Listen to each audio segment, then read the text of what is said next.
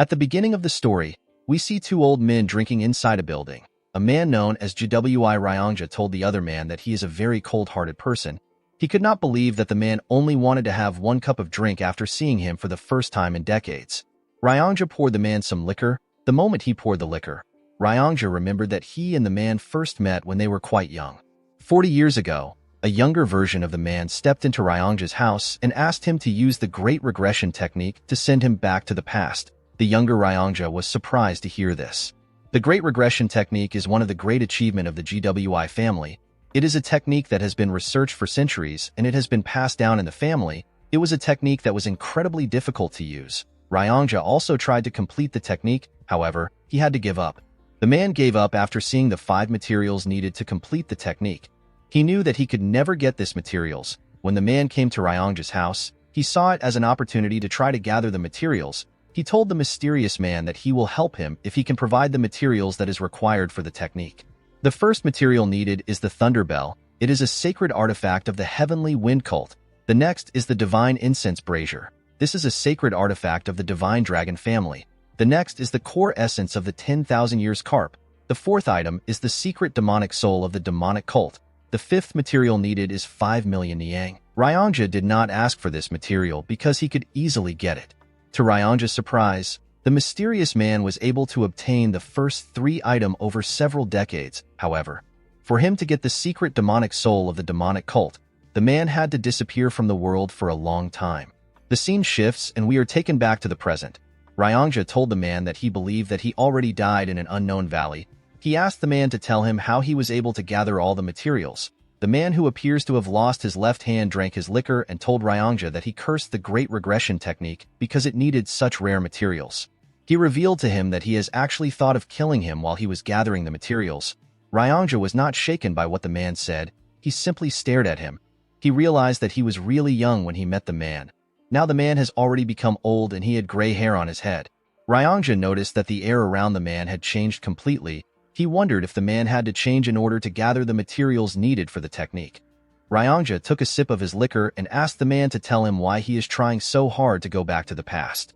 With a menacing look on the man's face, he revealed to Ryongja that he wants to return to the past for revenge. The man was shocked to hear this. He asked the mysterious man if it is impossible for him to take revenge with his current skills. He asked him if he really needs to go back to the past to achieve his goal.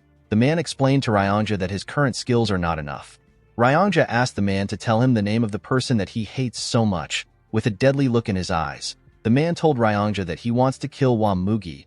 Ryongja was shocked to hear this. Mugi is the martial artist responsible for the death of the leaders of the 3 strongest groups in the Murim. He killed the leader of the Murim Alliance, the Unorthodox Alliance leader, and the Heavenly Demon.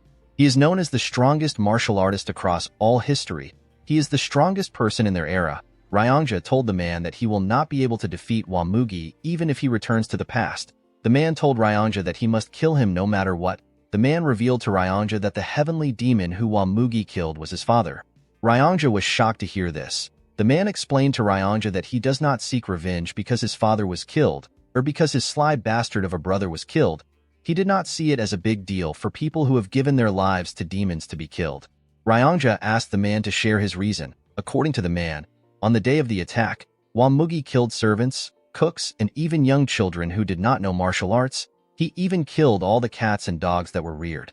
Ryongja was shocked to hear this. He told the man that Mugi would never do such a thing. He told him that he does not believe him. The man explained to Ryongja that he does not care if he does not believe him. He revealed to him that he cannot kill Mugi in this age, so he must go back to the past to take his revenge. The man told Ryongja that he will ask Mugi to tell him why a strong person like him needs to kill children. He told him that he will ask this question before he kills him. Ryongja felt bad for the man when he heard this. He told the man to do him a favor if he successfully returns to the past. He begged the man to find him in the past. The man asked Ryongja to tell him his reason for the favor. With a serious look on his face, Ryongja begged the man to stop him from getting married. The room became silent when Ryongja said this. The man immediately burst into laughter. Ryongja did not understand why the man was laughing. He assured him that he is quite serious. He begged the man to tell him to live alone for the rest of his life. With a smile on his face, the man promised Ryongja that he will fulfill his wish. After hearing the man say this, Ryongja asked the man to follow him to the room where he will perform the technique. When the man stood up, he could barely hold himself. Ryangja quickly ran to assist him. He asked the man if he is all right. The man told Ryangja that he is fine. He revealed to him that he lost one arm and one eye while trying to obtain the secret demonic soul. The man believed that this was a cheap price to pay for such an artifact. The scene shifts and we see Ryangja place 4 items in front of him. He opened the box containing the demonic soul and placed it next to the other materials. Immediately he did this, he began to chant something. The moment he started chanting, the demonic soul began to release a large amount of dark energy. As Ryangja chanted, each of the items began to release some energy. The energy fused together and a bright light shined. The moment the light shined, a large spatial crack appeared in the room. Ryangja was shocked to see this. He could not believe that he actually managed to perform the technique successfully. He turned to the man and told him that he did it. When Ryangja turned around, he saw the man sitting on the ground. The man appeared to be struggling. He was breathing heavily and doing his best to stay conscious. Ryangja was surprised to see this. He turned around and took a look at the portal. He turns back to the man and apologized to him. As he walked towards the portal, he promised the man that he will find him in the past and warn him about the impending disaster. He explained to the man that it has always been the GWI family's greatest wish to return to the past. Before Ryangja could step into the portal, his body stopped moving. He immediately realized that his acupoint has been sealed. The man appeared behind him, with a horrifying tone in his voice. The man asked him to tell him why he would try to do such a thing. Ryangja was terrified to hear the man's voice. He began to tremble. The man moved close to him and grabbed his neck. He asked Ryangja to tell him why he would try to betray him. He grabbed his neck and began to choke him, with tears in his eyes. Ryangja explained to the man that he lost his rationality for a short instant. He begged the man to forgive him. He told him that he should have never tried to do such a stupid thing because the man was the one who suffered to get the materials. The man glared at Ryangja when he heard this. He let go of the old man. He told him that he is also a selfish person. He revealed to Ryangja that he was only able to gather the materials by not caring about others. The man grit his teeth and told Ryangja that he would have killed him if he was someone else. While Ryangja was trying to catch his breath, the man places his hand on his shoulder and thanked him for waiting his entire life for him. Ryangja was shocked to hear this. He was surprised to see that the man was smiling at him. With tears flowing out of his eyes, Ryangja began to apologize to the man. While he was apologizing, he suddenly stopped moving. The man was shocked to see this. When he looked around, he noticed that everything had stopped moving. The man could not comprehend what was happening. While the man was looking at Ryangja, someone told him that he has passed the test. The man was surprised to hear this. When he turned around, he saw a very old man who was glowing. The man appeared to be a deity. The man asked the deity for his identity. The deity explained to him that he is the one who can send him back to the past. The man was shocked to hear this. The old man asked our protagonist if he truly believes that a mere creature and some items will make it possible for him to travel to the past. The man used his powers to raise the materials and told our protagonist that the items are not the true materials. He explained to him that the true materials are the efforts he offered when he gathered the items. The deity told the man that he has passed the test by living his life with a single goal and by sacrificing everything he had to achieve his goal. The deity explained to the man that his last test was to forgive Ryangja. He told him that the test was the toughest test out of everything. He was surprised to see that the man easily passed the test. The man asked the deity to send him back to the past since he has passed the test. The old man asked our protagonist to tell him what he will do in the past. With a serious look on his face, the man revealed to the deity that he will kill whoever deserves to die and save those who are not supposed to die. The deity asked him if that is all he wants to do. The man told the deity that he will try to live a meaningful life. He told him that the reason he is so desperate to go back to the past is because he regrets the way he lived his life, and he has so much hatred for Wamugi.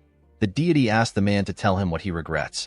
The man screamed that he regretted everything. He explained to him that since his birth, none of his actions has ever been of his own free will. They have always been driven by something.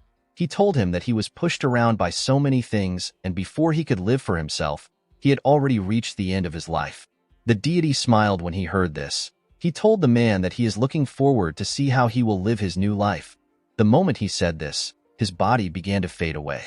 After the deity left, time started moving again. Ryangja continued begging the man. The man was surprised to hear Ryangja's voice. Ryangja begged the man to not forget his promise of stopping him from getting married. The man smiled when he heard this. He walked towards the portal. Before entering the portal, the man asked Ryangja to live well. The old man did not care about what the man said. He begged him to stop him from getting married. The scene shifts and we see the man open his eyes. The man found himself on a stage. He was surrounded by hundreds of martial artists who were cheering. In front of the man was a statue of a demon. The man looked around and saw the faces of the martial artists cheering around him. The man smiled when he saw their faces. He realized that he had actually returned. While looking around, the man felt a certain energy. When the man looked up, he saw a man sitting on a huge chair at the top of a building. The man was surrounded by other people who were sitting around him. This man is the heavenly demon and our protagonist's father. The heavenly demon noticed that his son was staring at him. Our boy smiled as he looked his father in the eyes. While he was looking at his father, a huge man who was also on the stage hit his sword on the ground and referred to our boy as young master. He told our boy that he needs to start the fight. The moment our boy heard this, he realized that he returned to the day of the new demon skirmish. The heavenly demon declared that he would not limit the selection of the next cult leader to only his bloodline. This declaration caused an uproar within the cult, because this meant that anyone can become the heavenly demon as long as they are the strongest. In order to show that he is serious about his announcement, the heavenly demon launched a fighting competition among the next generational leaders of the cult. The competition is known as the New Demon Skirmish.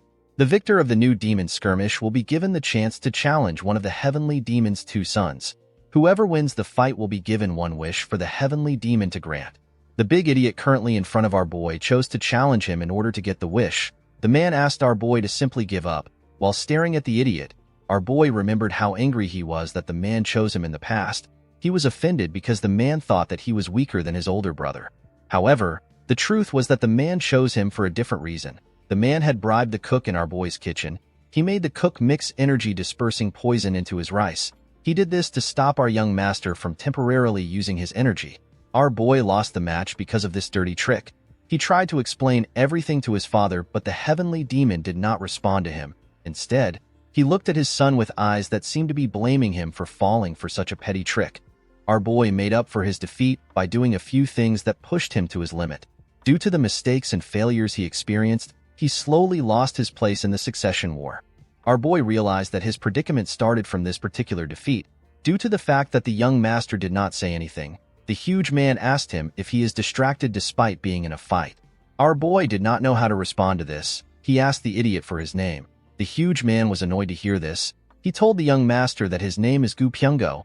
He asked our boy if he is ignoring him. The moment he said his name, the man remembered him.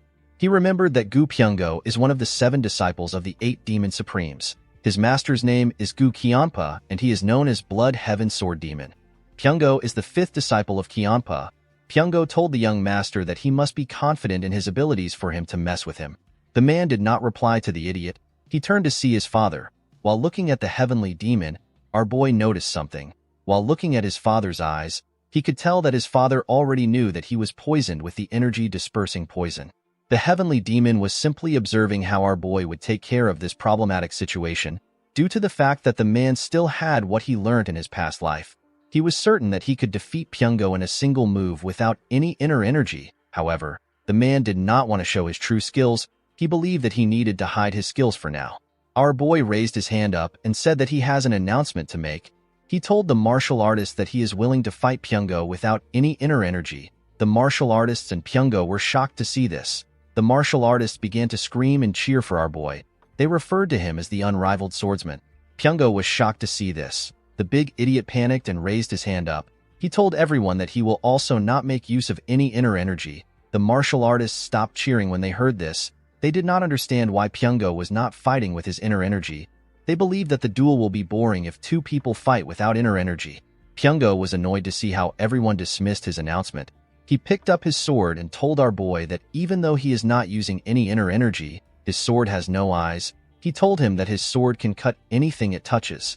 The man was not listening to the idiot. He was more focused on the fact that his younger body felt foreign to him. He wondered if he will be able to move his body the way he wants. Pyungo took a stance and asked our boy to unsheath his sword. The man threw his sword to the ground and told the idiot that he does not need it against him. The martial artists began to laugh when they heard this. They told Pyungo that our boy is looking down on him. The idiot was embarrassed to hear this. He told our boy that he will not kill him because he is the son of the cult leader. He assured him that he will take one of his hands. The moment he said this, he rushed to attack the man. When Pyungo launched his first attack, The man easily dodged it. The man was surprised to see that his body was even faster than he thought. Pyongo moved to the side and tried to cut our boy's head off. Our boy jumped before the sword could touch him. The moment he landed on the ground, he placed his hand on his chest to see how fast his heart was beating. He was happy to see his heart beating with so much strength. Pyongo was annoyed to see that the man was ignoring him. He rushed to attack him. This time our boy closed the gap between himself and the idiot. He used his elbow to hit the man in his chest. Pyongo screamed out in pain. Before he could fall to the ground, the man used his hand to hit him in the head. The attack was quite heavy. It made Pyongo cough out some blood. Before Pyongo could fall to the ground, our boy grabbed his cloth and pulled him. He took a stance and attacked the idiot with several punches. Pyongo could not do anything but take the punches. Pyongo fell on his knees as blood gushed out of his mouth and nose. The moment he fell to his knees, the man grabbed his right hand. He raised his leg up and asked Pyongo if this was the hand he used to give the cook the poison. Pyongo was shocked to see that our boy knew about the poison. Unfortunately for the poor bastard, our boy used his knee to snap his hand. Pyongo screamed out in pain as tears fell from his eyes. The martial artists were quite shocked to see what the young master did. While shaking in pain, Pyongo fell to the ground. While staring at the idiot, our boy swore to himself that he will no longer let people like Pyongo influence how he lives his life. While he was looking at Pyongo, someone raised his hand. The martial artist became silent when they saw the person that raised his hand. The heavenly demon raised his hand and told his son that he will grant him a wish. He asked our boy to tell him what he desires. In this situation, people would usually request for an artisan sword or a secret martial arts manual.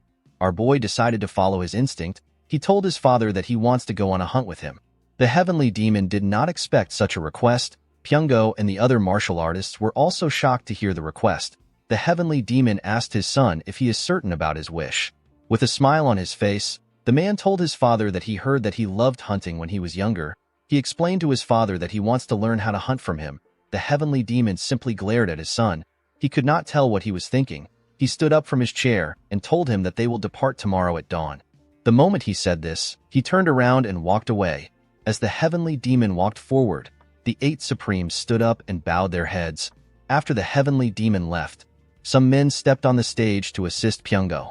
Pyongo told our boy that he made a lousy request. With a smile on his face, our boy asked the idiot to tell him his name again. Pyongo was annoyed to hear this. He begged someone to kill the man. While watching Pyongo leave, the man told himself that he no longer has any interest in the reckless lives that everyone lived. The scene shifts and we see the man at his residence. He looked at the mirror to confirm if he was truly young again. The man was surprised to see that he was no longer his old self. While staring at the mirror, the man wondered about what Wamugi was currently doing. The man knew that he could easily resolve his issues by finding Wamugi and killing him before he becomes strong. However, the problem was that the martial artist was difficult to find. In the past, Wamugi suddenly appeared to Jianghu as if he fell out of the skies. After he destroyed the Murim Alliance, the Unorthodox Alliance, and the demonic cult, he hid himself from the world, so there isn't a lot of information about him. The man understood that it would be a dangerous act of provocation if he tries to find Wamugi by telling the whole world his name. The man realized that his top priority is to become stronger than Wamugi. While he was thinking, someone tells him that he fought excellently on the stage. Our boy was shocked to hear this voice. When he turned around, he saw a chubby girl. He called the girl Leon. With a smile on her face, the girl greeted her young master. This girl is known as Bodyguard Leon. With a sad look in his eyes, the man remembered that Leon was actually with him during this time. In the past, the man did not know that his bodyguard had learnt a martial art that made her body increase in size. The girl learnt this martial arts for our boy's sake. The martial arts is known as the body petrification technique. It gives its user the ability to temporarily make their body as tough as a rock. It is a secret technique only known to certain people in the cult. The biggest flaw of this technique is that it makes the user's body really big. In the past, Leon threw her body in front of the man in order to block a sword aura which Wamugi sent at him. It was thanks to her sacrifice that the man was able to survive the attack on the cult. Upon seeing how her master was looking at her, Leon asked him if something is wrong.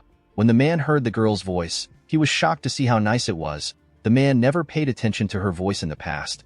Our boy could not believe that he thought of such a nice girl who was ready to throw her life away for him as a simple guard. He realized that he took her for granted. Our boy walked up to the girl and smiled at her. He noticed that she was bigger than he remembered. Leon did not understand what was happening. She did not know why her master was acting weird. When Leon was younger, people thought that she would become the most beautiful woman in the world once she gets older. The girl who used to be so beautiful suddenly became fat one day. Leon promised her master that she will protect him. In the past, our boy, whose name is Muguk, never noticed that Leon had cried a lot after becoming fat. He never knew that her eyes were swollen because of her tears. Muguk wondered about how the girl felt. She could have become the most beautiful woman in the world, and yet she gave it up in order to protect him. After she became fat, our boy acted cold to the girl. While smiling at Leon, Muguk promised himself that he will find a way to help her get rid of the side effects of the body petrification technique. Leon did not understand why her master was smiling. She asked him if everything is all right. Our boy told the girl that he is feeling great. Leon told her master that he is acting a bit strange. Muguk smiled when he heard this. He realized that Leon was able to notice the difference in his behavior because she always protects him every day. Our boy turned around and asked Leon to follow him. He told her that he wants to show her something that is much stranger. The girl asked her master about where they are going. Our boy revealed to her that they are going to flip the kitchen. Leon did not understand what Muguk was talking about. The scene shifts and we see our boy and Leon in the kitchen. The cooks all came out to greet their young master. With a serious look on his face, Muguk asked the cooks to tell him why they poisoned him. The head chef did not understand what the man was talking about. Our boy turned to one of the chefs and asked him to tell him why he put energy-dispersing poison into his meal. The chef was surprised to hear this. He quickly denied this allegation. Muguk asked the boy if he gambled away the 3,000 niang he received as his salary. In his past life, our boy found out that the chef incurred a great debt because he was addicted to gambling. He spent all his parents' money and he even borrowed money from his friends. After losing the money, the boy was willing to do anything, even if it involved poisoning the son of the heavenly demon. The chef went on his knees and begged for his life. He asked Muguk to spare him. He told him that he was blinded by money. Our boy asked the chef if Pyungo personally gave him the money. The chef told him that he did, the moment the boy answered. Muguk drew his sword and used it to behead him. The chefs and Leon were shocked to see this. With a cold gaze in his eyes, our boy told the chef that he should be ashamed that he poisoned someone. The head chef went on his knees and begged his young master. He told our boy that he will take full responsibility for the situation. Muguk asked the chef to tell him why he wants to take responsibility for the situation. He told him that it is the other chef that is at fault. The head chef explained to Muguk that everything that happens in the kitchen is his responsibility. Our boy asked the chef, who he referred to as Chef Lim, if every unjust thing that happens in the cult is his father's responsibility. The man was shocked to hear this question. He told our boy that the heavenly demon is not responsible for such things. Upon hearing his answer, Muguk asked Chef Lim to tell him why he wants to take responsibility for something that does not involve him. Our boy turned around and put his sword into his sheath. He asked the chef to get up and cook him shredded chicken noodles for dinner. He told the chef that it has been a while since he last had the meal. Chef Lim was surprised to hear this. After they stepped out of the kitchen, Leon reminded her master that he had shredded chicken noodles a few days ago. Our boy smiled when he heard this. He did not know how to tell his bodyguard that it has been a few decades since he last had the meal. The next day, we see the heavenly demon standing in front of the heavenly demon pavilion. The heavenly demon changed his clothes from his usual robe to a hunting attire. When the man saw his son, he asked him to tell him why he is carrying so many useless things. Muguk explained to his father that he is carrying things that are needed for a few days' hunt. The heavenly demon was surprised to hear this. He told his son that he only planned to hunt for a day. Muguk told his father that he might change his mind and spend a few more days hunting. The heavenly demon walked past his son and told him that he has an ambitious dream. The scene shifts and we are taken to the mountains. We see Muguk walking next to his father. While walking, the heavenly demon told our boy that he is more skilled than he thought. Our boy was surprised to hear this. He realized that his father was able to find out that he was hiding his skills when he fought Pyungo. Muguk decided to tell his father the truth. He revealed to the heavenly demon that he was hiding his skills. The man told his son that he knew. Muguk explained to his father that he is not a cat that hisses. Instead, he is a beast that is hiding his claws. The heavenly demon turned around and asked his son to tell him why a beast would hide its claws. Muguk was surprised to hear this question. He told his father that he has never thought about such a thing. The man told his son that he did not think about it because he is still a cat. The heavenly demon asked Muguk to tell him how far he has gotten in mastering the soaring sword art. The soaring sword art is a sword arts passed down only to the heavenly demon's bloodline. It is seen as an extremely advanced martial arts that is similar to the martial arts learnt by the demon supremes. With a confident smile on his face, Muguk told his father that he has completely mastered the martial arts. The moment he said this, the heavenly demon attacked him with a small amount of energy. Our boy barely dodged the attack by moving his head. The attack created a hole in his bag. Muguk was relieved that he was able to dodge the attack. He knew that his face would already be gone if the attack had touched him. The heavenly demon was surprised to see that his son actually managed to completely master the soaring sword arts. Muguk was surprised to see that his father was not certain if he had mastered the martial arts. He asked the heavenly demon to tell him what he would have done if he did not dodge the attack. The heavenly demon explained to his son that he was certain that he will be able to dodge it if he truly mastered the martial arts. He told Muguk that he would have paid the price for lying to him if he could not dodge the attack. Our boy told his father that it would be bad if he damages his face. He explained to the heavenly demon that he has a face that resembles his. He told his father that it would not be nice for him to have a scar on his face. The heavenly demon glared at his son when he heard this. Upon seeing his father's expression, Muguk wondered if he went overboard. The heavenly demon turned around and told his son that it is impressive that he managed to master the soaring sword arts at his age. Muguk was shocked to hear this. He thanked his father for his praise. As the two walked deeper into the forest, the heavenly demon placed his hand on the ground to check for traces of animals. While the man was looking around, Muguk asked him about the person that taught him how to hunt. The heavenly demon revealed to his son that he learned from his older brother. Muguk was shocked to hear this. He could not believe that he had an uncle. The heavenly demon revealed to Muguk that he killed his brother when he was the same age as him. Our boy told his father that he did great. The heavenly demon was shocked to hear this. Muguk told his father that he would have not been born if he did not do what he did. The man simply glared at his son. He turned around and walked forward. While watching his father walk, our boy realized that even his father would have hated having to fight his own family. Muguk had seen so many situations like this in the past. Our boy realized that the stronger a person seems, the deeper their wounds would be. The heavenly demon told his son that he could not find a solution when he was younger. Muguk clenched his fist and told his father that he also cannot do it. He told his father that he cannot do something which even he was not able to do. The man turned around when he heard this. With a serious look on his face, Muguk told his father that he cannot find a way because his brother is vicious and cruel. The heavenly demon asked his son if he is speaking ill of his brother because he is not around. The scene shifts and we see our boy and his father climbing a mountain. While he was running on the mountain, Muguk contemplates about the fact that he never got married in his past life. Due to this, our boy did not know what it felt like to have children. Muguk was curious about how his father saw him. When they arrived at the top of the mountain, they saw a large forest in front of them. Muguk asked his father if something is inside the forest. The man told his son that their dinner is inside the forest. Muguk quickly took out his bow. He told his father that they need to kill the animal. The heavenly demon asked his son to tell him how he plans to kill something that he cannot even see. He asked Muguk to close his eyes and feel his surroundings. Our boy was surprised to hear this. He decided to follow his father's orders.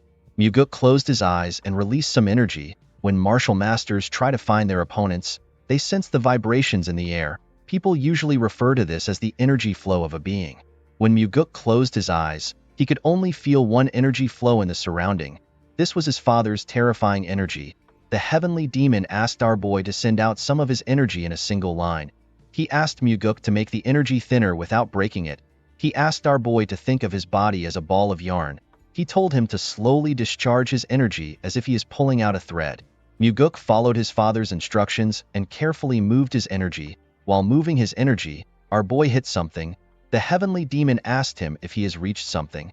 Our boy told his father that he sees a tree. The heavenly demon asked his son to search the vicinity slowly. As Muguk carefully moved his energy away from the tree, he pushed it into the forest. The moment he got past the tree, Muguk's energy hit a boar which was in the forest. Our boy was shocked to see this. He told his father that it is a wild boar. He told him that the animal has stiff fur and a long body. The heavenly demon was surprised to hear this. He told his son that he is correct. While staring at Muguk, the man told him that he was not able to quickly guess the animal from their current distance. With a smile on his face, Muguk told his father that he was blessed with a body that is gifted in martial arts. He told him that he can do this level of work easily. The heavenly demon simply glared at his son when he heard this. At night, we see our boy roasting the boar. The heavenly demon asked his son to tell him how he is able to cook hunted animals. Muguk told his father that he learnt from a book. The heavenly demon was surprised to hear this. He told Muguk that he is too skilled for someone who learnt from a book. Our boy told his father that he is glad that he looks skilled. In Muguk's past life, he hunted countless boar for food, so this was not a difficult thing for him. Our boy told his father that he prepared the tiger skin he is sitting on in order to win his favor. The heavenly demon asked his son if he wanted to hunt with him in order to impress him and become the successor. Muguk told his father that such a stupid thing would not work on him. He assured his father that he can become the successor without his help. The man was surprised to hear this. He told his son that he is quite confident. He asked Muguk to tell him why he wanted to hunt with him. Our boy revealed to his father that he has two reasons for hunting with him. The first is to learn whatever he could from the heavenly demon. Muguk told his father that he has already achieved his first goal. The man asked his son to tell him what comes next after strength. Muguk explained to his father that he is not trying to become strong because he wants to become the heavenly demon. He told his father that he does not want to waste his youth trying to become the heavenly demon, especially when his father is still strong and healthy. Muguk took a look at the stars and told his father that he is satisfied with learning the heavenly demon martial arts by becoming the successor. While looking at the stars, our boy reminded himself that he has to learn and master the 9 calamities demonic arts. Muguk quickly removed this idea from his head. He told himself that he has to go beyond the martial arts because even his father who mastered the 9 calamities demonic arts still lost to Wamugi. While he was lost in the stars, the heavenly demon asked his son to tell him his second reason. Muguk revealed to his father that he wanted to spend some time alone with him. The heavenly demon smiled when he heard this. He told his son that he has a useless emotion that will get him killed. Muguk asked his father to tell him why it is useless. He explained to his father that he gets to spend time with the strongest person in the whole world. He told the heavenly demon that if he sings a song, it will become the best song in the world, and if he drinks liquor, it will become the greatest liquor in the world. The heavenly demon turned to his son when he heard this. He was surprised to hear what Muguk said. The man looked away and gently smiled. Whenever Muguk tried to remember his father in his past life, he could not find a good memory in his head. The only memory he had were of him trembling in front of his father. In this life, our boy aims to get more things other than new memories. He believed that his father should not get too happy because he was doing everything for his own sake. The next day, we see Muguk packing his bags in order to return to the cult. His father told him that they are not yet leaving. He told Muguk that he has to catch a tiger since he is hunting with the heavenly demon. Our boy was surprised to hear this. The heavenly demon asked his son to get up and follow him. The man took Muguk to a bamboo forest. He asked him to close his eyes again. He told him that their target is 100 yards away on the right side, which is further than their last prey. The heavenly demon asked his son to feel the wind. He told Muguk to infuse his energy into the wind. While doing his best to follow his father's instructions, our boy realized that he has never thought of infusing his energy into the wind before. There was no one to teach him such a skill, and none of the martial arts he saw ever taught such a thing. The heavenly demon asked Muguk to discharge his energy into the wind. He told our boy that he needs to send his energy to his target as quickly as possible in order to adapt to using the skill in real situations. The moment the man said this, Muguk used his energy to sense the wind. However, our boy did not know how to infuse his energy into the wind.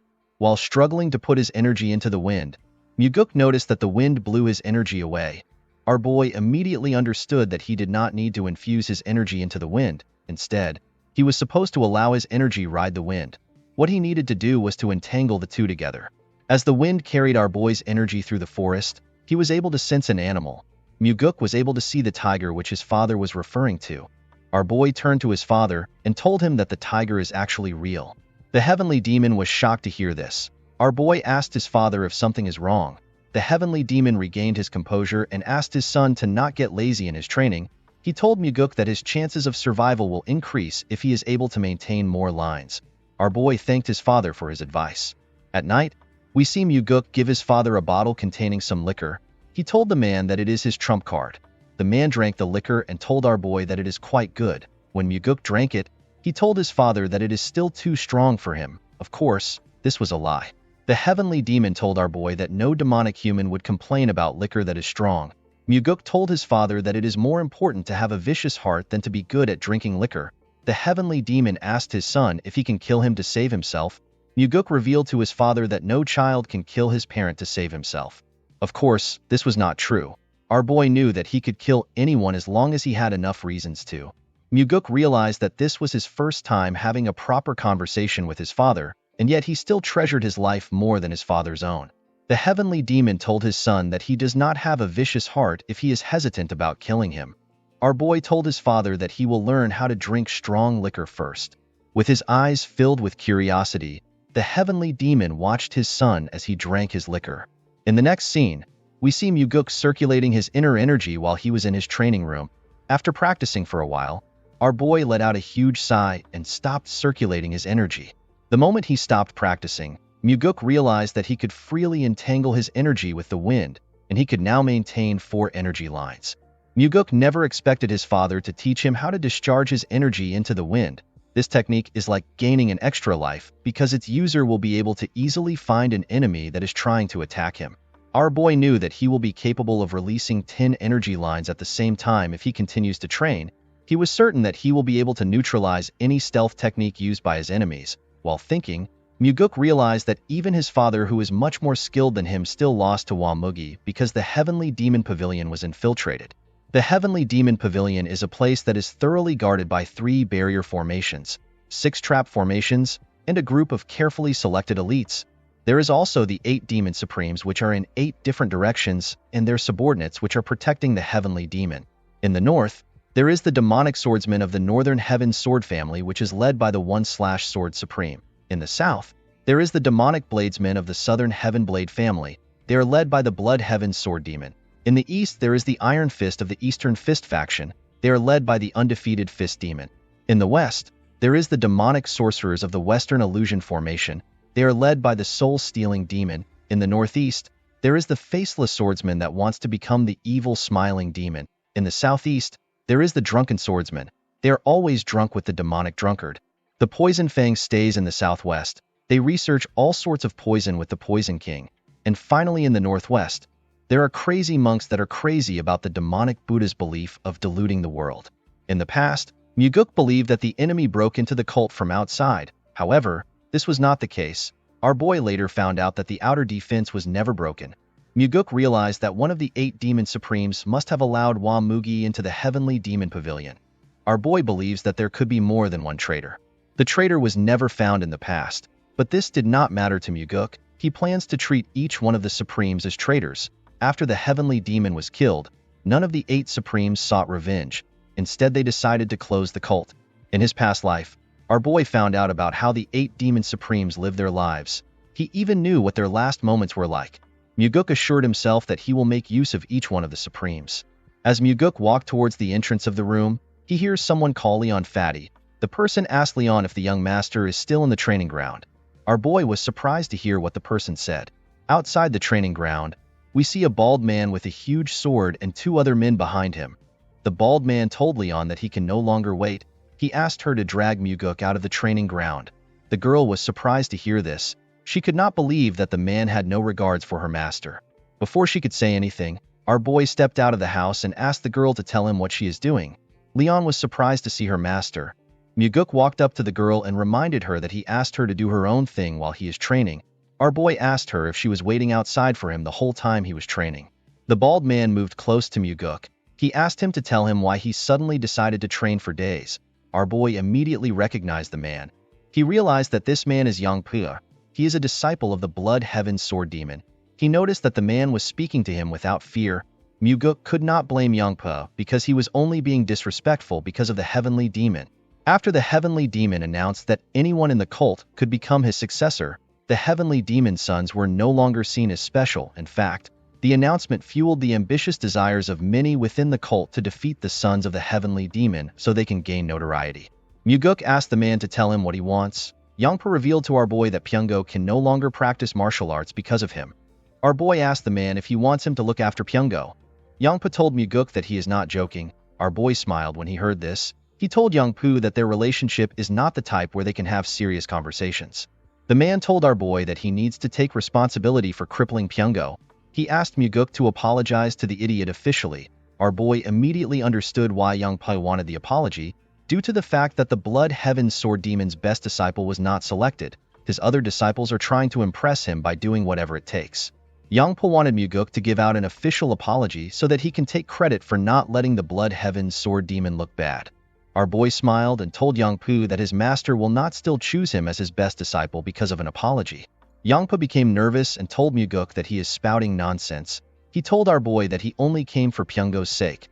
With a horrifying look on his face, Muguk told the idiot that he wants an apology from him. Yongpu asked our boy to tell him what he has to apologize for. Our boy asked the man to apologize to Leon for speaking rudely to her. Leon was surprised to hear this. Yongpo was also surprised to hear this. Leon turned to her master and told him that she is fine. Muguk told the girl that he is not fine with it. Leon was surprised to hear this. Muguk walked forward and asked Yongpo to get on his knees and apologize to Leon for speaking rudely. Yongpo laughed and pointed at Leon. He asked Muguk if he wants him to kneel to the fatty.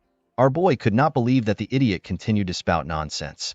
Yongpo laughed and told Muguk that he would rather die than kneel to Leon. Our boy smiled when he heard this. He had been waiting to hear these words. He drew his sword and told Yongpu that he will grant his wish. Yongpa and his boys were shocked to see this. Leon was also surprised to see this. Yongpa told our boy that he has gone crazy. With a serious look on his face, Muguk told the man that he can either kneel down and apologize or fight him. Our boy reminded Yongpu that his master would not like it if he retreats. The man became worried when he heard this. He asked Muguk to tell him why he is going so far. Muguk explained to the man that he does not really care if Yongpa came to look for him. He told the man that he will never allow him to insult his subordinates. Leon was shocked to hear this. Yongpo was annoyed to hear this. He asked Muguk if he is really going to kill him because of a fat pig. Our boy smiled when he heard this. He told the man that Leon means a lot to him. Upon hearing this, Yongpo drew his sword. His friends asked him to not fight the young master. Leon wanted to interfere when she saw the man draw his sword. Muguk used his hand to tell her to stop. Yongpo took a stance and told our boy that he will only take one arm because he is the son of the heavenly demon. Yongpo's friends and Leon became worried when they saw the man take a stance. Yongpo easily closed the gap between Muguk and himself. He tried to cut off our boy's hand. Unfortunately for him, Muguk dodged the attack by going low. While he was below him, Muguk stabbed Yongpo's head through his mouth. His friends and Leon were shocked to see this, as blood dripped out of his mouth. Our boy told the man that his mouth is the cause of his death. He told Yongpu that he used his mouth to insult his subordinate and refused to use his mouth to apologize to her. The moment he said this, Muguk took out his sword from the man's mouth. He watched Yongpo as he fell to the ground. Yongpo's friends ran to help him. One of them asked our boy if he can handle the consequences for his actions. Muguk told the man that his mouth resembles Yongpo's own. The man was horrified to hear this. With a terrifying look on his face, Muguk asked the two men to pass on his message exactly the way he says it. He told them that he will find them at dusk if they do not do as he says. After telling them his message, our boy allowed the two men to carry Yongpo's dead body away. As the men walked forward, Leon walked up to her master. She asked him to tell her why he killed the man.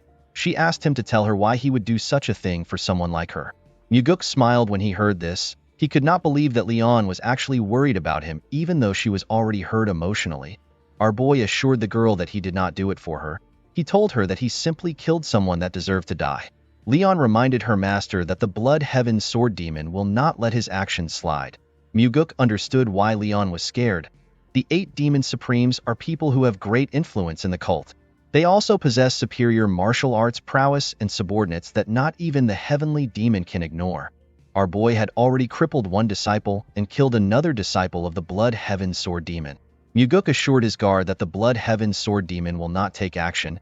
He told her that the man has nothing to gain from getting involved. He told her that the Blood Heaven Sword Demon will simply get criticized for teaching his disciples the wrong way. Leon told her master that the man's pride might be hurt. Muguk assured the girl that the Blood Heaven Sword Demon does not have any pride. Our boy placed his hand on Leon's shoulder and asked her not to worry about him. The girl was surprised to hear this. Muguk did not have a problem killing Yongpa because he was going to gain something from it.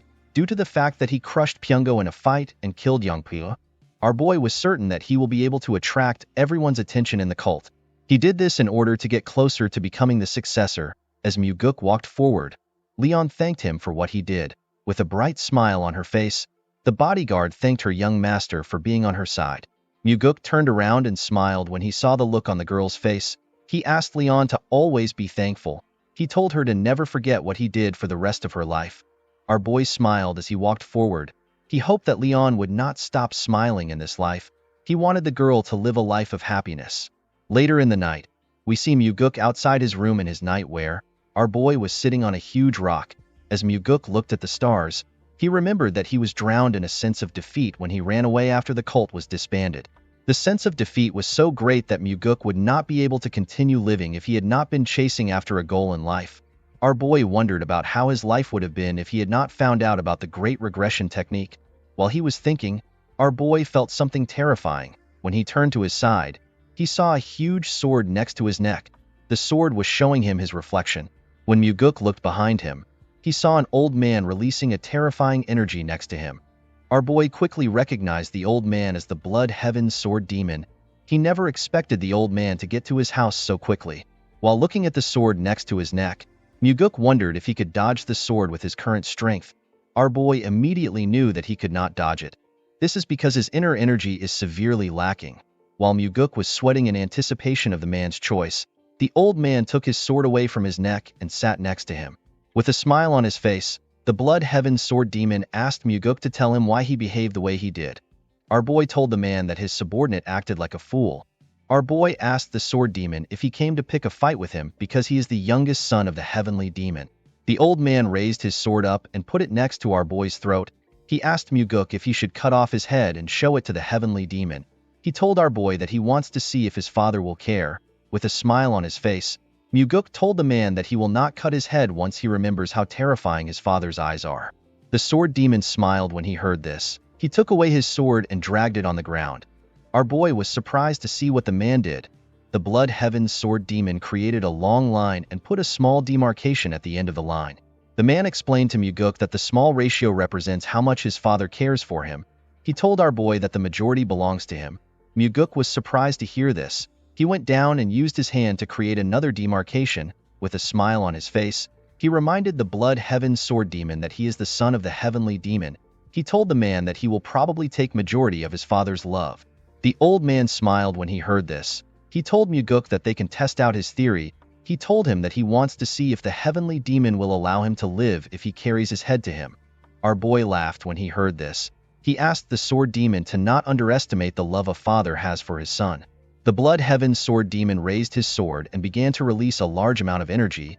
He told Muguk that they can test it out. Our boy was shocked to feel the man's energy. With a nervous smile on his face, Muguk told the old man that they do not need to test the theory. He explained to the man that the Heavenly Demon has 2 sons and there is only one of him. In other words, the Blood Heaven Sword Demon was more valuable than him. The old man removed his energy when he heard this. With a smile on his face, he told Muguk that he is not as foolish as his disciple. Our boy assured the man that his disciple would be alive if he was a little bit like him. With a serious look on his face, the Blood Heaven Sword Demon revealed to Muguk that he has lived his whole life with misfortune. He told our boy that he hopes they do not meet often. Muguk assured the man that he will remember his words. The moment he heard this, the Blood Heaven Sword Demon jumped out of the residence. Our boy was relieved when he saw the old man leaving. After the Sword Demon left, Muguk noticed that he was feeling some pain in his body. When our boy raised his clothes up, he saw some marks on his body. Muguk immediately realized that the old man used his sword hilt to hurt him when he sat next to him. He was annoyed to see that the crazy old man would hurt him. Our boy knew that the Blood Heaven Sword Demon came to see him for a different reason. Although the old man looks like someone who acts as he pleases, he is actually very calculative and he plans things meticulously. The fact that the old man told our boy that he will carry his head to his father twice means that he was really thinking of doing it.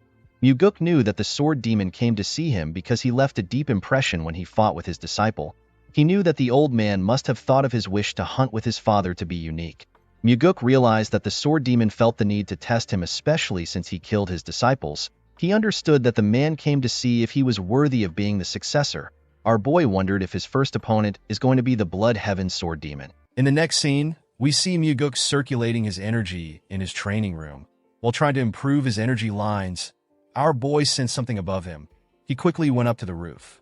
To his surprise, his father was waiting for him on top of the roof. The Heavenly Demon asked his son if he really killed a disciple of the Blood Heaven Sword Demon.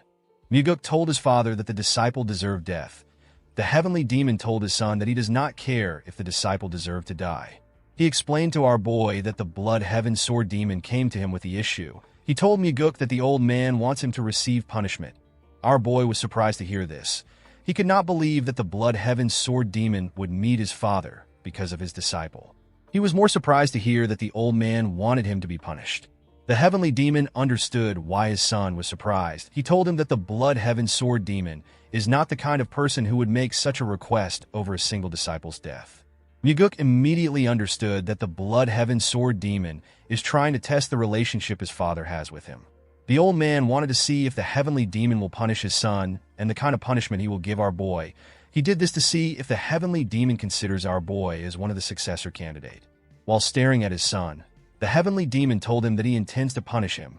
Muguk was surprised to hear this. He told his father that he has no justification to punish him.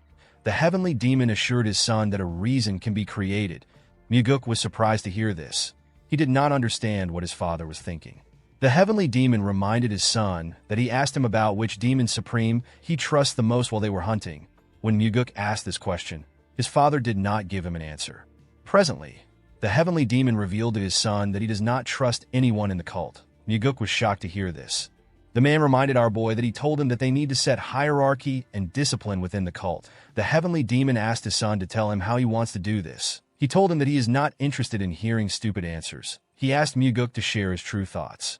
Muguk realized that his father was truly asking for his opinion. Our boy told his father that their cult has lost the path of the demon.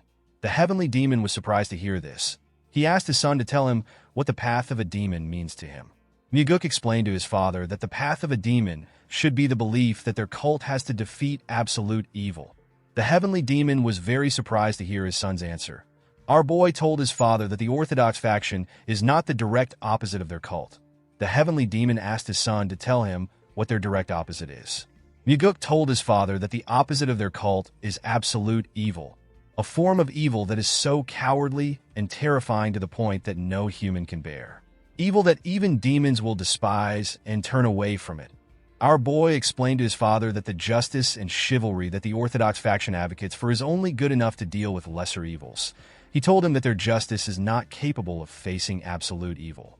Unfortunately, the Orthodox faction heavily believes in forgiving others. As long as they value people, they can never be a match for evil that has forsaken its humanity. Muguk revealed to his father that they are the only faction within the Murim that can get rid of evil that is atrocious and horrifying. With a serious look on his face, our boy told his father that they will walk the path of the demon if evil which the Orthodox faction cannot handle kneels before them. The heavenly demon was shocked to hear his son's profound thoughts. Muguk told his father that the cult will not go far if they cannot accomplish the true path of a demon. He told him that they need to punish themselves so that they can improve. The heavenly demon found our boy's words to be intriguing. Muguk took a look at his father's face. He was not surprised to see that his father found his words to be confusing. Our boy was certain that his father has probably never thought of such a thing. Even Muguk himself did not learn these things while he was in the cult. He came to this understanding while he was wandering the Central Plains. While our boy was thinking, his father asked him if he has any other arrogant thoughts. Our boy told his father that he has nothing left to share. Upon hearing his son's answer, the heavenly demon understood why the Blood Heaven Sword Demon wants him to punish Muguk. He told his son that the old man must have seen something in him. He revealed to Muguk that the old man is trying to use him to test him.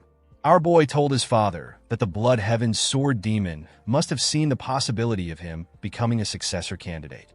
The heavenly demon told our boy that the old man could have also seen him as someone who would mess up the cult. Muguk told his father that it can be anything. He explained to him that the Blood Heaven Sword Demon must have seen something because he has extraordinary eyes. Upon hearing our boy's answer, the heavenly demon turned around and asked him to follow him. Muguk was surprised to hear this. He asked his father to tell him where they are going because it is already late. In the next scene, we see the heavenly demon and our boy standing in front of a cave known as the Minor Heaven Cave. The cave had a huge iron door at its entrance. The Minor Heaven Cave is a place where a possible candidate that could become the heavenly demon, a disciple of the heavenly demon or a child of the heavenly demon goes to be tested. It is easy to go into the cave. However, if the person is unable to get through the trials inside, they will be stuck inside the cave forever. The success rate for the trial is 50-50. Half the people who are blood related to the heavenly demon have lost their lives inside the cave. The place is so dangerous that even Muguk's overly ambitious elder brother has never talked about going inside. Although he did not like it, our boy knew that he would also have to go through this cave if he wants to become the heavenly demon. Muguk asked his father if he wants him to go into the cave now. The heavenly demon told his son that he also went in when he was the same age as him. Our boy asked his father to tell him the amount of time it took for him to get out of the cave. The heavenly demon revealed to his son that he got out in 2 months. Myuguk was shocked to hear this. Even among the heavenly demons, his father is known to be the most talented of them all, and yet it took him 2 months to get out. The heavenly demon revealed to his son that he was the only one who managed to make it out in 2 months. Most people spent 3 years in the cave. Myuguk asked his father if he really wants him to go into such a dangerous place without preparations.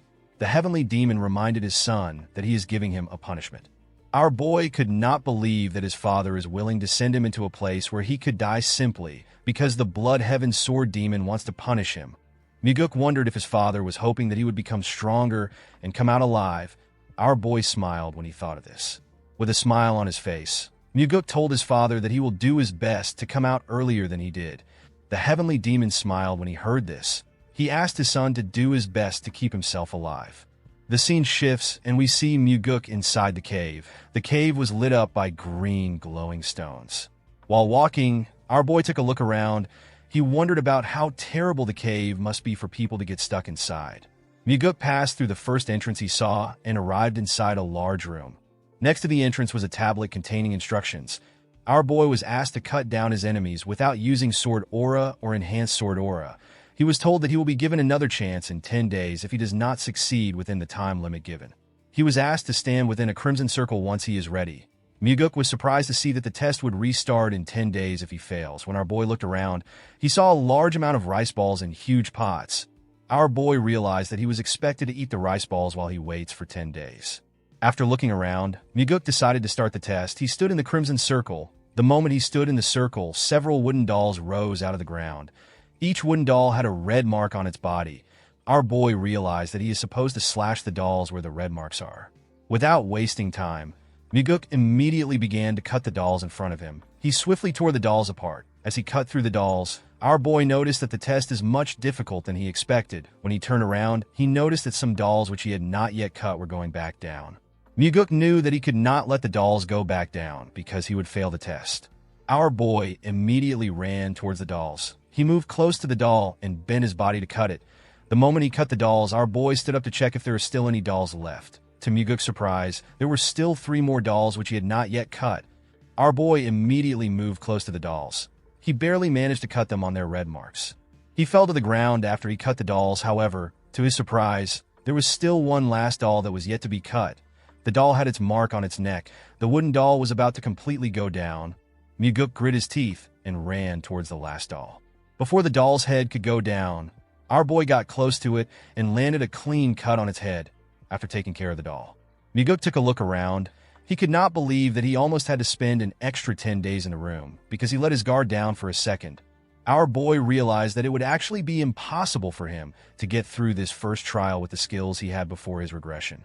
The moment Myuguk put his sword back into its sheath, the door leading to the next room opened up. Before our boy left the room, he saw another tablet at the exit. The former test takers wrote on the tablet. One of them said that he succeeded after 9 tries. Another test taker said that he succeeded after 16 tries. Another person asked if he was going to die in the room because he could not complete the test. Another test taker wrote that he has tried to go back, but there is no way out. While Myuguk was looking through the tablet, he recognized the handwriting at the end of it. The person called the other test takers idiots. Our boy smiled when he realized that this was his father's handwriting. Myuguk laughed as he walked to the next test room. He could not believe that his father would berate their ancestors. Inside the second room, our boy saw the crimson circle on the ground and hundreds of weapons on the walls. Due to the amount of weapons in the room, Myuguk realized that he would need to make use of some of the weapons for the trial. According to the instructions on the tablet, Myuguk was asked to use the weapons that are hung on the wall to split the ball in half within 2 hours. Our boy is allowed to use sword aura or enhanced sword aura. He was told that he will be given another chance in 20 days if he does not succeed within the time limit. Myuguk was asked to stand in the crimson circle once he is ready. Without wasting time, our boy stood in the circle. The moment he stood in the circle, a huge rock rose out of the ground. The rock had a small metal ball on it. Myuguk was surprised to see the ball. He could not believe that he was given 2 hours to cut a single ball into half. He was certain he could cut the ball into 100 pieces if he uses enhanced sword aura. Our boy was certain that there must be a reason why he was given 2 hours to cut a single ball. He took one of the swords on the wall and tried to use it to slash the ball. Unfortunately for him, his sword broke in half immediately. He hit the ball. Our boy was surprised to see this. He took another sword and decided to use Enhanced Sword Aura to cut the ball in half. He wanted to quickly move on to the next trial. Muguk took a stance and gathered his aura into his sword. He was about to cut the ball when he realized something. Our boy realized that it would be too easy for the test to end with him using Enhanced Aura. He became curious about how other test takers performed. One of them said he tried to cut the ball 89 times without aura, but he failed, so he ended up using Enhanced Aura. One test taker said that he cut the ball without Enhanced Aura. The other test takers after this person said that the person is lying. They said that it is impossible to cut the ball without Enhanced Aura. While looking through the tablet, Muguk searched for his father's comment. When our boy found his father's comment, he was surprised to see what he wrote. The heavenly demon wrote that if there is heat, the person will lose. Our boy could not comprehend his father's words. He was quite surprised to see that his father did not just insult their ancestors like his usual self and go to the next trial. After reading his father's comments, Muguk went to check the instructions again. Our boy noticed that the instructions said that he may use Sword Aura or Enhanced Sword Aura. Muguk realized that he was not told to use Aura. He was simply given the option to use it. He immediately understood that he could not use Sword Aura if he truly wants to pass the trial. He realized that his father was warning future test takers to not use Enhanced Sword Aura because heat is generated when Enhanced Sword Aura is used. Our boy grabbed another sword and tried to break the ball again. Unfortunately, the sword broke again. He grabbed a huge hammer and hit it on the metal ball. This attempt also failed. While breathing heavily, Muguk grit his teeth out of anger. He could not believe that he was not able to leave a scratch on the ball. Our boy could not comprehend how he was supposed to split the ball in half if he did not use Enhanced Sword Aura. He was more annoyed to see that his time is almost up. While staring at the ball like a mad person, Muguk wondered if he should just use Enhanced Sword Aura to pass the test. Our boy let out a sigh and calmed himself. He remembered that his father actually managed to split the ball in half without Enhanced Aura. The moment he remembered this, Muguk realized something. He closed his eyes and he let out his energy. He formed an energy line and used it to touch the ball. Immediately he did this. Our boy noticed something. He could detect a faint line that he could not see with his eyes. Muguk moved closer to the ball and took a stance. He closed his eyes to sense the line. Our boy noticed that the faint line forms a perfect circle around the ball. He aimed his sword at the faint line and swung his sword. Muguk perfectly split the ball in half.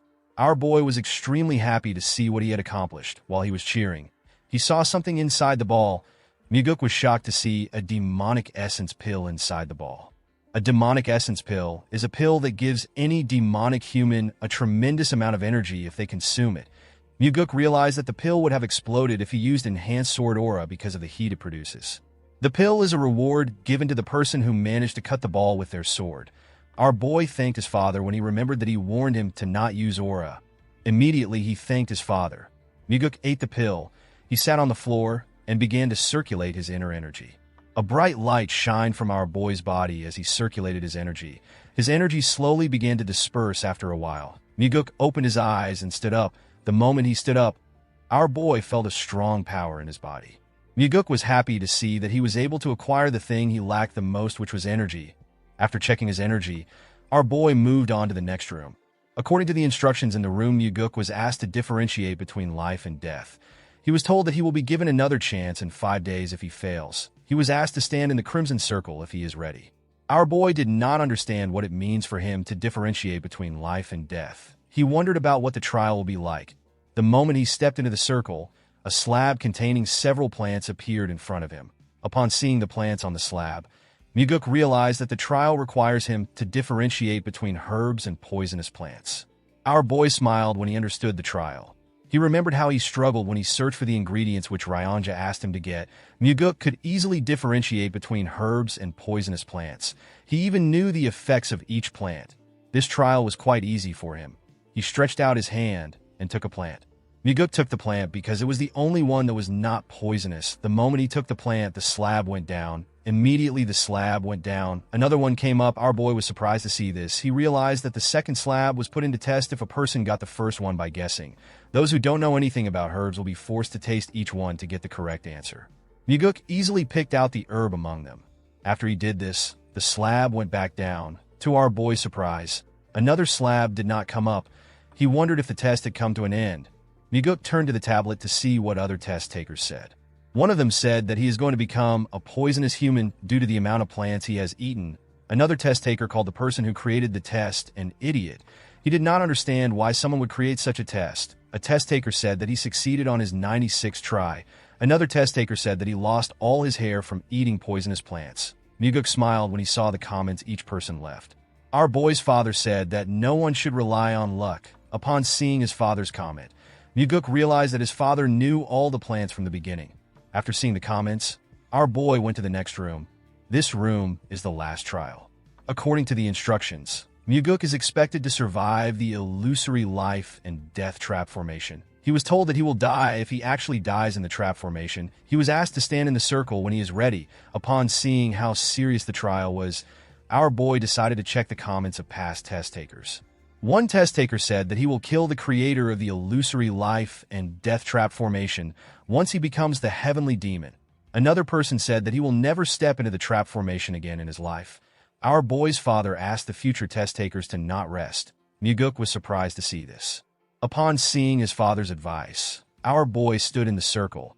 The moment he stepped in the circle, he noticed that the space around him was getting distorted. While he was looking around, Muguk found himself in a desert. Our boy was surprised to see this. He noticed that he could feel the wind on his skin, and he could also feel the sand on the ground. Everything felt real to him. Muguk could not believe that the trap formation was capable of creating such realistic things. While he was looking at the sand, our boy noticed that he was surrounded. Several zombie warriors surrounded him. Although they were illusions, Muguk could feel their presence and their intent to kill him. Our boy was happy to see his situation. He believed that he has been given an amazing opportunity. Our boy drew his sword and took a stance. The moment he drew his sword, the zombies rushed to attack him. A soldier managed to get close to him and tried to pierce his head. Muguk bent his head to dodge the attack. While he was below the zombie, he stabbed it in the head. The moment he stabbed the zombie, 3 more zombies tried to attack him. Our boy jumped and dodged the attack. Immediately, he landed on the ground. Muguk realized that he could fight freely since he is not dealing with humans. Our boy used his aura to tear apart the zombies close to him. Thanks to the demonic essence pill, our boy was now able to freely use his energy. After he killed the zombies, a larger amount of zombies rushed to attack him. Muguk let out a sigh as the zombies attacked him from every angle before their swords could touch him. Muguk swung his sword with his energy and cut each one of them in different parts. Each of the zombies fell to the ground. When our boy looked around, he noticed that there was no more zombie soldier in the area. He wondered if he was already done. Muguk felt bad that the fight ended so quickly. While he was looking around, our boy smiled. He saw more zombie soldiers in front of him. These soldiers were wearing armors and were far more powerful than the ones from earlier. The zombies rushed to attack Muguk. Among the zombies were archers. The archers shot their arrows at our boy. Muguk managed to dodge the attack. While he was breathing heavily, our boy began to smile. He was excited to fight the zombies. While he was breathing heavily, a zombie tried to attack him from behind. Muguk dodged the attack by going low. Our boy noticed that his enemies are slowly getting stronger. He stood up and stabbed the zombie in its neck. He killed the other zombies around him. While fighting the zombies, Muguk understood why his father asked him to never rest. Our boy realized that this was the first battle that felt like a real battle after he regressed. Due to the fact that he was fighting with his life on the line, Muguk was able to digest the insights he had in his past life. Our boy did not stop moving. He continued to use his sword to tear the soldiers apart. As he did this, the insights he got in his past life were slowly becoming one with his current body. Our boy used his sword aura to push back the zombies around him. The moment he did this, a large amount of small blades were fired at him. Muguk managed to block the blades with his sword. He quickly moved close to the zombies that shot at him. He used his sword to strike them. While tearing the zombies apart, our boy moved faster and made his attack stronger. After fighting for a while, Muguk managed to cut down the last zombie. After the soldier fell to the ground, our boy used his sword to hold himself up. He took a look around to see if there are any more zombies around. Muguk did not see anything except dust in the area. He wondered if the battle was over. While his body was dripping with sweat, our boy returned back to the real world. When he moved close to the exit, he saw a stone tablet. Our boy was congratulated for passing the trial. According to the tablet, our boy was expected to use his new strength for the advancement and prosperity of the heavenly demon divine cult. Muguk smiled when he saw this. He could not believe that he completed the trial in a day when it took his father 2 months. Our boy knew that this information will cause an uproar in the cult. He knew that people would doubt his achievements more than they will praise him because of how fast he was. While looking around, Muguk decided to stay in the cave and continue training. He decided to fully comprehend all the insights he had in his past life. He assured himself that he will make the insights fully assimilate with his current body. In the next scene, we see our boy at the Heavenly Demon Pavilion. Muguk told his father that he took 100 days to clear the trial. He told his father that although he did his best, he could not break his record. The Heavenly Demon asked our boy if he cut the metal ball the right way. Muguk revealed to his father that his hint was a big help. He told the Heavenly Demon that he did not rest at the trap formation of the final trial. The Heavenly Demon smiled when he heard this. Muguk was surprised to see this. He wondered if his eyes were playing tricks on him. He was certain that he saw his father smile for a moment. The Heavenly Demon commended his son for not being a fool. Muguk told his father that he cannot be a fool because he is the son of the Heavenly Demon. While looking at his father, our boy remembered how he always thought that his father was a wicked person. Before his regression, Muguk assumed that his father enjoyed pitting his children against each other in a fight of life and death in order to become the successor. After spending some time with his father, our boy understood the Heavenly Demon's behavior. He realized that his father is someone who is willing to endure through his children's death if it is for the sake of the cult. He was certain that his father was not a person who simply enjoyed watching his children fight. While he was thinking, someone told him that he is incredible for making it out of the minor heaven cave in just 100 days. Muguk was surprised to see that the person talking was the chief advisor whose name is Sima Myung. He is the second in command in the cult, and he is the person whom the Heavenly Demon trusts the most. Muguk put his hand together and greeted the advisor. The man told our boy that he is glad to see him. He told him that he actually has a cult-related issue to discuss with him. Our boy was surprised to hear this. He could not believe that the advisor wanted to discuss something relating to the cult.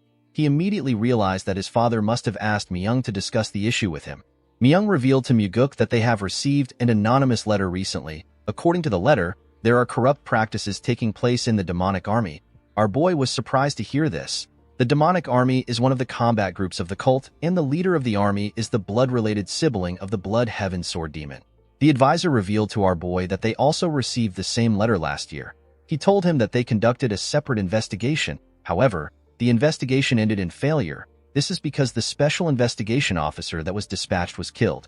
Muguk was surprised to hear this. He asked the man if the person was killed by the demonic army.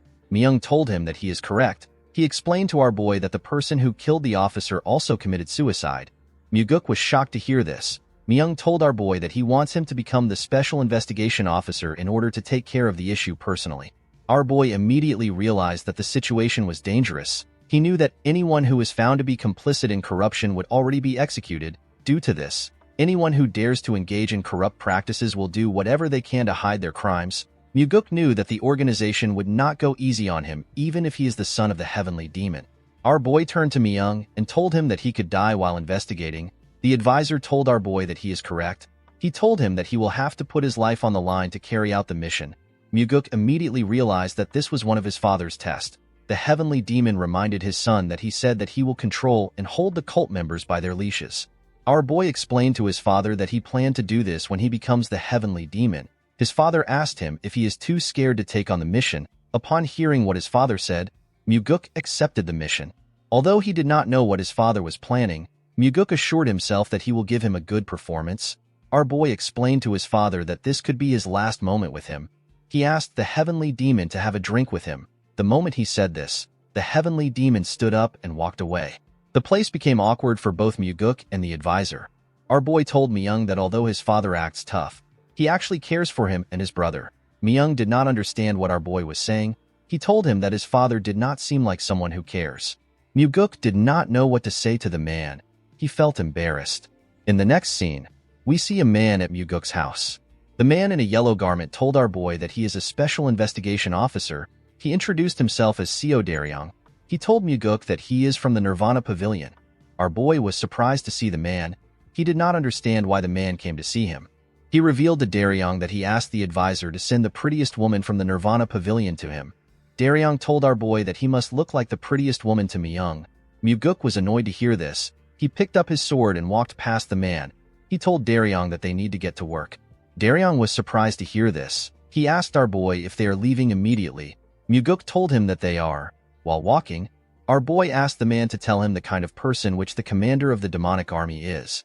Daryong revealed to Muguk that the leader of the demonic army is Gu Cheonyang. He told him that Cheonyang is the younger brother of Gu Qianpa, who is also known as the Blood Heaven Sword Demon. Cheonyang has been the commander of the demonic army for 8 years. After taking on several dangerous missions, the demonic army has risen to the level where everyone acknowledges them as an elite group. Muguk realized that the demonic army must be good at their jobs. While walking, our boy suddenly stopped moving. Daryong asked him if something is wrong. Muguk asked the man if he does not intend on investigating the corruption in the demonic army. Daryong told him that he plans to carry out the investigation. Our boy told the man that he feels no form of enthusiasm from him in the way he walks and talks. Daryong explained to Muguk that he behaves like this because nothing will change even after they uncover the corrupt practices of the demonic army. Muguk was surprised to hear this. He wondered if the man was trying to tell him that the cult will not change unless the executives are changed. Our boy turned around and asked the man if he is not scared.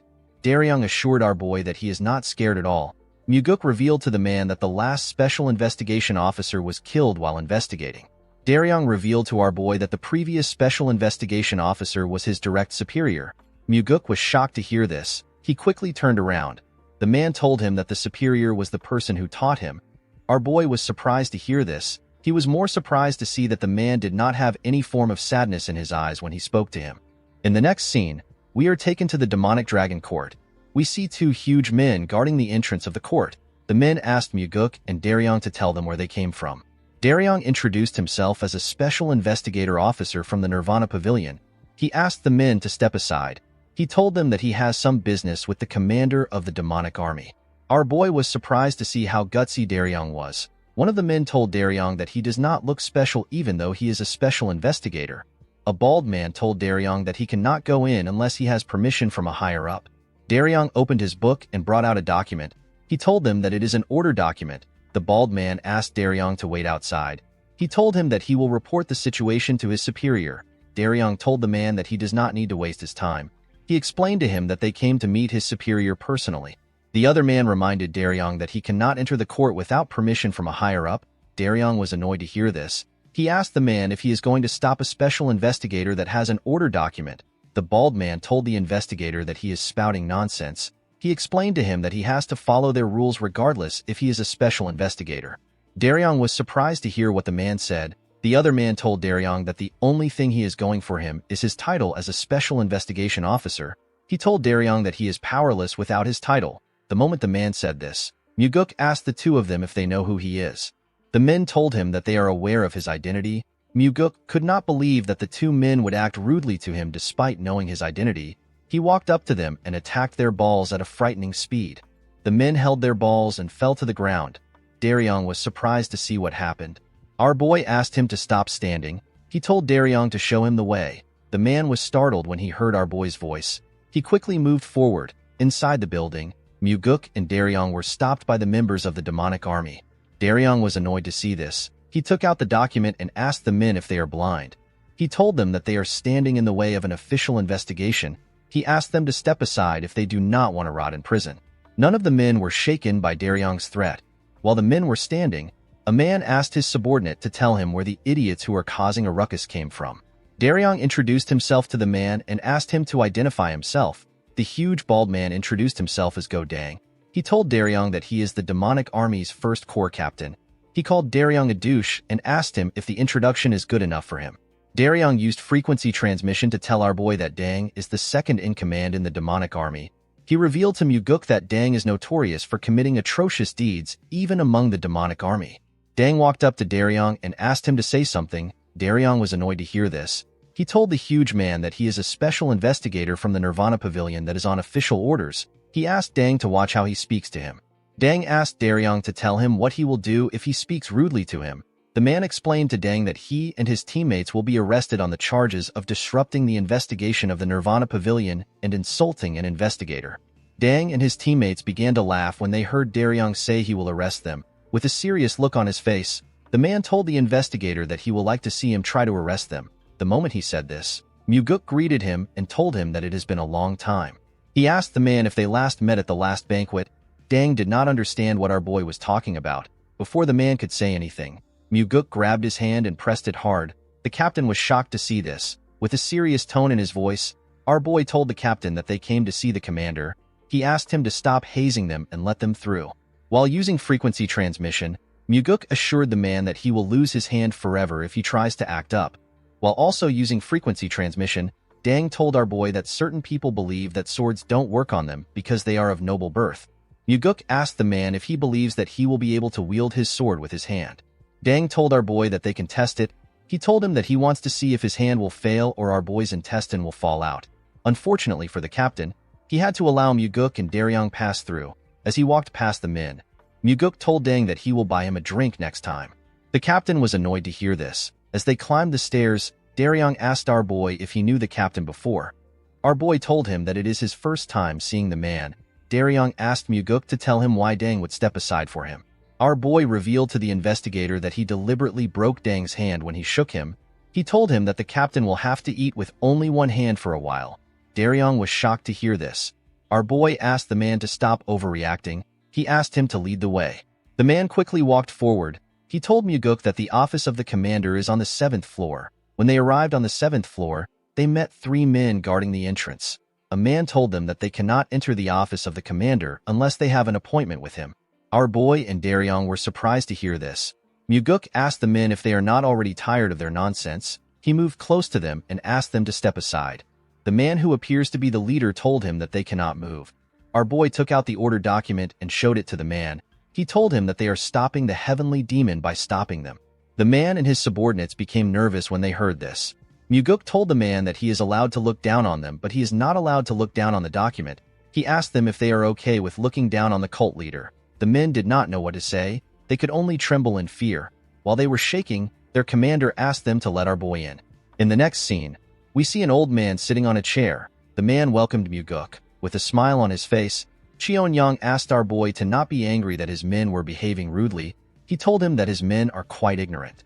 Muguk was surprised to see the leader of the demonic army. He could sense an unfathomable level of strength from the man. The energy the man was releasing made Daryong tremble in front of him. Muguk asked Cheon-young to tell his men to read a book if they have the time to pick a fight with him. The man told our boy that the ignorant are brave. Muguk explained to the man that this is an old adage. He told him that in recent times, those with knowledge are braver. This is because they are not only good at coming up with strategies, but they also become aware of what needs to be done. Cheon-young smiled when he heard this. He told our boy that he has fallen behind the times after growing old. Muguk was surprised to see that the old man was staying calm even after he provoked him. Cheon-young asked our boy to tell him why he has been tasked with the investigation this time. Muguk told the man that he was given the job because his father is trying to punish him. Cheon-young was surprised to hear this. Our boy revealed to him that he made a slight mistake while they were hunting. Cheon-young laughed when he heard this. Muguk knew that Cheon-young and his subordinates must have racked their brains in order to think about why he was sent as a special investigation officer. Cheon-young asked our boy to tell him why the Nirvana Pavilion started another investigation. He asked him if someone sent another anonymous letter like last time. Daryong told the man that they cannot reveal this information to him. Immediately he said this. Muguk told the commander that he is correct. Daryong was shocked to hear our boy share the information with the man. Cheon-young told our boy that he already knew that something like this would happen. He explained to Muguk that he receives all types of slander because he is the leader of the demonic army which comprises of ignorant and rough people. He told our boy that it is quite tiring. Muguk assured the old man that they will finish their investigation as quickly as possible. He asked Cheon-young to be understanding if the investigation causes some inconvenience. The old man laughed when he heard this. He told our boy that he does not care since their relationship is quite strong. Muguk told the man that it is a known fact that the Blood Heaven Sword Demon is supporting his brother. With a smile on his face, Cheon-young told our boy that his brother is a different person from him. He assured Muguk that he is supporting him.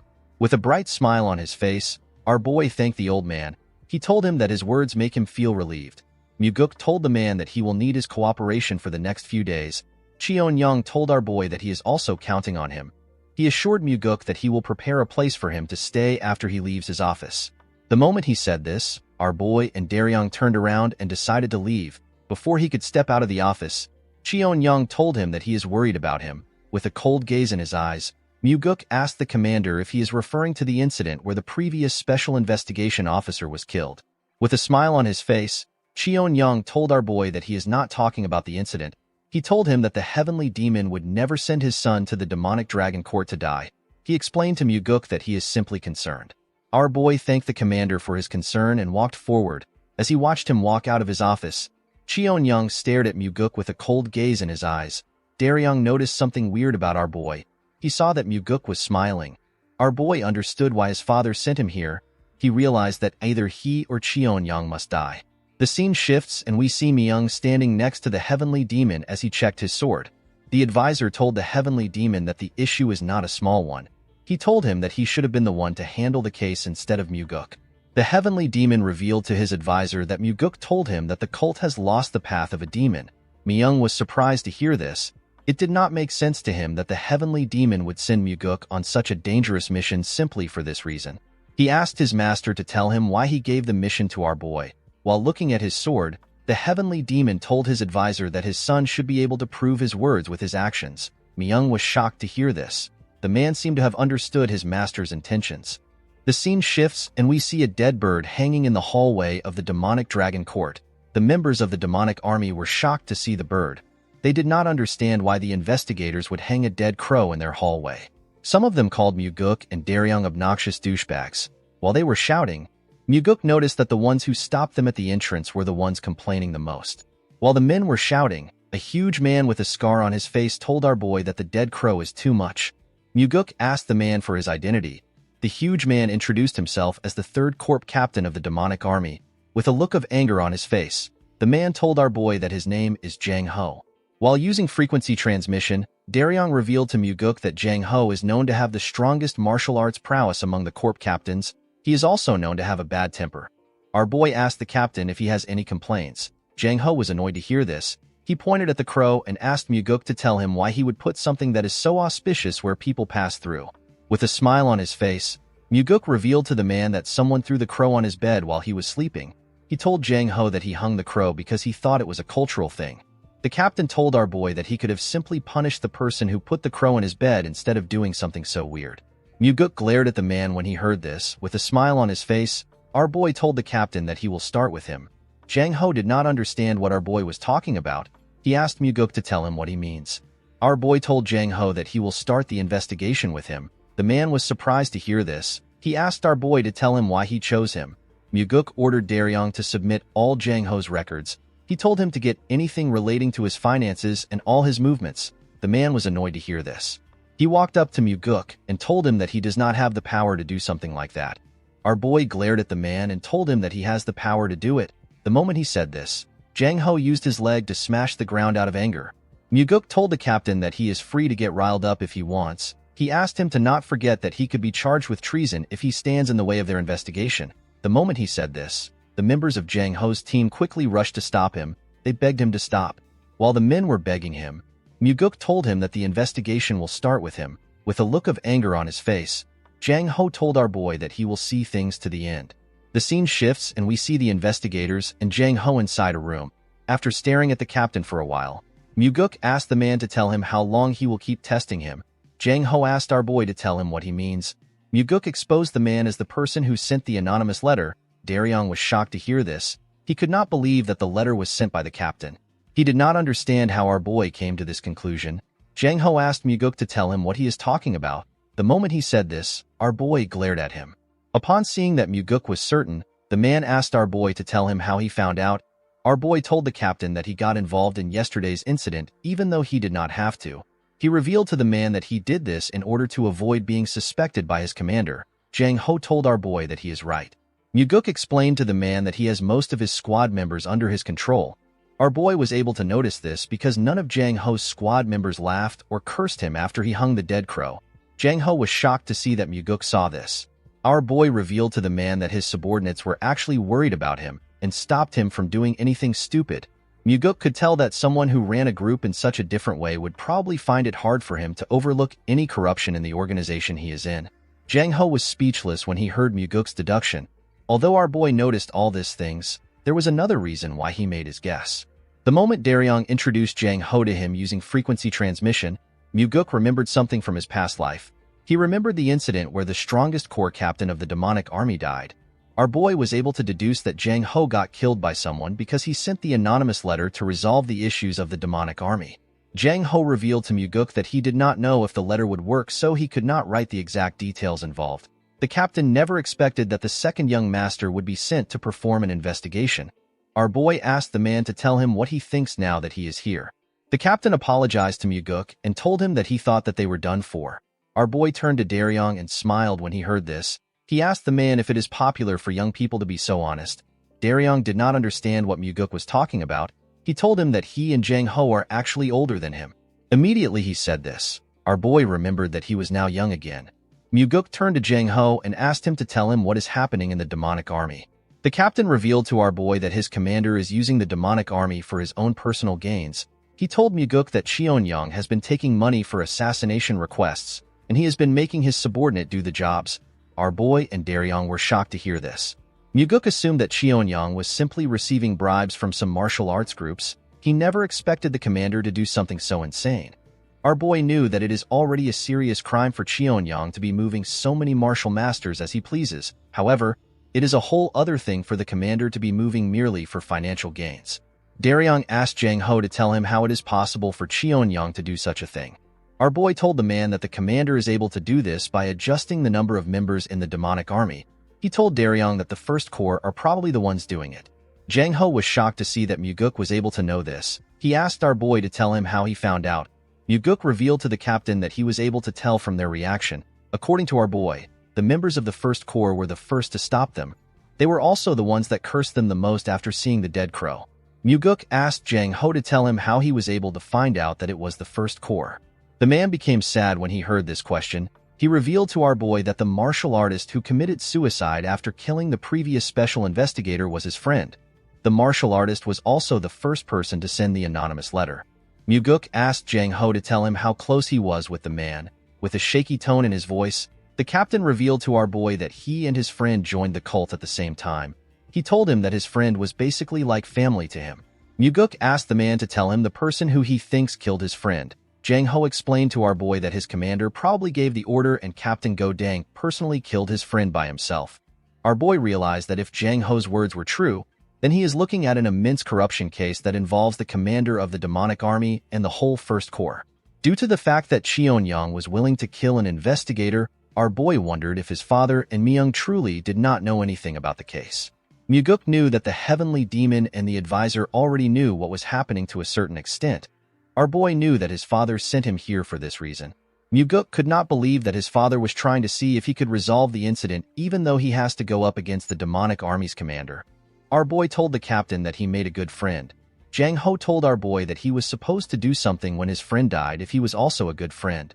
With a sad look in his eyes, Muguk thanked Jang Ho for being courageous. The captain was surprised to hear this. He began to cry. While watching Jang Ho cry, Muguk began to feel some hope for their lost demonic path. While looking at the man, our boy reminded himself that the heavenly demon cult that he wants to create is a place where people like Jang Ho are placed in important positions. Although Jang Ho died in his previous life, Muguk assured himself that he would not let this happen again.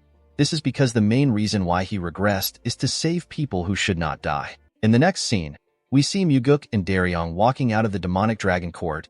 The investigator told our boy that he is quite different from the rumors. Muguk was surprised to hear this. He asked Daryong to tell him the kind of rumors he has heard about him. The investigator became nervous when he heard this. He did not know how to tell our boy about the rumors. He revealed to Muguk that the rumors say that he is not suited to become the heavenly demon.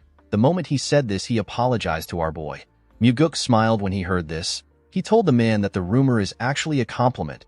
Daryong was shocked to hear this. He asked our boy to tell him what he means.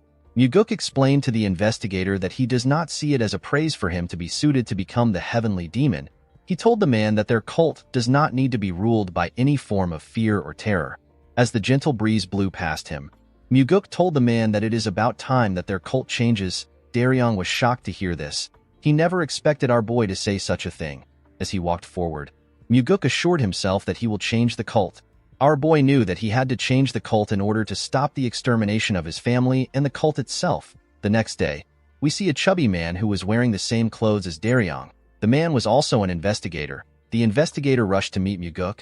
He told our boy that something bad has happened. He asked Muguk to follow him immediately.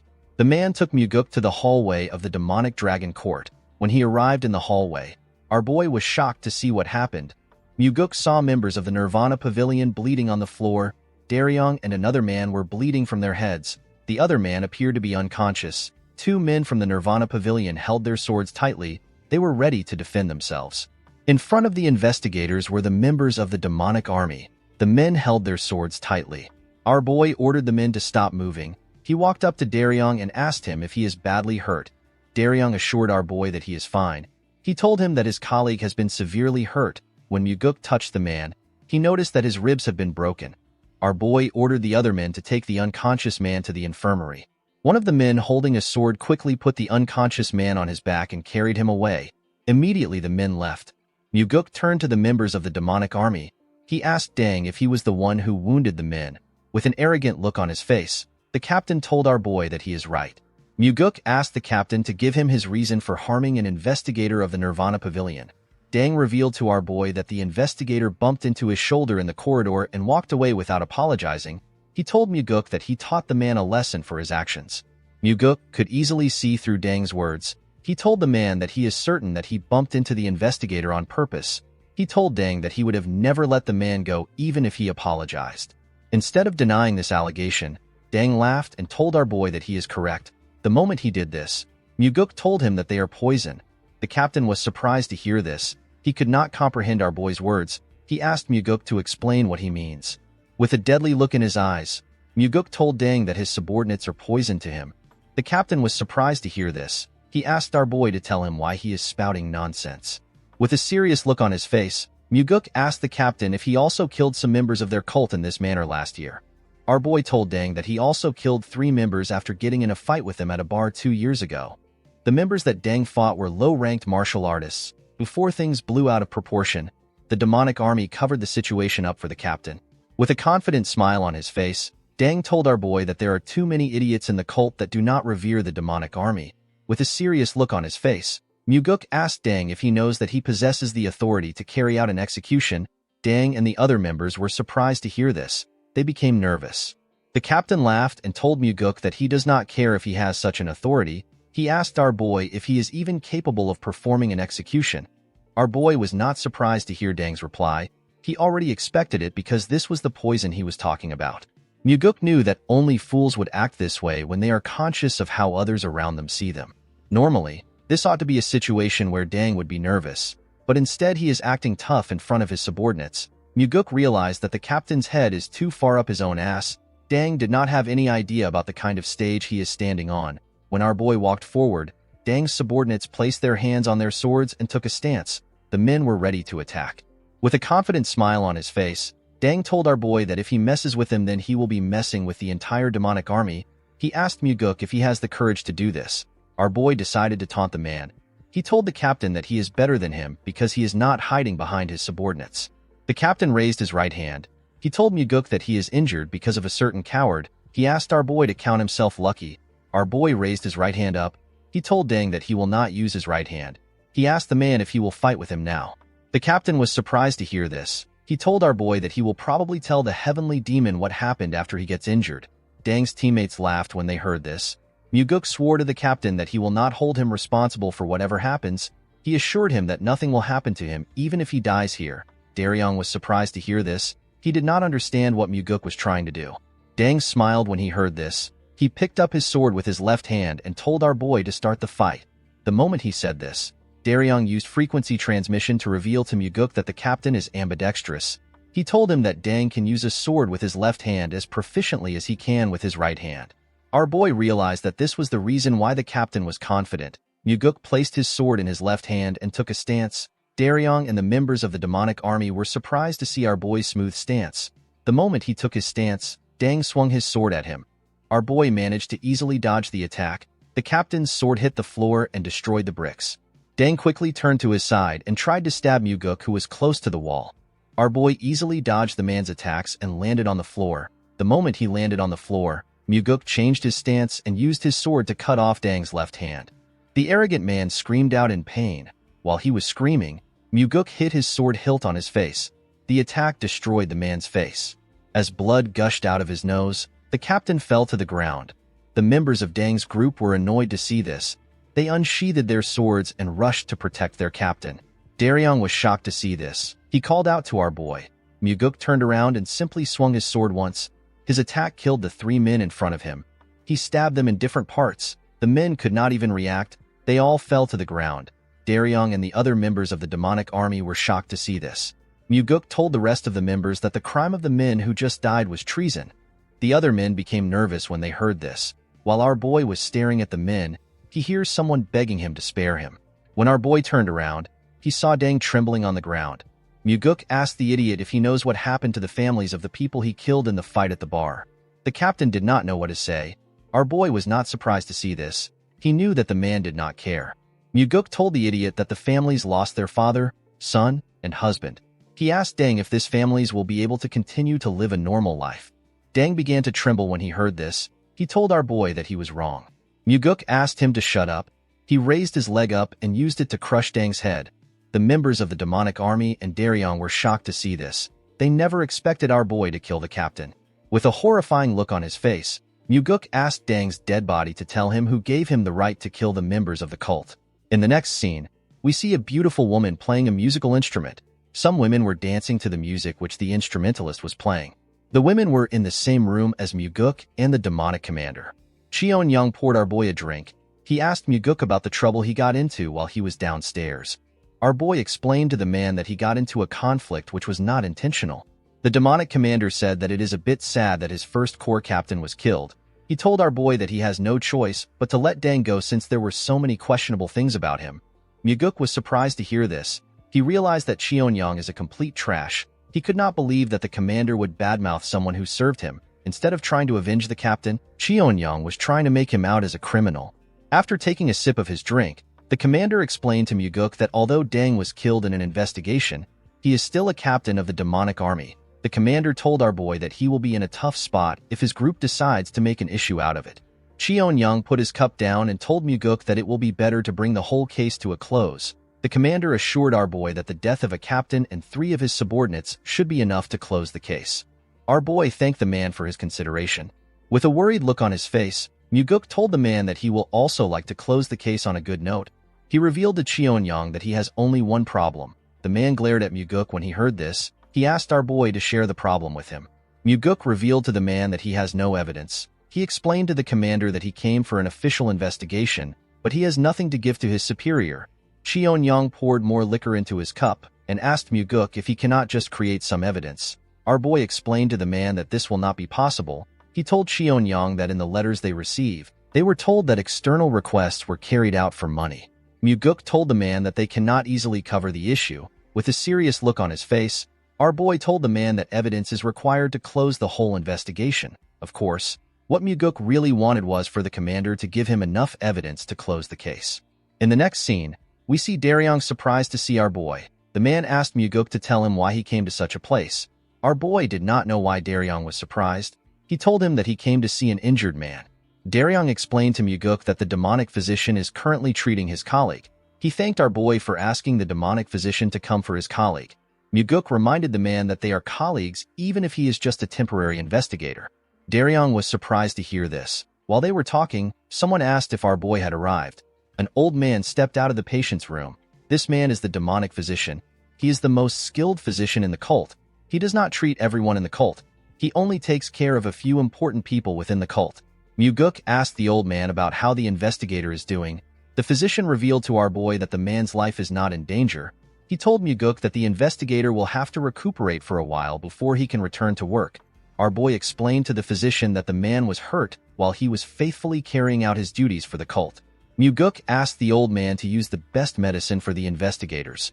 The demonic physician assured our boy that he will do his best. While he was talking to the old man, Muguk noticed something weird. Our boy did not understand why the investigators were smiling brightly at him. He wondered if something is wrong. While smiling warmly, the chubby investigator thanked our boy for his help. After hearing the men's thanks, Muguk stepped out of the room. The scene shifts and we see our boy and Daryong walking in a hallway. The investigator asked our boy to tell him what the demonic commander said. Muguk revealed to the man that Cheon-young wants them to end their investigations and return to their separate places. He told Daryong that Cheon-young wants them to blame Dang as the main perpetrator. The investigator was shocked to hear this. He could not believe that the commander would behave in such a way when his most important subordinate was just killed. Muguk corrected the man by telling him that Dang is not the most important subordinate. Instead, he was simply the subordinate that was made use of the most.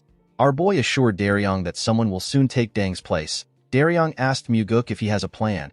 Our boy revealed to the investigator that he has thrown out a bait for Cheonyang. Muguk told Daryong that he wants to see what Cheonyang will do. The investigator was surprised to hear about a bait. With a confident smile on his face, our boy told the investigator that he will let him know once the commander bites his bait. Daryong asked Muguk to tell him what he wants him to do. With a smile on his face, Muguk asked the investigator to drink with him. The man was surprised to hear this. With a bright smile on his face, Daryong told our boy that drinks are on him. Our boy was happy to see that the man accepted his offer. The next day, we see a large amount of books on Muguk's table. Daryong explained to our boy that the demonic army gave them the books. He revealed to Muguk that the assassination request logs and banknote papers that are worth thousands of niangs were found in Dang's house. Muguk smiled when he heard this. He was happy to see that the commander bit his bait. Our boy asked Daryong to find the smartest person in the first corps. He told him to search for the person that is strangely smart and knowledgeable. Muguk told the investigator that the person is the one who made everything they are seeing. Our boy stood up from his chair. He explained to Daryong that he is going to meet the demonic commander in order to buy him some time to search for the smart man. The scene shifts and we see Muguk at the commander's office. Our boy revealed to the man that they have received the evidence found in the first captain's house. Cheonyang laughed when he heard this. He told Muguk that all that is left to do is for them to celebrate with drinks. The commander assured our boy that he has already booked the place they drank in last time. Before the man could continue, Muguk told him that they have a problem. Cheonyang frowned his face when he heard this. He asked our boy to tell him which problem they have left. Our boy explained to the man that the demonic army was the one who found the evidence. He told Cheonyang that they are supposed to find the evidence by themselves. The commander asked Muguk if the origin of the evidence is truly important. Our boy told the man that the chief advisor is not a fool. Muguk explained to Cheonyang that Myung will be suspicious of the investigation and its result if he finds out that the evidence was provided by the demonic army. The commander realized that our boy was right. He asked Muguk to tell him what they can do. Our boy explained to the man that they will have to act like they are investigating for a little while. He told Cheonyang that they will do a large-scale investigation for just one day. Muguk asked the commander to cooperate with him. Cheonyang became suspicious when he heard this. He stared at our boy with an odd expression on his face. Upon seeing the look on the commander's face, Muguk told him that he actually doesn't want to carry out the investigation. He assured Cheonyang that the investigation is simply a formality. He told the man that he simply needs to get some common official documents. The commander decided to not question our boy. He told him that he will ask his subordinates to cooperate with him. Muguk smiled when he heard this. Our boy never needed any top-secret documents from the demonic army. Muguk was searching for the first few documents used to hire the members of the demonic army. He was also searching for the wills that were left behind by those who went on dangerous missions. Muguk was searching for these things in order to see the handwriting and figure out who wrote the records of the request logs. The scene shifts and we see a member of the First Corps tied to a chair. The man looked weak compared to the other members of the unit. His name is Yonggu. With a shaky tone in his voice, Yonggu asked Muguk to tell him why he captured him. Our boy explained to the man that he was captured because he was the one who forged the assassination logs that were sent to them. With a nervous look on his face, Yonggu told Muguk that he does not know what he is talking about. Our boy explained to the man that he never expected him to know anything because he was just following orders. He asked Yonggu to be honest and tell him who gave him the orders. With a nervous look on his face, the man told our boy that he has never done something like that and he has never received any orders. Muguk explained to the man that he understands that he is scared that the demonic commander might kill him. To Yonggu's surprise, our boy told him that he can leave. Our boy told the man that he cannot keep him waiting since he does not intend to answer his question. Muguk explained to Yonggu that he does not like torturing someone who was simply following orders. Yonggu was surprised to hear this. Our boy revealed to the man that he and the investigators will leave the demonic dragon court safely. He told him that Cheonyang will eventually kill him. Yonggu was shocked to hear this. He asked our boy to tell him what he is talking about. Our boy explained to the man that the commander has probably heard that he was captured. He asked Yonggu to tell him what would happen if he leaves the building without any injuries. With a cold gaze in his eyes, Muguk told the man that the commander will probably think that he has told them everything. Our boy told the man that he must know how the commander will respond to the situation. Yonggu became terrified when he heard this. In the next scene, we see Daryong talking to our boy. The investigator told Muguk that Jang Ho already informed them that Cheon-yang was the one who ordered the killing of the Nirvana Pavilion investigator and one of his peers. According to the investigator, the person who carried out the order was Go Dang, who is already dead. The demonic commander also committed numerous atrocious deeds.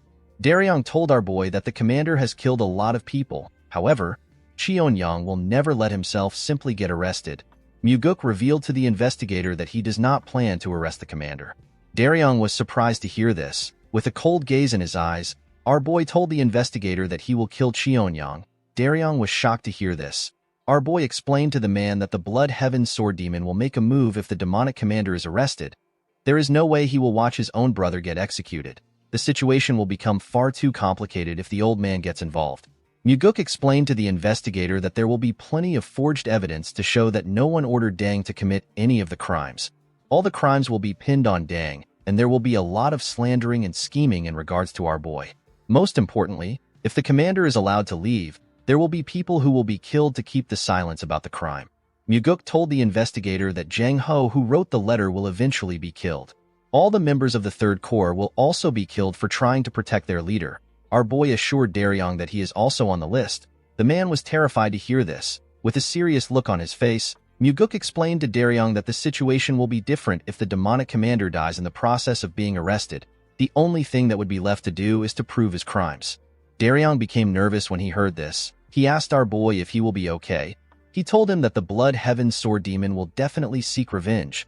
Muguk stood up and told the man that not everyone will seek revenge when their family dies, especially someone like the Blood Heaven Sword Demon. The old man is not the kind of person who would waste his life on revenge. Daryong saw our boy walking towards the door. He asked him to tell him where he is going. With a smile on his face, Muguk told the man that he is going to kill the commander of the demonic army. Daryong was shocked to hear this. He asked our boy if he is going right now. In the next scene, we see Muguk drinking with the commander in a room.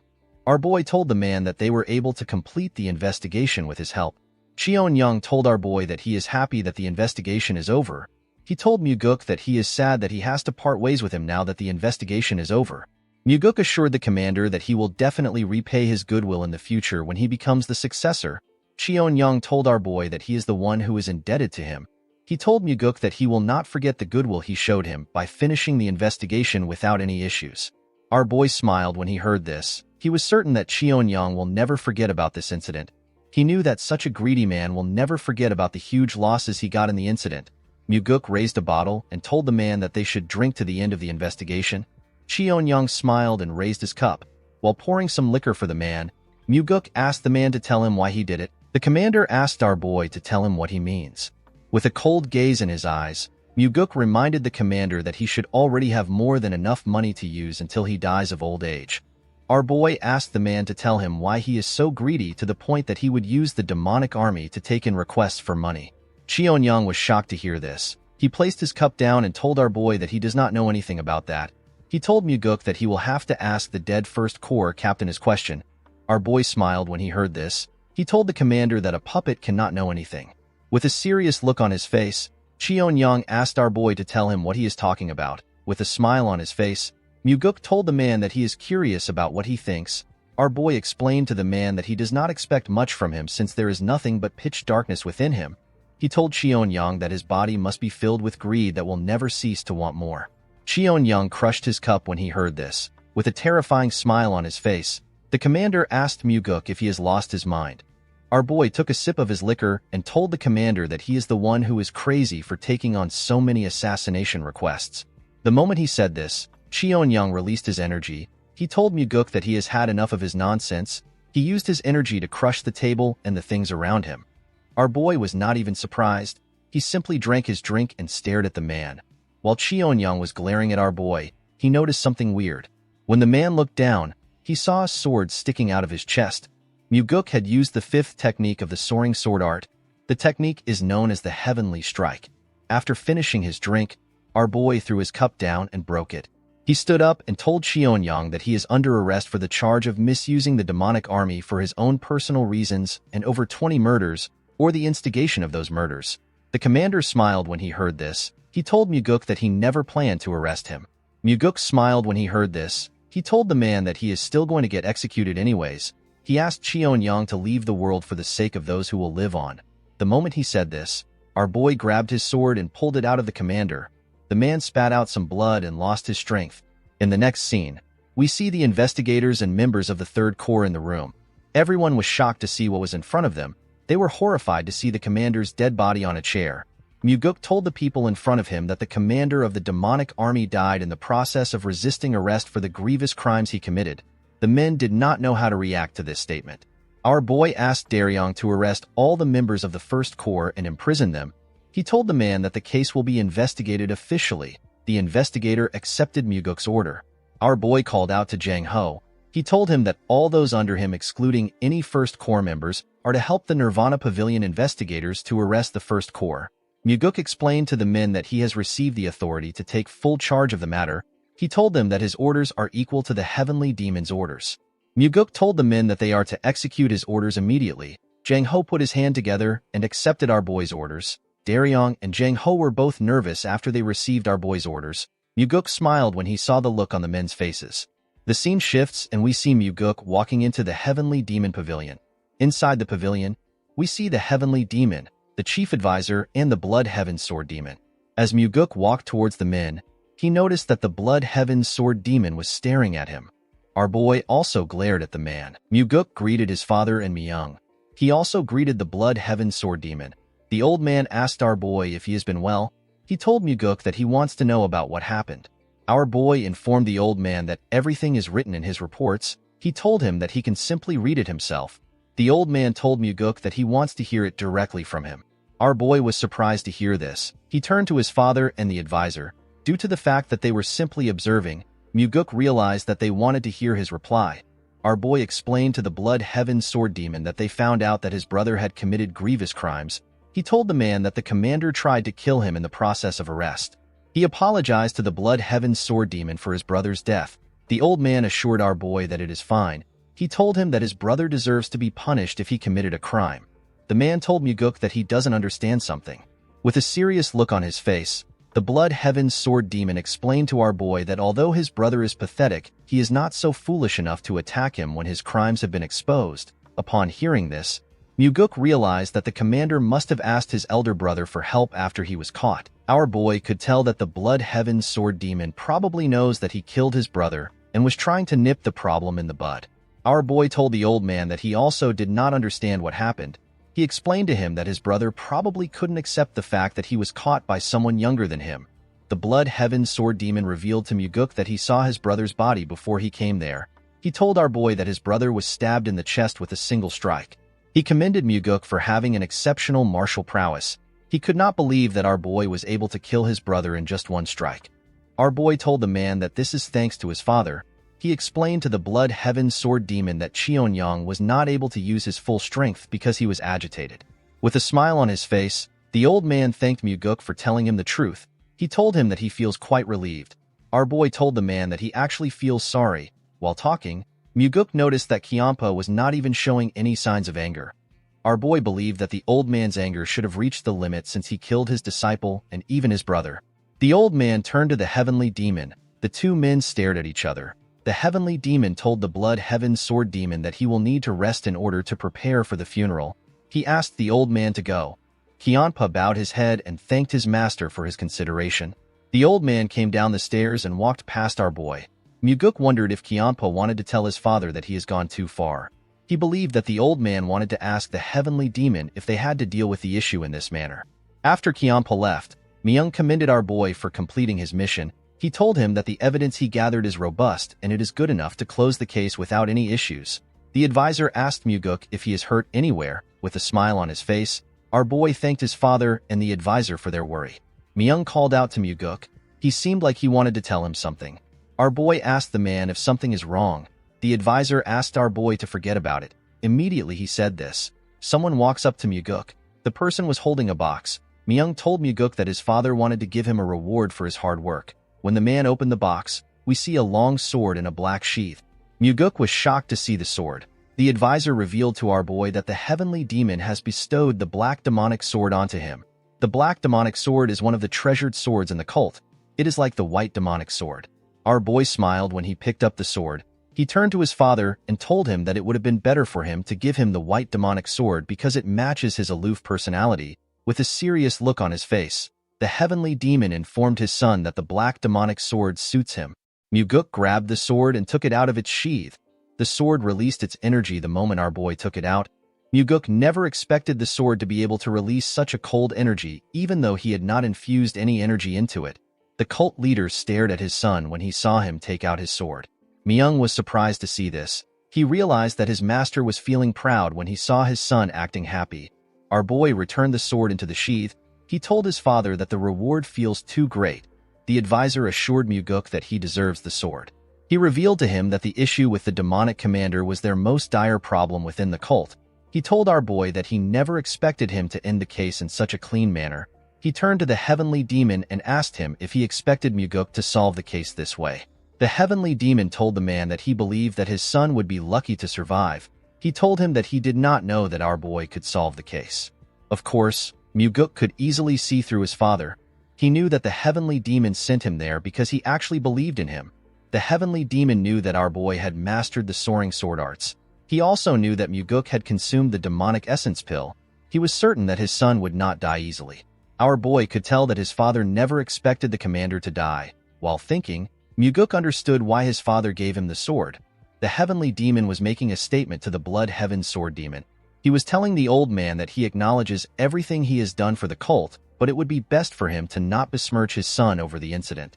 Upon understanding his father's intentions, Muguk put his hands together and thanked him for giving him the weapon. With a smile on his face, our boy thanked the heavenly demon for the meaning of the sword.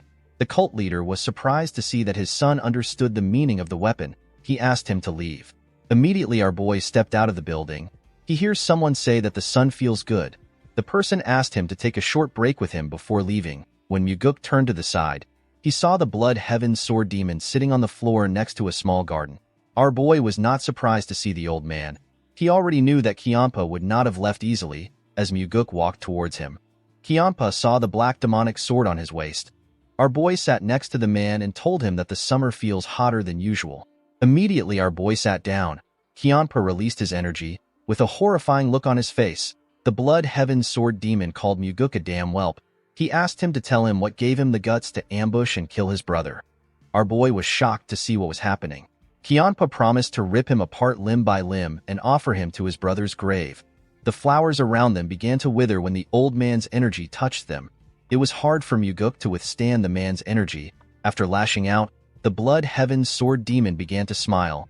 He asked Muguk if he should have said this to him earlier. The moment he said this, the old man tried to move his sword hilt close to our boy's body. Muguk immediately stopped the man with his hand.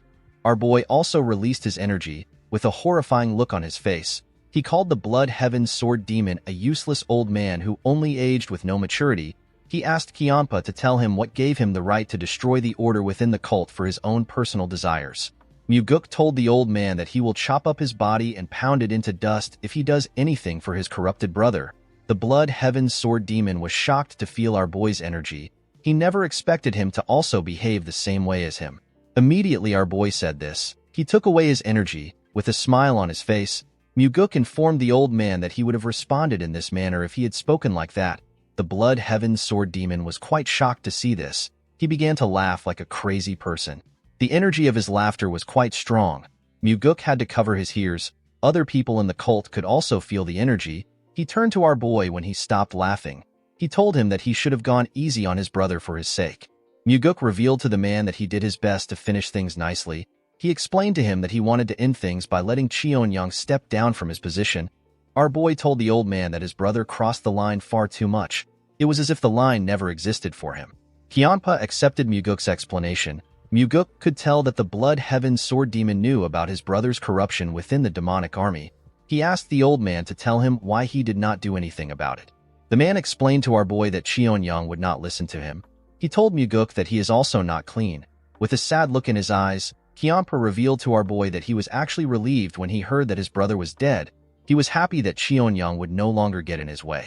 Muguk was shocked to hear this. He never expected the blood heaven sword demon to be honest about his relationship with his brother. Our boy told the old man that he understands how he feels. Kiampa was shocked to hear this. Our boy explained to him that he will probably feel the same way if he heard that his older brother died. He said that he would be relieved that he does not have to kill his brother himself. Kyampa could not believe what he was hearing. He could tell that Muguk was being serious due to the cold look on his face. Our boy wondered what the Blood Heaven's sword demon saw when he looked at him. The old man seemed to have noticed something about Muguk. He stood up and said that they will have a hot year. As he walked away, Kyampa told our boy that he is lucky that he is not weak to heat. Muguk glared at the old man as he watched him walk away. He could not figure out what the Blood Heaven sword demon was thinking. Even though he said that he was relieved about his brother's death, it did not change the fact that our boy was still his brother's killer. Muguk believed that the man might still be scheming to kill him. Our boy looked up and wondered if the old man might let things float away like the clouds. Regardless of what happened, Muguk did not regret his decision. The scene shifts and we see our boy in his training room. Muguk unsheathed his sword. The initial moments after receiving a new sword are important. A sword communes with its warrior. A supreme sword like the black demonic sword communes on a level that is far deeper than other swords. Although a sword won't reject its warrior, if the communion doesn't go well, the full martial prowess of the sword cannot be unleashed. Muguk smiled when he moved the sword close to himself. He greeted the sword and told it that he is now its master. The moment our boy said this, he took a stance. Muguk took a deep breath and decided to infuse his energy into the sword.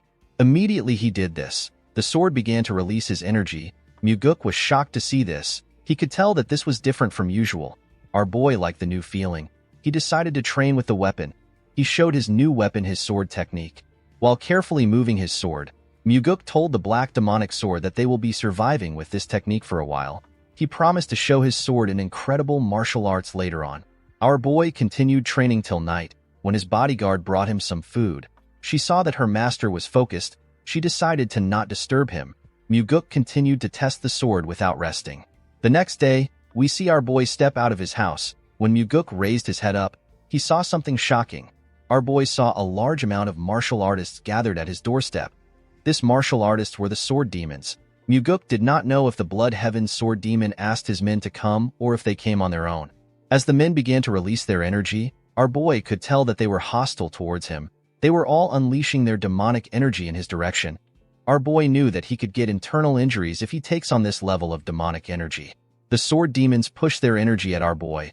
Muguk grit his teeth and stood his ground. He realized that the sword demons were trying to intimidate him and make him into a coward that cannot leave his house. While struggling, our boy remembered something. He quickly activated a technique known as Meridian Strengthening Technique. Immediately he did this, his body began to glow. This technique is a secret technique used to strengthen the meridian by having multiple martial artists discharge their energy and strike every part of the target's body. The more martial artists there are, the more efficient the technique will be.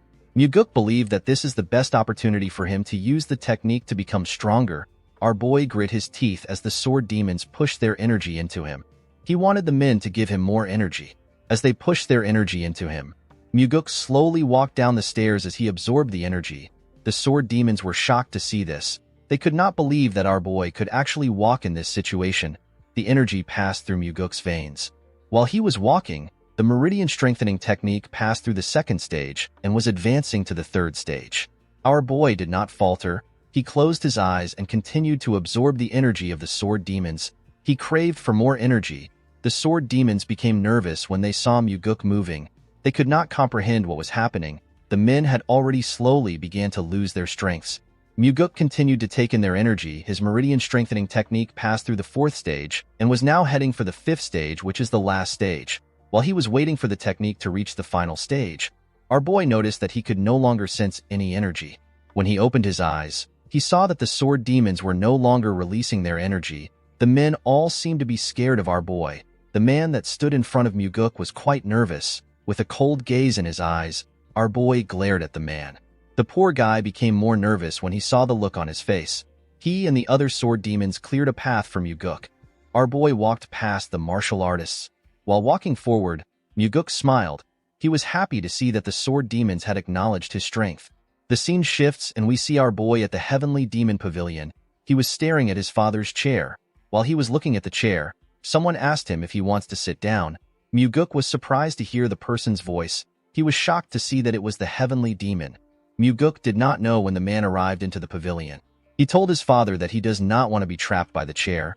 The heavenly demon asked his son to stop trying to sound sophisticated again. He climbed the stairs and asked his son to come up. When Muguk climbed the stairs, his father asked him to sit down. The moment our boy sat down, the heavenly demon asked him to tell him how it feels. Muguk looked around the building from the top. He turned to the side and looked at a statue of a demon which was next to him. Our boy told his father that he thought he would feel excited. Instead, he actually doesn't feel anything. The heavenly demon revealed to his son that he also felt the same way. Muguk remembered that his father had to kill numerous people and even his own brother to climb up to the seat. He wondered about what his father felt if it was not excitement.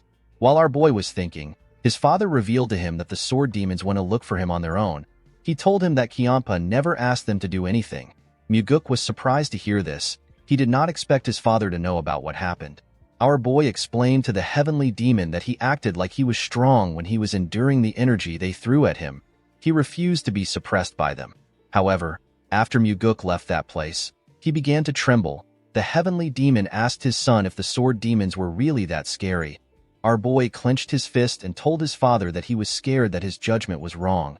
According to Muguk, if any one of the sword demons got agitated and tried to fight him, he might have died there. Even if he survives, he wouldn't have been able to become the successor after he killed the sword demons. Our boy revealed to his father that he is scared of the fact that there could be another moment when he is to make a decision where everything is on the line. Muguk told his father that he actually missed him when he had these thoughts. Our boy did not understand why he would miss his father. It did not make sense to him. The heavenly demon informed his son that demonic humans do not look back. Instead, they look forward and advance. Our boy was surprised to hear this. He could not believe that his father was trying to comfort him with words. Muguk smiled when he thought of this. Our boy turned to the statue and told his father that he has been thinking about something else. He advised his father to change the demon statue into a statue of a beautiful woman.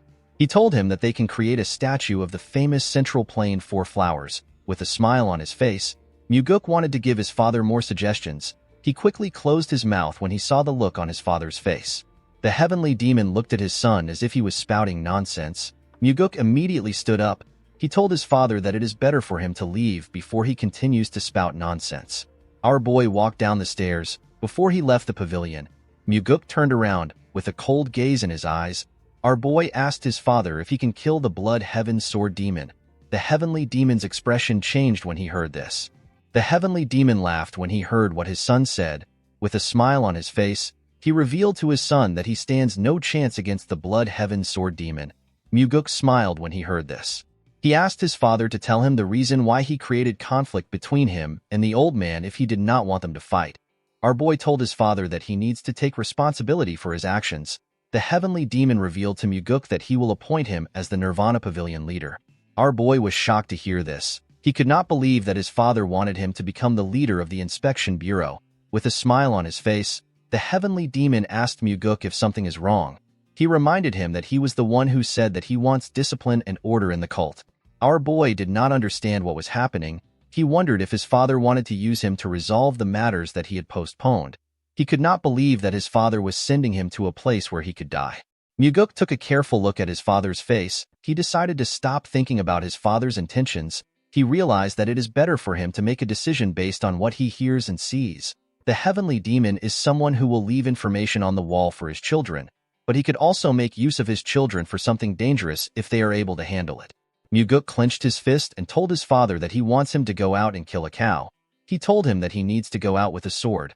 The heavenly demon asked our boy if there is something he wants. Muguk asked his father to allow him enter the heavenly demon's archives. The heavenly demon was shocked to hear this. The heavenly demon archives is a place where all sorts of rare Murim secret manuals are kept. Aside from the heavenly demon, only a small number of people can go inside. The heavenly demon explained to his son that he will not be able to learn any supreme martial arts just by going into the archives. He told him that the manuals there are too much for him. Our boy knew that his father was correct. Even if Muguk gets lucky and finds one of the top martial arts manual, it will be on a similar level as the soaring sword arts that he already knows. With a confident look on his face, Muguk told his father that he wants to test his own luck. The heavenly demon could not understand his son's request. He told Muguk that he cannot see through his impure intentions. Our boy smiled when he heard this. The heavenly demon granted Muguk the right to enter the heavenly demon archive for 7 days. Our boy bowed his head and thanked his father. The scene shifts and we are taken to the Heavenly Demon Archives. We see Muguk looking through the shelves. In his past life, our boy went back to the cult to get the secret demonic soul. People in the cult already believe that our boy died. It had been decades since he left. His face was disfigured so no one recognized him. It took Muguk a long time to go from being a normal warrior to a rank where he could meet the new heavenly demon privately. During his meeting with the cult leader, our boy heard about a certain martial arts. The name of the martial arts is the Four Strides of the Wind God. This martial arts is the greatest mobility art that consists of just 4 moves. It was said to be a supporting technique for the heavenly demon's martial arts at one point in time. Unfortunately, knowledge of it went missing and it was no longer passed down. In Muguk's past life, the person who obtained the manual is Ju Bekto. This person was the cult leader. While pouring himself a drink, Bekto revealed to Muguk that he was able to become the heavenly demon because he found the lost 4 strides of the wind god. He told our boy that he found it in the heavenly demon archives. Muguk was surprised to hear this. He asked the cult leader to tell him why people thought the manual was lost when it was in the archives. The man told our boy that the manual was not kept on the shelves. While looking around the archives, Muguk looked down. He went down to look at a book.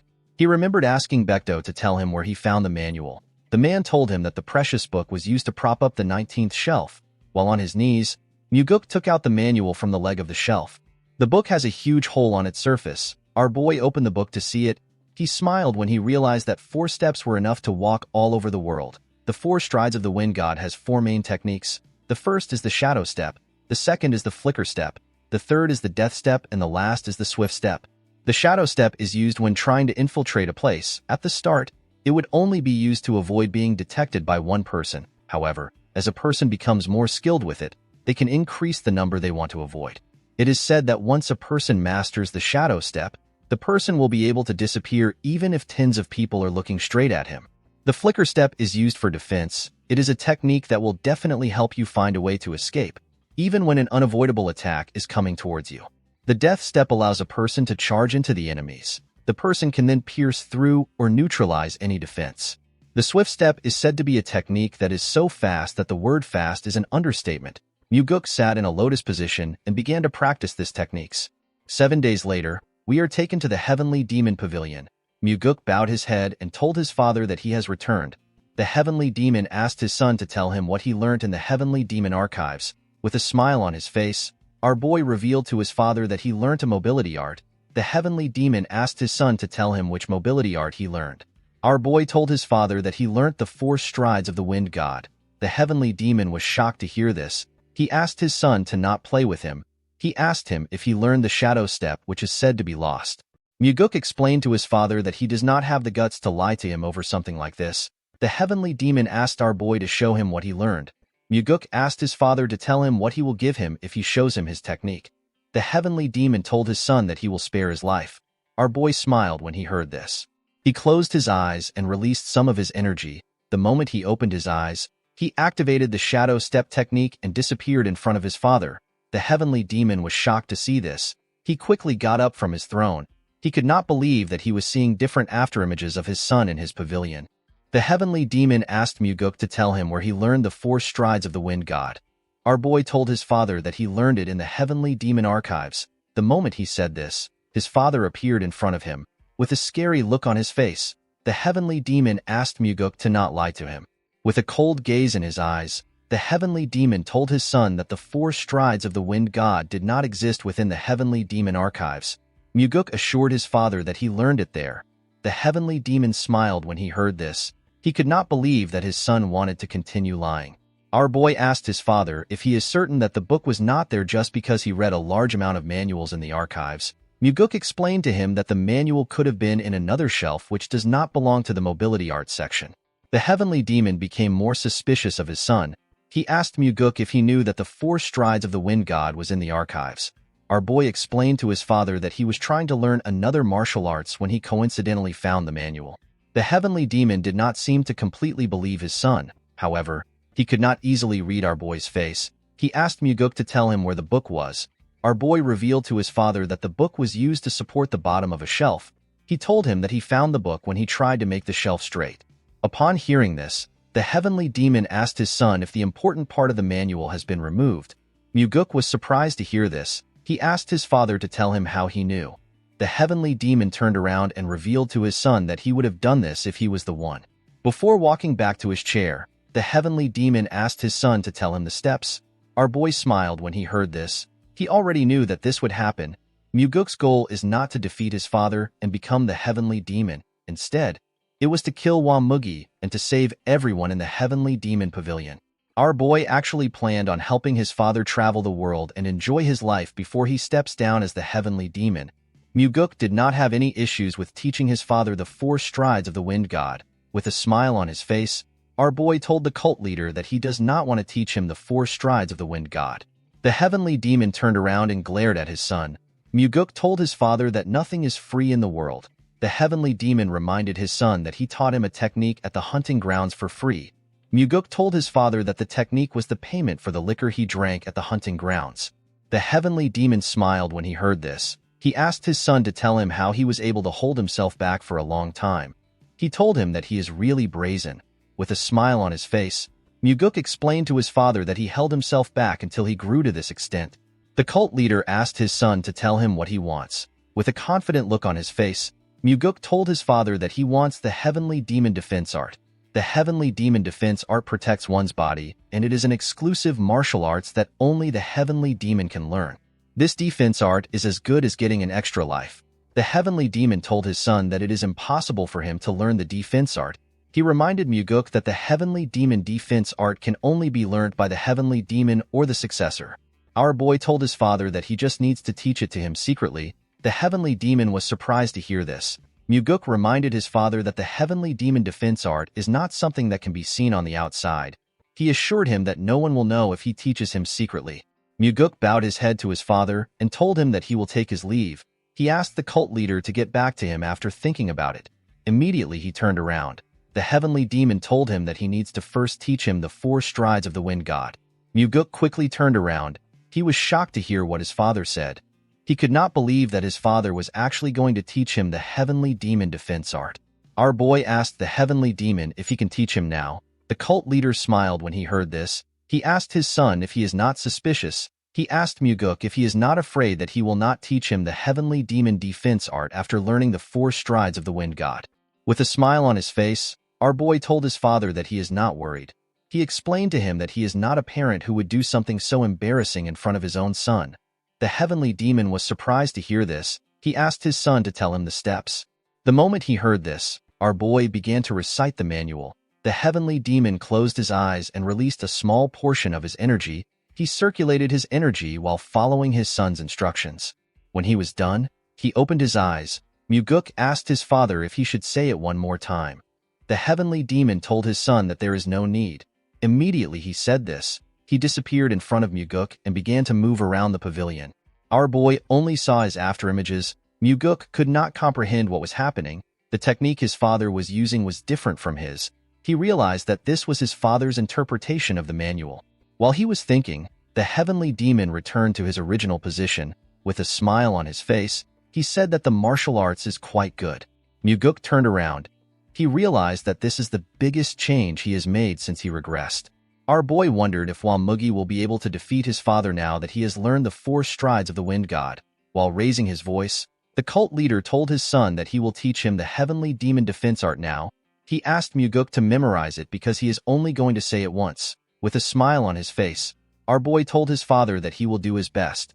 The scene shifts and we see a red bump on Muguk's head. Leon was annoyed to see this. She asked her master to tell her the arrogant bastard that hit him. Before she could say more, Muguk revealed to her that he was hit by his father. The bodyguard became silent when she heard this. Our boy remembered how the training was. He circulated a golden energy around his body. After meditating for a while, Muguk let out a huge sigh. He was relieved to have finally learned the heavenly demon defense art. With a smile on his face, Muguk told his father that he is more happy with the fact that they now have a secret that they share than the fact that he learned the heavenly demon defense art. The moment he heard this, the heavenly demon turned around and used his fingers to flick his son's head. He asked Muguk to not get cheeky with him. The scene shifts and we are taken back to the present. Our boy asked Leon to tell him why she is not on her way to the pavilion. The bodyguard told her master that she is there to protect him and not to attack. Muguk smiled when he heard this. He remembered that Leon never made such jokes in the past. He used his hair to cover the bump and walked forward before going inside. Our boy told his bodyguard that he can't do something right now. The girl did not understand what her master was talking about. Muguk turned around and assured Leon that he will definitely find a way to fix the side effects of her body petrification technique for her. Our boy asked her to wait a little longer for him. Leon was shocked to hear this. Muguk explained to Leon that he told the heavenly demon that their cult needs to change into a place where people no longer have to damage their bodies to protect others. Our boy did not want the cult to become a place where people like Leon do what they don't want to do. Muguk smiled at his bodyguard when he said this. Leon could not believe what she was hearing. Muguk moved close to her and ordered her to listen carefully. The girl bowed her head when she heard this. Our boy fired her as his guard warrior. Leon was shocked to hear this. She asked her master if he is serious. She could not believe that he was actually firing her. Muguk revealed to her that she has been chosen to become the captain of the Phantom Shadow Corps. The girl was surprised to hear this. She told her master that there is no group in the cult that has this name. With a smile on his face, Muguk revealed to her that he is the one that is going to create the group. He told her that it will be a group that directly reports to him. Leon asked her master to tell her why he is making her a captain of a group that has not been created yet. With a serious look on his face, our boy asked her if she will become the captain of the Phantom Shadow Corps for his sake.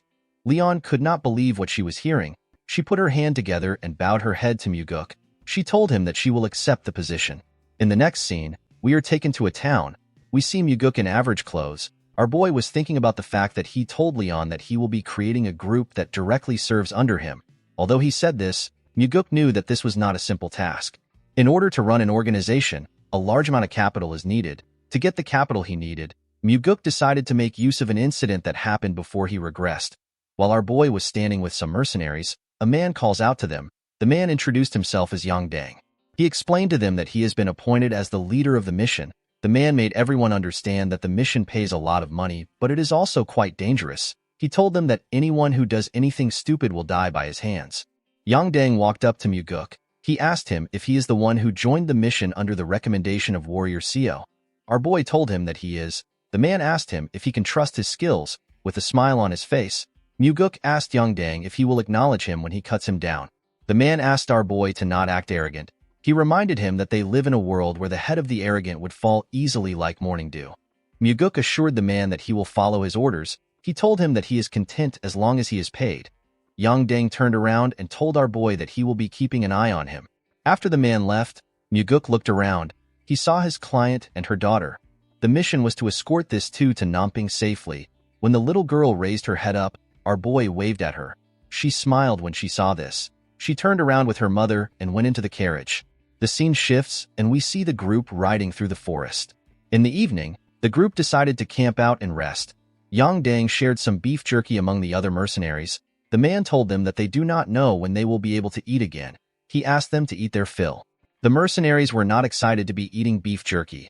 One of them told the others that they need to eat something so that they do not feel hungry. Muguk watched the men as they ate.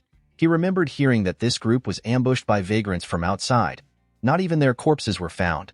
No one knew how the mercenaries were killed. Later in the night, our boy heard the mercenaries coughing. When he looked around, he noticed that the men were coughing out blood.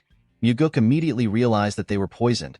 While looking at the mercenaries' bodies, our boy wondered about why he was fine. Someone asked him about why he is okay. The person turns out to be Yang Dang. Muguk realized that the man put poison into the food he gave out. Our boy told the man that he did not eat the food he gave out. Yang Dang drew out his sword and took a stance. He told our boy that it would have been better if he had died from the poison. Muguk could not believe that the leader would be the person who poisoned the food. He told the man that he has lived a pathetic life. He asked him to tell him what he wants to do with the money he earns from killing his comrades. With a smile on his face, Yang Dang told our boy that he can do plenty things with money. He said that he can drink liquor and buy women. Muguk couldn't believe that he killed his comrades for these reasons. Yang Dang told our boy that he needs to be worried about his own life. The moment he said this, someone said that things are already over. Our boy and Yang Dang quickly turned to the side. They saw a man with 3 other men who covered their faces. Muguk could tell that the 3 men were decently strong. Yang Dang welcomed the men. The man without a mask asked the woman and her daughter to come out before he burns down the carriage. Upon hearing this, the woman came out with her kid. The man told her that she is really good at hiding. He revealed to her that he was scolded for not being able to find her. With tears in her eyes, The woman referred to the man as Warrior Quan. She asked him to spare her child's life. Upon seeing the look on her face, Quan said that he will spare her life because of their relationship. He referred to the woman as a crazy bitch and asked her if this is what she wants to hear. He told her that she should be kneeling and begging him. He could not believe that she dared to act like his master. The little girl and her mother began to cry when they heard this. The woman assured Quan that she will give him 10 times the money he is supposed to get if he spares her daughter's life. Quan asked the woman to stop spouting nonsense. He revealed to her that her father has already been caught. The woman was shocked to hear this. While looking at the woman, Quan saw something weird. He saw Muguk waving at the little girl. The man asked Young Dang for our boy's identity. Muguk stepped forward and introduced himself as someone who received money to bring his clients to their destination. Quan could not believe that our boy was not Young Dang's subordinate. Young Dang told the man that our boy is simply a vagrant that he has not dealt with. He assured him that he will deal with him now. Quan asked him to do it immediately. The man stepped forward when he heard this. With a smile on his face, Muguk told Young Dang that this men are street thugs that would betray their own master. He asked him if he really believes that he is going to get a reward. He told him that they will probably kill him to tie off loose ends and take his share of the money. Young Dang became nervous when he heard this. Quan was annoyed to hear Muguk call him a street thug. Our boy did not understand why the man was angry. He told him that he is actually speaking politely because a child is here. Quan could not believe that some crazy bastard was calling him a street thug. Muguk asked the man if he is flustered because he hit the bullseye. Quan became enraged when he heard this. He referred to Muguk as a filthy vagrant and ordered his men to kill him first. Our boy told Young Dang that they said that he is first. He assured the man that he will be next. Young Dang became nervous when he heard this. Before the man could react, something hits him in the neck. Young Dang fell to the ground. It turns out that Quan stabbed Young Dang in the neck with a blade. Quan said that the idiot was too sloppy. He could not believe that he entrusted an important mission to a vagrant. Our boy watched the man as he bled out, with a cold gaze in his eyes. Muguk said that this is what happens to those who betray others for money. Quan asked his subordinates to stop listening to Muguk's rambling. He ordered them to attack. Our boy turned around and asked the woman to cover her child's eyes and ears. The woman closed her eyes and did what Muguk asked her to do. Immediately she did this. The 3 men swung their swords at him. Our boy was not even bothered. He activated the death step, which is one of the techniques of the 4 strides of the wind god. The moment he did this, he appeared in front of Quan. The man was shocked to see him. He did not know how he got so close to him. When the man looked behind our boy, he saw his subordinates' heads in the air. The heads fell in front of the woman. She quickly opened her eyes when she heard the sound. Quan became scared. He asked Muguk to tell him who he is. Our boy told the man that he has the same question for him. The woman revealed to him that Quan Won is one of the vassals that protects her household. She introduced herself as Jiam Seon. She revealed to Muguk that she is the daughter of the Golden Manor Master. Our boy smiled when he heard this. He already knew about the woman. This is why he hid his identity and joined the group as a vagrant warrior. Seon's father is known as Jiam Asu. He is one of the top 10 largest merchants in the Central Plains. He is the richest man in Fujin and the master of the Golden Manor. In Muguk's past life, there was an incident where the Golden Manor Master was betrayed by his most trusted vassal and lost his life. His daughter also died as well. Quan noticed that our boy was looking at Seon. He believed that he had gotten an opening. He quickly drew out his sword. Before the man could attack, Muguk swung his sword without turning around. Quan did not know what was happening. All he knew was that he was seeing Muguk and everything around him upside down. He did not know when his head left his body. Seon was shocked to see this. Muguk put his sword away and said that scums like this always try to attack him whenever he is looking elsewhere. While holding on to her child, Seon told Muguk that she wants to hire him. She begged him to help them. Muguk explained to her that it will cost her more now that the situation is different. Seon assured our boy that they will be able to pay him no matter how expensive he is. She begged him to save her father. With a smile on his face, Muguk asked the woman to follow him. The scene shifts and we see a man laughing when he saw the carriage arrive into the compound. He was happy to see that they had finally caught Seon and her daughter. He said that the plan they have prepared for 10 years has finally succeeded. While the man was talking, he noticed that it was only Muguk and the family that came down from the carriage. He asked our boy to tell him where Quan is. Muguk revealed to him that everyone is dead except for him. The man was surprised to hear this. He asked our boy to tell him who killed Quan. Muguk told the man that Quan was killed by a mysterious martial master who is young and handsome. The man was surprised to hear this. He asked Muguk to tell him why he is praising the enemy. Our boy did not respond to the man. After carefully looking at him, the man realized that Muguk was the one who killed Quan. With a smile on his face, our boy told the man that he has a good eye for people. The man's subordinates quickly surrounded Muguk.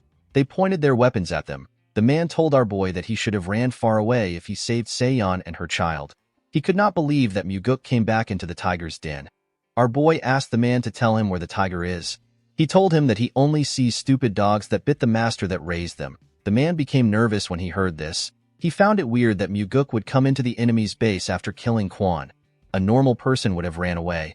More importantly, Muguk looked confident and relaxed even though he was surrounded. The man was certain that our boy was not an ordinary person. The man put his hand together and asked Muguk to follow him in to have a drink.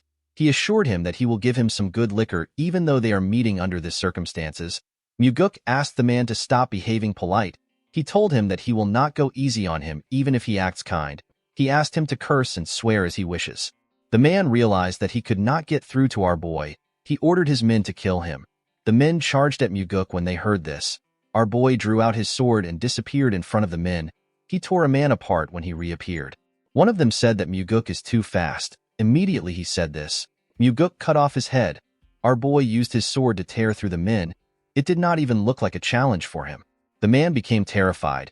He saw Muguk standing in the middle of his subordinates' bodies. He asked our boy to tell him who he is.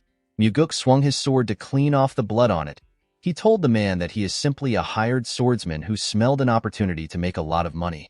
With a nervous look on his face, the man asked Muguk if money is the only thing he wants. He asked him to tell him the amount that would make him go away. With a smile on his face, Muguk told the man that he looks rich.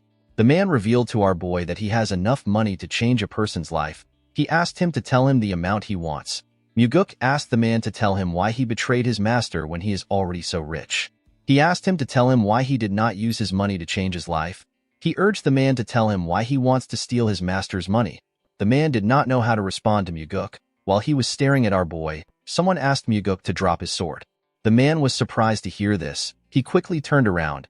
He saw his subordinate holding a sword to their master's neck. Seon called out to her father. The man smiled when he saw this. He believed that his situation had changed. He asked Muguk to drop his sword if he does not want the Golden Manor Master to die. Our boy neatly raised his sword up.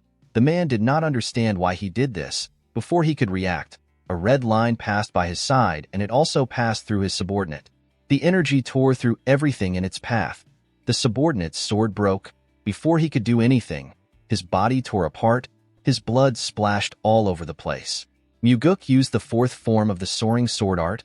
This technique is known as the Flaming Heavens. The man began to scream when he saw what happened to his subordinate. With a look of disappointment in his eyes, Muguk asked the man to repeat what he said. Muguk moved closer to the man.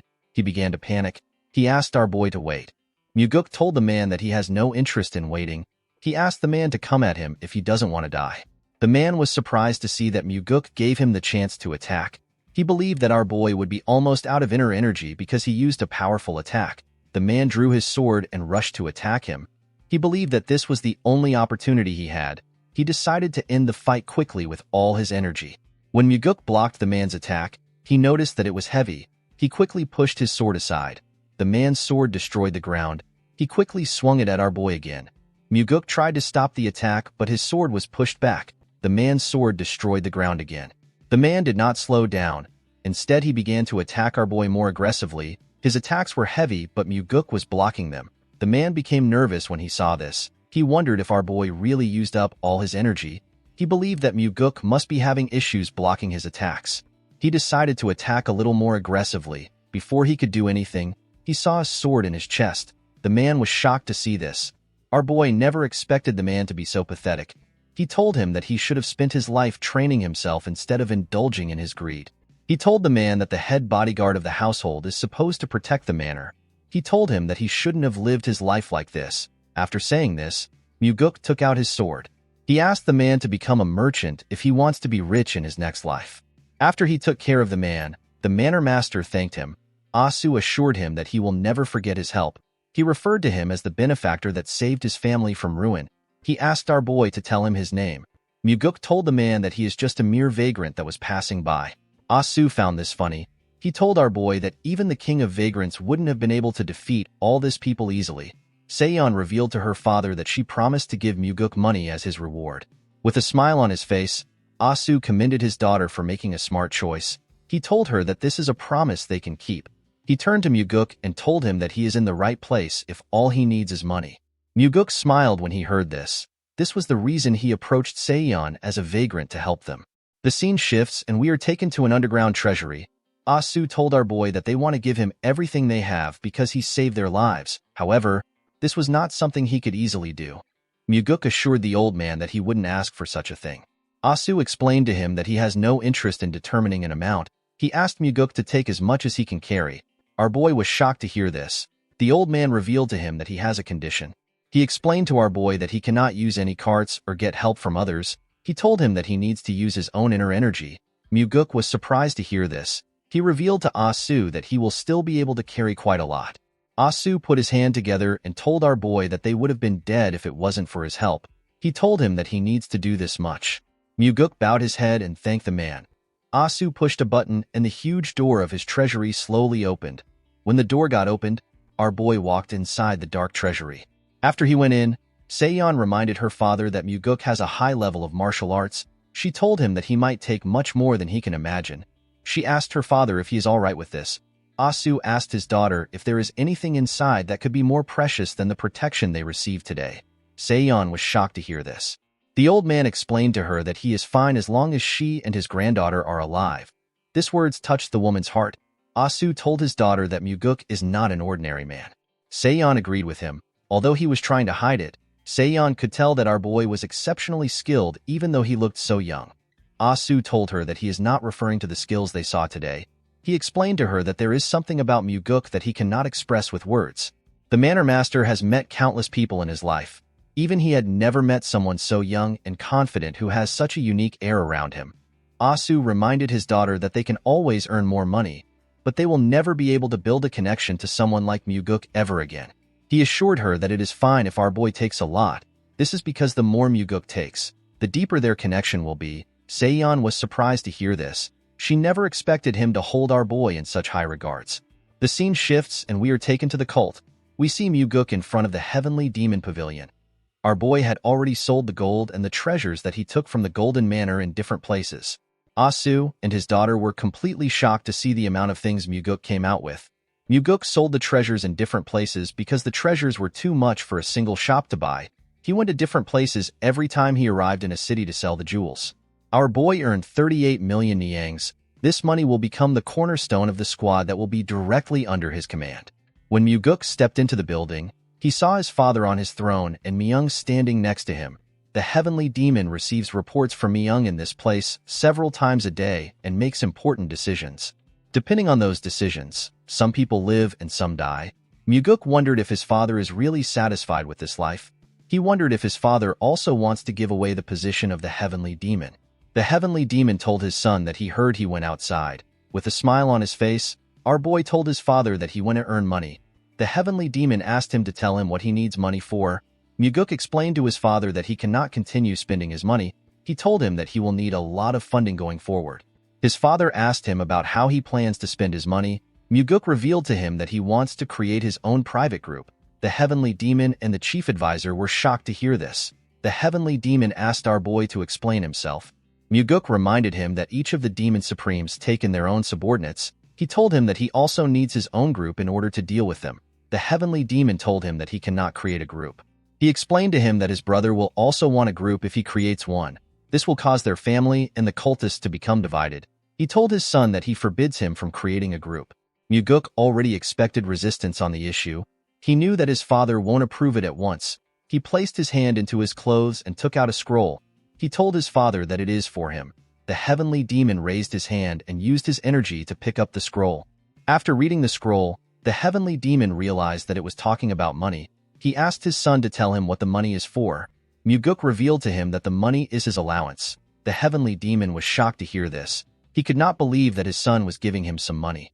Myung was also surprised to see this. The Heavenly Demon seemed to be angry. He told his son that he has immense wealth. Muguk assured his father that he already knows he is the richest person in the world. He explained to him that he simply gave him his first allowance as his son to thank him for raising him. The Heavenly Demon and Myung could not see through Muguk's intentions. Our boy told his father that he wanted to do this at least once. He bowed his head and asked his father to have a good rest. After saying this, he turned around and left the building. The heavenly demon stared at the scroll after his son left. Myung became nervous when he looked into his master's eyes. The scene shifts and we are taken to the Nirvana Pavilion. At the top of the building, we see Leon standing next to her master. While he was looking outside the building, someone enters the room and refers to him as Pavilion Master. The person told him that it is time. When Muguk turned around, he saw Daryong. The man told him that everyone is waiting. Our boy smiled when he heard this. He was happy to see the man. Daryong revealed to him that he volunteered to take the job. Muguk asked him if he ever expected them to meet again like this. The man told him that he is actually quite shocked. The two of them smiled at each other. Muguk walked forward and asked his bodyguard to follow him. Leon smiled when she heard this. The three of them stepped out of the building together. In front of the building, all the investigators of the pavilion gathered. They were quite much. Muguk stood in front of the investigators. While screaming at the top of their voices, the investigators bowed their heads and welcomed their pavilion master. Muguk was surprised to see that the men were more friendly than he thought. He never expected them to smile at him. He asked Daryong if he told them that their salaries would be reduced if they didn't welcome him. The man was surprised to hear this. He told him that he never said anything like that. Muguk asked him to tell him why the atmosphere is so good. Daryong explained to him that they are smiling because of what he has shown them. Our boy realized that the man was referring to the investigation incident against the demonic army commander.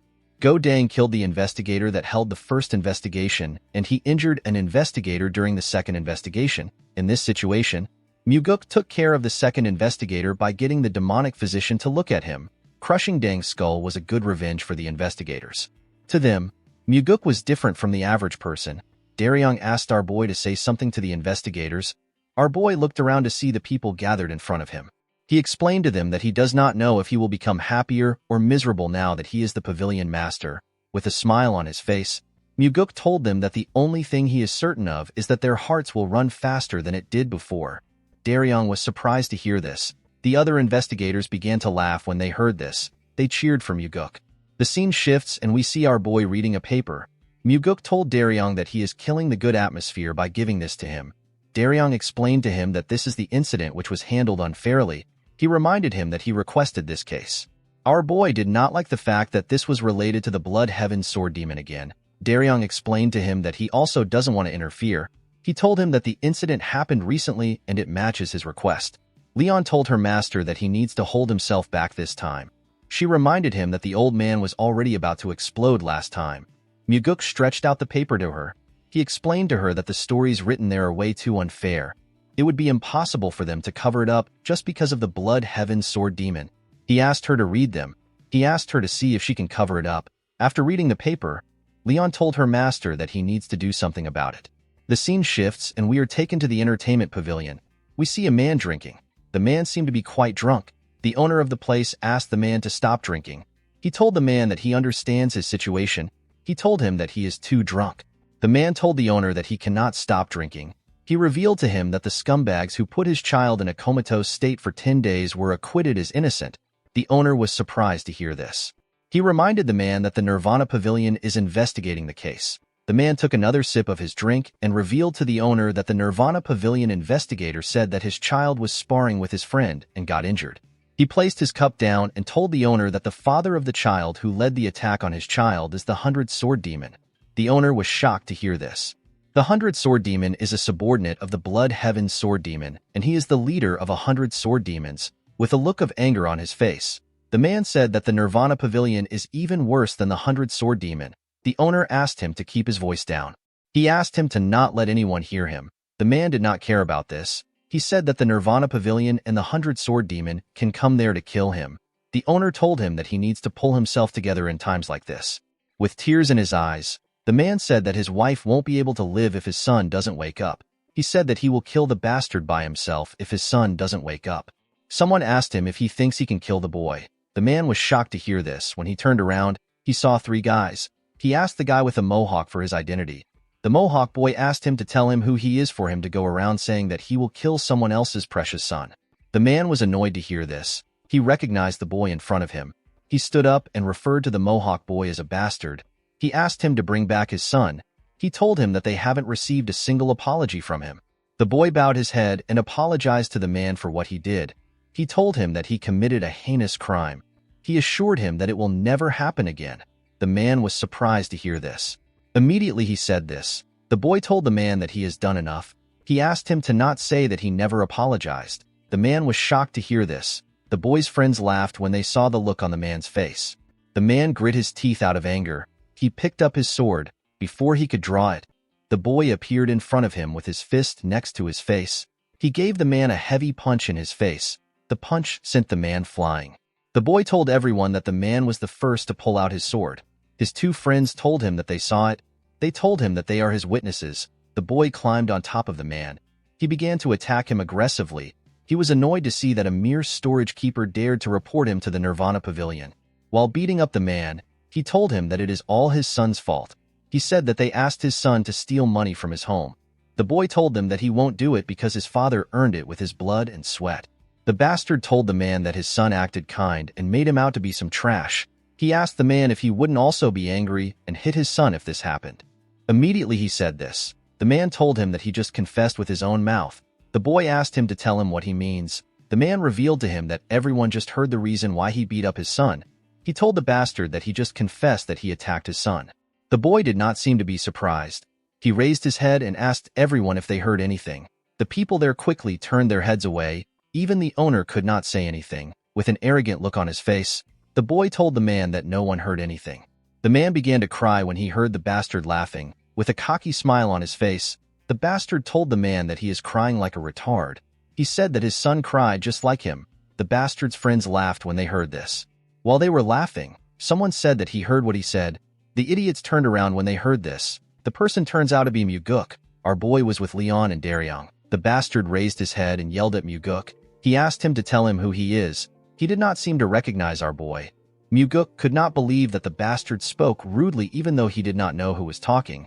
He could tell that this loser grew up pampered and entitled. The boy was surprised to hear what Muguk said. He bowed his head and apologized to him for being too emotional. He begged Muguk to not be angry. Immediately he said this. He called our boy a retard. He asked him if he believes that he will apologize to someone like him. He said that he does not know who Muguk is. He said that our boy must have a death wish for him to be interfering. Our boy smiled when he heard this. He could not believe that the bastard was acting tyrannical in broad daylight just because he is the son of the 100-sword demon. He asked the boy if his father's reputation is very powerful here. The bastard was surprised to see that Muguk referred to him as the brat of the 100-sword demon. He did not expect him to speak to him rudely. Before he could say anything, the man on the floor referred to Muguk as second young master. The bullies were shocked to hear this. The people at the pavilion were shocked to see the second young master. They never expected to see him in this place. With a nervous look on his face, the bastard asked our boy if he is really the second young master. Muguk asked him to relax. He told him that he came as the Nirvana Pavilion master. Leon told her master that the bastard is actually supposed to be more nervous. The bastard bowed his head and apologized to Muguk for failing to recognize him. He said that he committed great disrespect to him because he is young. He begged our boy to forgive him. Muguk told him that he does not behave like a young person. The bastard told him that he is still quite ignorant. Our boy realized that this bully is quite shrewd. He knows the right time to bow down to people. The bastard told Muguk that he will be leaving. Our boy asked him to wait. He explained to him that he came there because he has some business with him. The bastard was surprised to hear this. With a scary look on his face, Muguk revealed to him that he is there to investigate the assault incidents that he has committed. The bastard explained to our boy that the Nirvana Pavilion has already judged that he is innocent. Muguk revealed to him that they will be reinvestigating the whole case. Everyone was surprised to hear this. Muguk revealed to the bastard that he will be charged for habitual extortion because he extorted money every day. He told him that he will also be charged for instigation of stealing because he asked his victim to steal. The bastard will also be charged for murder because he beat the victim to the brink of death. The worst part is that he looked for the victim's father and assaulted him. Muguk told the boy that he has committed too many heinous crimes. He told him that he needs to be imprisoned for at least 20 years. The bastard was shocked to hear this. He told our boy that he did not assault the man. He said that they were sparring. Muguk asked him if he has forgotten. He reminded him that he confessed in front of the Nirvana Pavilion master some moments ago. He told him that he heard his confession. The bastard realized that he messed up. For some reason, this piece of shit still had some courage. He told Muguk that his father will not stand by and let anyone accuse him. Our boy smiled when he heard this. He asked the bastard to not worry about that. He revealed to him that his father will be so busy that he won't have to look after him. With a scary smile on his face, Muguk revealed to him that he plans to arrest the 100-sword demon for conspiring with the Nirvana Pavilion investigator. The bastard was annoyed to hear this. He asked Muguk if he believes that his father will let him do as he pleases. He told him that his father will seek revenge against him after he comes out of jail. He said that he might even kill our boy while he is in jail. The moment he heard this, Muguk gave him a heavy punch that pushed him up in the air. The pain which the boy felt was quite much. He began to cough when he hit his body on the floor.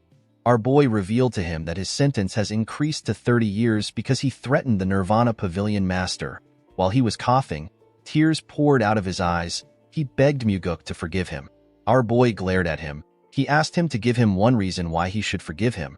The boy did not know what to say. Muguk asked him if he has ever spared or helped anyone. He asked him to tell him something kind he has done before. He assured him that he will hear him out even if it is far-fetched and made up. The bastard could not say anything. Muguk explained to him that he cannot make up something because he has never done anything kind before. He asked the bastard to tell him why he should forgive trash like him. While crying like a little girl, the boy promised Muguk that he will be nice from now on. Our boy gave him a heavy slap on his face. The boy spat out some blood. The slap knocked him out. Everyone was shocked to see this. Muguk asked the bastard to live like a nice person after he comes out of jail. Immediately he said this, he turned to the bastard's goons. The boys were horrified to see him looking at them. The fat one told him that they only did what they were told. The slim one begged Muguk to let them go. Our boy explained to them that they will become scapegoats if they don't tell them everything they know. The boys told him that they will share everything with him. Muguk ordered Daryong to take the boys to the pavilion. The man bowed his head and accepted the order.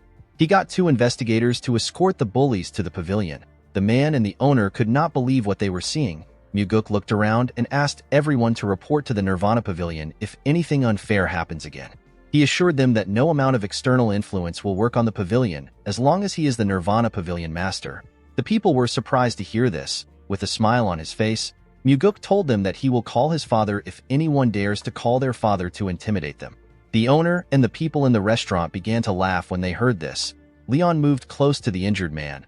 She revealed to him that the demonic physician has already taken a look at his son before they came to the restaurant. She told him that Muguk was the one who ordered the physician to do it. The man was shocked to hear this. He asked our boy if it is true that the important physician took a look at his son.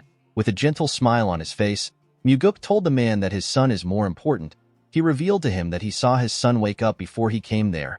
He advised him to go to his son right now.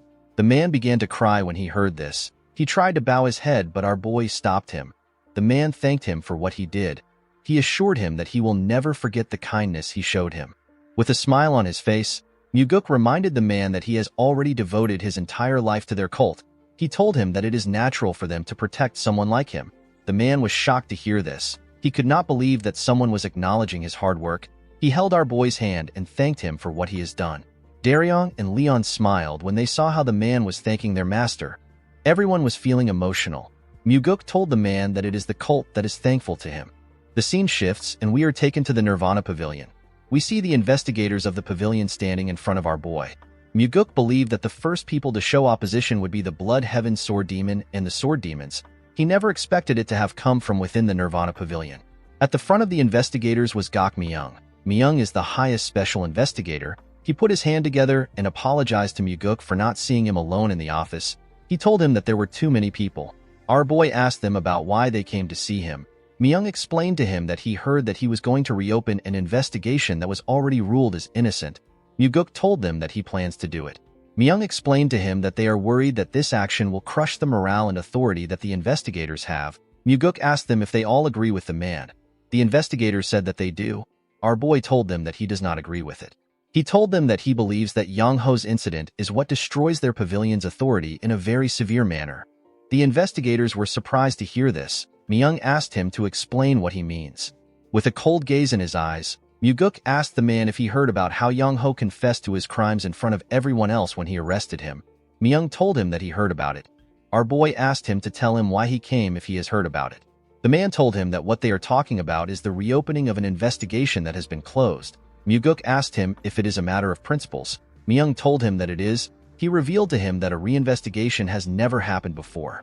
Our boy reminded the man that an innocent child was beaten half dead, and they got a confession from the culprit himself. He asked him if this does not warrant a reinvestigation. He asked him if he knows how he looks right now that he is trying to stick to principles. The man believed that the situation should not be changed. He explained to Muguk that it is important to hold up principles in an organization. Our boy let out a sigh. He told the investigators that he wants to hear what they think. He asked anyone who thinks the reinvestigation is correct to move to his left.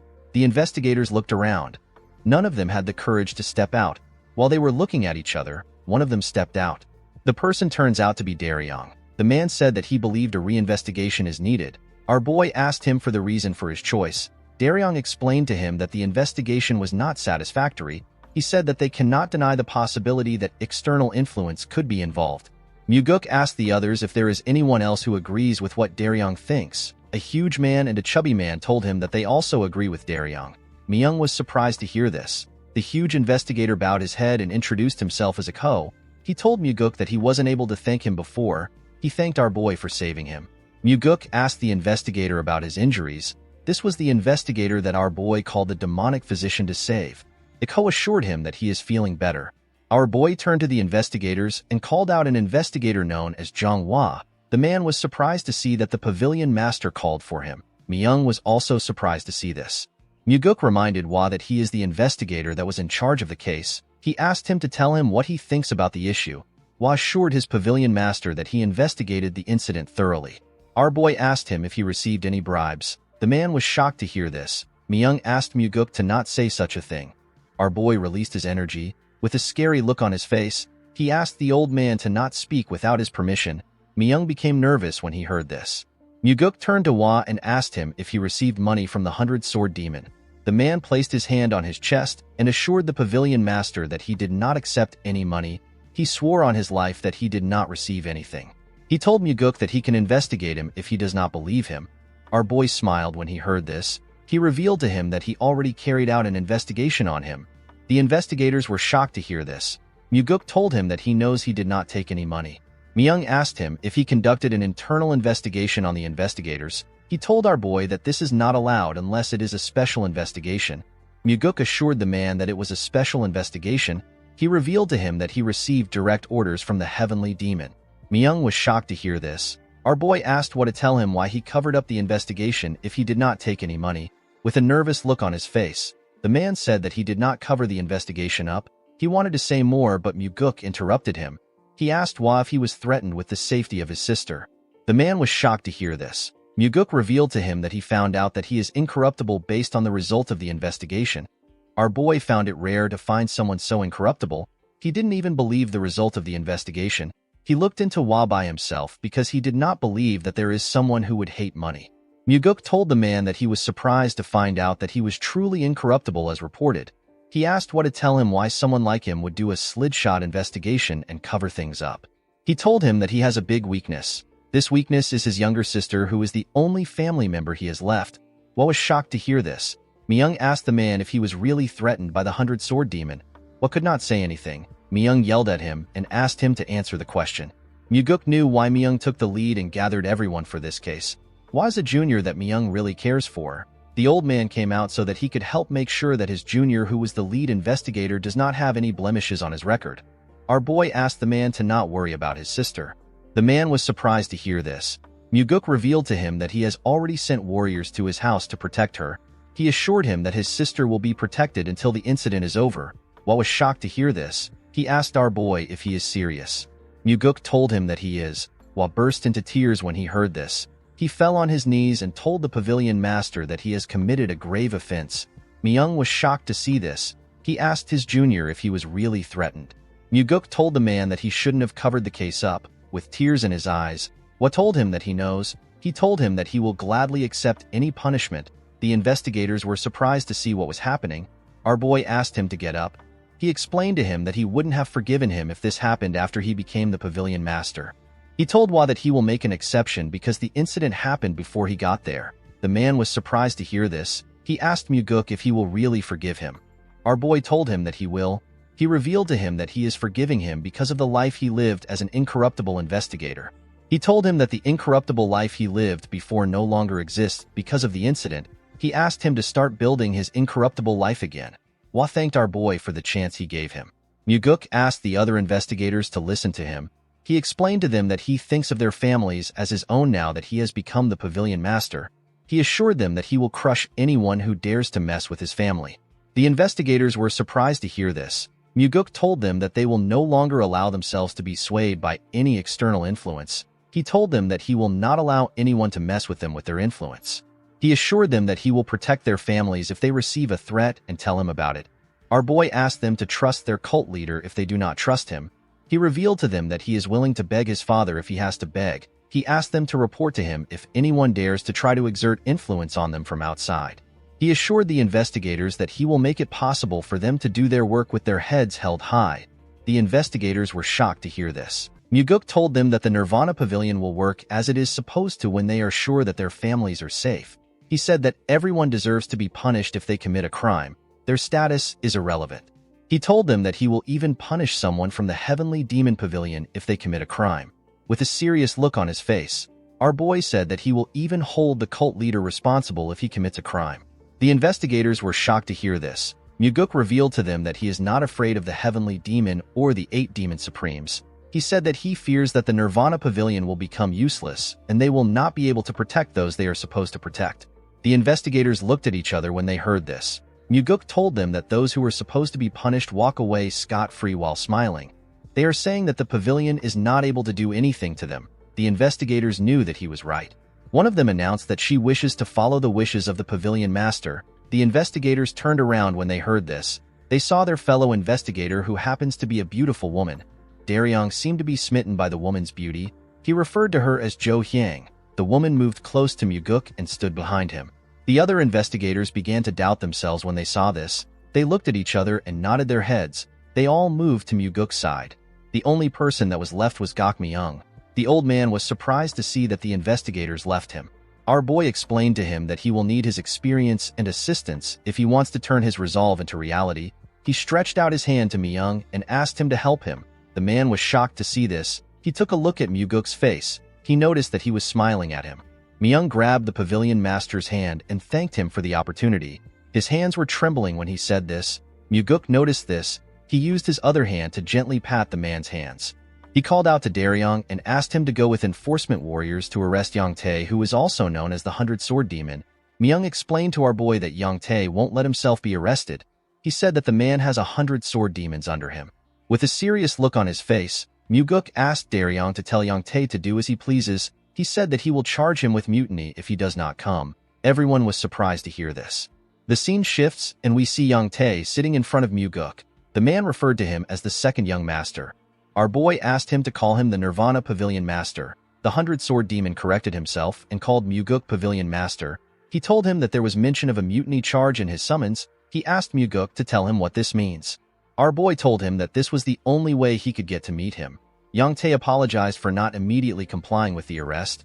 He explained to him that there are many things they need to consider when they are in an organization. He said that he needs to show his pride in front of his subordinates.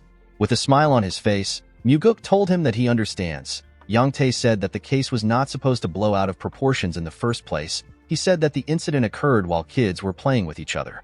Muguk said that things like that can happen. Yang Tae smiled when he heard this. He believed that our boy understood him. He explained to him that he will need external help eventually in order to continue running the Nirvana Pavilion.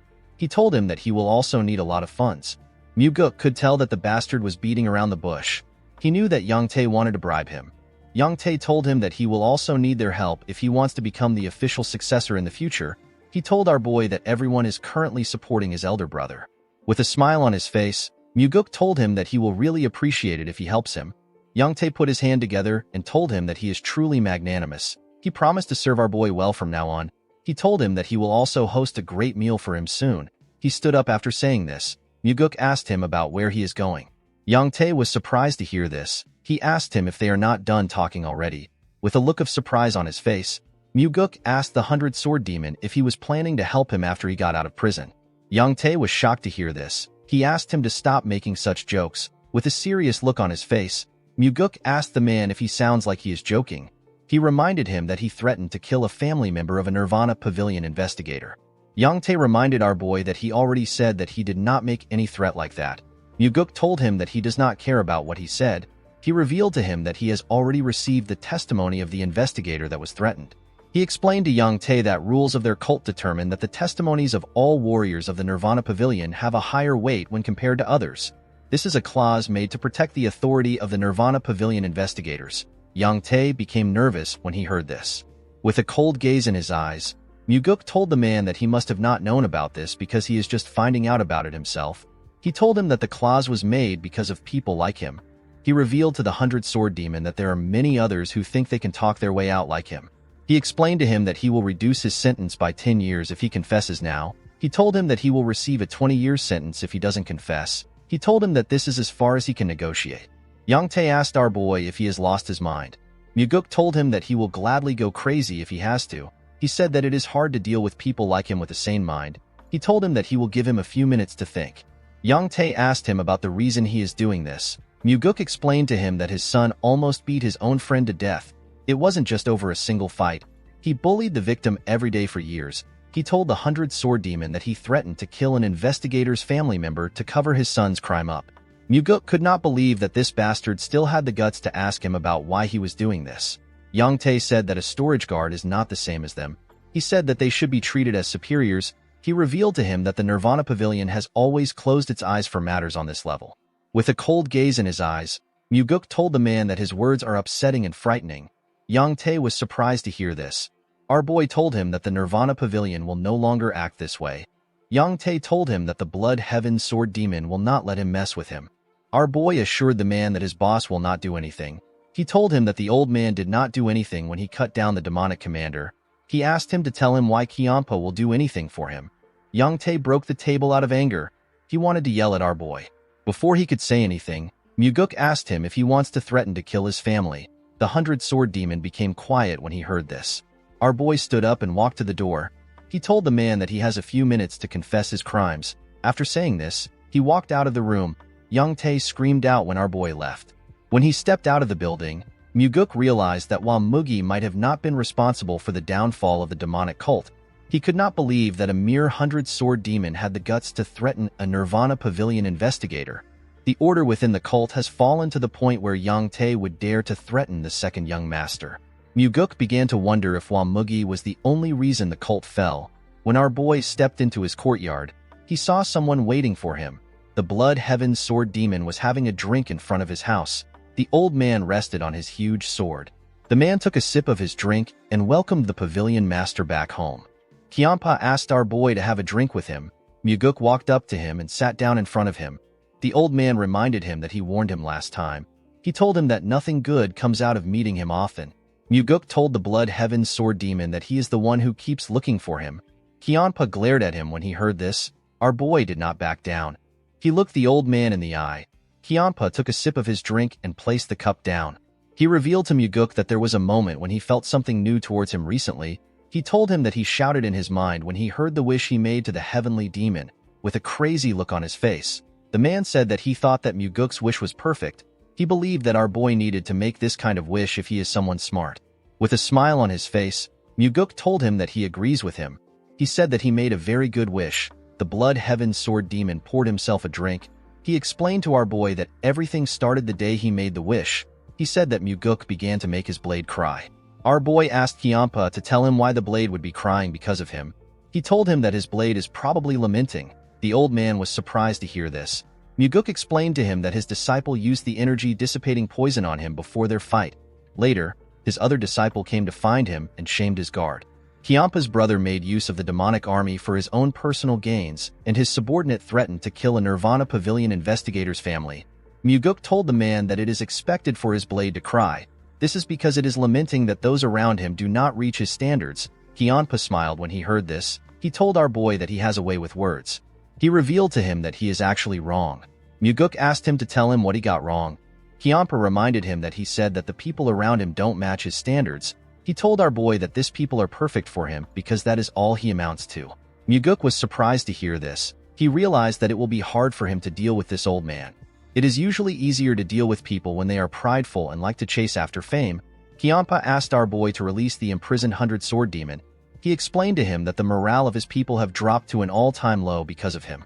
Muguk told him that he will release Yang Tae if he is found innocent after the investigation. The Blood Heaven Sword Demon released his energy when he heard this. Muguk was shocked to see this. The man's energy was ridiculously powerful. Our boy could barely stand the pressure. He could tell that Kianpa's demonic energy was on an entirely different level. He now understood why his father said that the time is not yet right. With a terrifying tone in his voice, Kianpa told him that he wants to give him some advice. Muguk put himself together and asked Kianpa to stop. The old man was surprised to hear this. Our boy told him that he should just ask for a favor if he came here to do that. He asked him to not ask for a favor and give advice at the same time. The Blood Heaven Sword Demon smiled when he heard this. He took away his energy. He glared at Muguk. With a smile on his face, he told our boy that he is right. He said that it is rare for someone to speak so straightforwardly to him. He poured himself another drink. Muguk advised him to be on guard. He told him that stagnant water is bound to rot. He said that no one stays stagnant because they want to. After staying in the water for a while, they start to like it and lose opportunities to get out of the stagnant water. This is why people don't put themselves in rotten water. Muguk advised the old man to use this chance to let out the rotten water. He told him that Yang Tae is not someone worthy of his protection. Kianpa drank his wine. He stretched out his cup and asked our boy if he will accept a drink from him. Muguk did not expect this. He took the cup. The Blood Heaven Sword Demon poured him a drink. He told him that he will let out the rotten water. With a smile on his face, Muguk told Kianpa that he made a wise decision. Kianpa revealed to him that he wants him to become his water in return. Our boy was shocked to hear this. He found the statement to be odd. He wondered about what the old man was trying to say. The Blood Heaven Sword Demon asked Muguk to drink the liquor if he intends on becoming the Heavenly Demon. He told him that he will become his backer. Our boy was shocked to hear this. He never expected Kianpa to say something like this. Everyone knows that he is openly supporting his older brother. He didn't expect the old man to abandon his brother and choose him. He asked Kianpa if he isn't already supporting his brother. With a smile on his face, the Blood Heaven Sword Demon told our boy that he never knew he was this crazy back then. Muguk knew that this old man was out of his mind. He is someone who will sell anyone out for the sake of his own ambitions. Muguk killed his brother, crippled his disciple, and imprisoned his subordinate. Yet he still proposes to become our boy's backer.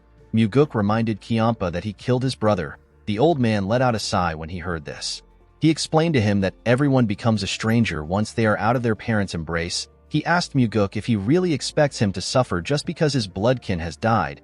He asked him to not be ridiculous. He explained to him that thorns under a human's fingernails are the ones that hurt the most. He revealed to him that he has not officially decided to work with his brother. He told Muguk that he can always change his mind if this happens. While looking at the liquor, our boy said that he will have a whole army behind him if the old man sides with him. He asked Kianpa to tell him why he chose him now. The Blood Heaven Sword Demon explained to him that he is willing to bet his fate on his madness, which bulldozes everything fearlessly. Muguk asked him if he is choosing him simply because he is crazy. With a creepy smile on his face, Kianpa told him that he is going to devour his madness. Muguk was not surprised to hear this. If he was a young man, our boy might have completely trusted Kianpa's words purely because he was flattered. However, Muguk already knows the dirty tricks old men play just to make use of younger men. He could tell that the Blood Heaven Sword Demon is trying to make it sound like he will become the Heavenly Demon if he works with him. He placed the cup on the ground. He told Kianpa that he is thankful that he thinks highly of him.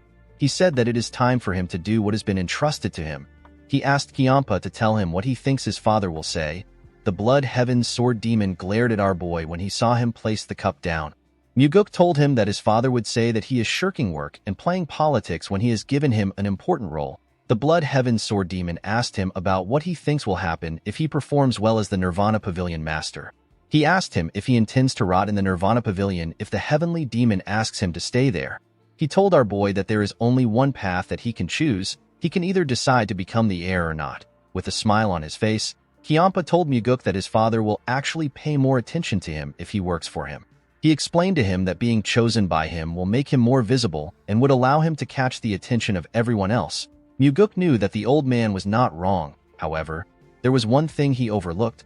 Kianpa did not think about the will to set the hierarchy straight in the cult.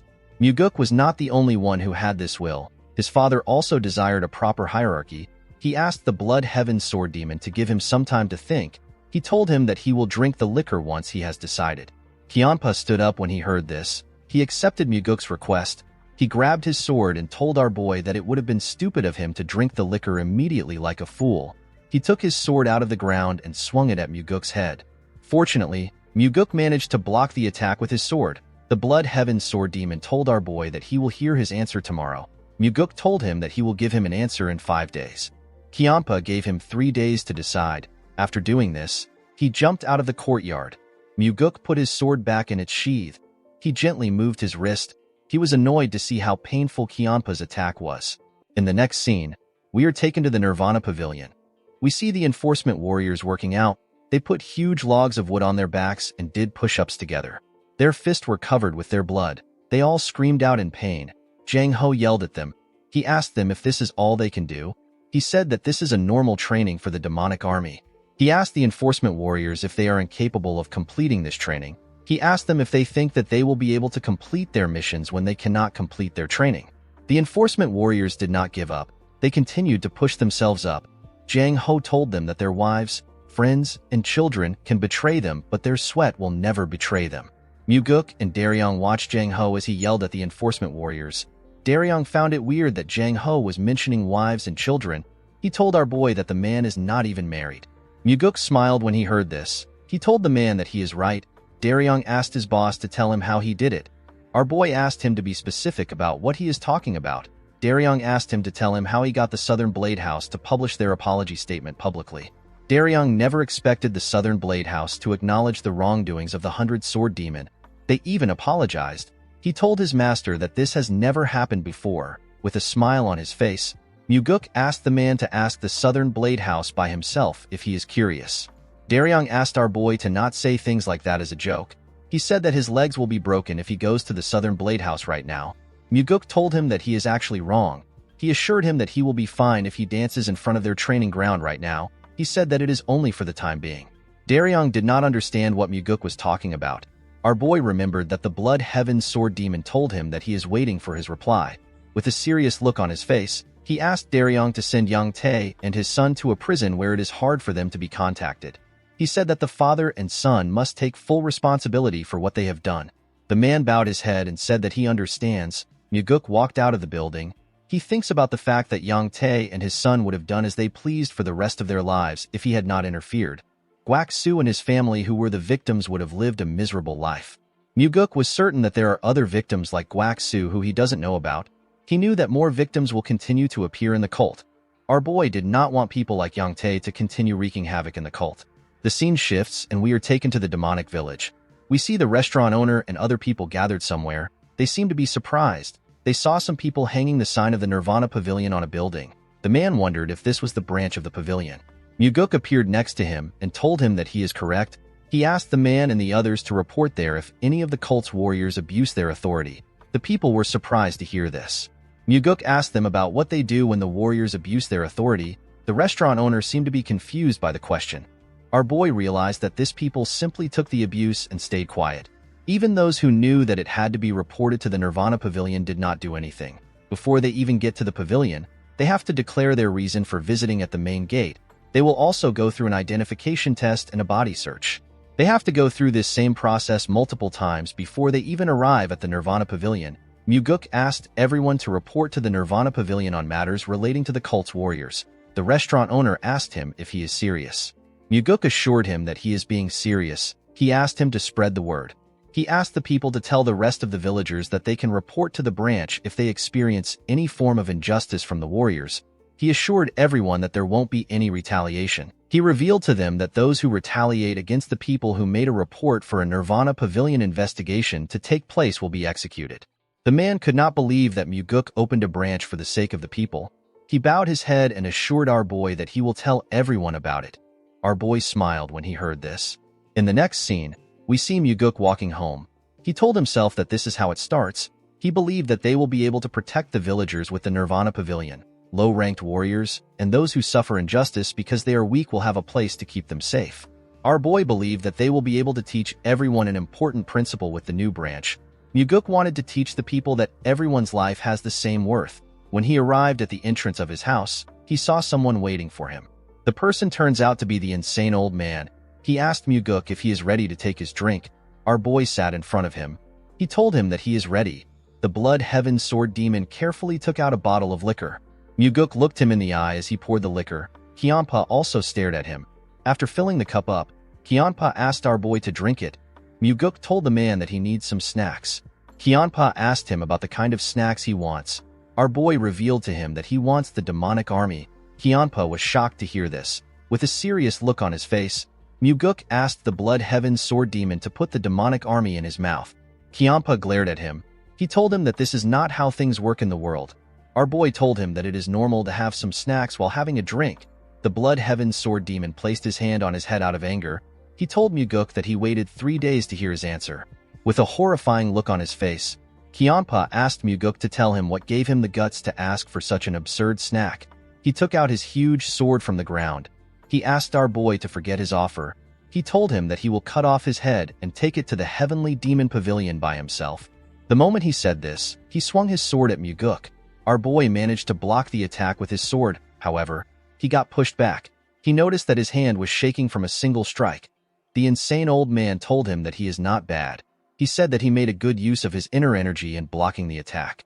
With a creepy smile on his face, the old bastard said that he now understands that it won't be easy to take Muguk's head.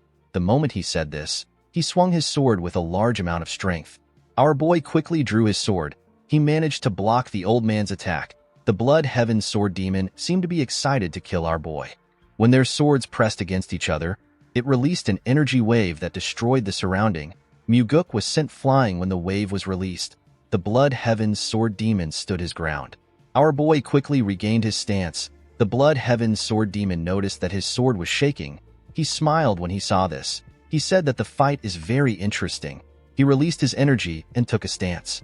Muguk grit his teeth out of anger. He wanted to try using the 4 strides of the Wind God to fight the old man. He was curious to see if Kianpa would be able to stop the death step. Unfortunately, he could not yet use the technique well. Our boy knew that time is on his side. There was no reason for him to risk fighting a dangerous opponent when he still doesn't have enough inner energy yet. While yelling at the top of his voice, he begged Kianpa to give him the demonic army. The Blood Heaven Sword Demon asked Muguk to tell him who he wants him to put as the demonic commander. He knew that our boy would not take the position since he is already the Nirvana Pavilion Master. Muguk revealed to him that he wants him to select Zhang Ho, who is the 3rd Corps Captain. Kianpa reminded him that Zhang Ho is on his side. He told him that he will get killed if he gets too greedy. Muguk told him that he is the one who wants to use madness to devour everything. He reminded him that he was the one who suggested that they work together. He said that the path which only lunatics walk on cannot be ordinary. Kianpa was shocked to hear Muguk call him a lunatic. Our boy asked him if he is wrong. He told him that he must be crazy in order for him to want to work together with him. This word seemed to connect to the old man. Muguk did not know the final destination of Kianpa's ambition. In his previous life, Kianpa died before he could show the world his goal. Surprisingly, Kianpa was the first among the 8 demon supremes to die. Muguk did not understand how someone as scrupulous and savage as him was the first to die. The Blood Heaven Sword Demon glared at our boy. He was quite angry. He told Muguk that his greed has ruined the negotiation. He used his leg to destroy the cup out of anger. The moment he did this, he jumped out of Muguk's house. Our boy smiled as he watched the old man leave. He knew that Kianpa would not be able to reject his offer. This is because Kianpa knows better than anyone else that our boy still has 7 other demon supremes that he can work with. 2 days later, we see Zhang Ho in front of Muguk. He asked our boy about what is happening. He revealed to him that the Blood Heaven Sword Demon recommended him to become the demonic army commander. He asked Muguk if he is the one behind this recommendation. Muguk realized that his judgment was correct. Zhang Ho was smart and observant enough for him to come there and ask about the recommendation. Our boy revealed to him that he is right. He told him that he asked Kianpa to do it. The captain thanked Muguk for thinking highly of him. He told him that he does not deserve the position. Our boy asked him to stop being humble. He asked him to lead the demonic army the same way he has been leading the 3rd Corps. He assured him that he will be able to become the best demonic commander in history if he is able to do this. Zhang Ho was shocked to hear this. He did not think that Muguk saw him as such a competent person. With a shaky tone in his voice, he told our boy that he is overestimating him. Muguk told him that he might be right. He reminded him that there are still other candidates being recommended. He told him that they need to wait and see how things pan out. Zhang Ho told him that it is fine. Although Muguk said that they should wait and see how things turn out, he actually planned on getting busy in order to make Zhang Ho the demonic army commander. The scene shifts and we see a look of shock on Muguk's face. He was standing in front of his father. The heavenly demon had his hair down. He was wearing a robe covered with flower patterns. Muguk had never seen his father in such odd clothes. He did not know how to react. He asked him if this is a new garb. The heavenly demon said that these are actually his pajamas. Our boy did not know what to say. His father asked him to tell him why he came to visit him late at night. Muguk was surprised to hear this. He told his father that they are actually in the evening. He reminded him that it is supposed to be a top secret that he goes to bed this early. He told him that the Murim Alliance can target him if they find out about the time he goes to sleep. The heavenly demon asked his son to tell him why he came. Muguk revealed to him that he intends on using the Blood Heaven Sword Demon as one of his swords. The heavenly demon reminded his son that he recently said that he wants to kill Kianpa. Our boy told his father that it will be a waste to kill Kianpa. Muguk knew that his father already knew that he was working with the Blood Heaven Sword Demon. He must have realized it when Kianpa recommended Zhang Ho. The heavenly demon told his son that the Blood Heaven Sword Demon is not someone who he can tame easily to become his sword. Muguk explained to him that he does not plan on taming the old man. He said that he will use Kianpa until he breaks. He said that the old man is not yet valuable enough to keep as a part of his collection. His father asked him about what he will do if the sword cuts him. With a smile on his face, Muguk said that Kianpa can try it. He told his father that there is something different between the two of them. He told the heavenly demon that Kianpa will be done if he breaks once because he is already old. He told him that he actually becomes stronger the more he slashes. The heavenly demon told his son that words are cheap. He asked him to tell him why he is revealing all these things to him. Muguk told him that he has to report anything he does because he is receiving a salary from him. The heavenly demon knew that his son was lying. He asked him if he is not there to ask him to accept the Blood Heaven Sword Demon's recommendation. Muguk told his father that he actually doesn't want him to accept the recommendation. He begged him not to agree to it no matter what happens. The heavenly demon did not expect this. He asked his son if he really wants him to reject the recommendation.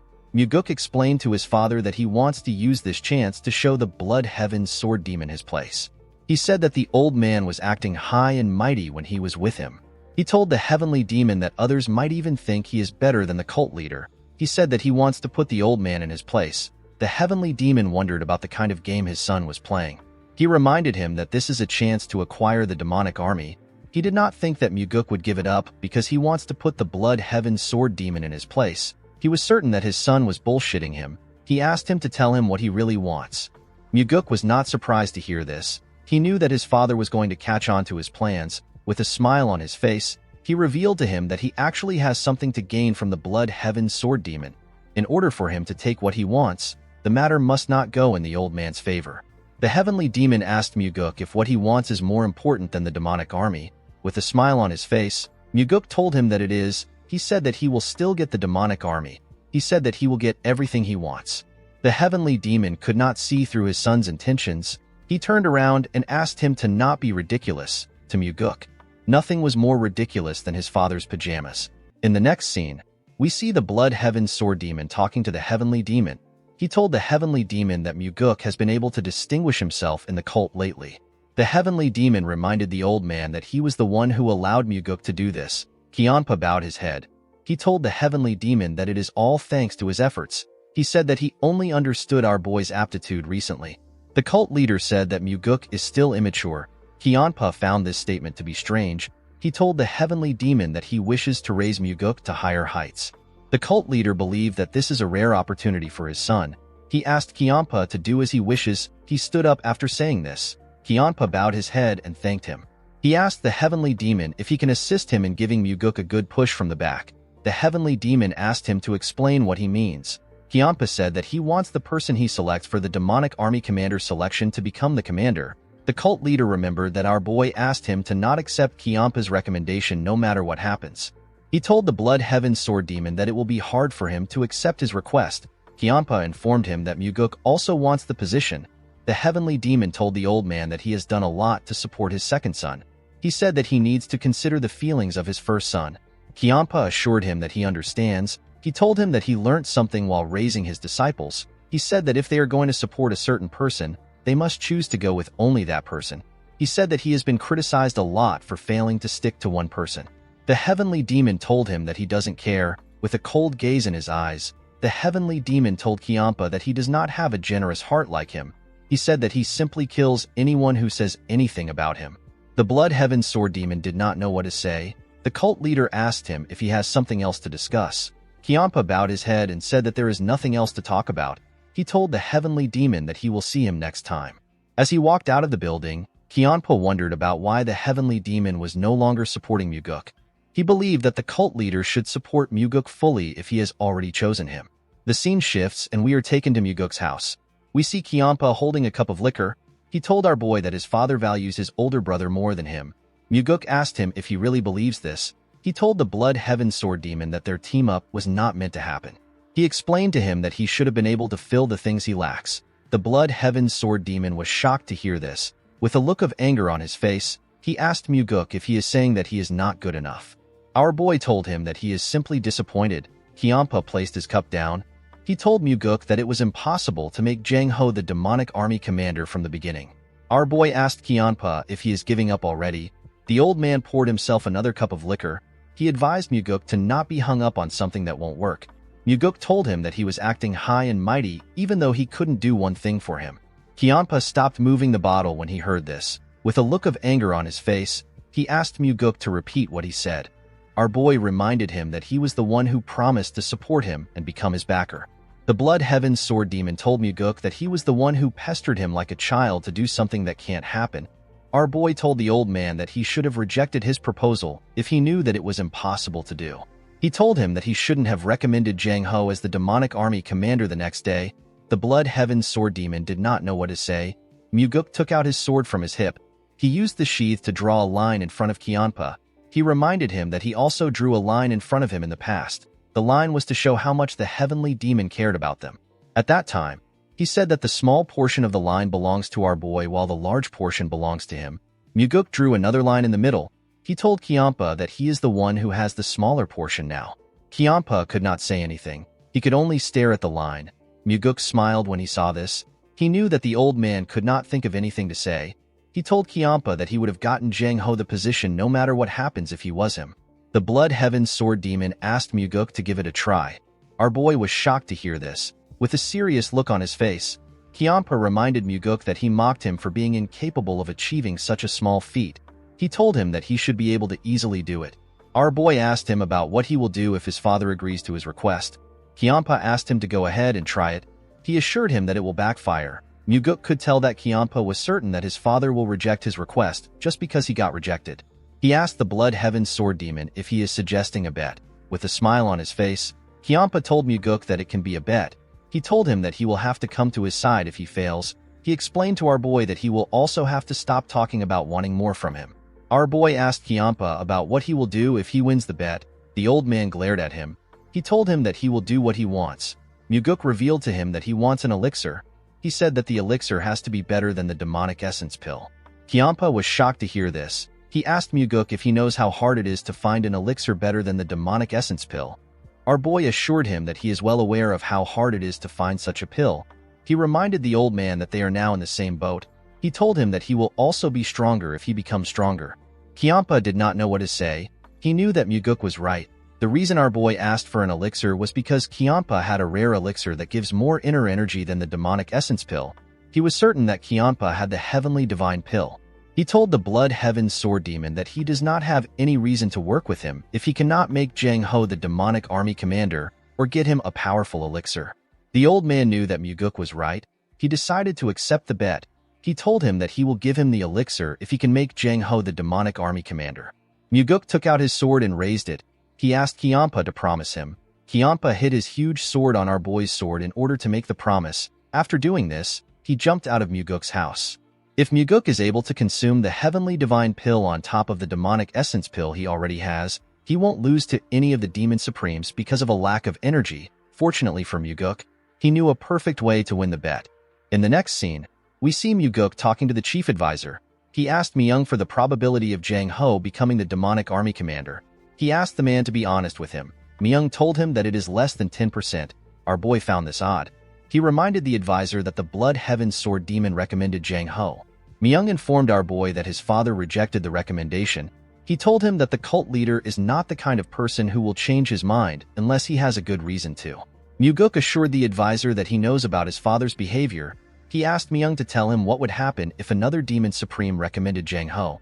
Myung found our boy's words to be weird. He repeated it to him. With a smile on his face, Myuguk remembered a certain demon supreme. She was a woman in blue clothes. In the next scene, we see Myung reading some documents. The man remembered what Myuguk said about two demon supremes recommending Jang Ho. He told our boy that such a thing has never happened before. He said that there is a chance that Jang Ho will become the demonic army commander if it happens. This is because it would give the heavenly demon the justification he needs to change his mind. The man asked Myuguk if it is possible for this to happen. With a smile on his face, our boy said that he will give it a try. He told the man that it is sometimes easier to fight two tigers than one.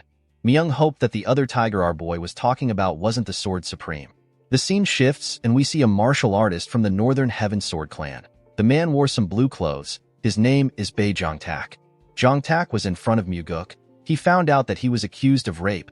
He said that the servant is trying to frame him. He begged Myuguk to let him confront her. Our boy asked the man to tell him why he believes that the servant would frame him. Jongtak told him that someone might have asked the girl to do it, or he might have offended her in some way. He assured Myuguk that he never forced himself on her.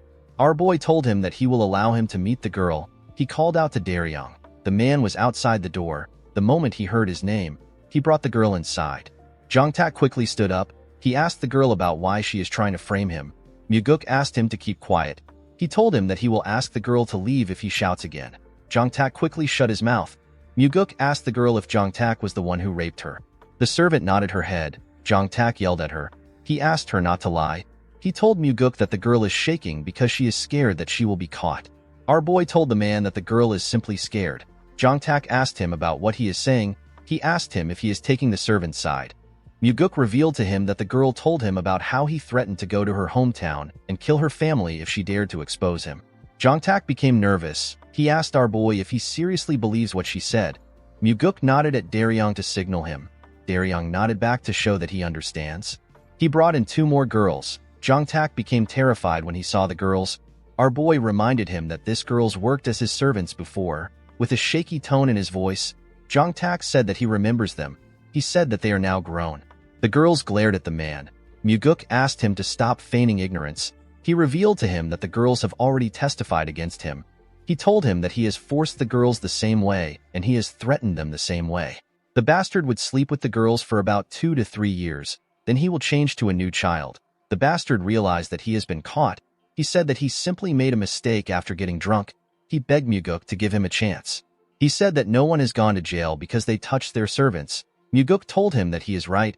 He told him that he made the right research. Jongtak swore that he will never do this again. He told our boy that he can even write a vow if he wants. Myuguk asked him not to worry about it. He assured him that he won't go to jail. The girls were shocked to hear this. With a smile on his face, Jongtak thanked our boy. He promised to repay the favor. The moment he said this, Myuguk drew his sword and cut off his head in one strike.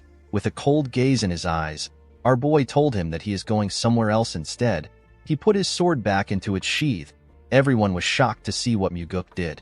Our boy told the girls that the person that tortured them is dead. He told them that their families will no longer be threatened.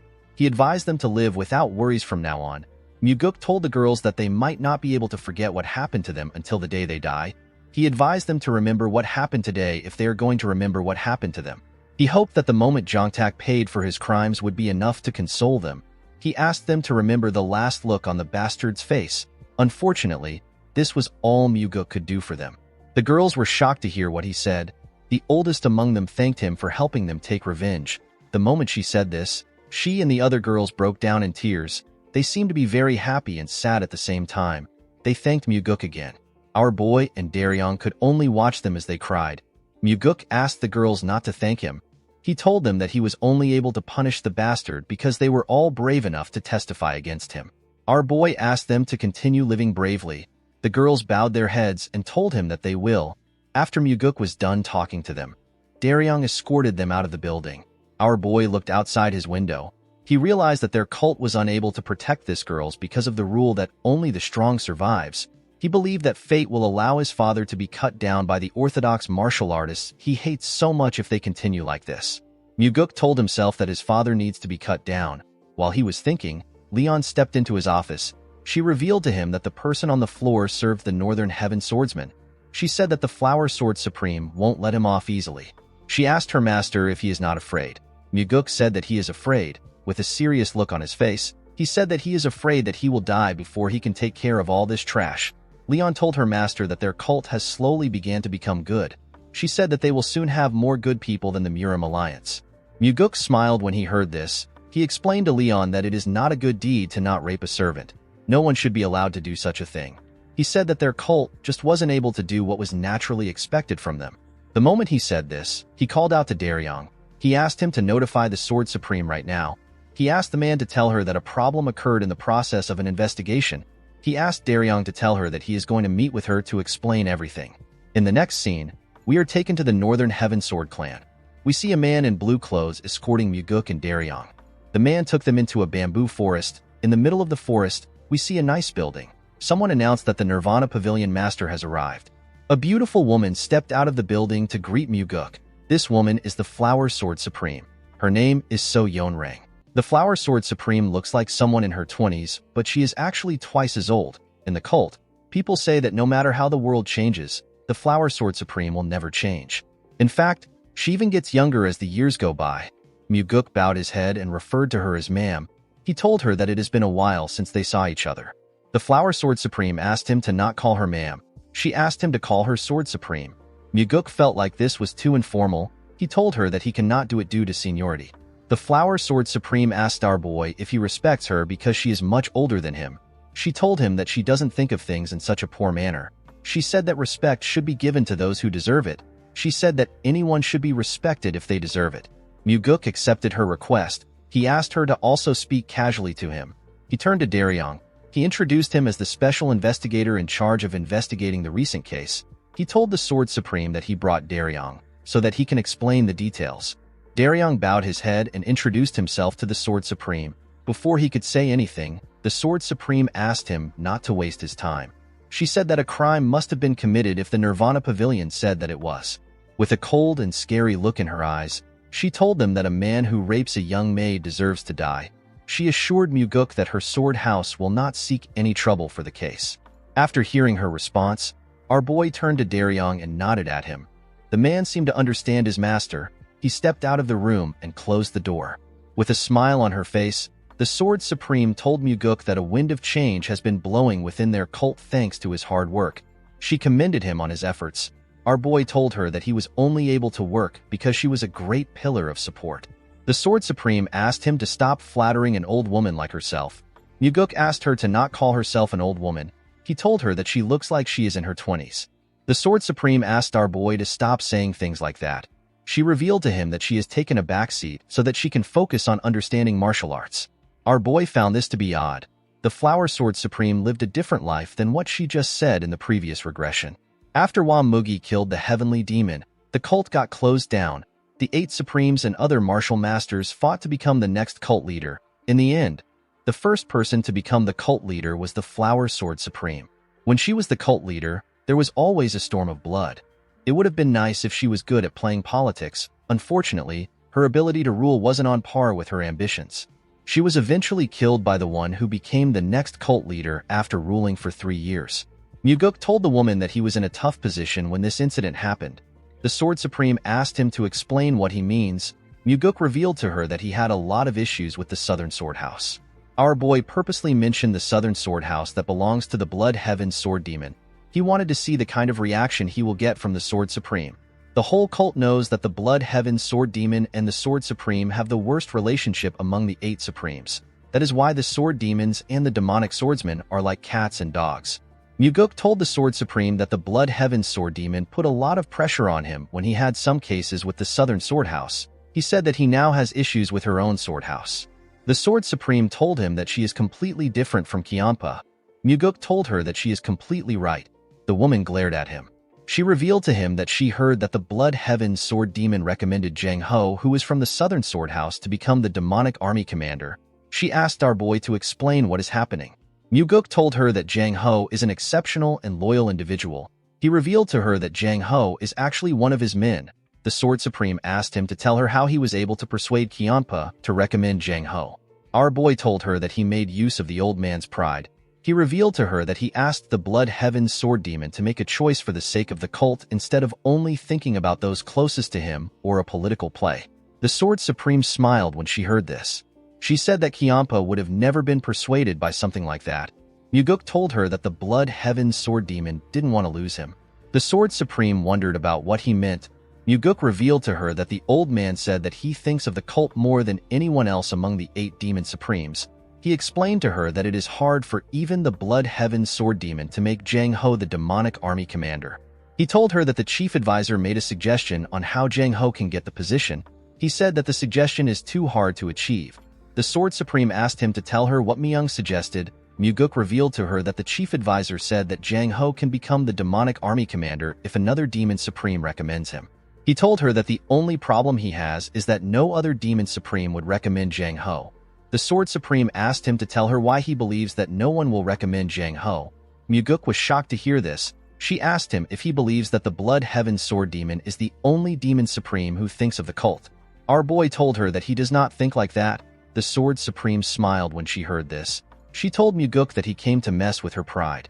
With a cold gaze in her eyes, she asked our boy if he came to ask her to recommend Jang Ho alongside the Blood Heaven Sword Demon. Muguk was not surprised to see that she saw through him. He realized that it was time for him to be honest. When the situation is mixed with trickery and truth to the point that no one knows what is happening, this is when it feels most satisfying to pull off a scheme. Our boy told the Sword Supreme that she is right. She glared at him. Muguk knew that the Sword Supreme had her doubts. The Blood Heaven Sword Demon is so unscrupulous that he would abandon his own brother. Why would such a person choose our boy? The Sword Supreme stared at Muguk. She had a cold and scary expression. She told him that she now understands why the Heavenly Demon made him the Nirvana Pavilion Master. Muguk was surprised to hear this. The woman took a step forward and closed the gap between herself and our boy. Muguk was shocked to see her so close to him. The Sword Supreme looked into his eyes. She told him that he has a strange way of being able to shake people's hearts. With a smile on her face, she told him that she will recommend Jang Ho for him. Muguk asked her if she is being serious. The Sword Supreme turned around. She explained to our boy that she wants to show him that the Blood Heaven Sword Demon isn't the only Demon Supreme that thinks of the cult. Muguk bowed his head and thanked her for her help. He assured her that he will never forget what she did for him. On their way back, Muguk thinks about what just happened. He already expected the Sword Supreme to help out with the recommendation. This is because the Blood Heaven Sword Demon will have a monopoly on him if he truly has the potential to become the cult's heir. The Sword Supreme wouldn't want this. She is a kind of person who doesn't want the Blood Heaven Sword Demon to have anything, even if it is horse poop that dropped on the ground. She truly abhors Kianpa. In fact, the first person she killed after becoming the cult leader was the Blood Heaven Sword Demon.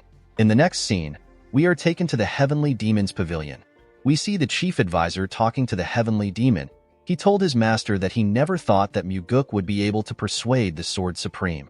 The Heavenly Demon told his advisor that his son probably made use of the discord between the 2 Demon Supremes. He asked Myung to tell him what Jang Ho is like. He asked him if Jang Ho can be trusted with the position of the demonic army commander. Myung said that Jang Ho is an exceptional individual, but he is more of a martial artist. He is weak when it comes to politics. The chief advisor said that Muguk made a really wise decision to push Jang Ho for the demonic army commander position. The Heavenly Demon said that his son probably did not know how good Jang Ho was from the start. He believed that Muguk made an emotional decision. He said that our boy is more emotional than one would expect. Myung said that it is both a strength and a weakness for Muguk. With a serious look on his face, the Heavenly Demon said that it is a weakness. Myung asked his master about how he would like to resolve the issue of the demonic army commander position. The Heavenly Demon said that he will accept the recommendation since 2 Demon Supremes recommended him. He did this in order to not hurt the prides of the Demon Supremes. He announced that Jang Ho will become the demonic army commander. Myung bowed his head and accepted his master's order. The scene shifts and we see someone tell Muguk that he does not know how to repay his kindness. When our boy turned to the side, he saw Jang Ho bow his head. Muguk placed his hand on the structure in front of him. He told Jang Ho that he will not be able to repay his kindness due to his nature. The man was shocked to hear this. He asked our boy to explain what he means. Muguk revealed to him that there are 2 reasons he chose to make him the demonic army commander. The first reason is that he is the most suitable person for the position. He told Jang Ho that he gave him the position for the sake of the cult. The man said that he does not deserve such high compliments. Muguk revealed to him that the second reason he gave him the position is because he was hoping that the demonic army will become his strength. He advised Jang Ho to not let the first and second reason contradict each other. The man found this statement to be odd. Muguk explained to him that it won't be easy to maintain a personal relationship with him because he is an incorruptible person. He asked him not to worry about him using their personal relationship to force him to do anything. Jang Ho smiled when he heard this. He told Muguk that he is wrong if he sees him as someone who would throw away his personal relationships for the cult. Our boy was surprised to hear this. The man asked him if he remembers the first time they met. At that point in time, he sent Muguk an anonymous letter because his friend was killed. He wanted revenge for his friend. Jang Ho placed his hand on his chest. He told Muguk that he is an emotional person who treats personal relationships as the most important thing. Our boy was surprised to hear this. Jang Ho told him that he has already sworn his loyalty to him. He assured Muguk that he is still loyal to the cult and the heavenly demon. He promised to also work hard for the demonic army. He told our boy that he is the person who he is most loyal to. Muguk was shocked to hear this. He never knew that Jang Ho already saw him as a superior. He realized that he obtained someone who is much better than he expected. With a smile on his face, he told Jang Ho that he will be counting on him from now on. The man put his hand together and told our boy that he also looks forward to working with him. The scene shifts and we see the Blood Heaven Sword Demon in Muguk's house. As he stepped into his building, our boy told the old man that the appearance of him standing upright in the building makes him look like a guardian statue that is protecting him. The Blood Heaven Sword Demon stared at Muguk. He asked him if he is trying to tease him for being hard-headed. Our boy told him that he cannot do something like that. Kianpa commended him for making Jang Ho the demonic army commander. Our boy bowed his head and thanked him for his praise. Muguk noticed something odd. The Blood Heaven Sword Demon was calm. He had expected him to be fuming because he involved the Flower Sword Supreme. Our boy knew that he could not yet relax. He knew that Kianpa was unpredictable. The Blood Heaven Sword Demon asked Muguk to tell him how he persuaded the Sword Supreme. Our boy told him that he will tell him what he wants to know if he promises not to get angry. Kianpa assured him that he won't get angry. He revealed to the old man that he told the Sword Supreme that he believes that he is the true Demon Supreme. He told the old man that he used this statement to provoke the pride of the Sword Supreme. He told him that he made use of him. Kianpa laughed when he heard this. He told Muguk that he has been tricked. He explained to him that the Sword Supreme would have definitely seen through his petty trick. He referred to the Sword Supreme as a fox and told Muguk that she must have pulled a trick on him. He explained to him that the Sword Supreme only helped him to prevent him from working with him. With a serious look on his face, he asked Muguk to tell him what he will do about their current situation. Our boy assured the old man that he is his top priority. The Blood Heaven Sword Demon reminded him that the Sword Supreme helped him with Jang Ho. Muguk told him that it is fine because he helped him first. Kianpa asked him if he will be able to say this when the Sword Supreme makes a proposition that he cannot refuse. The moment he said this, he took out a small box. He told our boy that the proposition is similar to the box. Muguk accepted the box and opened it. Kianpa told him that a promise is a promise. Immediately he said this. Muguk looked into the box. He saw something shocking. He saw an elixir. Kianpa told him that it is the heavenly divine pill. Our boy was shocked to hear this. He could not believe that Kianpa gave him the heavenly divine pill so easily. He assumed that the Blood Heaven Sword Demon would come up with a lot of excuses. He expected him to say that it was hard to find any good elixirs or something stupid. Kianpa said that he has kept the elixir for a long time. He told Muguk that even he wasn't able to consume it. Our boy asked him if he is really giving it to him. With a look of anger on his face, the old man asked Muguk if he wants him to take it back. He pushed his blade into the ground and sat on the huge rock in Muguk's house. He picked up a cup of liquor and drank it. He referred to our boy as second young master. With a serious look on his face, Kianpa told Muguk that he is betting the rest of his life on him. Muguk was shocked to hear this. He realized that the Blood Heaven Sword Demon has shown the strongest card that he has in his hands. He did this without any hesitation. Our boy remembered telling his father that the Blood Heaven Sword Demon has no value for him to keep him around. He realized that he has to change what he said. Due to how determined Kianpa was, Muguk believed that he has to do his best to keep him around. He put his hand together and thanked Kianpa for trusting him. He asked him if he can guard him. He told him that he wants to consume the elixir. The Blood Heaven Sword Demon was shocked to hear this. He asked Muguk if he has lost his mind. He could not believe that our boy wanted to consume the elixir in front of him. Muguk told him that it is better for him to consume it in front of him because he was the one who gave it to him. Kianpa could not believe what he was hearing. To allow someone to stand guard over you while you circulate energy has a meaning to it. It is the final stage of trust that a martial artist can have. The Blood Heaven Sword Demon asked Muguk if he truly trusts him. Our boy told him that he is consuming the Heavenly Divine Pill right now because he trusts him. He explained to him that he will have to do as he says in order to get the antidote if he poisoned the elixir. The Blood Heaven Sword Demon asked Muguk to tell him why he believes he didn't poison the elixir. Our boy told the old man that he is not someone who would result to doing something that nasty. Kiampa told him that he can be quite nasty. Muguk explained to him that there are various types of nasty people. He told the old man that he is not someone who would go against his word. With a serious look on his face, Kiampa asked Muguk to tell him what he will do if his instincts are wrong. Our boy sat on the ground. He told the Blood Heaven Sword Demon that he will think about it when it happens. Kiampa was shocked to hear this. Muguk put the elixir into his mouth and closed his eyes. The Blood Heaven Sword Demon was surprised to see that he was actually about to consume the elixir. The elixir dissolved when it went into our boy's body. It went into his bloodstream and his bones. A bright blue energy covered Muguk's body. His veins popped out and he released a large amount of sweat. Our boy was in a trance state. When Muguk opened his eyes, he noticed a change in his energy. He realized that his inner energy has increased by leaps and bounds thanks to the Heavenly Divine Pill. The moment he thought of this, Kiampa asked him about what the Heavenly Divine Pill tastes like. Our boy was surprised to hear the question. With a smile on his face, he told the old man that it tastes like honey. He said that he has never eaten anything so delicious in his life. The Blood Heaven Sword Demon was annoyed to hear this. He could not believe that he did not take the elixir. He realized that he should have never saved it. Muguk asked him not to be disappointed. He told him that he digested the elixir 10 times more efficiently than he would have been able to. He stood up after saying this. He circulated his energy around his body. His energy was overflowing to the point where he wouldn't lose to Kiampa just because he is lacking inner energy. Kiampa moved close to our boy. He asked him to tell him who he really is. He asked him to tell him who he is for him to mess with his mind and make him hand over the Heavenly Divine Pill. The Blood Heaven Sword Demon stared into Muguk's eyes. He was completely focused on his eyes. He saw something odd in Muguk's eyes. He was surprised to see what was inside Muguk. He saw a large amount of energy. Muguk released a large amount of his energy. He told the old man that he is someone who will eventually lead him. He told him that he has to live long enough for him to see it happen. The Blood Heaven Sword Demon glared at our boy. He watched him as he released his energy. He put his hand together and stood his ground. Muguk decided to take away his energy. He asked the old man about what his ultimate goal is. Kiampa was shocked to hear this. He raised his head up and looked into the night sky. He said that he is already very old.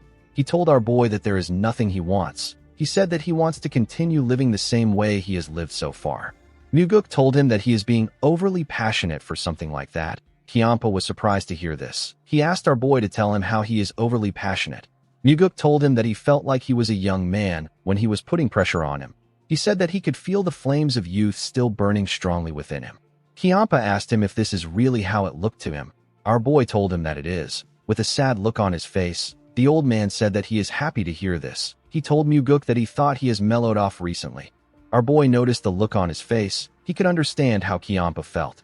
No matter how many ambitions and passions he has, time will still mercilessly take them away. Muguk moved close to the huge rock. He picked up the bottle of liquor and the cup. He stretched out his hand and asked Kiampa to pour him a drink. The old man was shocked to see this. He reminded Muguk that he lost the bet. He did not understand why our boy wanted to accept his drink. With a smile on his face, our boy explained to him that he won the moment he gave him the Heavenly Divine Pill. He told him that he will accept the liquor that he offered.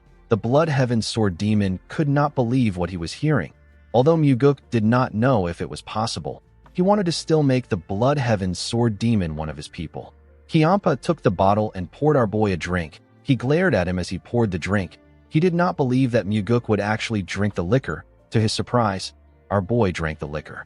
He gently smiled when he saw this. He told Muguk that they should work well from now on. Our boy accepted his offer. He told him that he can pull off any of his filthy tricks if he wants. He told him that it is fine as long as he can handle it. Kiampa was annoyed to hear this. He could not believe that our boy said that he pulls filthy tricks. He began to laugh like a crazy person. Muguk asked him to pour him another cup. The old man accepted his request. Our boy was no fool. He knew that even though Kiampa is laughing heartily now, he has not yet opened his heart. He knew that Kianpa was not the kind of person which he could understand by getting a small glimpse through the narrow crack of his heart's door. Not even Muguk knows what lies beyond the door. The only thing our boy knew was that their relationship will be decided when Kianpa finally opens the door, whether he will burn Kianpa in flames, stab him to death with his sword, or if they will become eternal friends will be decided when the door opens. The two of them were waiting to see the moves that they will make. The scene shifts, and we see Muguk training in his training room.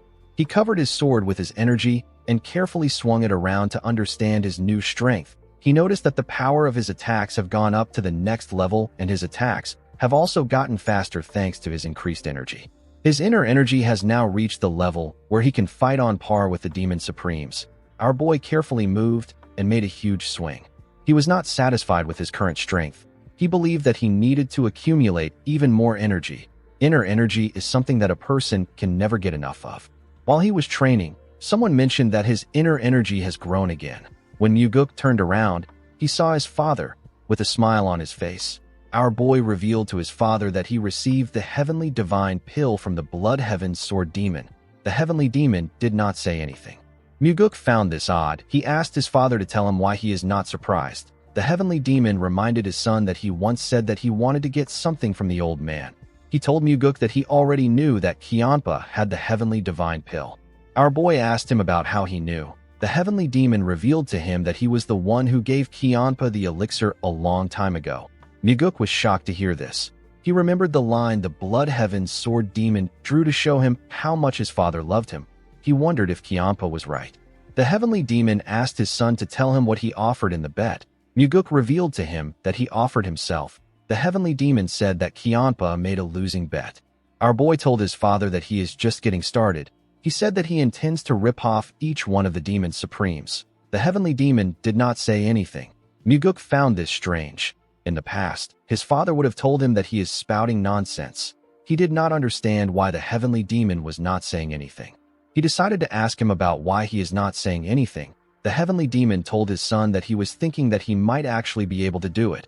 Muguk told his father that he is finally seeing his true value. The heavenly demon turned around and asked his son to continue his training. Our boy thanked his father for making Jang Ho the demonic army commander. The heavenly demon told him that he did not do it for him. He said that he accepted Jang Ho because 2 Demon Supremes recommended him.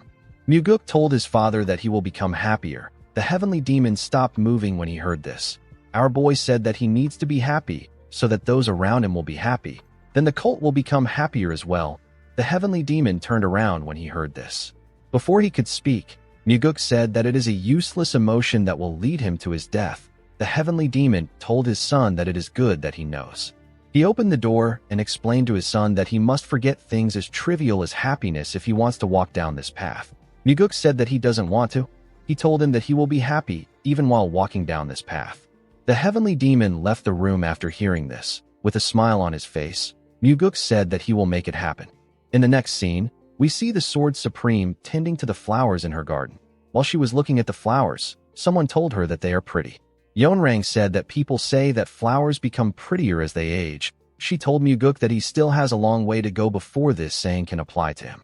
Our boy remembered how old he was before he regressed. He believed that life would have been harder if he did not regress at that age. He thanked Yeonrang for helping him. He brought her a bottle of liquor to show his appreciation. The Sword Supreme thanked him for the gift. She told him that she doesn't drink. She said that she quit drinking a long time ago. Muguk apologized to her for bringing such a gift. Although he apologized, our boy actually knew that Yeonrang doesn't drink. He intentionally brought the liquor because he didn't want her to think that he knows a lot about her. Muguk wondered if it was necessary for him to do this. However, he couldn't complain because he needed to do what he can. He knew that relationships are built with all the small things in life. He told the Sword Supreme that he believes that help must be repaid. He asked her if there is anything he can do for her. Yeonrang told him that it will be best for him to cut off his relationship with the Blood Heaven's sword demon. Muguk asked her for a reason. She told our boy that the ideals that Kianpa pursues are far from his. Unlike Muguk, who wants to change the cult into a place with discipline and order, the Blood Heaven's sword demon hates to be bound by rules more than anyone in the world. After hearing what she said, Muguk apologized to her. He told her that he can't do what she is asking for. Yeonrang turned around and glared at our boy. She asked him if he really can't do it. Muguk said that he can't. He revealed to her that the old man has given him a gift that is far too precious. Our boy never planned on mentioning the gift. He believed that it was right for him to tell her, especially since he intends on making the Blood Heaven Sword Demon and the Flower Sword Supreme his people. Yeonrang asked him about what Kiampa gave him. Muguk said that it is a personal gift. He told her that it is hard for him to tell her. Yeonrang said that she assumed that they were close enough to share such details with each other. She asked him if she is wrong. Muguk told her that he will tell her because she helped him a lot last time. He revealed to the Sword Supreme that the Blood Heaven Sword Demon gave him the Heavenly Divine Pill. Yeonrang was shocked to hear this. She asked our boy if the greedy old man really gave him the Heavenly Divine Pill. Muguk told her that he did. He said that Kiampa decided that he has more value than the elixir. Yeonrang could not believe what she was hearing. Muguk bowed his head and thanked her again for her help. He asked her to tell him if she ever needs his help. He told her that he will see her next time. The moment Muguk turned around, Yeonrang called out to him. She asked him to tell her the kind of person Kiampa looks like to him. With a smile on his face, our boy said that Kiampa is bad-tempered, violent, and he does whatever he wants. He said that he disliked Kiampa at first, but he began to get used to him the more time he spent with him. Yeonrang asked Muguk if he is not just saying these things because of the Heavenly Divine Pill. Our boy said that the elixir is also part of the reason why he likes him. Yeonrang told him that the Blood Heaven Sword Demon is not someone he should work with. She told Muguk that he needs to cut ties with the old man if he wishes to continue receiving her help. Muguk asked her to prove it to him. The Sword Supreme asked him to explain himself. Our boy asked her to prove to him that she is someone who can help him more than the Blood Heaven Sword Demon. He reminded her that Kiampa has given him the Heavenly Divine Pill. He said that he needs a good reason to cut ties with the old man. Yeonrang told him that the fact that it will be good for the cult should be a good enough reason.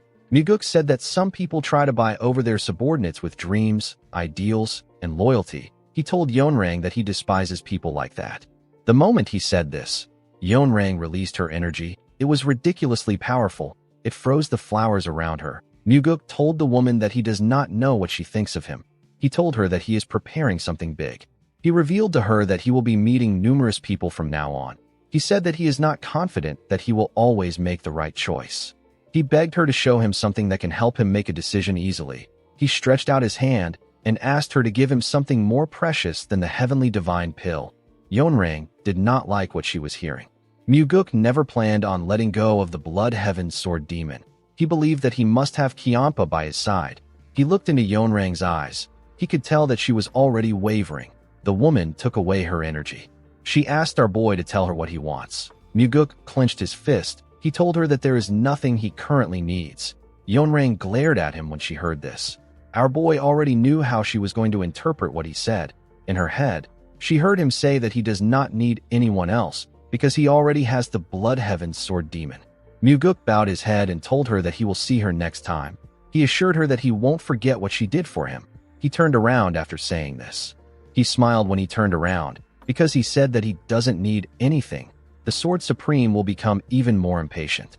At night, we see our boy arrive at his house. He saw Kiampa waiting for him there. The old man referred to Yeonrang as a fox and asked Muguk about what she said. Our boy revealed to him that Yeonrang asked him to cut ties with him. Kiampa reminded him that he told him that the Sword Supreme would say this. He asked Muguk if Yeonrang gave him a reason. Our boy told him that she said that their ideals are too different and he is too free-spirited. The old man said that it is a load of crap. He asked Muguk about what he will do. Our boy said that he will work with the person who gives him the most benefits. Kiampa was shocked to hear this. Muguk told him that he is simply trying to weigh his options. He told the Blood Heaven Sword Demon that he would have done the same thing too. Kiampa glared at him. Muguk smiled when he saw the look on his face. He asked him not to worry about it. He told him that he is still in the lead. He said that it is impossible for her to give him something better than the Heavenly Divine Pill. Kiampa said that it is not impossible. He told our boy that Yeonrang is someone who would do anything just to destroy him. Muguk asked the old man about why their relationship is so strained. Kiampa stopped talking when he heard the question. Although our boy asked the question, he already knew the answer. The Blood Heaven Sword Demon told him that reasons aren't needed to hate another person. Muguk asked him if he wants to have a drink. He told him that he will feel bad if he leaves like this. Kiampa asked him if he knows the kind of person he is. Muguk said that he is calm-headed. He told him that it is not a bad thing. He advised him to act disappointed when he is disappointed. He advised him to talk things out when he is upset.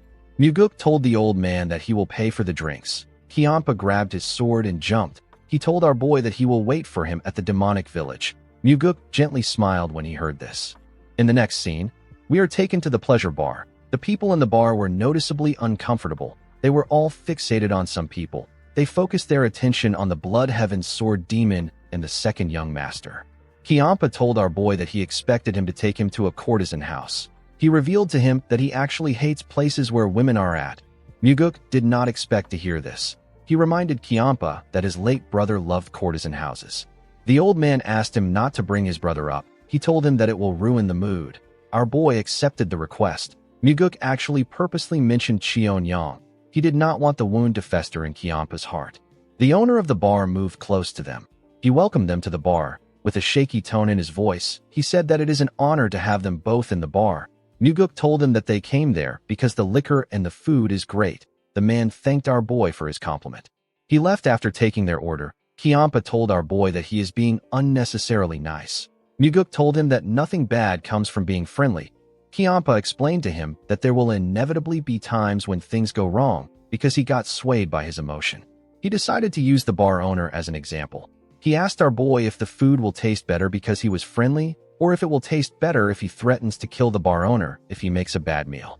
He told Muguk that his older brother has an advantage over him in this aspect. Our boy agreed that life gets easier if a person lives cold-heartedly. He said that he doesn't want to live his life like that. Kiampa asked him for his reason. With a smile on his face, Muguk said that he believes that the food will taste better when it is made by someone who is happy to make it instead of trembling in fear while making it. Kiampa told him that one day others will try to make use of his friendliness to get grand favors. If he doesn't agree to help, he will be greatly criticized. The old man said that this is how humans are. Our boy told him that the person could also give him back several-fold of the friendliness he has shown. He said that it might even be what saves his life.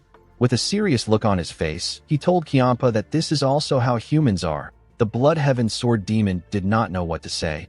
He told Muguk that they will have to wait and see.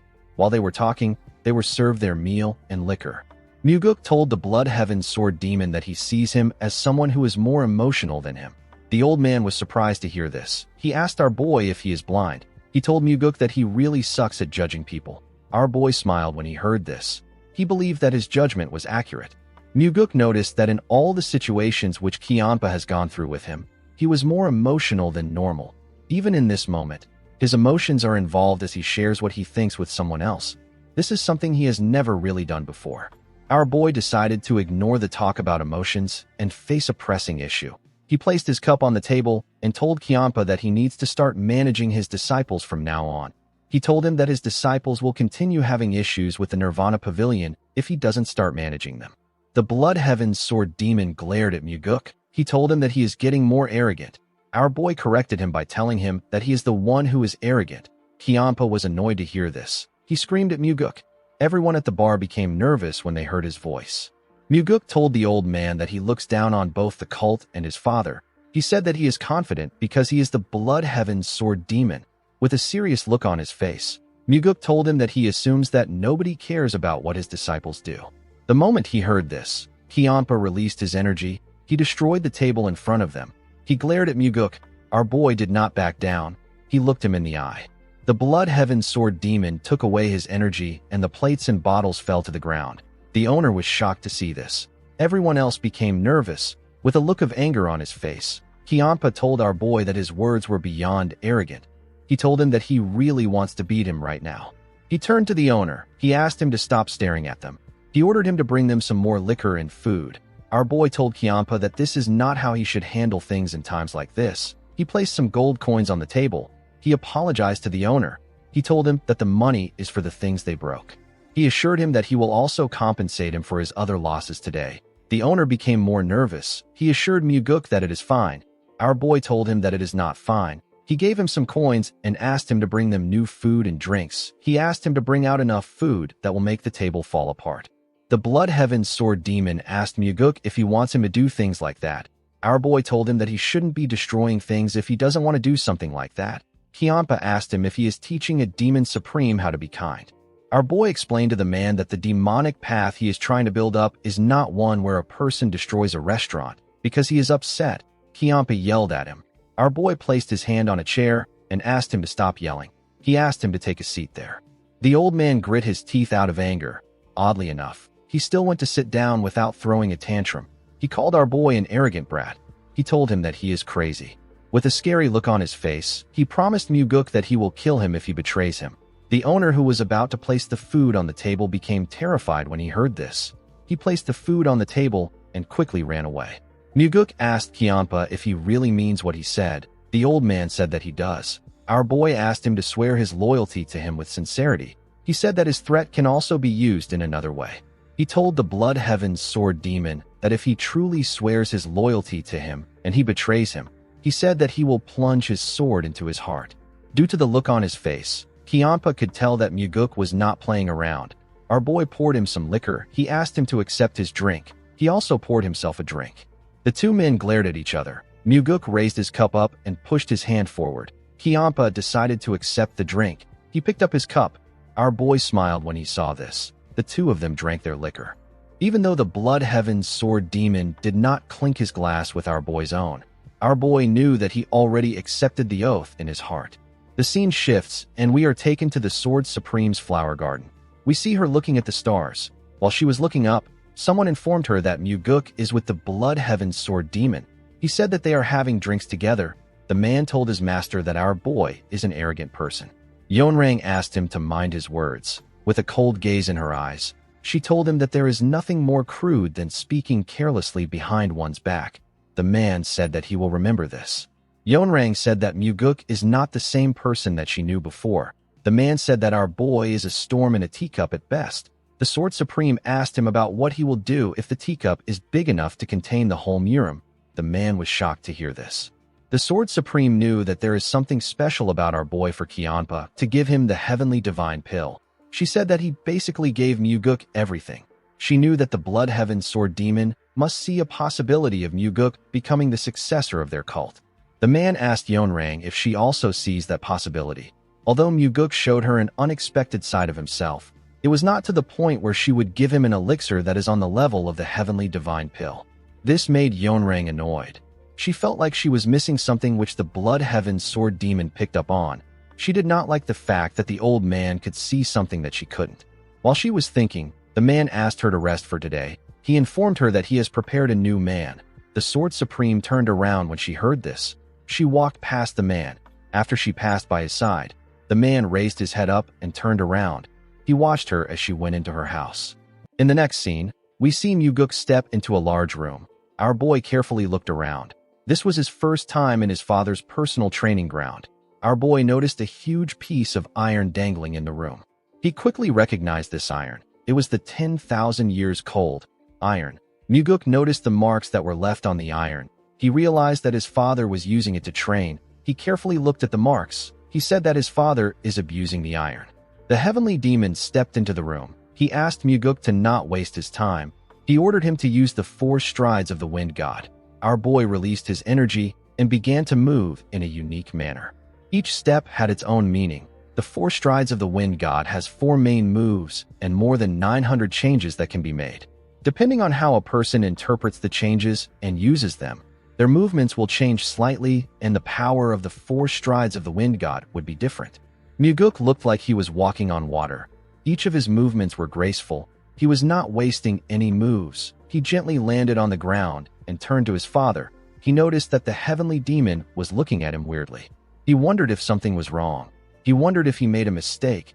The heavenly demon was actually looking at his son for a different reason. He asked Muguk if he has really learned it to this level. Maybe it was because his father acknowledged his skills. Muguk continued discussing about the martial arts with him. The heavenly demon gave his son some of his opinions and also quietly listened to Muguk's opinions.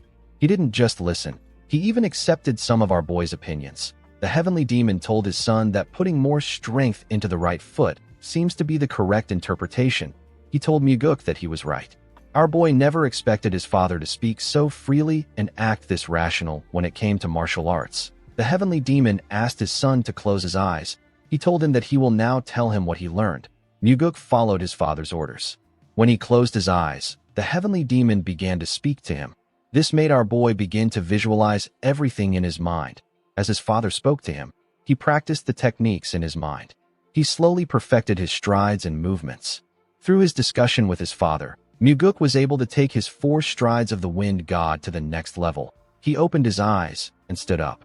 He bowed his head and thanked the heavenly demon for teaching him. He promised himself that he will repay this favor by killing Wamugi. He told his father that he will repay the favor by giving him more allowance in the future.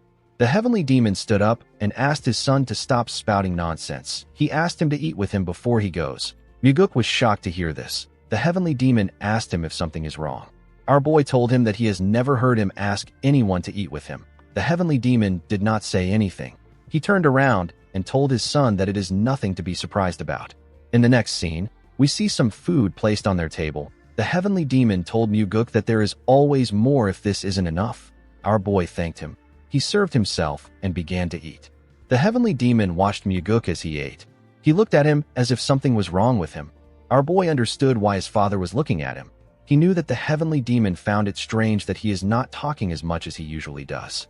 His father didn't know that the version of himself before his regression has never thought of eating with him before. However, now that our boy was eating with him, he realized something important.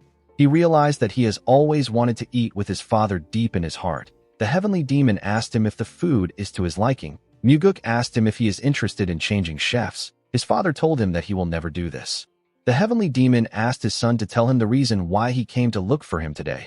Muguk revealed to him that he has a favor to ask. The heavenly demon asked him to tell him what he wants. Our boy told his father that he wants to have another family member. The heavenly demon did not expect this. He asked his son if he wants to get married.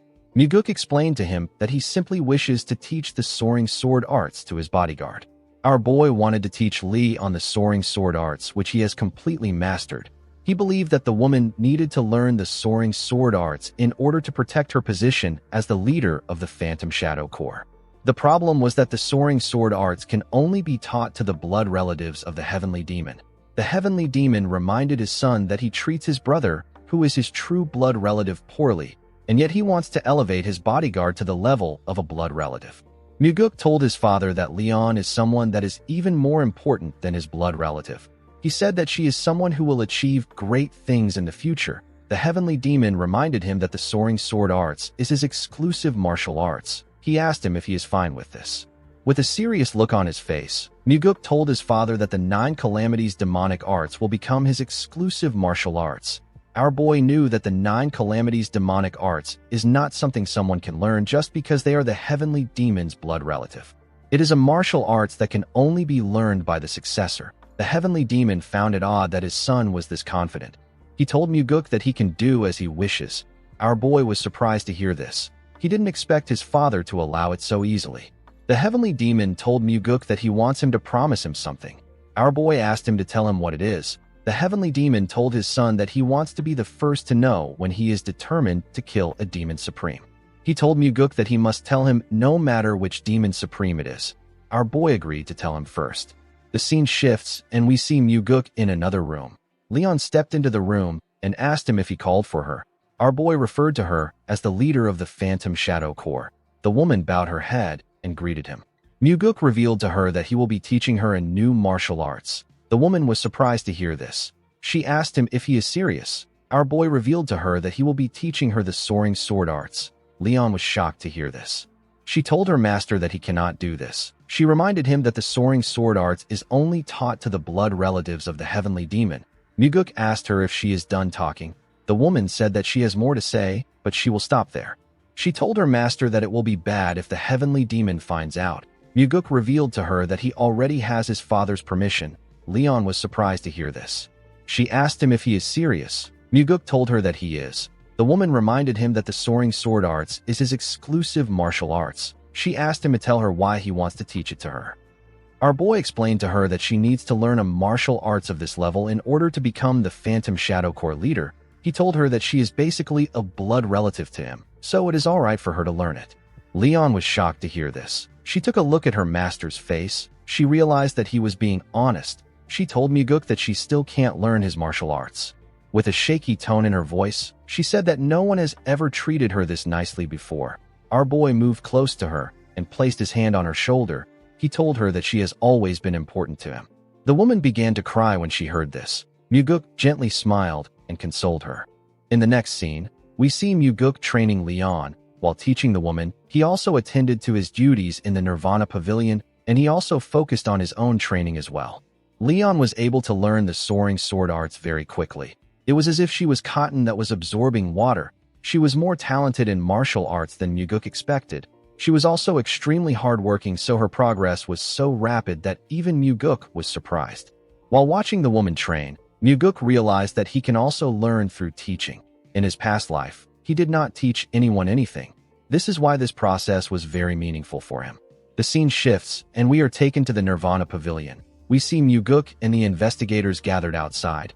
Our boy told them that it has been a while since they all gathered in one place like this. The investigators agreed with him. Muguk told them that he likes their replies. He said that he came to pour oil on top of their fiery fighting spirits. The investigators did not understand what our boy meant. Muguk called out to Daryong. He asked the man to open the box next to him. When Daryong opened the box, he was shocked to see what was inside. The man asked Muguk about what this amount of money is doing there. Our boy ordered the man to give a note to everyone. Daryong was shocked to hear this. Muguk asked him to do it now. The man accepted the order. As Daryong shared the money to them, Muguk revealed to the investigators that the money is a gift from him to all of them. The investigators were shocked to hear this. They all bowed their heads and thanked their pavilion master. Our boy explained to them that he is giving them this money because he doesn't want the Nirvana Pavilion to become an organization that allows external pressure to influence them. He told them that he doesn't want them to accept any bribes. He told them that they should look for him if they suddenly need some money. He said that he will give them their salaries in advance. He told them that he will lend them some money if their salaries are not enough. He asked the investigators if they understand him. They all said that they do. After saying this, Muguk dismissed them. The scene shifts and we see our boy and Daryong inside the building. Daryong asked his master to tell him how he knew about something. Muguk asked him about what he means. Daryong decided to be straightforward. He asked our boy to tell him how he knew that Iko needed money. He explained to him that Iko has been trying to get more money because his brother is getting married. He used up all his money because his parents were sickly when he was alive. Now he has to look after his younger siblings, so he doesn't have a lot of money. Muguk said that it is impossible for him to know something like that. He said that he didn't know. Daryong asked our boy not to lie. Our boy smiled when he heard this. He actually got to know about Iko's situation through pure coincidence. He wanted to just give the man some money, but he changed his mind. He decided to give everyone something. Muguk asked Daryong if the fact that he knew is important. The man told him that it is. He said that it would help create a sense of loyalty. Muguk smiled when he heard this. He asked the man not to be deceived by things like this. He said that it is just trickery to create a good impression. Daryong told him that he doesn't buy his excuse. He explained to our boy that the world can make a person do all sorts of things even without resorting to such trickery. Muguk was surprised to hear this. He noticed that Daryong was being serious. The man bowed his head and turned around. Our boy watched him as he walked away. In the next scene, we are taken to the Southern Sword House. The Blood Heaven Sword Demon asked Muguk to tell him what he is doing there. He asked him if something happened that warrants his arrest. Our boy asked him if he did something. Kiampa said that he has done many things in his life. Muguk told him that his arrest won't be happening today. The Blood Heaven Sword Demon asked our boy to tell him why he came. Muguk presented a box to the old man.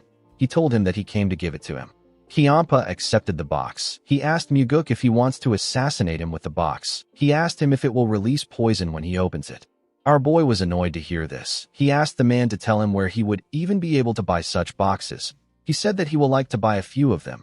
When Kiampa opened the box, he saw something surprising inside. Muguk told him that it is a top-quality blood poison pearl. The Blood Heaven Sword Demon said that he knows what it is. He asked our boy to tell him why he is giving it to him. Muguk told him that it is a gift for his birthday. Kiampa was shocked to hear this. Our boy congratulated him on his birthday. He reminded him that today is his birthday. The Blood Heaven Sword Demon wondered if today was really his birthday. Muguk asked him if he didn't know. The old man said that he has lived without celebrating his birthdays for far too long. He asked Muguk about how he knew. Our boy asked him not to forget who he is. He told him that the Nirvana Pavilion has all the information. He told him that they even know how many pieces of undergarments that he owns. The Blood Heaven Sword Demon asked him to tell him how many undergarments he owns. Muguk was surprised to hear this. He told Kiampa that he was simply exaggerating. He congratulated him on his birthday again. After saying this, he bowed his head and told him goodbye. The moment he turned around, Kiampa asked him if he really came there just to give him a gift. Our boy assured him that he only came to give him a gift. He asked him not to worry. The Blood Heaven's sword demon asked him if he is just going to leave like this. Muguk told the old man that he is very busy. He said that they can have drinks later tonight at the entertainment pavilion. He told him that he will wait for him there. After saying this, our boy left. Kiampa took another look at the box. He could not believe that he received a gift for his birthday. Later in the evening, we see Muguk return to his residence. Our boy saw something shocking inside his house. He saw the Sword Supreme in his house. She was sitting on the huge rock. She had a small table next to her. The woman greeted Muguk. She asked him to have a drink with her before he goes out. Our boy stared at her. He did not know the kind of game she was playing. He decided to play along. He sat down in front of the Sword Supreme. He reminded her that she said that she doesn't drink liquor. Yeonrang told him that the liquor isn't for her. She told Muguk that it is for him. The woman picked up the mug and poured Muguk a drink. Our boy thanked her and drank it. The Sword Supreme asked our boy if he considered the fact that the liquor could be poisoned. She asked him to tell her why he would drink it without checking. Our boy told her that he had countermeasures in place even if he did not check. The Sword Supreme was surprised to hear this. Muguk took out something from his mouth and showed it to Yeonrang. It turns out that our boy had the blood poison pearl in his mouth. The blood poison pearl can prevent against poison smoke, and it can also neutralize poison if a person places it in their mouth while drinking liquor. Yeonrang was able to tell from its size that it is a top-quality blood poison pearl. Muguk asked her to pardon him for what he is about to say. He told Yeonrang that he is aware that she is not completely friendly to him. He told her that he wouldn't just drink whatever she gave him in this situation. The Sword Supreme asked Muguk if he also drank the Blood Heaven's Sword Demon's liquor with the blood poison pearl. Our boy told her that he did not. Yeonrang told him that he trusts Kiampa, but he does not trust her. Muguk explained to her that a lot of things happened before he had his first drink with the old man. Yeonrang told him that this is the same with them. Our boy told her that this is not true. The Sword Supreme reminded him that she recommended Jang Ho as the demonic army commander. Muguk asked her if that decision was made for his benefit. Yeonrang was surprised to hear this. Our boy told her that she is right about recommending Jang Ho, but it wasn't for our boy's benefit. It was for her to try and force him to cut off his ties with the Blood Heaven's sword demon. Muguk explained to the Sword Supreme that he wishes to create a lot of history with her. He said that he will be able to drink the liquor she offers without using a blood poison pearl if they are able to do this. Yeonrang asked our boy not to say things that he doesn't mean. She asked him if he hasn't already decided to go with Kiampa. Muguk placed the pill on the table and poured himself a drink. He drank the liquor in front of her and placed the cup on the table. The Sword Supreme glared at him. Muguk knew that Yeonrang is someone who refuses to be even compared to the Blood Heaven's sword demon. She is also someone who is confident that she will be chosen if people had to choose between the two of them. Muguk knew that she was not the kind of person who would use poison. Yeonrang called out to our boy. She asked him to tell her what he truly wants. Muguk begged her to help him become the successor. The Sword Supreme was surprised to hear this. Our boy explained to her that he wants her to help him without asking him to cut off his ties with Kiampa. The Sword Supreme glared at him. She stood up and told Muguk that the only people who would help without any conditions are parents. Muguk revealed to the woman that he is having drinks at the entertainment pavilion later tonight. He told her that she can join him if she feels like it. After hearing what our boy said, the Sword Supreme left his house. When Muguk went into his house, he saw something surprising. He saw his father on the roof. Our boy wondered if something was off about today. He had met two demon supremes.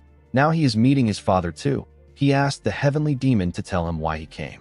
The heavenly demon told his son that he came to see how he is living. Our boy found this odd.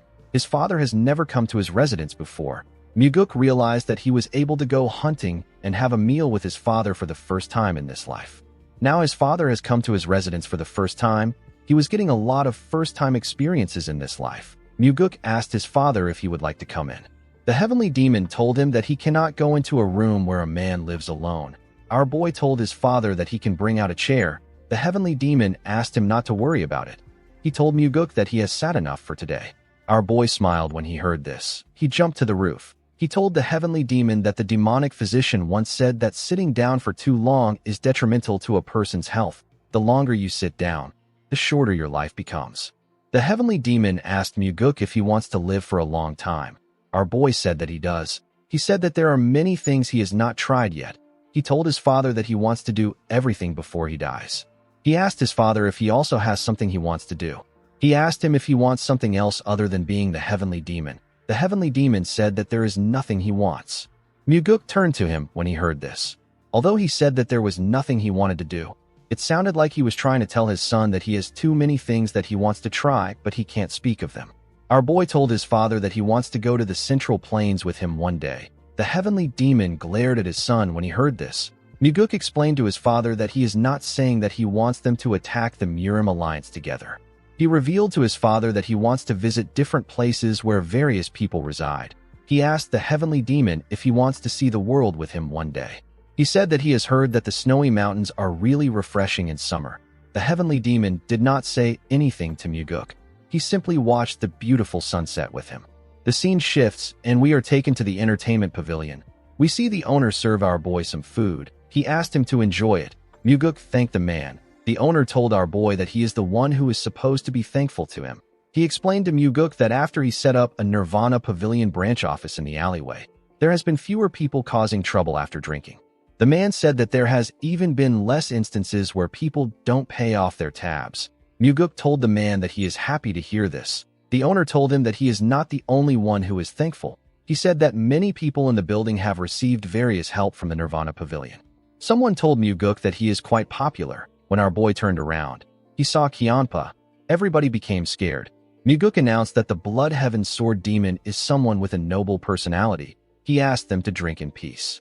He warned them not to move close to them to cause trouble after getting drunk. After saying this, our boy and Kianpa sat down. The old man asked Muguk to tell him why he is lying. Muguk said that this is a white lie. He explained to him that this people are paying to drink there. He said that it wouldn't be right for them to be drinking while being worried. Kianpa said that they should leave if they don't like being here. Our boy told him that he should compensate them if he is going to say this. He said that he can ask the people to go eat somewhere else with the money, and he also has to pay the owner for his losses. Kianpa told Muguk that he is acting kind again. Muguk explained to him that this is not kindness. He said that it is basic manners. The Blood Heaven Sword Demon asked him if a demonic cultist should act like this. Our boy reminded him that a demonic cultist is still a person.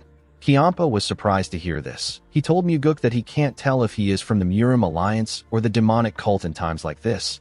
Our boy smiled when he heard this. He also didn't think of himself as a demonic cultist. In his past life, he left the demonic cult when he was young, and he was able to meet numerous people. Muguk raised his cup and congratulated the Blood Heaven's Sword Demon on his birthday. Kianpa quickly looked around. He asked our boy not to speak so loudly. He asked him not to do stupid things like that from now on. He said that there is nothing about becoming older that needs to be celebrated. Muguk told him that birthdays are meant to be an excuse to drink liquor. The Blood Heaven Sword Demon told him that he likes drinking more than he looks. Muguk asked the old man if he doesn't like drinking. Kianpa took a look at his cup. He said that he used to like drinking. He said that he has cut it down by a lot recently. Someone told him that he didn't completely stop. Kianpa was shocked to hear this person's voice. He quickly turned around. Muguk was also shocked to see the person. The person turned out to be the Sword Supreme. The woman glared at Kianpa. The old man also glared at her. The Blood Heaven Sword Demon and the Flower Sword Supreme continued glaring at each other. Everyone in the entertainment pavilion was on the edge. They didn't know how things would go. Muguk stood up and pulled out a chair for Yeonrang. He asked her to have a seat. The Sword Supreme walked past Kianpa and sat in the middle of the men.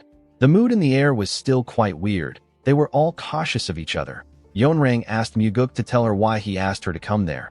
Our boy revealed to her that today is the Blood Heaven's Sword Demon's birthday. He said that no matter how much hatred we have for another person, we ought to at least congratulate them on their birthdays. He told her that he gathered them there for a celebration. He said that today is a joyous day. Kianpa did not seem like he believed our boy's words. Yeonrang stood up and asked Muguk to only invite her when he is alone in the future. Kianpa asked the Sword Supreme to tell her what she is so unhappy about. With a cold gaze in her eyes, she asked him if he is seriously asking her this question. The Blood Heaven Sword Demon glared at her and told her that he is seriously asking the question. He asked her to tell him exactly why she is so angry. The Sword Supreme told him that he is why she is angry. Kianpa asked her to tell him what he did wrong back then. Yeonrang immediately asked him to shut up. She said that she does not want to hear any more of it. The Blood Heaven Sword Demon stopped talking when he heard this. He and Yeonrang simply stared at each other. The Sword Supreme called him a selfish bastard. Kiampa was annoyed to hear this. He stood up and asked her to repeat what she just said. He quickly grabbed his sword. Yeonrang asked him if he is going to swing his huge sword that is as crude as him. She said that they can have a go at it. She told him that he will get drunk and start spouting nonsense again. Kiampa squeezed his sword hilt out of anger. He could not say anything. Muguk did not know what to do. He simply stared at them. He knew that neither of them will attack the other. This is because there is an absolute rule that forbids the Demon Supremes from fighting one another. He told them that there is still some time before midnight. He asked them to calm down. Yeonrang turned to our boy and released a small amount of energy. She asked him to tell her why he started this. She asked him to tell her the amount of disdain he has for her for him to do this. Muguk told her that he asked her to come because he needs her. He said that he wanted the two of them to reconcile here. He told her that he doesn't know what caused them to hate each other so much. The Blood Heaven's Sword Demon and the Sword Supreme were surprised to hear this.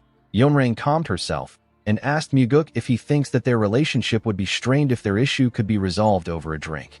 Muguk told her that they need to keep meeting each other until it is resolved. He advised them to curse each other and pull out their hair until their issue is resolved. Yeonrang told our boy that he is being too greedy.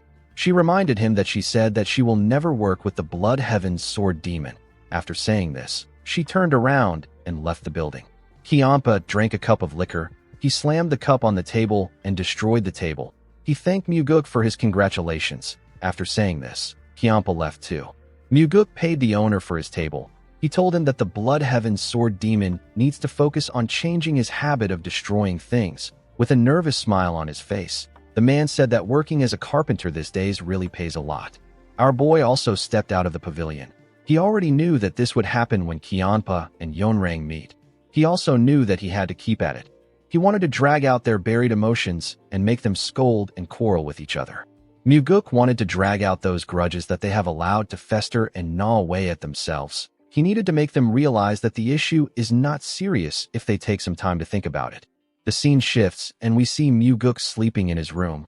Our boy suddenly opened his eyes. He realized that someone was calling him outside.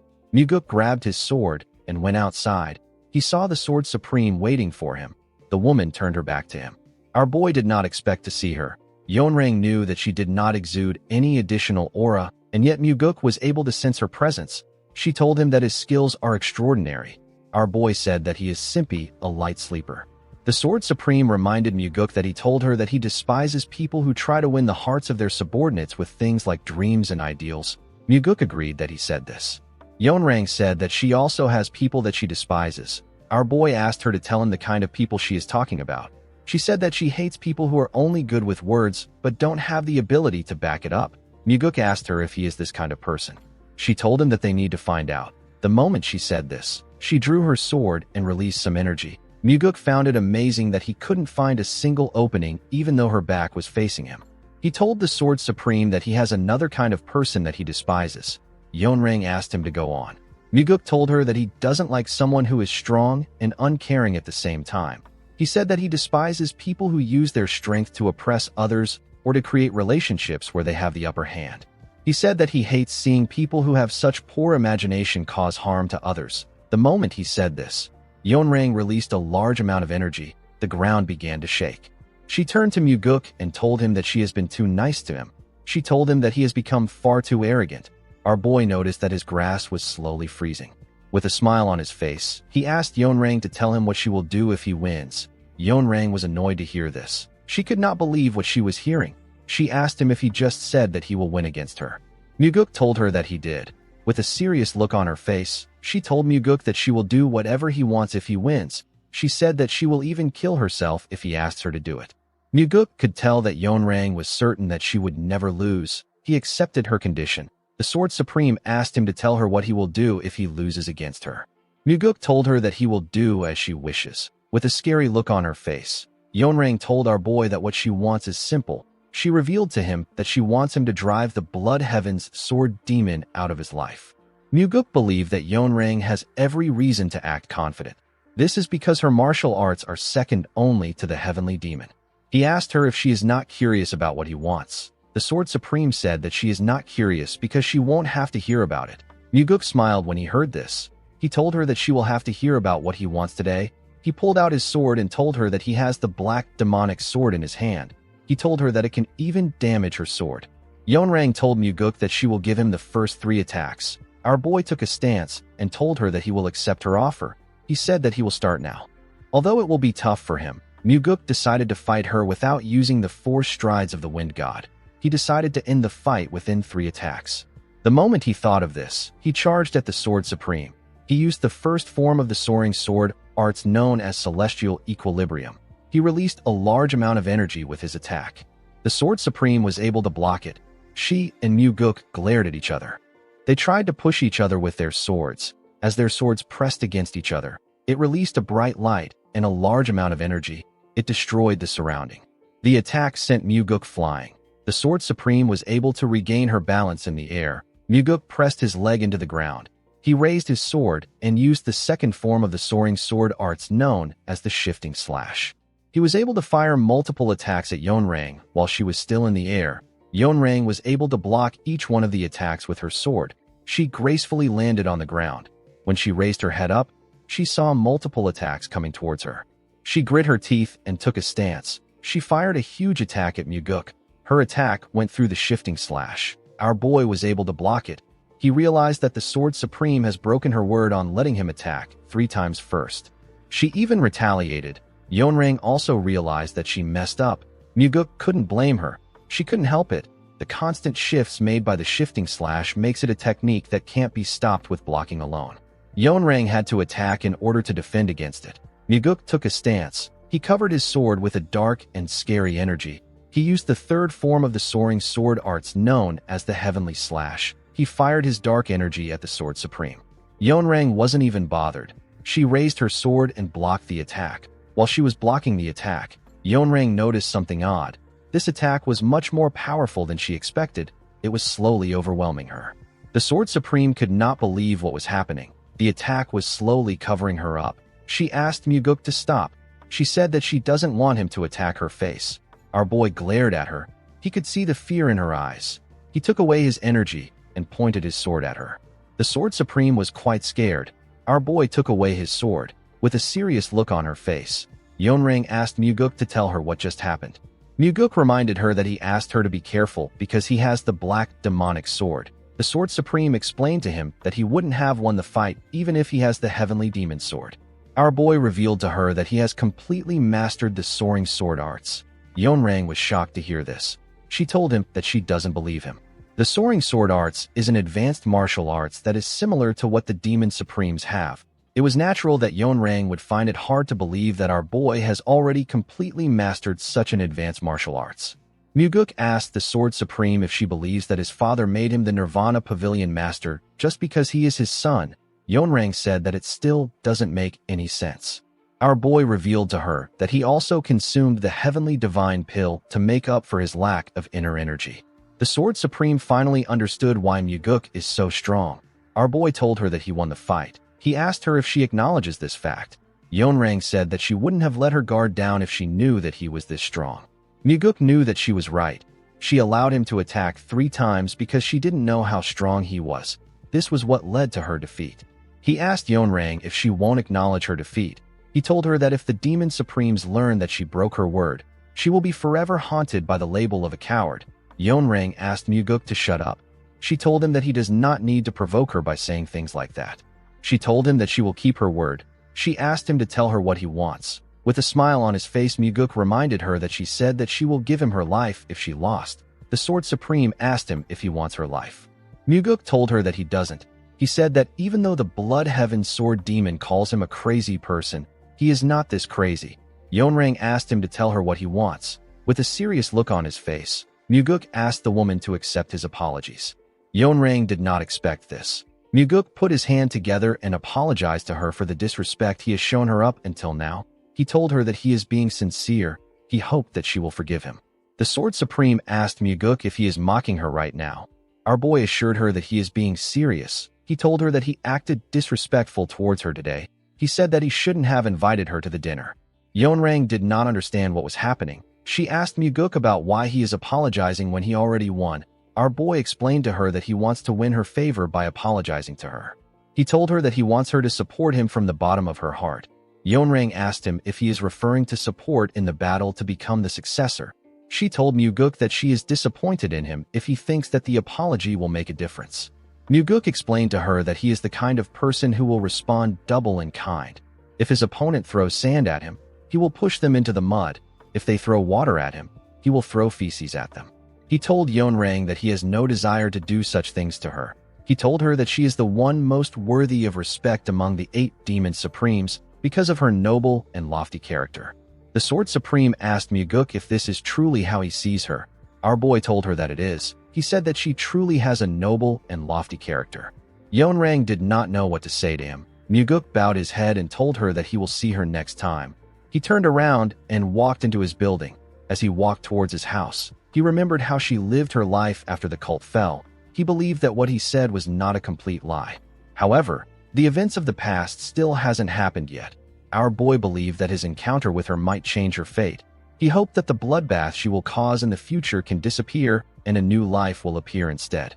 He hoped that flowers could blossom in the dreary wasteland that he saw within her eyes. The next day, we see Yeonrang visit Muguk at night. She told him that she accepts his apology. Our boy noticed that she didn't look well. He wondered if her loss caused her to suffer from inner demons.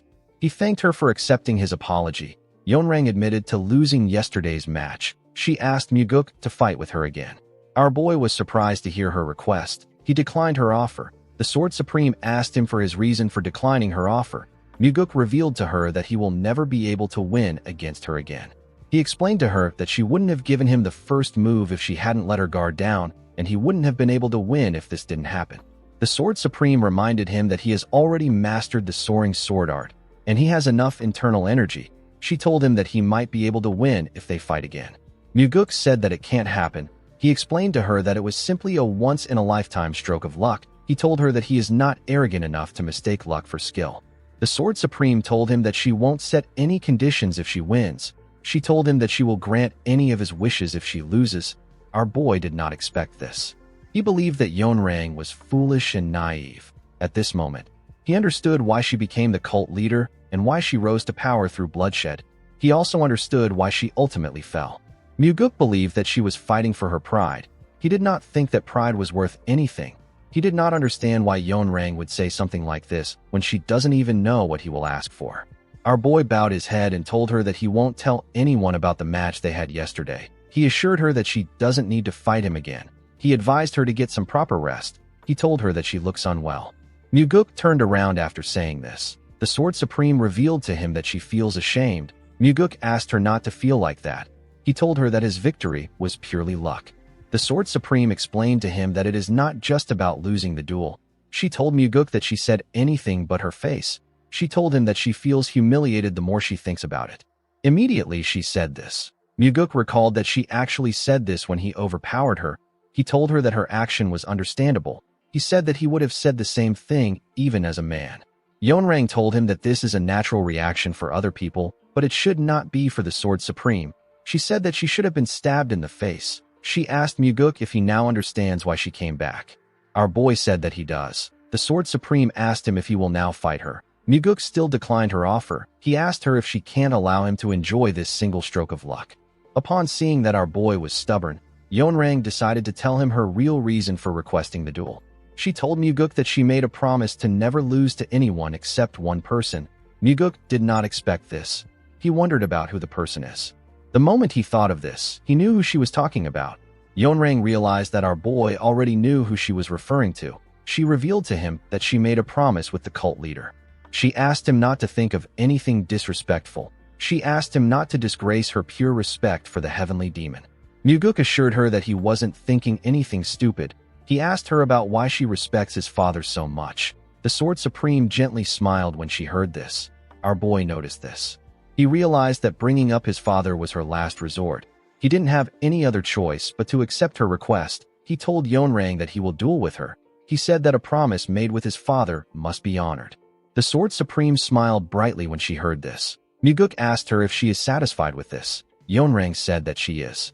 Our boy carefully drew out his sword. He told the Sword Supreme that he will give this fight his all. Yeonrang told him that this is exactly what she wants. The two of them drew their swords and stared at each other. Yeonrang decided to break the silence by charging at Muguk. Our boy was able to dodge her attack by bending his head. He attacked her while she was in the air. Yeonrang was able to block his attack. She landed on the other side. Muguk charged at her at a crazy speed. He created several afterimages that were charging at Yeonrang.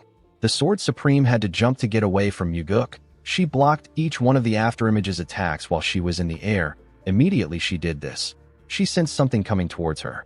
Muguk attacked her from above. Yeonrang was able to easily block his attack. Our boy tried to push her down, but the Sword Supreme easily brushed his sword and pushed him aside. Muguk managed to land on the ground. The moment he raised his head up, he saw a sword coming towards his head. He managed to dodge it by moving his head. He pushed her back with his attack. He and the Sword Supreme regained their stance. They stared at each other. They charged at each other. Their swords got close to their necks, but they managed to dodge the attack. The two of them stared at each other. They seemed excited. They went up in the air and moved their fight somewhere else. They went into the forest and attacked each other while they were in the air. Yeonrang fired an attack at our boy. He managed to cut it down. The two of them began to make their attacks faster. They destroyed their surroundings with their attacks. The longer the duel went on, the less the victory mattered. Muguk was completely absorbed in the fact that they were testing their swordsmanship to its limits. He knew that the Sword Supreme also felt this way. Her killing intent had disappeared.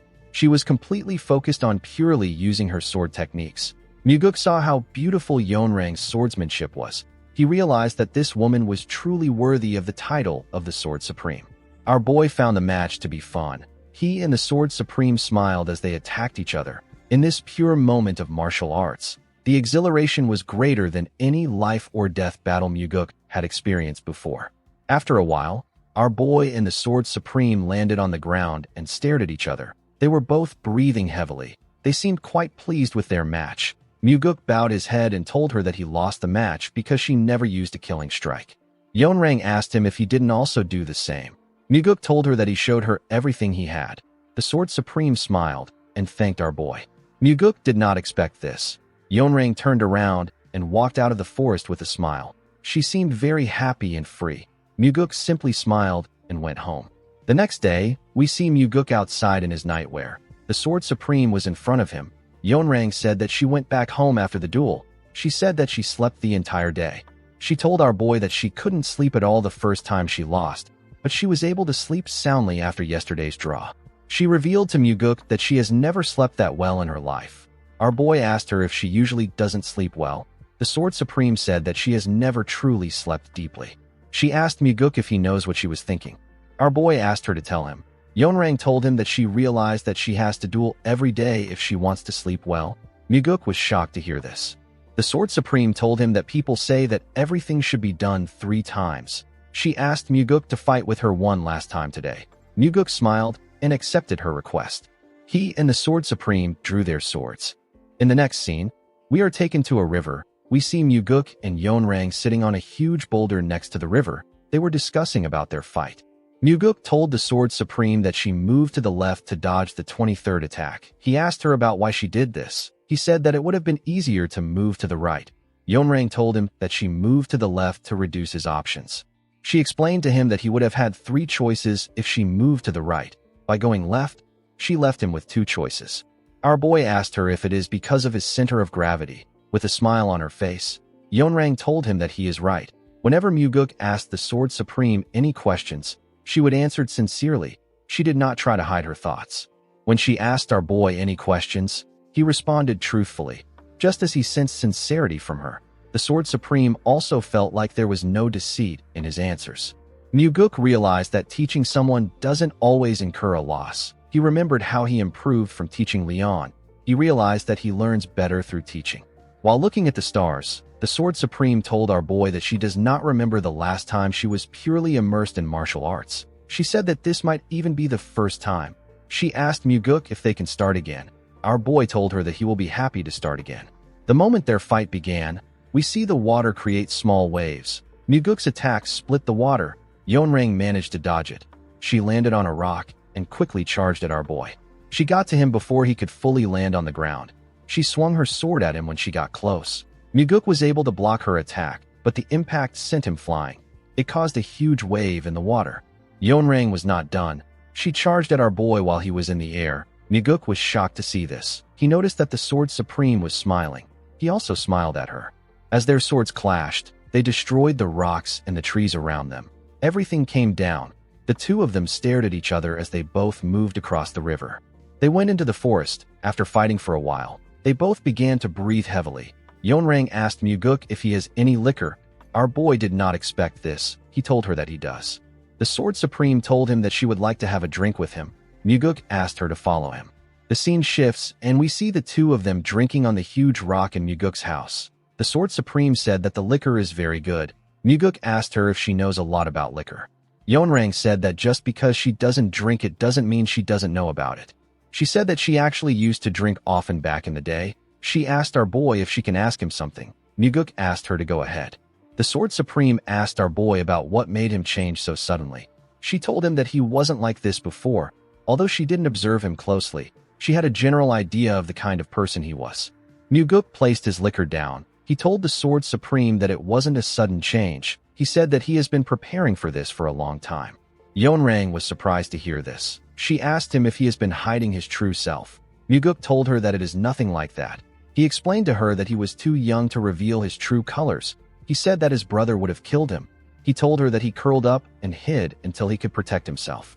The Sword Supreme did not expect to hear this. She told Muguk that he is a truly terrifying person. She placed her bottle down and stood up. With a smile on her face, the Sword Supreme told Muguk that being with him feels like being with a friend. Our boy was surprised to hear this. He noticed that her tone changed. He realized something.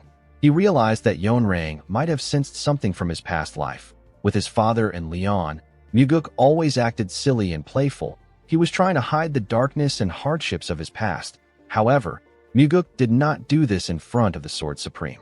Especially during their duels, he was more serious with her than anyone. Our boy told her that it might be blasphemous for him to say this. He told her that he feels like he has formed a friendship through his sword. Yeonrang gently smiled when she heard this. She told our boy that she doesn't know the kind of relationship they will have moving forward, but today's duel will forever remain in her memory. Muguk said that it is the same for him. He said that he will never forget this for the rest of his life. He thanked her for her great teaching. The Sword Supreme asked Muguk if she really taught him. Our boy smiled when he heard this. He knew that he learned more than she did. Over the past 3 days of dueling, our boy thought deeply about the soaring sword art. He was able to break past the wall of the 10th star mastery. Now he has began his path towards the 12th star. The Sword Supreme drew her sword and pointed it at Muguk. Our boy smiled when he saw this. He took out his sword and used it to hit her sword.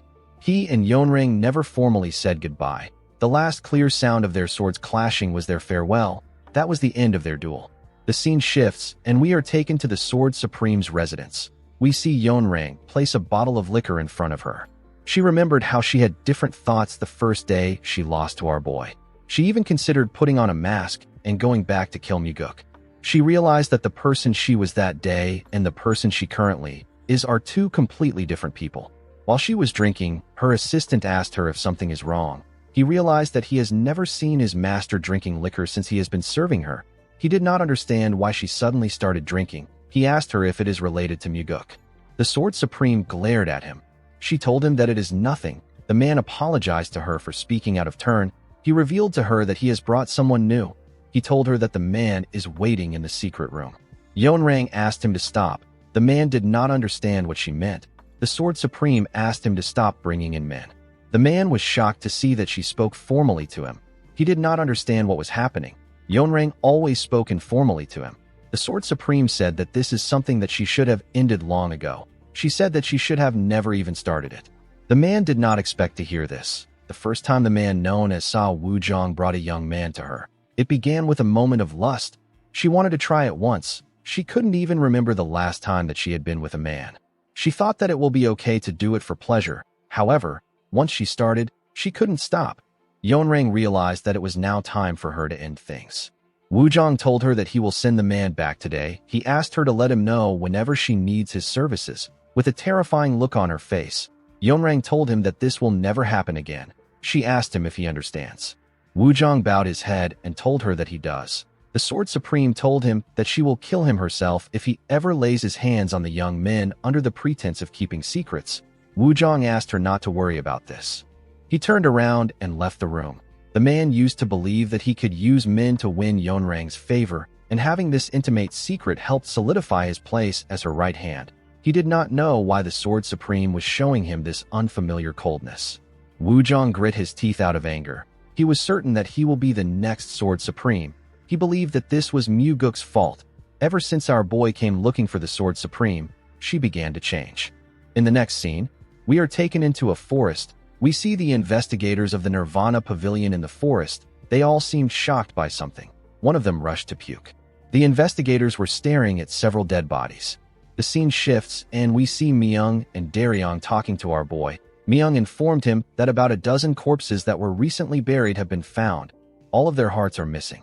Muguk was shocked to hear this. He realized that this must be from a soul art. Soul arts are dark arts that absorb vital energy from the hearts of living people. There is only one person in the cult that is capable of performing this dark art.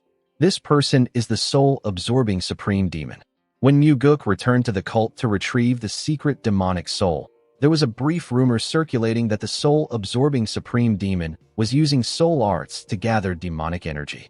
Muguk wondered if that rumor was true. Daryong informed our boy that they found out that the corpses didn't belong to martial artists after examining them. Muguk asked him if they are ordinary people. Daryong said that they are. There were men, women, and even children among the bodies. Muguk became infuriated. Our boy had never been this angry before. Fighting between martial artists is normal. They could be ambushed or attacked in groups. Since they willingly entered the cruel world of the Jianghu, they should expect to fight.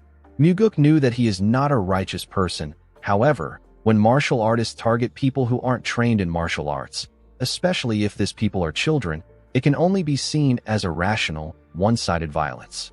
Muguk realized that if the rumor he heard about the soul-absorbing supreme demon is true, it would mean that he has been doing this for decades.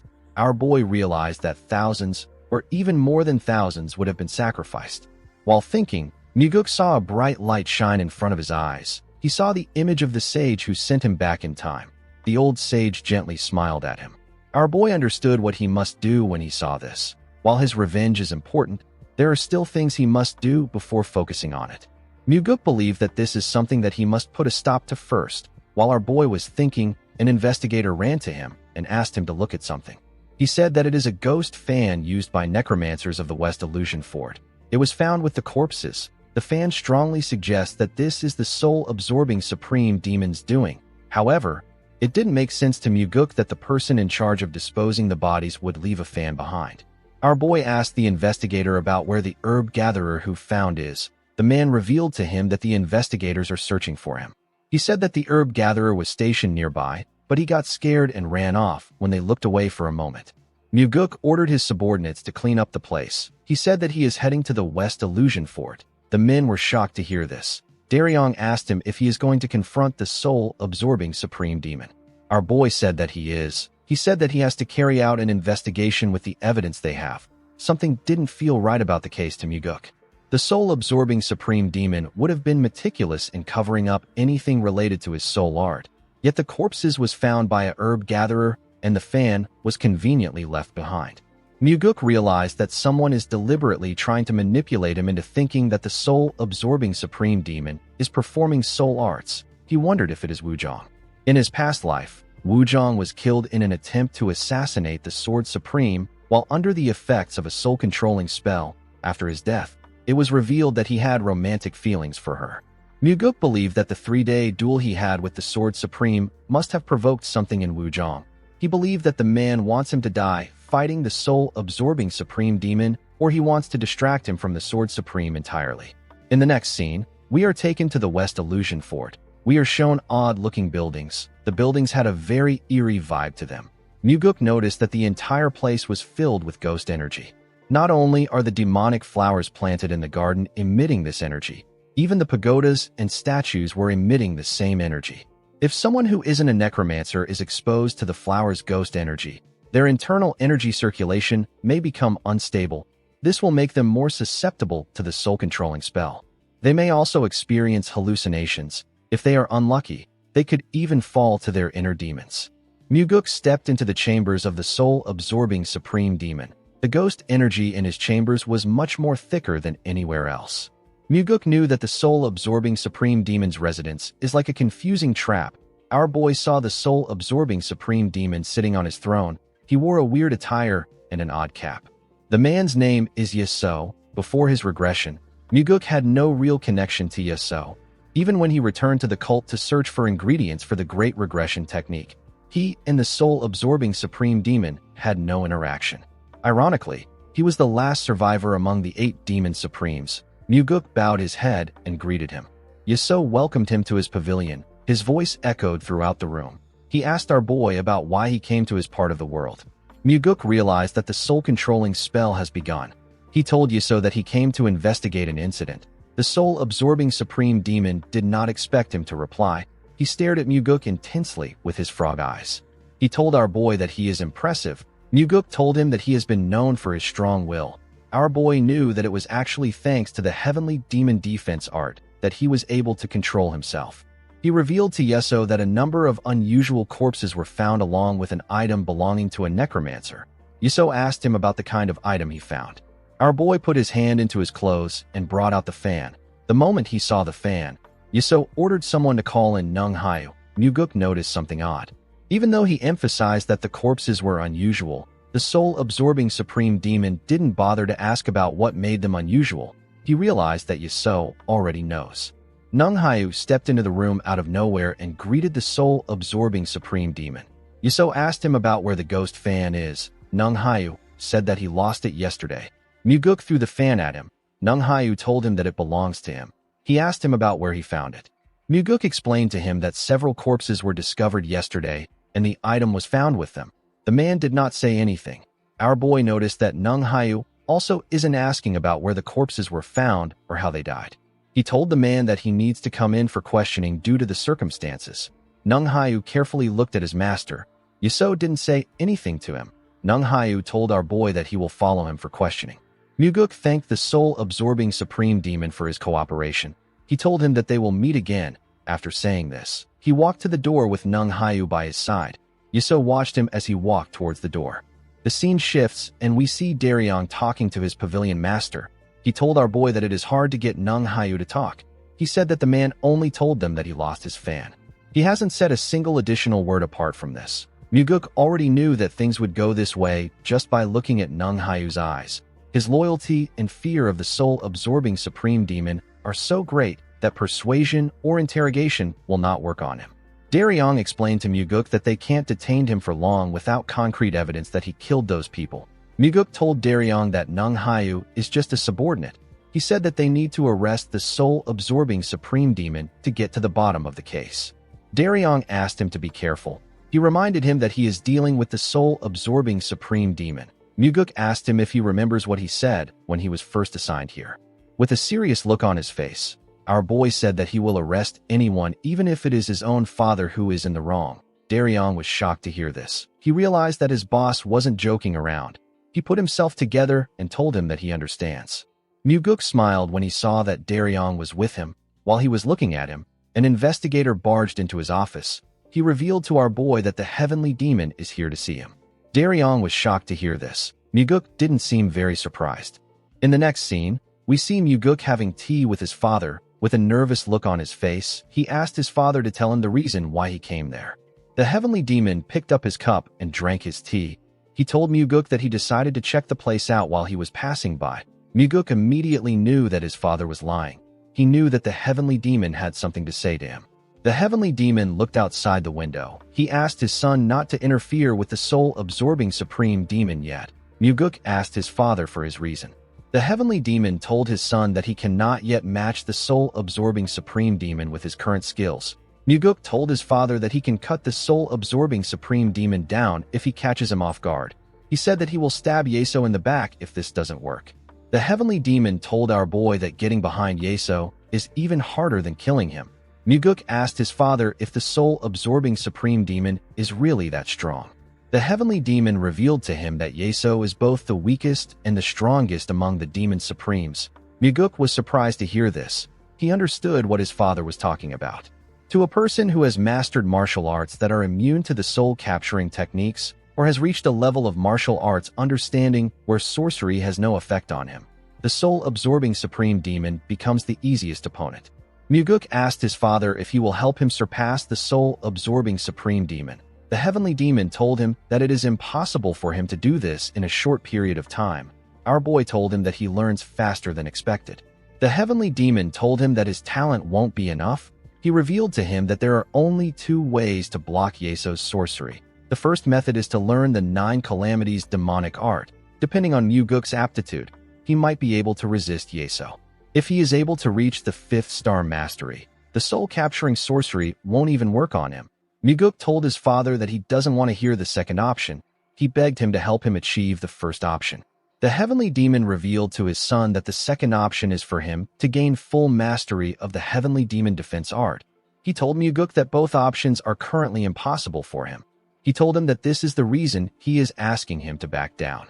With a serious look on his face, Muguk asked his father if the soul-absorbing supreme demon is truly essential to their cult. The heavenly demon revealed to his son that the soul-absorbing supreme demon is the demon supreme that the Orthodox sects fear the most. Our boy told his father that the soul-absorbing supreme demon is pulling people's hearts out while they are still alive for his sorcery. He asked the heavenly demon if he knew about this. The heavenly demon revealed to his son that he just found out about it recently. Muguk knew that his father wouldn't approve of someone who extracts live hearts. However, as the leader of the cult, eliminating someone who could become their greatest asset against the Murim Alliance is a heavy burden. Our boy believed that this isn't something that he should leave to his father. He believed that it was a problem that he needed to solve by himself. Muguk reminded his father that he asked him to inform him before he goes after a demon supreme.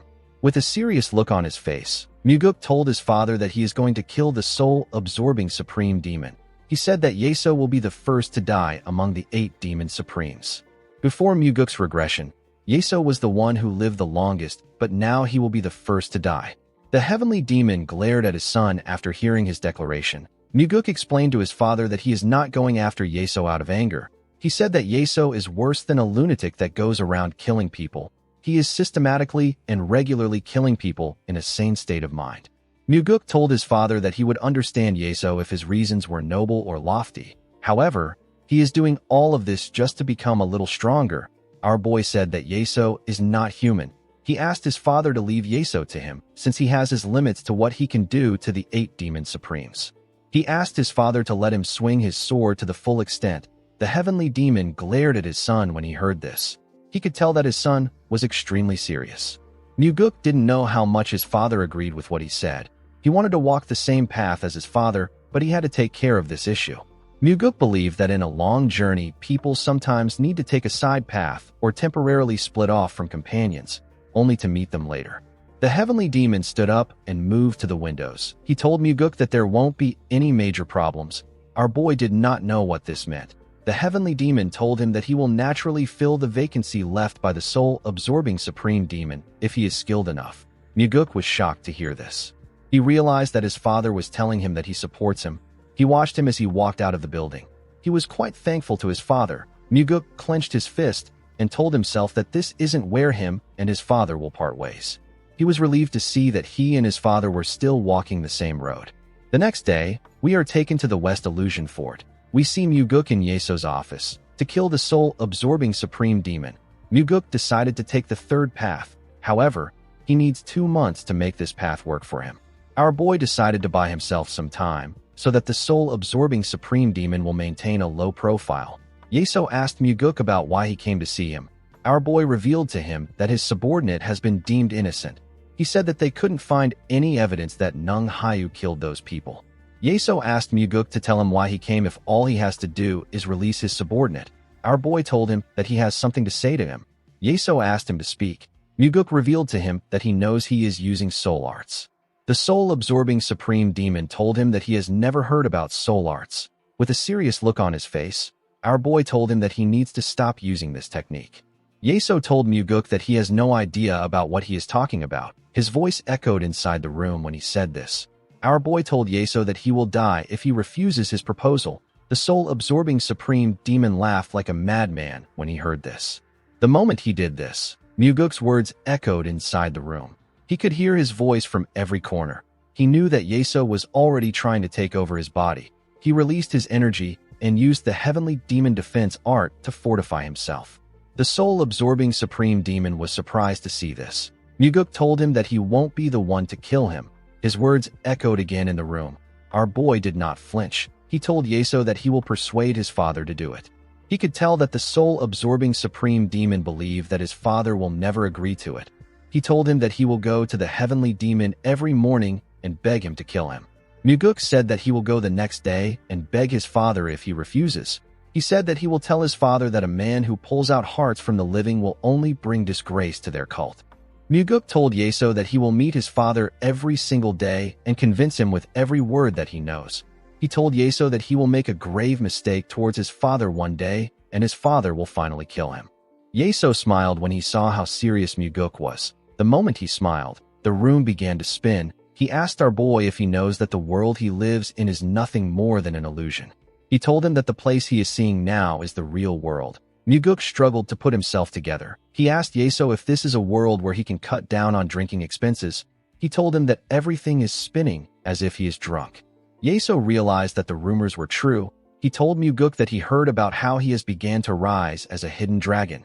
Immediately he said this, he appeared next to Muguk. Our boy now understood why his father came to warn him by himself. Even though Yeso was standing so close to him, Muguk couldn't tell if he was real or part of the illusion.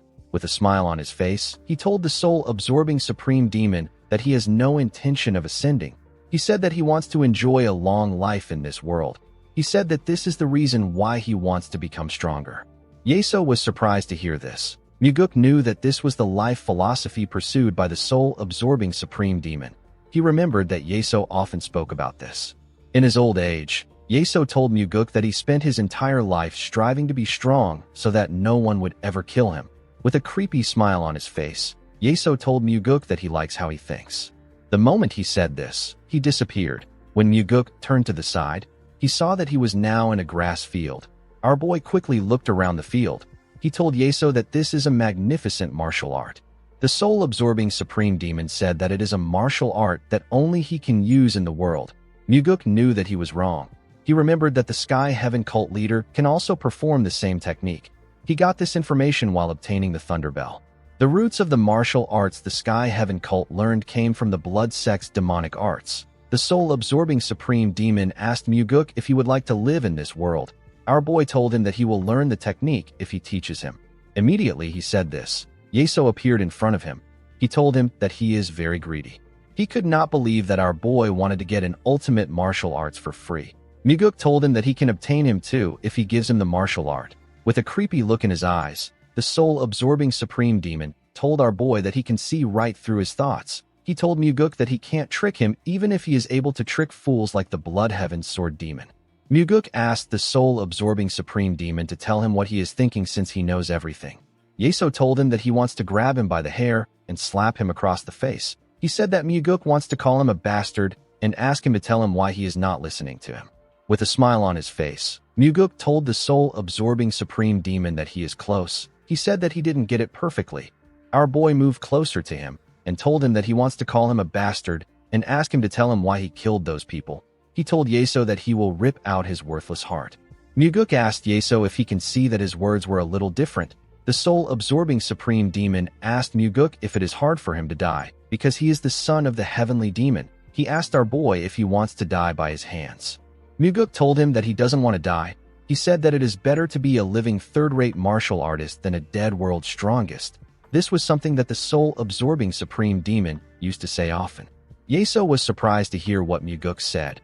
His eyes went back to normal. He took Muguk back into the real world. He asked him if he is not afraid of him. He explained to him that he can open a hellish place where he will be trapped forever if he wanted to. Our boy assured him that he is very scared. He told him that this was why he said he would convince his father to fight. The soul-absorbing supreme demon laughed like a madman when he heard this. He told Muguk that he has to acknowledge him at this point. He now understood why the Blood Heaven Sword Demon was so desperate to align himself with our boy. He asked Muguk to go back for now. Our boy put his hand together and begged Yeso to refrain from causing trouble for the time being. He asked him to do this out of respect for his father. Our boy turned around after saying this. Before he could walk out of the room, Yeso told him that he will never return to this world alive if he comes to see him again. Muguk grit his teeth. and walked out of the room. The scene shifts, and we are taken to the entertainment pavilion. We see our boy and Daryong having a drink together. Daryong asked him if everything went well. Muguk said that he is not sure. He believed that he will be able to hold the soul-absorbing supreme demon for 2 to 3 months because he threatened him with his father. Daryong told his leader that the fact that he went to meet the terrifying soul-absorbing supreme demon to find a solution is commendable. He told our boy that no matter what the outcome is, what he did was meaningful because it is something that no one else dared to do. Muguk was surprised to hear this. Daryong apologized to him for not being able to do anything for him. He told Muguk that he wishes he could confront the soul-absorbing supreme demon by himself. Our boy could not believe that Daryong was trying to console him. Our boy told him that he will take his sentiment. He said that this is why a person always needs a right-hand man. Daryong was surprised to hear Muguk call him his right-hand man. He asked him if Leon isn't his right-hand man. Our boy assured him that Leon isn't his right-hand man. He placed his hand on his chest and said that Leon is his heart. Daryong was shocked to hear this. He told Muguk that he now feels like being his right-hand man isn't enough. The two of them began to laugh. Our boy said that his left hand, his heart, and the left wing are late. Daryong asked Muguk to tell him who the left wing is if the Blood Heaven Sword Demon is his left hand. Muguk drank his liquor and said that it is someone. Daryong wondered about who it was. Immediately he thought of this. Jang Ho arrived. He apologized to Muguk for being late. Our boy told him that he believed he called for him when he was busy. Jang Ho told him that he would have been disappointed if he didn't call him for this meeting. Muguk told him that he had to call him because this is the first drinking party he is having with all his people. He poured Jang Ho a drink. The man thanked him for this. Daryong stared at the demonic army commander. Our boy noticed this. Before he could say anything, Leon arrived. The girl apologized for being late. Muguk asked her not to apologize. He asked her to sit down. Leon greeted Daryong and Jang Ho when she sat down. Jang Ho was surprised to see her. He told her that she seems different somehow. Muguk realized that the eyes of the man who leads the demonic army weren't ordinary. Recently, Leon has become an even greater martial master through the soaring sword art. Jang Ho was able to sense the change in her aura because she has changed a lot. Leon said that she lost some weight after falling into training hell. She realized that she actually looks different. She turned to her master and told him that she was craving a drink because the weather was gloomy today. She asked him to also pour her a drink. Muguk poured her a drink and told her that she trained very hard. Daryong was still staring at the demonic army commander. He also took a look at Leon. He decided to drink more. He said that he feels like the only loser here. Leon asked him about why he feels like this. Daryong didn't respond. Jang Ho wondered about why he said this. Muguk asked Daryong if he would like to learn martial arts properly. Daryong was surprised to hear this. He asked his pavilion master if he will be the one to teach him. Muguk told him that he won't be the one to teach him. Daryong asked him about who will teach him. Muguk asked him to just answer him. He asked him if he will learn if there is someone to teach him. He told him that he might not be able to make him an official disciple, but he can have someone teach him proper martial arts. Daryong asked our boy to tell him who will teach him. Muguk smiled when he heard this. Outside the entertainment pavilion, we see everyone on the street looking at someone. They were all scared of this person. The person turned out to be the Blood Heaven's Sword Demon. The old man seemed to be annoyed that someone asked him to come there. He said that the person is asking him to come and go at his whim. While they were talking inside the pavilion, the group hear the sound of thunder come from the sky. Daryong said that a big storm is about to break. Muguk asked him to stop wasting time. He told him that he will give him 1 minute to think it over. Daryong could not believe that our boy wanted him to decide right now. Our boy explained to him that he will never make a decision when he overthinks something like this. He told him that the offer will be off the table once tonight's drinking is over. Daryong realized that he needed to make a choice now. Jang Ho and Leon were also curious about the decision he will make. Muguk had been considering Daryong as the next Nirvana Pavilion Master. However, Daryong is too young. He doesn't have strong relationships in the cult, and he doesn't have any form of political network. To become a Pavilion Master, he needed something more. Muguk poured Daryong a drink. He immediately poured it down his throat. Our boy gave him another drink. Daryong quickly drank it again. His face became flushed. Leon told him that he is drinking too fast. Daryong slammed the cup on the table. Everyone turned to him. Daryong asked Muguk if he thinks that it is okay. He told our boy that he is already 32 years old. He said that he is worried that it might be too late for him. Muguk agreed with him that he is late. He told him that it also comes with an advantage. Daryong was surprised to hear this. He asked him about what it is. Our boy told him that he will try harder with more sincerity. Every strike of the sword will carry more effort than anyone else's. Every step he takes will be filled with deeper thoughts. Daryong was shocked to hear this. Leon and Jang Ho smiled when they heard what our boy said. Daryong thought about it. He told Muguk that he will give it a try. Our boy smiled when he heard this. Daryong explained to him that he would have rejected the offer if anyone else had suggested it. He told Muguk that he finds himself persuaded because he is the one recommending it. It felt like an opportunity to him. Leon poured Daryong a drink. She told him that her master's persuasiveness is unmatched in history. Our boy smiled when he heard this. Daryong placed his cup on the table and said that he feels a bit regretful. He revealed to them that he has been an investigator for 10 years. He said that he stayed up many nights trying to rise to the level of a special investigator. He told Muguk that it will be hard for him to throw all of that away. Muguk asked him about why he will do this. Daryong was surprised to hear this. Our boy explained to him that he is the person the Nirvana Pavilion needs the most. He asked him to tell him why he is talking about quitting. He explained to Daryong that he wants him to study martial arts after normal working hours. Daryong asked Muguk if he wants him to work himself to death.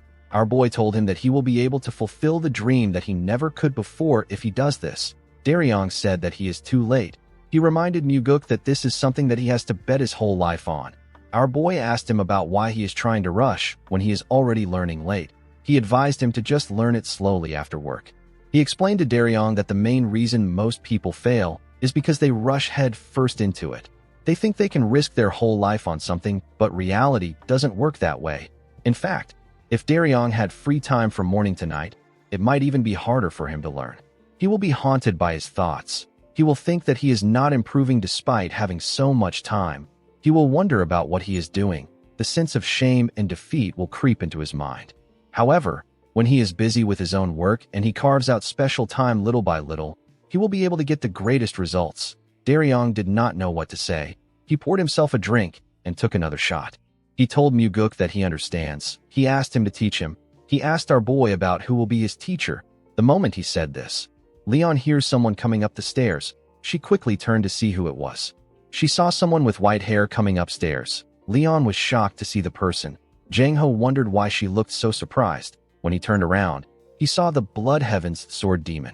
Lightning struck when he saw him. Jang Ho and Leon didn't know what to do. Daryong noticed that they seemed shocked. When he looked up, he saw the Blood Heaven's sword demon. Daryong was extremely shocked to see Kiampa. Kiampa told Muguk that he has gotten far too cocky lately. He could not believe that our boy dragged him out to a place like this again. Daryong, Jang Ho, and Leon quickly stood up to welcome the Blood Heaven's sword demon. Muguk pulled out a chair and asked him to sit there. Kiampa found it odd that he was acting nice. He sat down and asked Muguk to tell him why he called him. Our boy raised a bottle and told Kiampa that there is only one reason why he would call him to a bar. He told him that he wants them to drink with him. He poured Kiampa a drink. While he was pouring the drink, he saw a weird look on Daryong's face. The man was extremely shocked. He hoped that he was thinking about the wrong thing. Muguk smiled at him to tell him that his suspicion is correct. Daryong realized that he was screwed. Jang Ho stood up and picked up a bottle. He thanked Kiampa for recommending him as the demonic army commander. He said that he finally has a chance to express his gratitude properly. Kiampa told him that it wasn't his idea. He asked Jang Ho to thank Muguk if he wants to thank someone. Muguk asked him to accept his gratitude. He told Kiampa that none of this would have been possible if it weren't for him. The Blood Heaven sword demon was surprised to hear this. He stretched out his cup and told Jang Ho that he recommended him because he believed that he can handle the position. He asked him not to worry about it. Jang Ho thanked him and poured him a drink. After he drank it, Muguk told him that he has a request to make. The Blood Heaven sword demon asked him to tell him what it is. Muguk turned to his drunk subordinate and begged Kiampa to teach him some martial arts. The Blood Heaven sword demon was surprised to hear this. He asked our boy to tell him who the twerp is. The drunk Daryong raised his head and said that he is a power-hungry, cold-blooded man who is a man among men. He said that he is only loyal to one woman. He said that he is the right-hand man of the pavilion master. With a weird look on his face, he told Kiampa that he is not a twerp. After saying this, he blacked out. Muguk began to laugh. He did not expect Daryong to say this. Jang Ho and Leon were terrified. They could not believe that Daryong spoke to the Blood Heaven's sword demon in this manner. Our boy asked Kiampa to be understanding.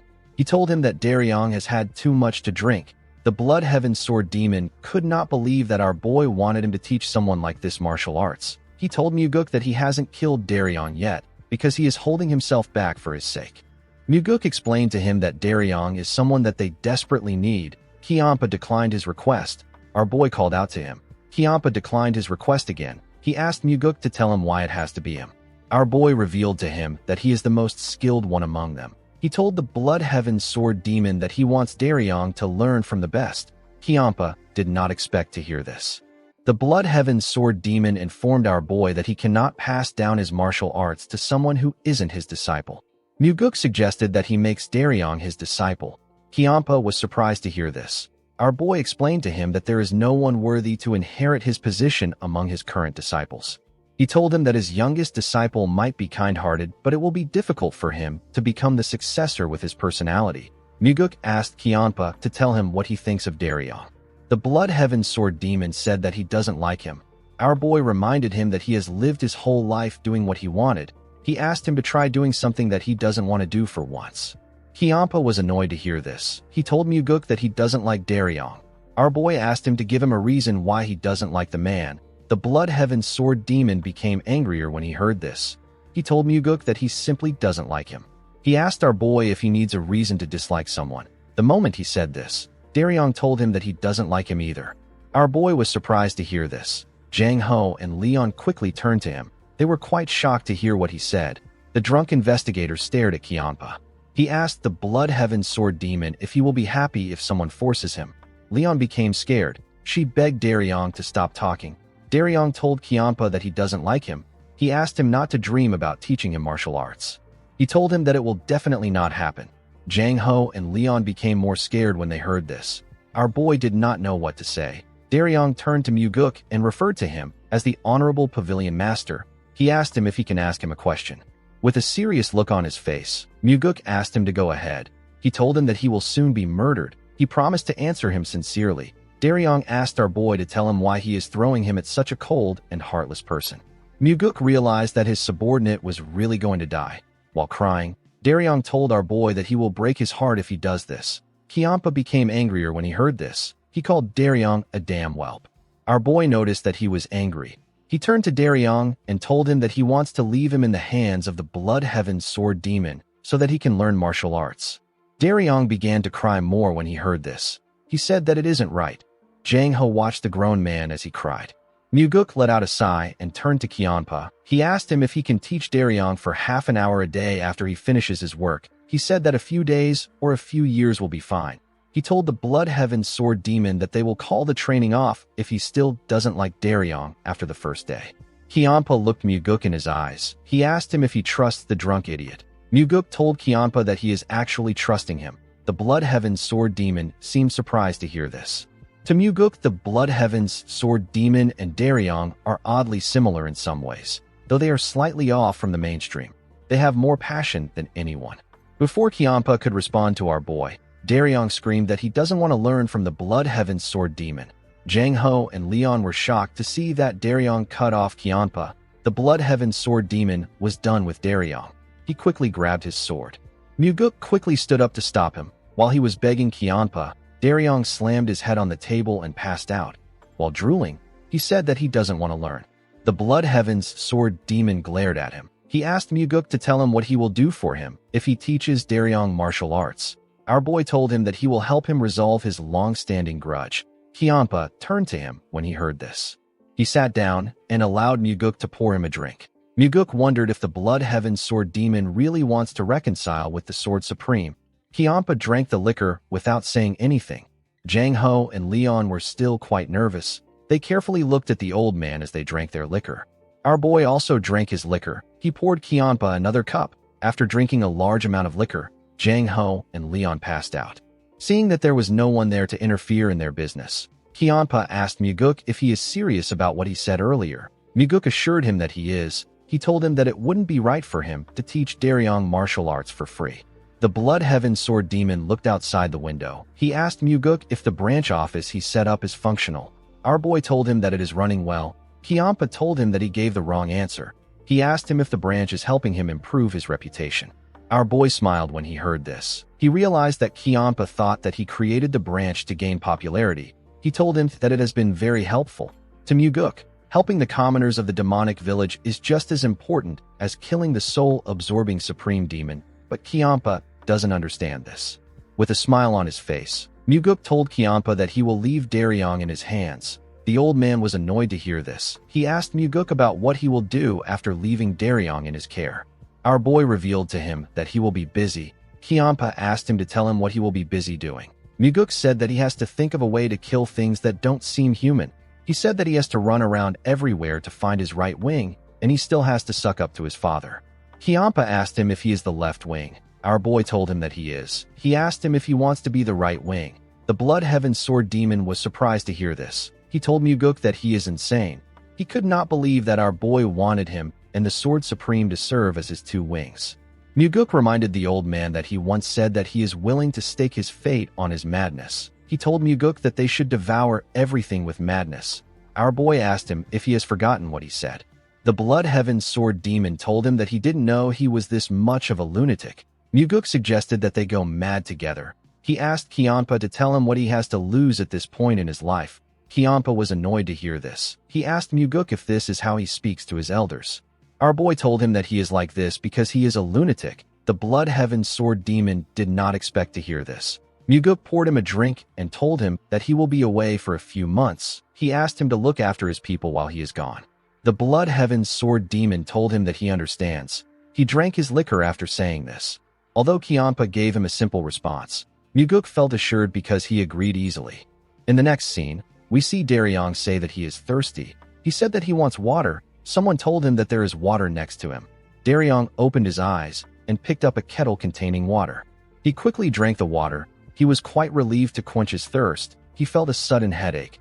He told himself that he is a dog if he ever drinks again. The moment he said this, Daryong looked around. He realized that he didn't know where he was. He wondered about who told him that the water was next to him. When he turned to the right, he saw someone standing next to a window in the room. The person was reading a book. Daryong squinted his eyes to see who it was. The person turned out to be the Blood Heaven's Sword Demon. Daryong was shocked to see Kiampa. He quickly got up. He asked Kiampa about what he is doing there. The Blood Heaven's Sword Demon told him that this is his room. Daryong wondered why he was in Kiampa's room. The Blood Heaven's Sword Demon revealed to him that he stood up and began to shout that he should carry him on his back when they were leaving the bar. He clung onto his pants and asked him about how he could abandon his disciple. Daryong was shocked to hear what he did. Kiampa told the investigator that it has been decades since he last allowed someone to touch him. He closed the book he was reading and told Daryong that he wants to die even though he doesn't have the courage to jump off the cliff. Daryong became scared. He asked Kiampa to tell him why he allowed him to sleep in his bed. The Blood Heaven Sword Demon asked him if he also doesn't remember what happened. Daryong became nervous. He wondered about what he did. The Blood Heaven Sword Demon revealed to him that he called him a heartless master when he tried to put him in the guest room. He called the guest room a shabby place. He then collapsed on the floor and screamed that he deserves to be treated well. He wallowed in self-pity. Daryong immediately realized that he was dead. Kiampa asked him if life is treating him poorly. He said that life is also treating him poorly. He said that he had to endure the urge to kill him. Daryong was horrified. He quickly got on his knees and begged for forgiveness. He said that he won't drink again. The Blood Heaven Sword Demon asked him to tell him why he would quit such a fine thing like drinking. He asked him to focus on quitting his drunken antics. Daryong promised to quit everything. He begged Kiampa for forgiveness. He told him that he drank too much yesterday. Kiampa opened his book and asked Daryong to leave. The man accepted his order. The moment he stood up, he saw something on Kiampa's shelf. He picked up a book and said that it is his favorite book. He asked the Blood Heaven Sword Demon if he has also read it. Kiampa glared at him. He told him that he hates people who touch his things without permission. Daryong was horrified to see the look on his face. He threw the book in the air out of fear. The book fell to the ground and caused some noise. Daryong did not know what to say. He quickly rushed to pick it up. He apologized and said that only the boring part got rumpled. He apologized again and bowed his head. He said that he will be going. The Blood Heaven Sword Demon asked him about what he likes about the book. Daryong did not expect to hear this. He told the old man that he thinks the main character is a lot like him. He was born in poverty, has a gloomy personality, and he struggles to fit in with others. Yet in the end, someone like him becomes a hero. Daryong said that he has read the book 20 times. He said that he reads it when he can't sleep. Kiampa turned to his book after hearing what he said. Daryong said that he will be leaving. He thanked him for letting him stay in his room. The Blood Heaven Sword Demon asked the man if he thinks that Muguk will become the successor. Daryong told him that he does. Kiampa asked him to tell him why he believes this. Daryong explained to him that our boy is the most outstanding person he has ever met. He said that he believes that Muguk will bring change to their cult. The Blood Heaven Sword Demon asked him if he can give his life for Muguk. Daryong said that he will never do this. Kiampa was surprised to hear this. He reminded the man that he just said that Muguk is an outstanding person. Daryong explained to him that he is not someone who can sacrifice himself for others. Kiampa did not expect to hear this. He gently smiled. He ordered Daryong to go wait in the courtyard. The investigator did not expect this. He accepted the order. While waiting outside, Daryong wondered if the Blood Heaven Sword Demon was going to use this as an opportunity to beat him up for saying that he won't die for his pavilion master. He wondered if he should have said that he will die for Muguk. While he was thinking, someone threw a huge sword at him. The sword landed on the ground. The Blood Heaven Sword Demon was the one who threw it at him. He asked Daryong to pick it up.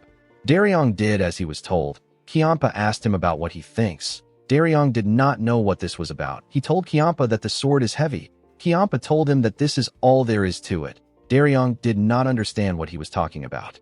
Kiampa explained to him that understanding its weight is the beginning and the end of the sword techniques he wants to teach him. Daryong was surprised to hear this. He raised the sword and told Kiampa that what he just taught him sent shivers to his heart. The Blood Heaven Sword Demon told him that this is probably from drinking too much yesterday, or it is a heart condition. Daryong felt embarrassed. Kiampa turned around and asked Daryong not to be late for training.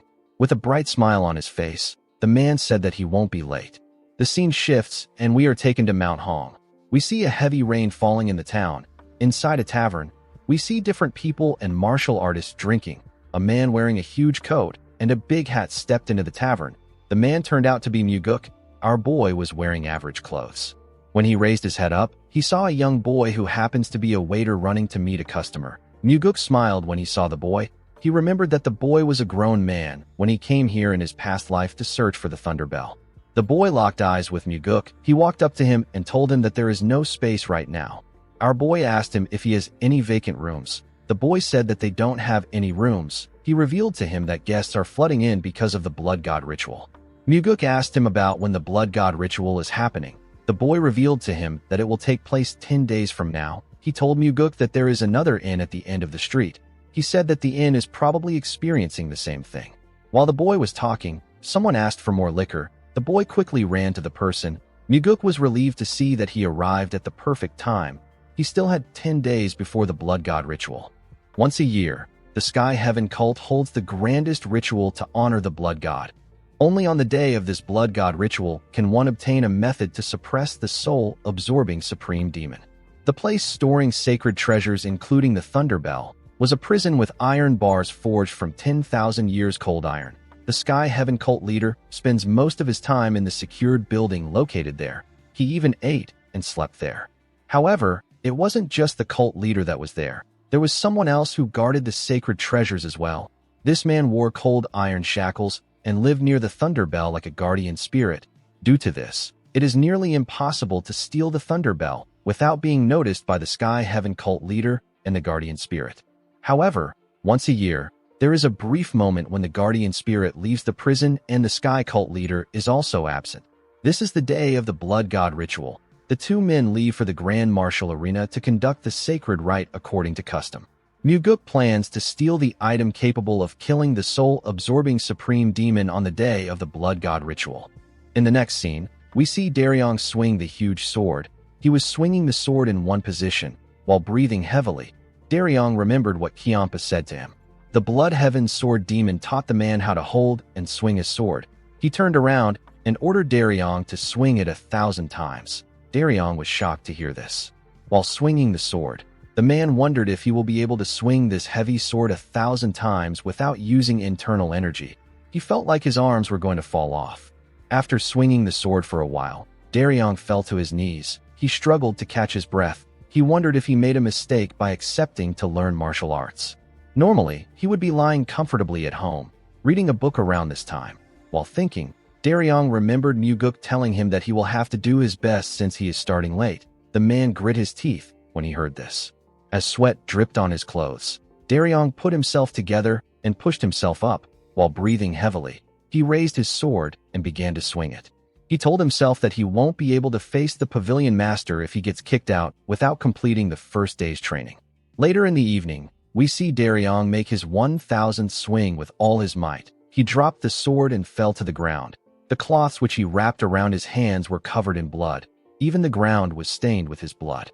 Daryong was relieved to see that he completed the training.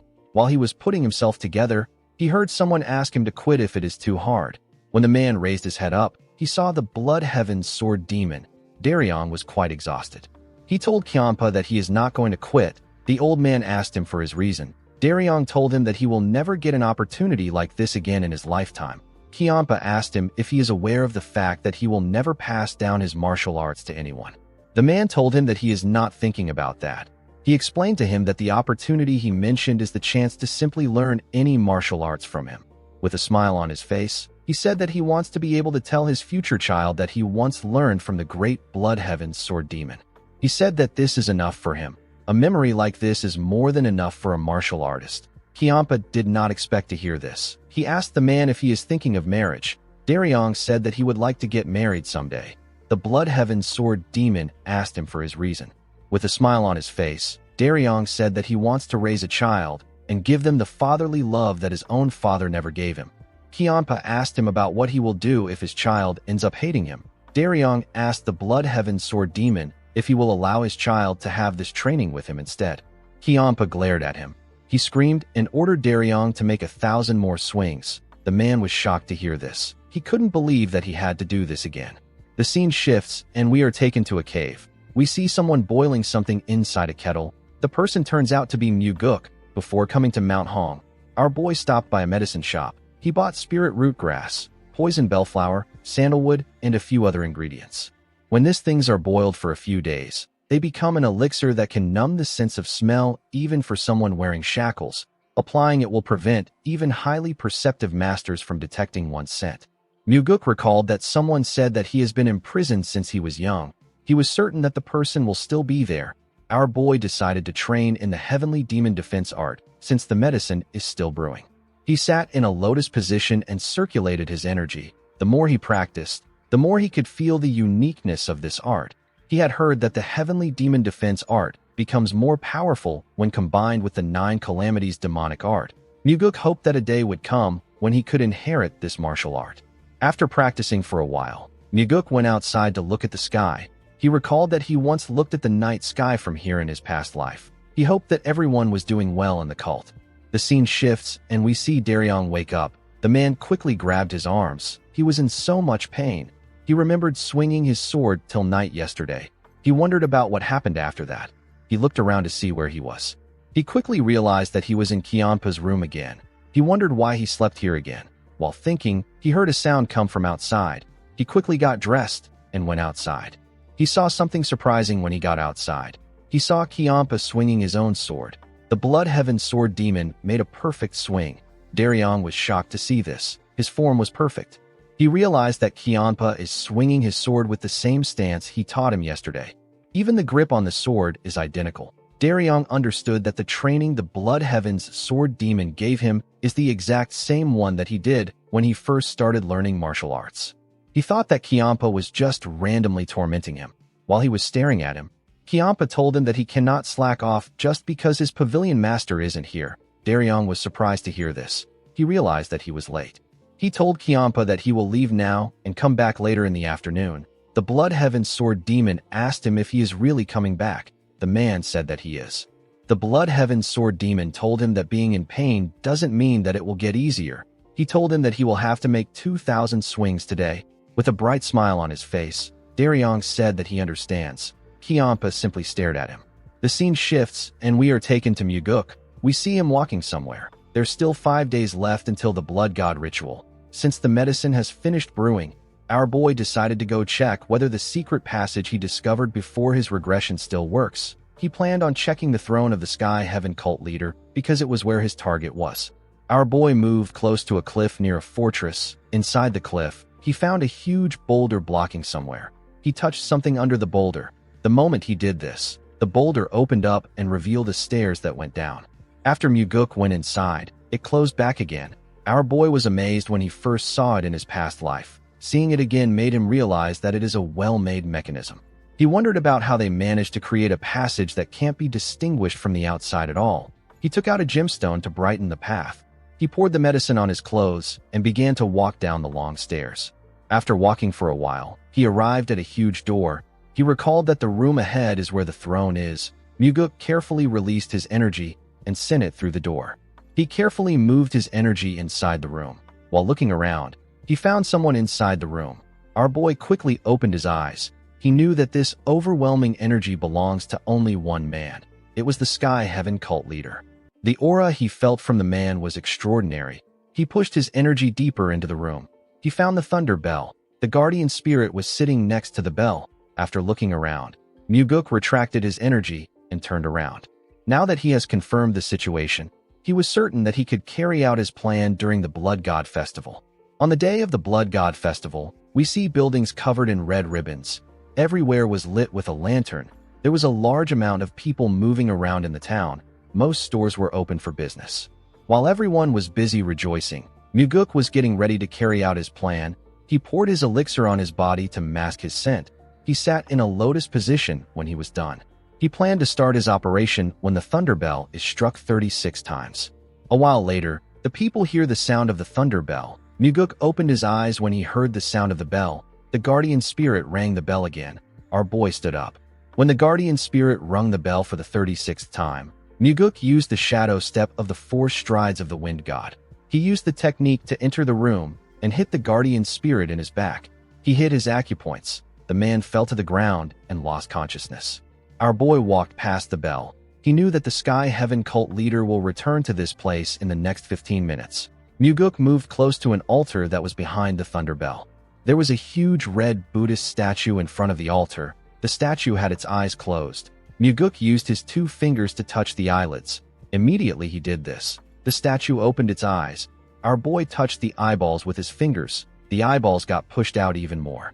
They turned out to be small bottles. Muguk came to the Sky Heaven cult because of the blood eye purification water inside the bottles. It is a sacred water secretly passed down among the Sky Heaven cult leaders. When this blood eye purification water is applied to the eyes, the counter techniques for the blood cult sorcery become visible. The foundation of the soul absorption sorcery that the soul-absorbing supreme demon uses is derived from the blood cult's demonic arts. The Sky Heaven cult is the successor of this blood cult. By using this water, our boy can escape from the soul absorption sorcery of the soul-absorbing supreme demon. Muguk opened the bottle and poured a single drop of the water in his right eye. He opened the other bottle and did the same to his left eye. He instantly felt the energy of the purification water burning his eyes. Muguk grit his teeth and endured the pain. A minute later, he opened his eyes. His pupils had turned blood red. They quickly returned back to normal. Our boy smiled when he realized that the blood eye purification water worked. He pushed the bottles back into the statue's eyes and closed it. He was certain that no one would know what happened because there was still enough purified water remaining in the bottles. He believed that the purified water will be easily passed on to the next successor. After Muguk left the room, the guardian spirit woke up. He found it odd that he was on the ground. He didn't know what happened. Muguk used the swift step of the 4 strides of the wind god to get out of the cave in an instant. While running, our boy realized that he had to acquire the blood eye purification water because of the soul-absorbing supreme demon. He told himself that the item will also help him to deal with Walmugi. Muguk ran through the town in an instant. No one could see him. All they felt was some breeze blowing past them. The scene shifts, and we see Kianpa reading under the moonlight. While he was reading, someone told him that reading doesn't suit him. When the Blood Heaven Sword Demon raised his head, he gently smiled. He did not expect to see Muguk. He said that he will scold his guards for letting him through. Our boy asked him not to do this. He revealed to him that he came there quietly because he wanted to meet him discreetly. Kianpa asked him if he just returned to the cult. Our boy told him that he just arrived. With a look of surprise on his face, Kianpa asked Muguk if he came to find him first after returning. Our boy smiled and apologized to him for ruining their touching moment. He told him that his father simply went to bed early. Kianpa angrily asked him to forget about it. Muguk was shocked to see how angry he was. He told the man that he was the first person he thought of. The Blood Heaven Sword Demon did not expect this. Muguk raised a bottle and asked the man to have a drink with him. He told him that he brought his favorite liquor. The man decided to drink with him. While they were drinking, the Blood Heaven Sword Demon asked our boy if it has already been 2 months since he left the cult. Muguk said that it is not yet 2 months. Since his swift step was able to improve, our boy was able to shorten the time he needed to return. He asked Kiampa about how Daryong's martial arts training is going. The old man took a look at his drink and said that Daryong is working surprisingly hard. Our boy didn't expect Kiampa to say that someone is working hard. He realized that his investigator is doing well. He told the Blood Heaven Sword Demon that Daryong has a strong heart even though he looks rebellious. Kiampa said that the man has never acted rebellious towards him. Our boy told him that his investigator knows how to pick his fights. He told Kiampa that the book he was reading earlier looked like a poetry collection. He asked him if he is seriously reading poetry. Kiampa found this question insulting. He asked Muguk if he looks like someone who reads poetry. Our boy smiled and told him that he might not even understand it well. He told him that it doesn't suit him. The old man revealed to him that he used to love reading books in his younger days, but he has forgotten about it for a while. Muguk found it hard to imagine what this strict-looking person was like in his younger days. He asked him about what he was like in his younger days. Kiampa said that he was dark and gloomy. Muguk told him that he was like Daryong. Kiampa didn't seem annoyed that he was likened to Daryong. He said that it is all in the past. He drank his liquor and asked Muguk if his trip went well. Our boy poured him another cup and told him that it did. Kiampa said that there will soon be trouble in the cult. Muguk smiled and asked him about why he believes that he went out to cause trouble. Kiampa told him that he went out to stir up a bloodbath. Muguk told him that he has a poor impression of him. The Blood Heaven Sword Demon said that he prefers peace. Our boy told him that he also likes peace. Kiampa said that he likes the quiet blood-stained peace that comes after crushing everything with his own hands. Muguk drank his liquor and told the man that it feels nice to be out for the first time in a while. He suggested that they go out and get some air together next time. The Blood Heaven Sword Demon didn't like this suggestion. He told Muguk that outside is full of people that he wants to kill. He said that he feels at peace staying in the cult. He poured Muguk a drink and advised him to be careful with whatever he is planning. He reminded him that a single wrong move can mean the end for him in the Succession War. Muguk asked the man to tell him what he will do if he makes the wrong move. The Blood Heaven Sword Demon revealed to him that he will switch allegiance and side with his older brother. Our boy told him that he is very cold. Kiampa said that it is natural for this to happen. He told Muguk that there is no point in having wings if the body is already dead. He said that he will have to find a new body. Muguk was surprised to hear this. He knew that Kiampa would really switch sides. After mourning our boy's death for a day or two, he will go to his older brother as if nothing happened. Muguk asked Kiampa to do him a favor. The man asked him to tell him what he wants. Our boy asked him to drink with him all night. Kiampa told him that he can do this. The moment he heard this, our boy stood up. Kiampa found this odd. He asked him about where he is going. Our boy revealed to him that he wants to buy more drinks and prepare some snacks. Kiampa told him that he can simply ask his subordinates to do it. Muguk smiled and said that there is something specific he needs to get by himself. The Blood Heaven Sword Demon wondered about what it was. He couldn't see through Muguk. He watched him turn around and walk forward. Our boy plans to bring the ultimate dish for this drinking session. It is a side dish that he has been preparing for 2 months. With a red glow in his eyes, Muguk told himself that he will be killing the soul-absorbing Supreme Demon tonight. In the next scene, we see Yeso walking down the stairs. While walking, he thought about how arrogant Muguk was. He believed that our boy threatened him simply because he thought that his father would back him up. Yeso opened a door and stepped into an underground hallway. The hallway led him to a room. Inside the room, we see a little girl lying unconscious on a huge rock. The soul-absorbing Supreme Demon moved close to the girl. He smiled when he realized that it has been a while since he last used soul arts. He began to laugh like a crazy person. While he was laughing, he got punched in the face. He quickly raised his hand and covered it with his energy. He let down his hand when he saw who punched him. The person turned out to be Muguk. With a serious look on his face, our boy reminded him that he asked him to stop using soul arts. Yeso touched the place he was punched in. He asked Muguk to tell him how he got in there. Our boy smiled and told him that his mystique is completely ruined when he is flustered. The moment he heard this, Yeso activated his soul absorption arts. He told Muguk that he misjudged him. He said that he deserved to be hit.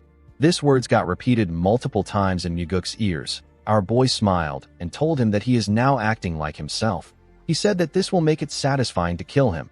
He told Yeso that the pathetic act he put on earlier was disappointing. The soul-absorbing supreme demon asked Muguk to tell him how he got in there. Our boy informed him that he simply followed him. Yeso didn't expect to hear this. Muguk knew that the man would think that he is lying. However, he was telling the truth. The soul-absorbing supreme demon always guards his back with shadow arts. If Muguk's mastery of the 4 strides of the wind god was complete, he could evade the shadows. Unfortunately, it wasn't complete yet. However, now that he has used the blood eye purification water on his eyes, he can see the weaknesses of Yeso's shadow arts. The moment he broke through the shadow arts, his shadow step took effect. Muguk told Yeso that the way he got in doesn't matter. He said that the important thing is that he is there. The soul-absorbing supreme demon asked Muguk to leave if he is going to rant about soul arts. He said that he doesn't know anything about the technique. Muguk asked him to tell him who the child is if he doesn't know the technique. Yeso said that the girl is a pitiful orphan that he brought there to teach martial arts. Muguk told the man that he is a coward. Yeso was surprised to hear this. He asked him to repeat what he said. Our boy called him a coward several times. He asked the man to tell him how long he plans on pretending. He asked him if he is only brave enough to rip out the heart of the weak. Yeso became angry when he heard this. He released his energy. The moment he did this, he dragged Muguk into a different world. He took him to an area covered in snow. He made our boy stand at the edge of a cliff. It was heavily snowing in this world. Yeso asked Muguk if he forgot about his warning. He reminded him that he will never return to the original world again if he saw him again. Our boy asked the man if he has to scare others just to keep himself from being scared. Yeso found Muguk to be remarkable. He couldn't believe that he wasn't fazed by what was happening. He asked him to tell him how he got this kind of spirit at his age. He asked Muguk if he came there to kill him. Our boy told him that he is correct. Yeso asked him to tell him his reason. Muguk didn't respond to him. He simply stared at him. Yeso became nervous. He asked him if he was sent by the cult leader. Muguk smiled when he heard this. He told the man that his father would have come himself if he wanted him dead. He asked him if he doesn't know the kind of person the heavenly demon is. Immediately he said this. Yeso dragged him to another world. He took Muguk to a pavilion and placed some tea on the table. He and Muguk sat in the pavilion. Yeso told our boy that they need to have an honest conversation before they kill each other. Muguk agreed with him. Yeso told him that they are demonic humans that stand above all other demonic humans. He asked him if they really live lives where they can afford to give the weak a choice. He asked Muguk to tell him why it is wrong to devour the hearts of the weak to grow stronger. He said that greed is right. He told Muguk that every choice he has ever made has been for the heavenly demon divine cult. If Mugi didn't come and Muguk stayed in the cult, he might have closed an eye to the actions of the soul-absorbing supreme demon. He would have told himself that the soul-absorbing supreme demon is making their cult stronger and looked the other way. However, our boy's fate was different. The him in the past and the him in the present are not the same person. He asked Yeso to stop lying. He told the man that he didn't rip out his victims' hearts because of the cult. He did it to prolong his own life. Muguk told the man that he will always continue to act this way. Yeso didn't say anything. Muguk believed that the soul-absorbing supreme demon would have sought revenge when his father died if he really cared for the cult. Instead, he chose to outlive all the other demon supremes. His unnaturally long life was soaked with the lives of thousands of innocent people. Muguk told the bastard that he has always lived for himself and himself alone. He told him that he eventually became a monster. The moment he heard this, Yeso told our boy that he is not the second young master. He appeared in front of him and said that it is impossible for a mere 20-something years old brat to understand him so precisely. He knew that Muguk wasn't supposed to be able to bypass his shadow arts and follow him inside. He shouldn't even be able to touch him. Yeso's head grew bigger. His head completely covered Muguk's body. His mouth and eyes released a terrifying energy. Muguk immediately realized that the man was using the mind-seizing soul art. It is a demonic art that draws the truth out of the target's mind. It is forbidden even in the cult. This soul art doesn't even work on Muguk. Our boy decided to just play along with the man. He wanted to hear what Yeso wanted to learn from him. The soul-absorbing supreme demon asked our boy to tell him who he is. Our boy told him that his name is Muguk. Yeso asked him to tell him how he knows so much about him. Our boy told him that he investigated him and learned everything. Yeso asked him if the heavenly demon is behind this case. Muguk said that he isn't. The soul-absorbing supreme demon smiled when he heard this. Upon seeing the look on his face, our boy became certain that Yeso fears his father the most. The soul-absorbing supreme demon asked Muguk to tell him why he came. Our boy revealed to him that he came there to put him down. Yeso asked him if he told anyone that he would be coming there. Muguk said that he didn't. Yeso was extremely happy to hear this. He took Muguk to an empty blank world. With a smile on his face, he told our boy that he will vanish from the world from today on. Muguk asked him if he can handle the consequences of killing him. With a creepy smile on his face, the soul-absorbing supreme demon asked Muguk to tell him why he would be the one to deal with the aftermath of his death. He said that the Blood Heaven's sword demon will take care of it. He stretched out his hand and revealed to Muguk that he won't be the one to kill him. While laughing like a maniac, he told our boy that he will die trying to fight the Blood Heaven's sword demon. He said that Kiampa will be the one to end him. Immediately he said this, a large amount of energy got released from his body. Muguk activated the Heavenly Demon Defense Art and used the energy to cover his body. He used the defense art to block the dark energy Yeso was releasing from his body. He walked towards Yeso. Each step he took was heavier than the last. Yeso's dark energy slowly covered him. Before he could reach him, the energy covered him completely. With a smile on his face, Yeso asked Muguk to kill the Blood Heaven's sword demon. His words were repeated to Muguk several times thanks to the dark energy around him. Our boy couldn't believe that Yeso's technique still had this much power even though he covered himself with the Heavenly Demon Defense Art. An ordinary person would have already fallen for the soul-absorbing art of the soul-absorbing supreme demon. While hearing the numerous voices in his head, Muguk looked around. He seemed to be searching for something. He found a blue light in front of him. Our boy immediately knew that this light was the way out of the soul-absorbing art. He walked into the light. He opened his eyes in the blank and empty dimension that Yeso created. Yeso was shocked to see Muguk. He didn't know what was happening. He asked our boy about how he woke up on his own. Muguk wasn't supposed to wake up before the soul-absorbing art ends. Our boy smiled and told the man that he might have grown attached to the Blood Heaven's sword demon. He said that he doesn't feel like killing him. The moment he said this, Yeso activated the soul-absorbing art again and covered him with his dark energy. He asked Muguk to kill the Blood Heaven's sword demon. Our boy covered himself with the energy of the Heavenly Demon Defense Art, but the voices were much louder. This soul-absorbing art was much more powerful than the ones he used earlier. Muguk grit his teeth to endure the pain of the voices in his head. He quickly found the blue light. He opened his eyes again to see Yeso. The soul-absorbing supreme demon couldn't comprehend what was happening. He asked Muguk to tell him why he isn't falling under the soul-absorbing art. Muguk laughed and told him that it is because of his deep bond with Kiampa. The soul-absorbing supreme demon was annoyed to hear this. He released his energy again. Muguk covered himself in the Heavenly Demon Defense Art. He got dragged to a dark place. Our boy looked around. He wondered if Yeso was going to do the same thing again. The moment he thought of this, he saw something behind him. Something horrifying rose out of the ground. It was a horrifying and dark humanoid monster. As the monster walked towards Muguk, several others rose out of the ground.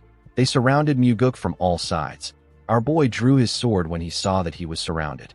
His pupils instantly turned red. Muguk was able to see the blue light on the monsters' bodies. He was able to see their weaknesses. When the monsters got close to him, our boy tore them apart. Each strike was precise and clean. He didn't waste any strikes at all. He only thrust his sword at their weak points. He didn't give the monsters the time to react to his attacks. Muguk smiled as he tore through the monsters. He was relieved to see that the blood eye purification water was allowing him to see how to break the sorcery.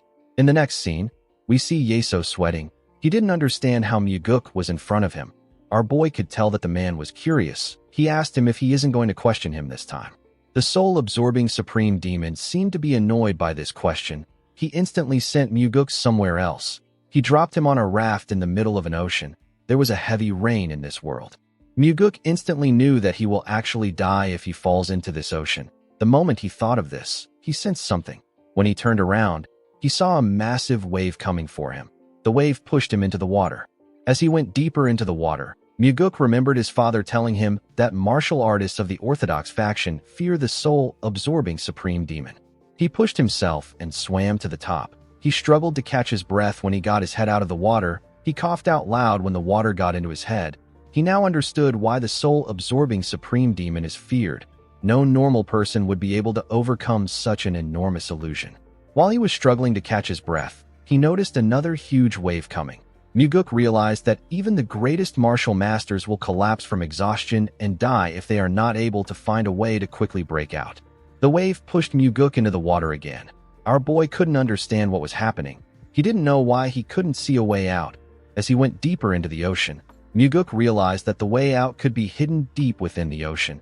He quickly put himself together and looked around.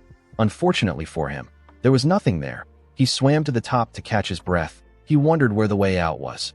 All he could see was this endless ocean water. While looking around, Muguk saw the log he was standing on. He quickly swam to it. When he turned the log around, he saw the blue light. Our boy could not believe that the way out was in the most obvious place. The moment he thought of this, he saw that another wave was coming. Muguk raised his sword and pushed it into the log. He pushed himself out of the illusion. Our boy returned to the blank world. Yeso didn't even know what to say. He quickly sent Muguk to another world. Our boy found himself surrounded by tall mirrors. Each mirror was showing a version of him. Muguk realized that these are the stages of his life. He walked past his younger and teenage self. He saw an old version of himself. This version of himself was on his deathbed. Muguk knew that this wasn't his future, and this wasn't who he was before his regression either. It was an illusion crafted by the soul-absorbing supreme demon. He placed his hand on the mirror and asked his older self to tell him what he regrets so much. He asked him if he hoped for a peaceful death, even though he lived with so much blood on his hands. He told him that he is being greedy. With a smile on his face, Muguk told himself that if he is able to save the people he wanted to save by killing Wamugi, then this kind of death is okay. He looked deep into the eyes of his older self. He realized that it was time for his older self to go. Muguk wondered if he spoke to his older self in order to comfort himself. He wanted to tell himself that he is okay and he is doing well. Our boy raised his sword and turned to his current self. There was a blue light in his neck. Muguk broke the mirror with his attack. He was sent back to the blank dimension. Yeso couldn't believe his eyes. He didn't expect to see our boy so quickly. With a worried look on his face, he asked Muguk to tell him how he figured it out. He explained to him that if he breaks the wrong mirror, the number of reflections double. If he breaks another one again, it will double once more. It will continue until he is unable to leave the illusion. Muguk told Yeso that he was simply lucky. The soul-absorbing supreme demon was annoyed to hear this. He told our boy that he cannot escape from something like that by simply being lucky. The moment he said this, Yeso realized something. He asked Muguk if he has mastered the 9 calamities demonic art. He called the heavenly demon a deranged cult leader and said that he secretly chose a successor behind their backs. Muguk was not surprised to see that the soul-absorbing supreme demon made such an assumption. The only known way to resist Yeso's sorcery is to master the 9 calamities demonic art, which the heavenly demon passes on to his chosen successor. No one would think of using the blood-eye purification water. The soul-absorbing supreme demon believed that the heavenly demon was using his own child as a blade to kill him. He called the heavenly demon a filthy bastard and said that he is always stabbing people in the back. Muguk glared at him when he heard this. He asked the man if he has more to say. He revealed to him that his father once said that he is the person feared the most by Orthodox sects. This means that he holds him in high regard. Muguk told Yeso that his father would not betray someone he deeply respects. The soul-absorbing supreme demon asked Muguk to tell him what he is trying to say. With a serious look on his face, our boy advised Yeso not to let his anger speak for him. He revealed to him that his father argued with him when it came to killing him. The soul-absorbing supreme demon asked our boy to tell him why he is after him if his father is against it. Muguk told him that he thought about the situation as much as he could. He explained to him that he will feel wronged if he was an average person who ran a business, studied at academies, and trained in martial arts halls. And then one day, he is dragged away for no reason and got his heart ripped out while he were still alive. The soul-absorbing supreme demon told him that life is meant to be unfair. He said that a person needs to become stronger if they are upset. Muguk glared at the man. With a cold gaze in his eyes, he told Yeso that he wants him to bear all the grudges the weak feel. The soul-absorbing supreme demon did not expect to hear this. He smiled and told Muguk that he is right. He released his energy and said that he has lived with a deep desire to survive. He asked our boy if he really thinks that he never imagined that a day like this would come. He said that he always knew that the heavenly demon would betray him and try to kill him. As he spoke, his body grew bigger and his eyes and mouth released a terrifying blue energy. The soul-absorbing supreme demon asked Muguk if he knows why he delved into soul arts. He asked him if he believes that he did it because of a little inner energy. Yeso's body grew to an astronomical size. His entire body was covered in his dark energy. He told our boy that he will rip his precious 9 calamities demonic art to shreds. His energy spread everywhere. The ground broke apart and turned purple. Muguk sensed dark demonic energy coming from the man.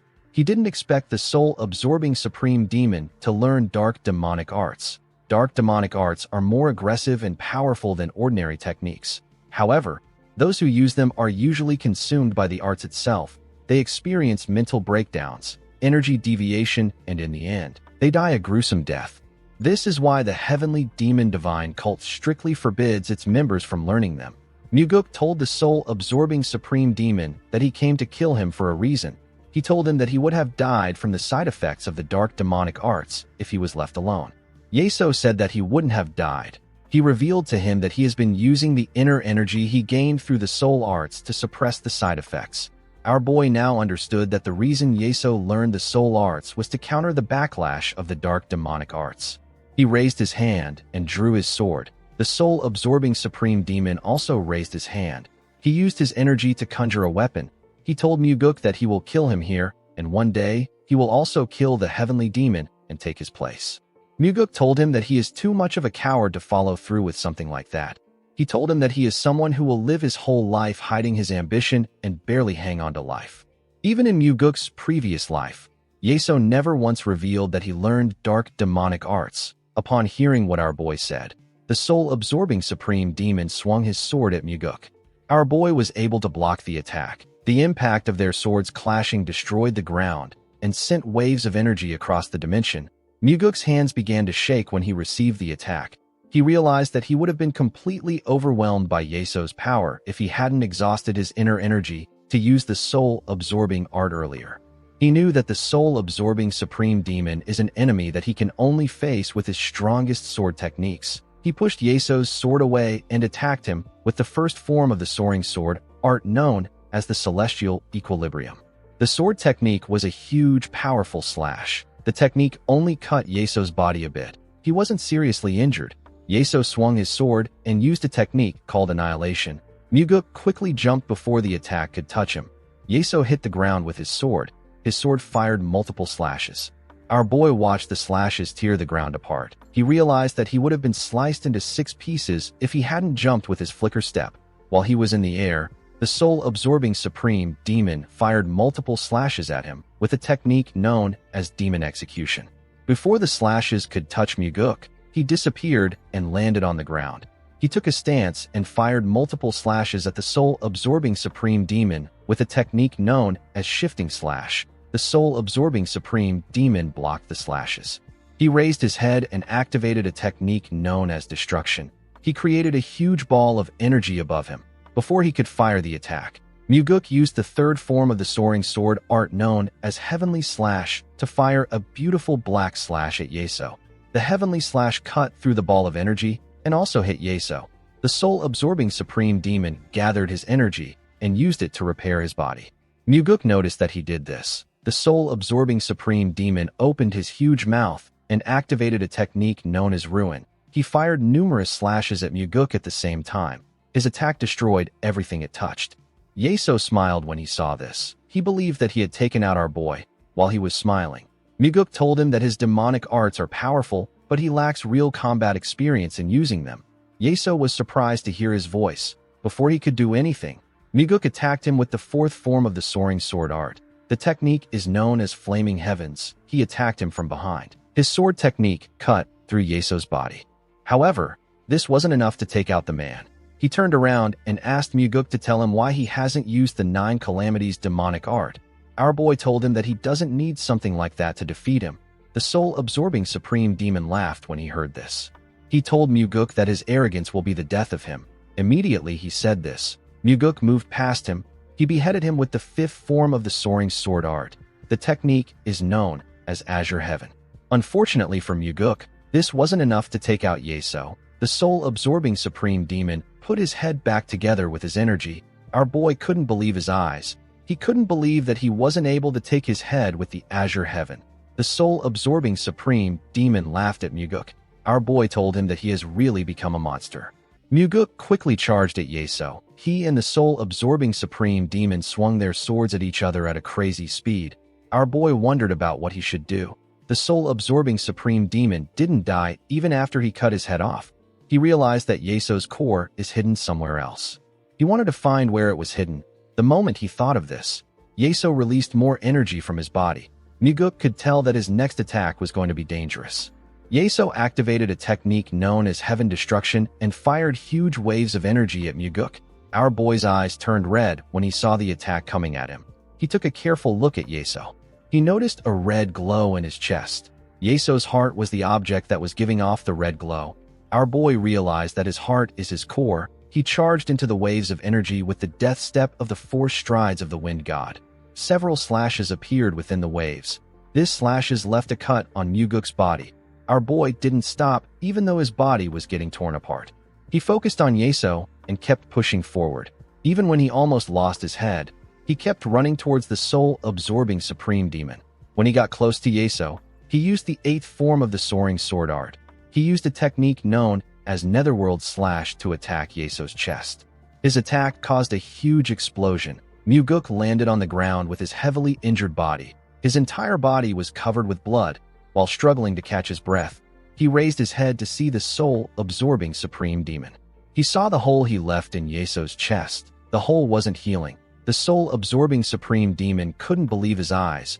He couldn't believe that Muguk attacked his core. Our boy told him that it was easy for him to attack his heart because it was so big. The soul-absorbing supreme demon returned to his normal form and fell to his knees. His dimension returned to its empty state. Yeso told our boy that the technique he just used is not the 9 calamities demonic art. Muguk revealed to him that it was a combination of the death step and the 8th form of the soaring sword art. Yeso had never heard about the death step. Our boy revealed to him that he is talking about the death step from the 4 strides of the wind god. The soul-absorbing supreme demon was shocked to hear this. He asked Muguk to tell him how he knows the 4 strides of the wind god. Our boy told him that the heavens didn't want him to die. He knew that he would have died if he hadn't used the 4 strides of the wind god. He knew that Yeso never imagined that he would have this kind of trump card. The soul-absorbing supreme demon glared at Muguk. He told him that he will kill him if he is ever reborn. Our boy stared at him with eyes filled with disappointment. He told the man that he wants him to live a full life if he is ever reborn. He told him that he can have a better life than this. Yeso didn't say anything. Our boy noticed that the man didn't curse at him. The soul-absorbing supreme demon simply closed his eyes. Immediately he did this, his world began to fade away. Our boy was sent back to reality. His injuries disappeared and his bleeding stopped. He found Yeso sitting down with his eyes open. The man's body was cold and lifeless. Muguk simply stared at him. He didn't say anything. In the next scene, we see Kianpa asking Muguk about why he took so long. He asked him if he made the snacks himself. Our boy raised a cloth containing snacks and told him that it took some time for him to get them. He placed the snacks on the table. The Blood Heaven Sword Demon told him that it shouldn't have taken so long to make this kind of snacks. Our boy took out a bottle of liquor and asked Kianpa to drink while the night is still young. The Blood Heaven Sword Demon raised his cup and told Muguk that his stamina isn't like his. He said that he will be useless the next day if he stays up all night.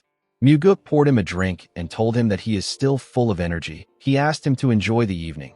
Kianpa noticed something odd about our boy. He told him that he looks like he is in a good mood. Muguk poured himself a drink and said that he is in a good mood. Kianpa asked him for the reason why he is in this mood. Muguk told him that he is simply happy to see him again after so long. Kianpa didn't expect to hear something like this. Our boy asked him to have a drink. The old man joined him in drinking the liquor. He asked our boy if he knows why he likes Daryong. Muguk asked him to tell him why. The Blood Heaven Sword Demon revealed to our boy that Daryong said that he wouldn't give his life up for him. Muguk smiled and said that he will scold him. Kianpa said that he liked his honesty. Our boy asked him to tell Daryong about it. He said that the investigator will like to hear it. Kianpa said that he is not going to do it. Muguk told him that he will tell him the next time he sees him. He said that someone needs to say these things because words like this can change someone's life. Kianpa glared at him when he heard this. He told our boy that he really likes to take care of everyone. He told him that he will soon be looking after the stable boys that muck out manure. He asked him to also feed the horses since he is so nice.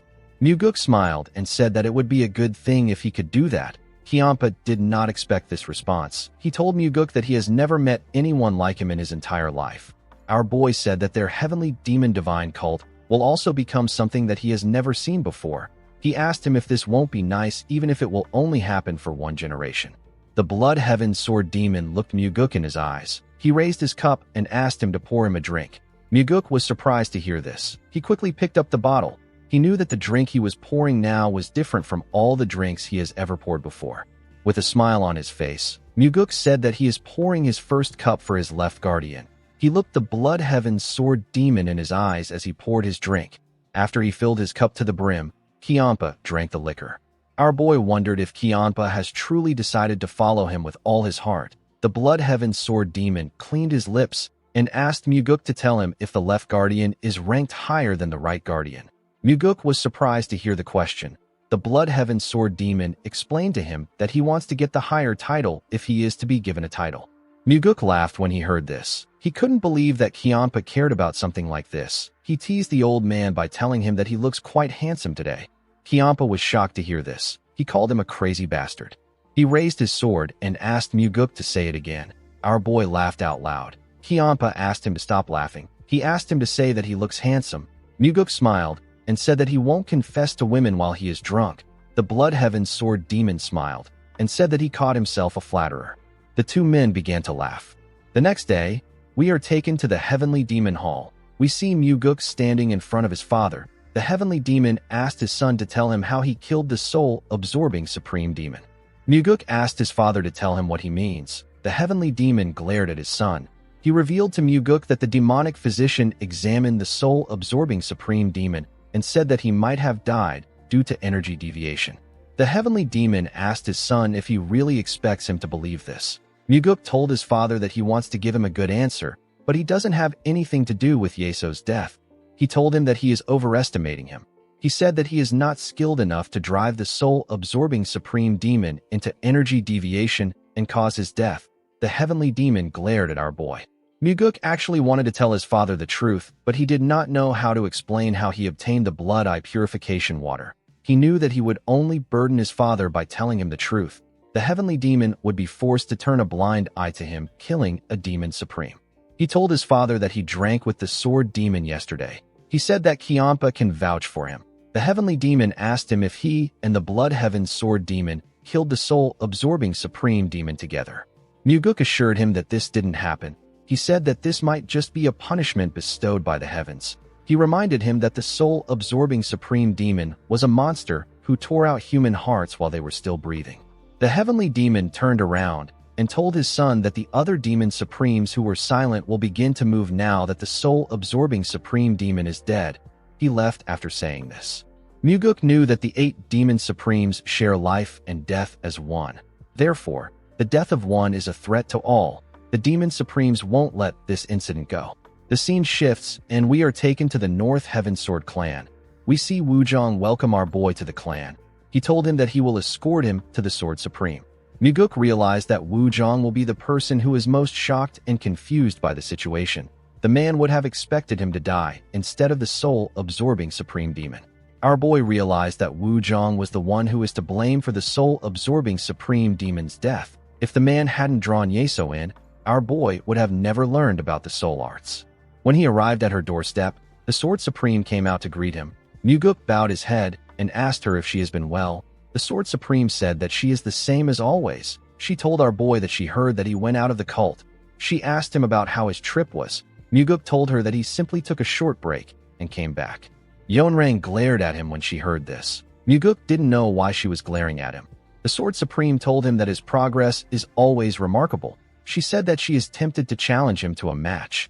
Muguk said that they can arrange a match later. Yeonrang told him that she would like this. Our boy took out a cloth and said that he brought a small gift for her. He revealed to her that he found a flower with a lovely fragrance and brought back its seeds. The Sword Supreme did not expect to hear this. She told Muguk that this is the first time someone is giving her seeds. Our boy said that it is his first time giving them to someone. Yeonrang really liked the gift. She invited him inside. She asked Muguk if he has heard about the death of the soul-absorbing supreme demon.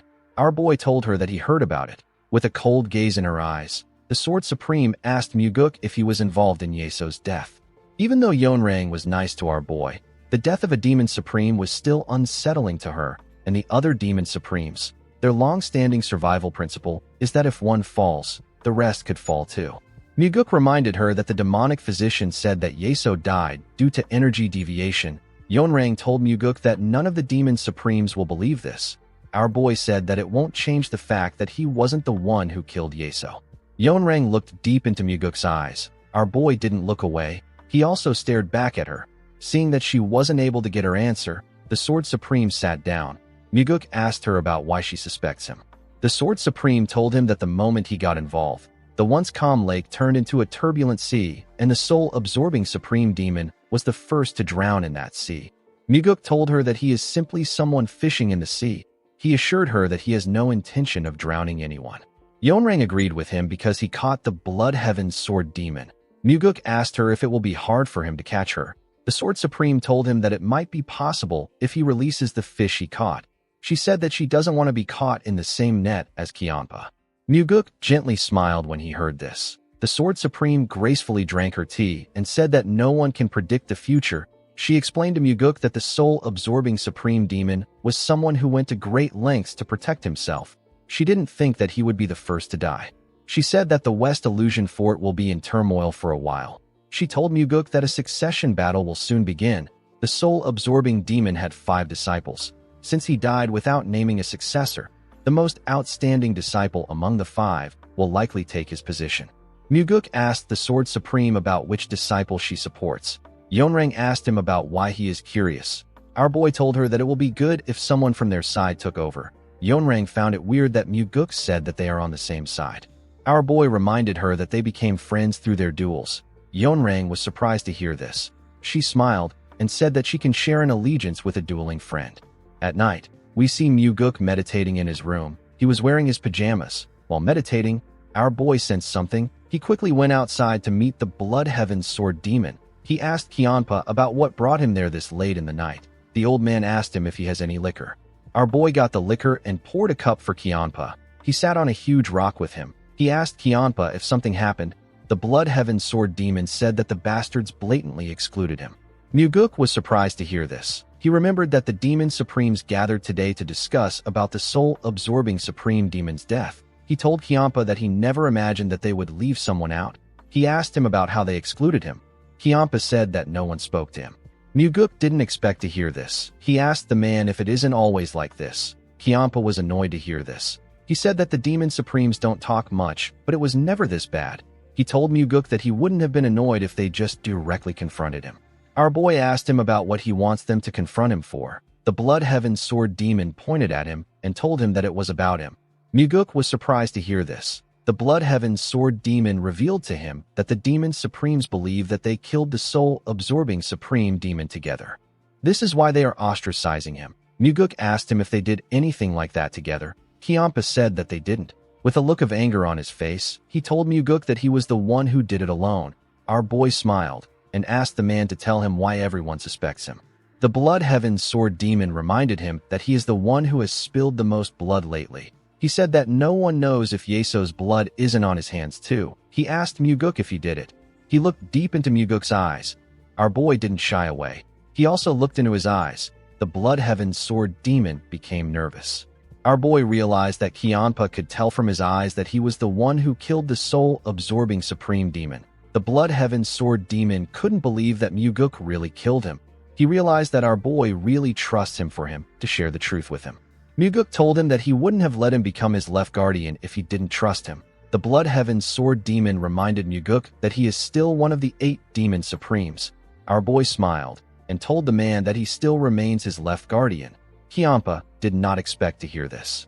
He put himself together and told Muguk that he will get stabbed in the back if he trusts people this easily. Our boy told him that he didn't trust him easily. He asked him to think about everything that has happened between them. Kyanpa asked him he isn't scared. Our boy asked him to tell him what he needs to be scared of. The Blood Heaven's sword demon told him that he can become the enemy of the 8 demon supremes. Muguk said that they are actually 4 demon supremes. Kiampa was shocked to hear this. He stood up and burst out in anger. He asked Muguk if he killed more of them. Muguk asked him to calm down. He told him that he didn't mean it like that. Kiampa asked him to explain himself. Our boy raised his hand and displayed 7 fingers in front of the Blood Heaven Sword Demon. He told him that there are now 7 Demon Supremes now that the soul-absorbing Supreme Demon is dead. If Kiampa is removed, this means that there are 6, since half of the Sword Supreme's forces are on his side. It means that there are 5.5 people that are our boy's enemies. Muguk told Kiampa that him and the Sword Supreme are not sitting around in this situation. If the 2 of them take on 1.5 Demon Supremes, then there will be 4 Demon Supremes left. Our boy told the Blood Heaven Sword Demon that his enemies are the 4 Demon Supremes. He said that if 2 more Demon Supremes take his side, he will only need to deal with 2 Demon Supremes. With a smile on his face, Muguk told the Blood Heaven Sword Demon that the situation is not so difficult. Kiampa was annoyed to hear this. He let out a sigh and told him that he already knew that he was crazy enough to do something like this. He told Muguk that he will let this slide. He told him that he has overlooked one thing. Our boy asked him about what it is. The Blood Heaven Sword Demon revealed to him that neither he nor the Sword Supreme will fight against other Demon Supremes. Muguk was already aware of this. It is a long-standing rule among the Demon Supremes. He told Kiampa that he already knows. He said that he will do the fighting. He asked the man to simply not betray him. The Blood Heaven Sword Demon told him that betrayal isn't done by people, but by circumstances. He asked our boy not to trust him. Muguk assured him that he will create circumstances that don't allow for betrayal. He asked him to simply help him when he needs it.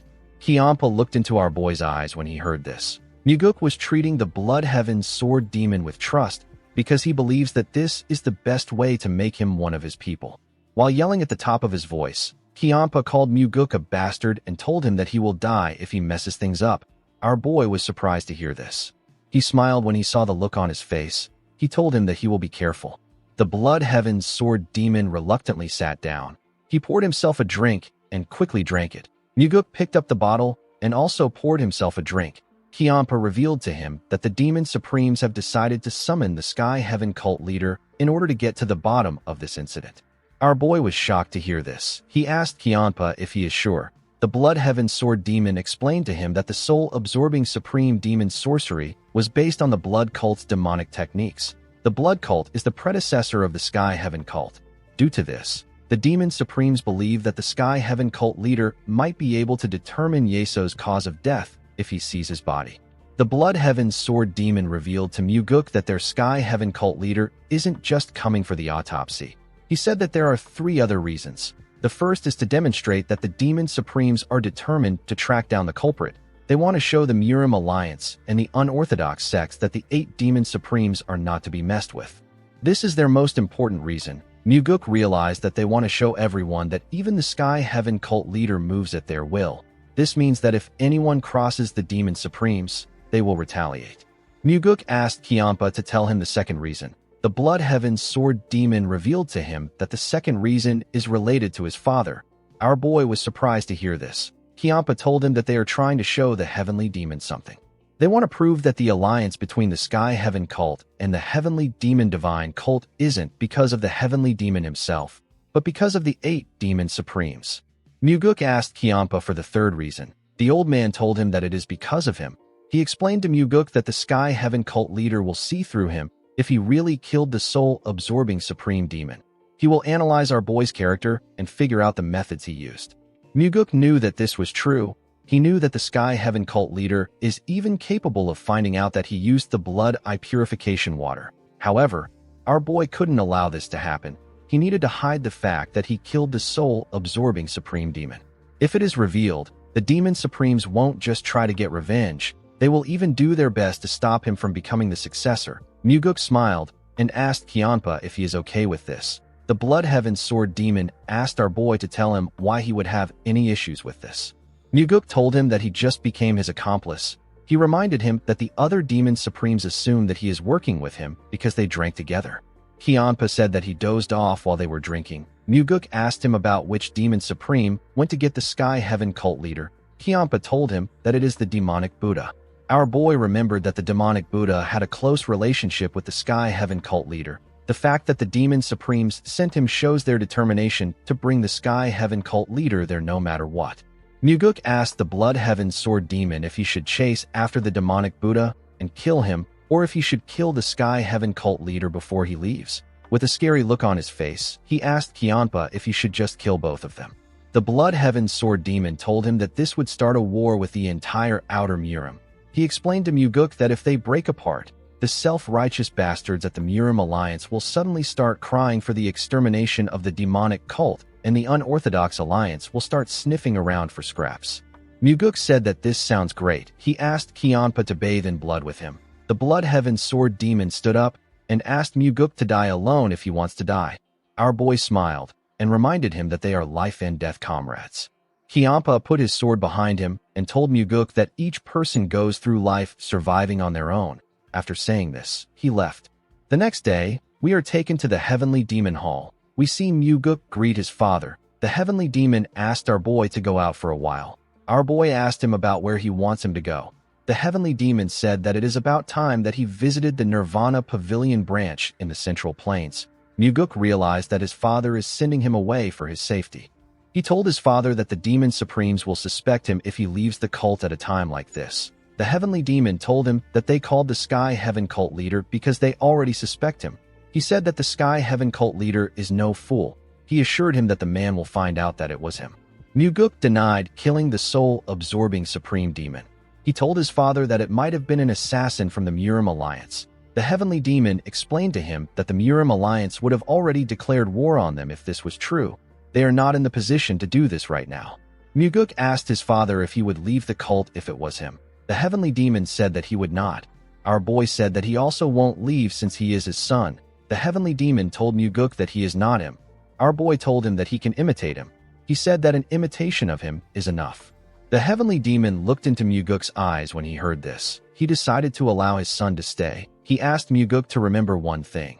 He told him that he must not kill the Sky Heaven cult leader. Our boy was shocked to hear this. He couldn't believe that his father wasn't worried about him. He was actually worried about the Sky Heaven cult leader. The Heavenly Demon turned around and asked Muguk not to kill any other Demon Supremes. He asked him to not kill anyone. Our boy assured him that he won't kill anyone. He watched his father as he walked out of the throne room. Muguk never planned on killing the Sky Heaven cult leader. He knew so much about the Sky Heaven cult and its leader. To him, the Sky Heaven cult leader is someone he should be grateful to. He smiled and said that the cult leader is like a treasure vault to him. There are only two methods that Muguk believes can help him avoid getting caught by the Sky Heaven cult leader. The first is physical transformation. The second is to change only his eyes. In this era, there is only one person who can change Muguk's eyes. That person is the man sitting in front of Muguk, the demonic physician. The old man took a sip of his tea and told our boy that they can start their discussion. Since Muguk went through the trouble of getting him rare herbs, the demonic physician believed that he must have something important to discuss with him. Our boy told him that he came to request for a favor. The demonic physician asked him to tell him what he wants. Muguk told him that he won't beat around the bush because he is a busy man. He asked the demonic physician to perform the eye-enhancing surgery on him. The old man was surprised to hear this. The eye-enhancing surgery is a long-lost forbidden technique that enhances a martial artist's eye. Through the surgery, both normal and dynamic vision are drastically improved. It even negates visual eruptions caused by light, darkness, water, and even smoke. The demonic physician asked Muguk to tell him how he knows that he can perform the eye-enhancing surgery. Our boy knew about the technique because it will be eventually revealed later in the future that the demonic physician mastered the technique. When Muguk returned to the cult to gather the ritual materials, the demonic physician had already passed away. He found out about the surgery through his disciple. His disciple's name is Beck. Beck had offered the eye-enhancing surgery to the man who was the cult leader at that time. His name is Ju Bekdo. Since Muguk didn't answer his question immediately, the demonic physician asked him if the Heavenly Demon told him. Our boy was not surprised to hear this. Beck once told him that his father rejected the demonic physician's offer to perform the surgery. The demonic physician told Muguk that the fruit of the Nirvana guanine herb is among the necessary materials needed for the surgery. He told Muguk that this fruit is incredibly rare. He asked him if he knows that the technique can only be performed once in a generation. Our boy assured him that he is aware of this. The old man asked him if he still wants the surgery despite knowing this. Muguk said that he does. The demonic physician asked him to tell him what he can offer him in return if he can perform the surgery. With a confident look on his face, Muguk told the man that he can't offer him anything right now, but he will become the cult leader. The old man did not expect to hear this. Muguk told him that he will give him whatever he wants when he becomes the cult leader. Our boy actually already knew what the demonic physician wanted. He desired this thing until the day he died, but his father never allowed it. This is why the heavenly demon refused the eye-enhancing surgery. He didn't want to be in the demonic physician's debt. The demonic physician asked Muguk if he is confident that he will become the successor. Our boy assured him that he is. He stood up and asked the demonic physician to carefully consider his offer and make a decision. The moment our boy turned around, the demonic physician asked him to wait. He told him that he has a question for him. He asked Muguk to tell him how he plans to deal with the Murim Alliance and the Unorthodox Alliance when he becomes the cult leader. Muguk told him that it depends on the political situation on ground. He said that only one thing is certain. With a serious look on his face, Muguk said that he will destroy any Orthodox faction, unorthodox faction, individual or organization, man or woman if he deems them truly evil. After Muguk left, the demonic physician sat with his thoughts. While he was thinking, someone asked him if he is about to die. The person asked him about why he is doing something he doesn't usually do. The demonic physician raised his head when he heard this. He saw the blood heaven sword demon in his office. The demonic physician told him that they actually don't have much time left. The blood heaven sword demon sat down and asked him to stop spouting nonsense. He asked him not to lump them together. The demonic physician asked him about why he still has so many attachments to this world. Kiampa told the man that those who say that they have no regrets are often the ones most tormented inside. He asked the demonic physician about why he asked the question. He asked him if he is now tired of saving lives and wants to start taking them instead. He told him that they can go kill someone together now. The demonic physician declined his offer. He told him that he simply has a question for him. He asked Kiampa to tell him why he chose the second young master. The blood heaven sword demon took a careful look at the demonic physician when he heard this. He moved his huge sword to his leg in order to get comfortable. He said that Muguk has his hand in everything. He didn't expect our boy to drag the demonic physician to their battlefield. He asked the man to tell him why he is asking. The demonic physician asked him to tell him why he chose Muguk. The blood heaven sword demon told him that Muguk looks like he might actually become the cult leader. The demonic physician asked him about how he came to this conclusion. Kiampa turned to the ceiling. He said that Muguk once said that in his demonic path, he doesn't break tavern tables. The demonic physician was surprised to hear this. Kiampa told him that this is why he chose our boy. The demonic physician smiled and told Kiampa that it is about time he stops breaking them. He stood up and walked past Kiampa. The blood heaven sword demon was surprised to see this. He asked him if he is leaving after calling him out. He asked him to have a drink with him. The demonic physician told him that he will pay for the drink next time. Kiampa said that next time doesn't exist for old men like them. He asked him to buy it today. The demonic physician walked out of the room. Kiampa reminded himself that the demonic physician is tenacious. He was certain that he won't die so easily.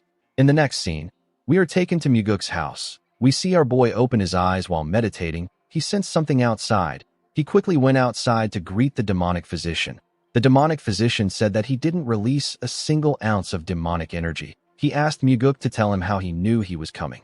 Our boy told him that he knew it was him when he opened his eyes. The demonic physician let out a sigh and raised his head up to see the night sky. He revealed to Muguk that he spent his whole life saving people.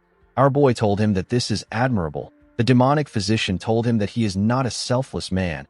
He said that he saved so many people because he wanted to kill one person. Muguk acted surprised. He asked him to tell him what he means. He already knew what the demonic physician wanted and why he joined the cult. The old man looked at his hands and said that a physician cannot kill someone because it goes against the will of the heavens. He said that he tried to save as many as he could to atone for the sin he wants to commit. He turned to Muguk and asked him if he can kill the person when he becomes the cult leader. Our boy told him that he will kill the person. The demonic physician didn't expect to hear this. He asked Muguk to tell him why he answered without asking for the identity of the person he wants to kill.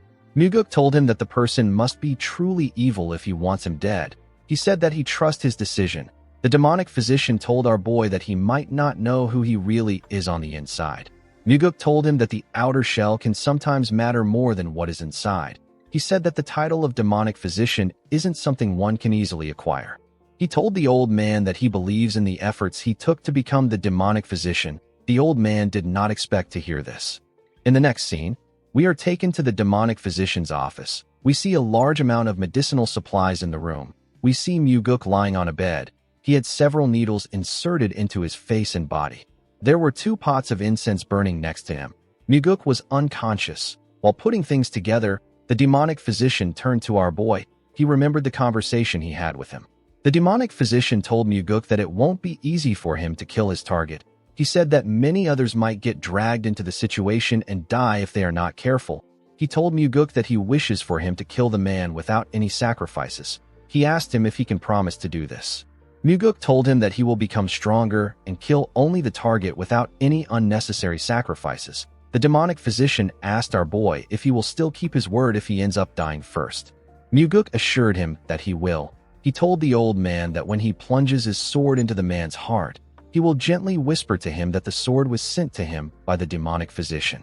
Upon remembering Muguk's words, the demonic physician took a look at him. It was as if he was placing all his hope on Muguk. The next day, we see our boy open his eyes. The needles were no longer on his face. He quickly raised his head up. He wondered if the surgery was over. While he was trying to put himself together, the demonic physician asked him about how he is feeling. Muguk told him that he feels great. The old man asked him about his vision. Our boy smiled and told him that his vision is even better. The moment he said this, he looked around. He was surprised to see how clear his sight was. He felt like he has been living with his eyes closed his entire life. The world looked so vivid now. The demonic physician waved his hand and turned off the candles in the room. He asked Muguk if he can see in the dark now that the lights are off. Our boy turned to the left and right. He told the man that he can see clearly. He said that he can make out every detail on the medicine bottles in the room, and he can even describe the picture hanging on the wall. The demonic physician smiled when he heard this. He asked Muguk to follow him. Our boy got dressed and followed the man to the balcony. The demonic physician asked him to look directly at the sun. Muguk raised his head and looked at the sun. The demonic physician asked him about how he feels. Our boy revealed to him that his eyes don't feel any burning. Even though the sun should be blinding, it wasn't affecting Muguk at all. The demonic physician pointed to the front. He asked our boy to look far into the distance. Muguk followed his instruction and looked at the forest beyond the cult. He told the demonic physician that he can see everything. He said that he can even see the ants crawling on the tip of the branch. The demonic physician turned to him when he heard this. Muguk smiled and told him that he is not joking. The demonic physician told him that he knows he is not joking. He said that he is smiling because he is happy. Muguk bowed his head and thanked him for his help. The demonic physician said that the procedure was a complete success. He told our boy that his eyes have been reborn, since the demonic physician used a secret technique that can only be performed once in a lifetime on him. Muguk promised him that he will repay his favor by keeping his word. The demonic physician thanked him for this. He told our boy that he will tell him who to kill when he becomes the cult leader. Our boy smiled when he heard this. He received the eye-enhancing surgery to erase traces of the blood eye purification water, but he never imagined that the effect would be this incredible. Muguk realized that the situation with blood eye purification water and the eye-enhancing surgery have been connected. He believed that the Sky Heaven cult and his eyes have been intertwined by fate. He thanked the Sky Heaven cult leader for making him go this far. In the next scene, we see Leon swinging her sword. She was practicing the soaring sword art. Each sword swing was clean and elegant. She was fast and precise. While she was training, someone interrupted her and suggested that they play together. The person turned out to be Muguk.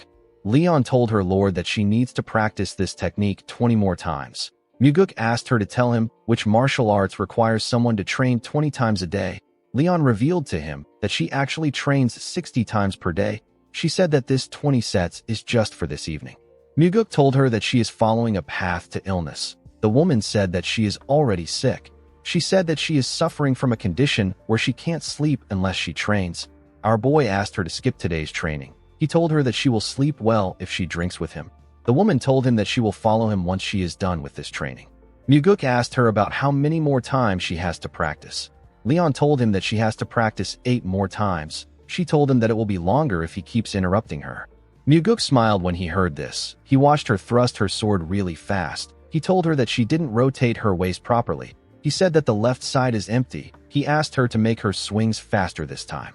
Leon perfectly executed the order and made her swings faster. Muguk smiled when he saw this. He moved to the side and sat down. He decided to train the Heavenly Demon Defense Art since he had nothing else to say. The martial art our boy trained the most while planning to deal with the soul-absorbing Supreme Demon was the Heavenly Demon Defense Art. The more Muguk mastered it, the more he could feel its depth. The martial art resonated with him on the deepest level. It was to the point where he felt like he was mastering a living, breathing martial art. Muguk got lost in the martial art and focused all his attention on the circulation of his energy. A while later, we see our boy open his eyes. He saw Leon standing next to him. He asked her if she is done. The woman told him that she has completed 20 sets. Muguk stood up and asked her to get a drink with him. He told her that he is starving. Leon told him that this is natural. She revealed to him that he has not eaten in 3 days. Muguk was shocked to hear this. He asked her if she is sure. Leon revealed to him that he has been circulating his energy for 3 days. Our boy couldn't believe what he was hearing. His bodyguard told him that he came to see her 3 days ago. She explained to him that he entered a state of deep meditation and she didn't want to disturb him. Muguk couldn't understand what was happening. He didn't feel like an hour had even passed. He couldn't believe that he fell so deep into a transcendent trance. He didn't even remember anything about the training. He took a deep breath and gently released his energy. A large amount of energy flowed out of him. Muguk was happy to see this. He noticed that his energy flow has become smoother and more precise than before.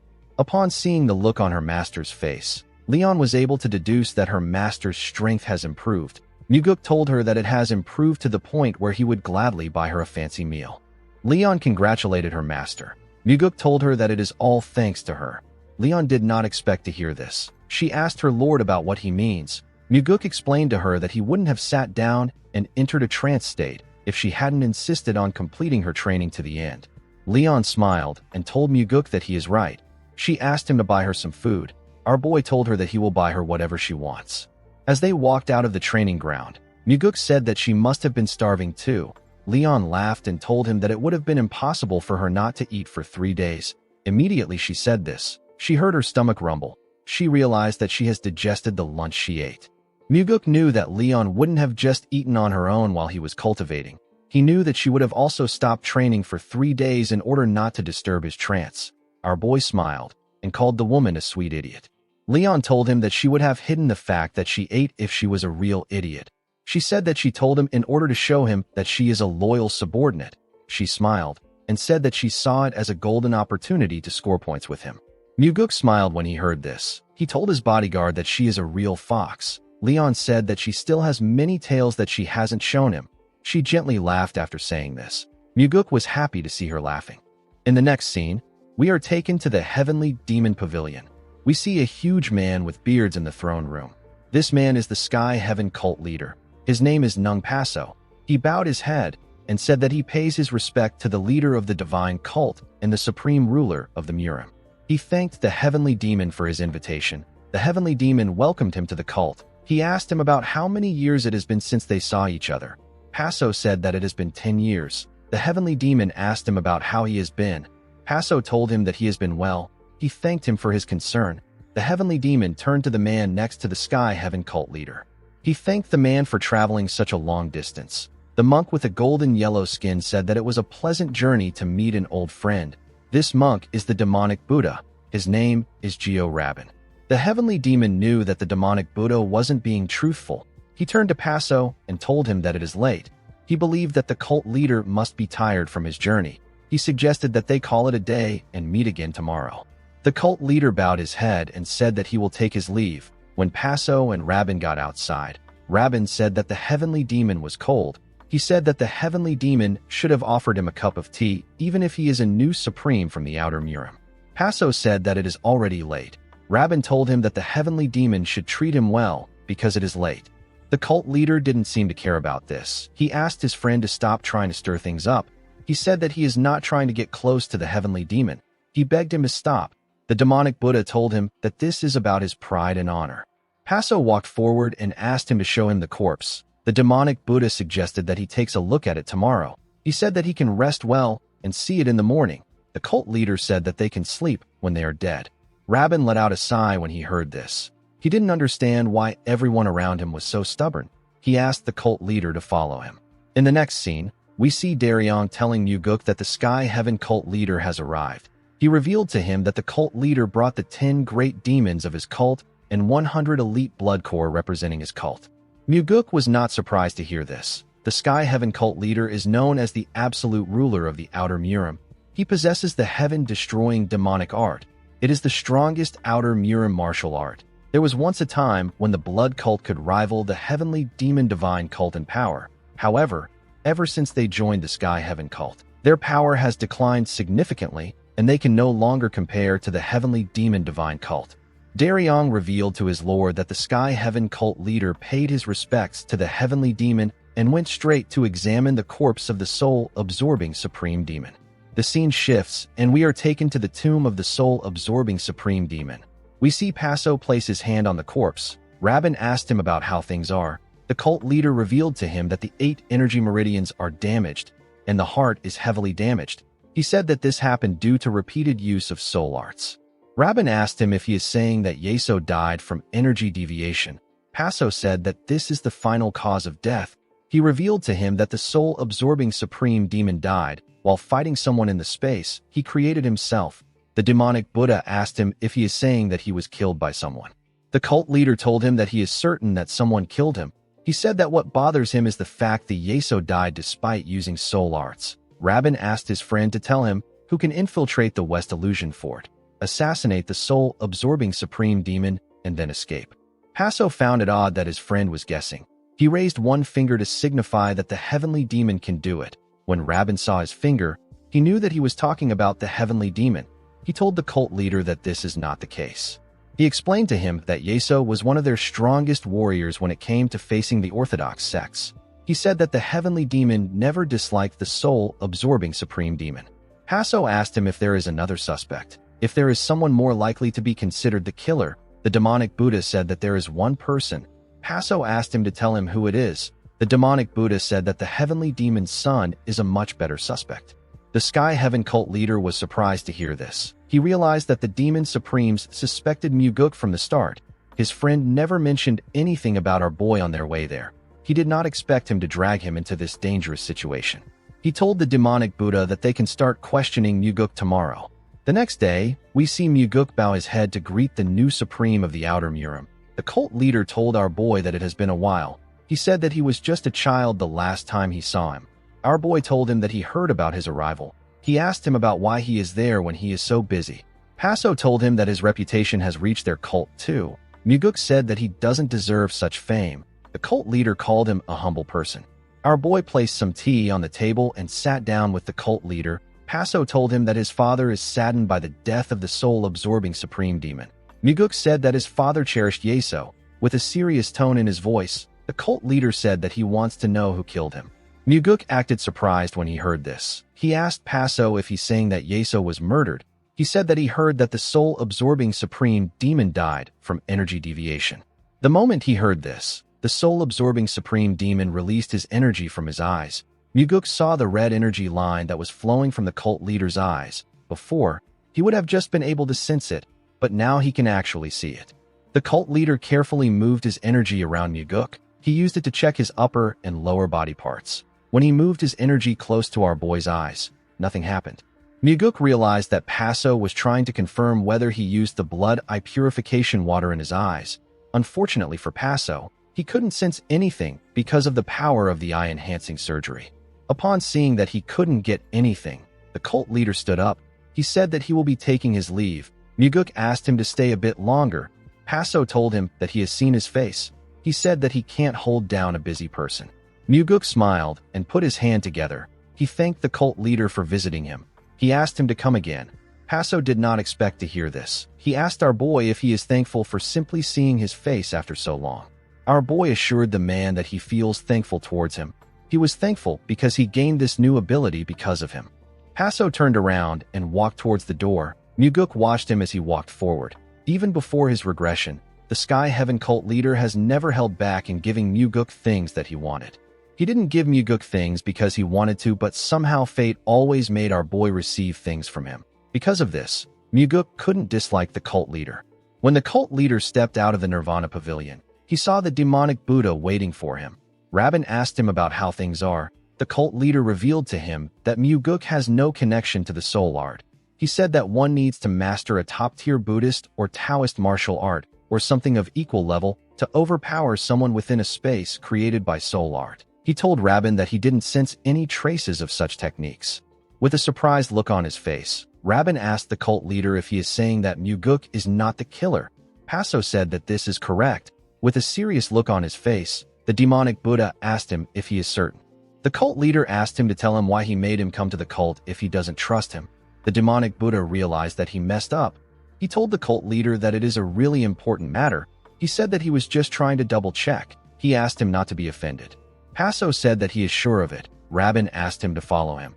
He said that they need to summon the other demon supremes to discuss everything in front of them. The cult leader said that he is not going. He asked Rabin to tell them what he said. He said that it is the same message. The demonic Buddha asked him if he is certain that this is okay. Paso asked him to tell him why it wouldn't be okay to do this. Rabin decided not to argue. He said that he will meet the other demon supremes. The cult leader watched his friend as he walked down the stairs. After the demonic Buddha left, Paso turned around. He took a look at the Nirvana Pavilion building. With a serious look on his face, the cult leader wondered about how Muguk killed the soul-absorbing supreme demon. In the next scene, we see the Blood Heaven's sword demon talking to Muguk at night. Kiampa told him that they have now shaken off the suspicion of killing the soul-absorbing supreme demon. He carefully looked at our boy. He asked him about how he was able to trick the Sky Heaven cult leader's eyes. Muguk told him that he isn't the killer. He reminded him that he drank with him all night long on the day Yeso died. Kiampa decided not to argue with him. He advised him not to get too relaxed. He said that there are some among the 7 demon supremes who do not believe Paso's words. He said that the demonic Buddha is the one who is most suspicious of him. The sword demon couldn't believe that the man was suspicious of his closest ally. Muguk called out to the sword demon. He asked him to tell him if he starts getting suspicious like the demonic Buddha. Kiampa did not expect to hear this. He asked Muguk about why he said this. Our boy explained to him that a day might come when they have to point their blades at each other's neck even though they are smiling together in good spirits. He said that such a day will be really painful. He asked the sword demon to tell him if he sees anything he dislikes or feels is wrong. He advised him not to bottle it up and let resentment build.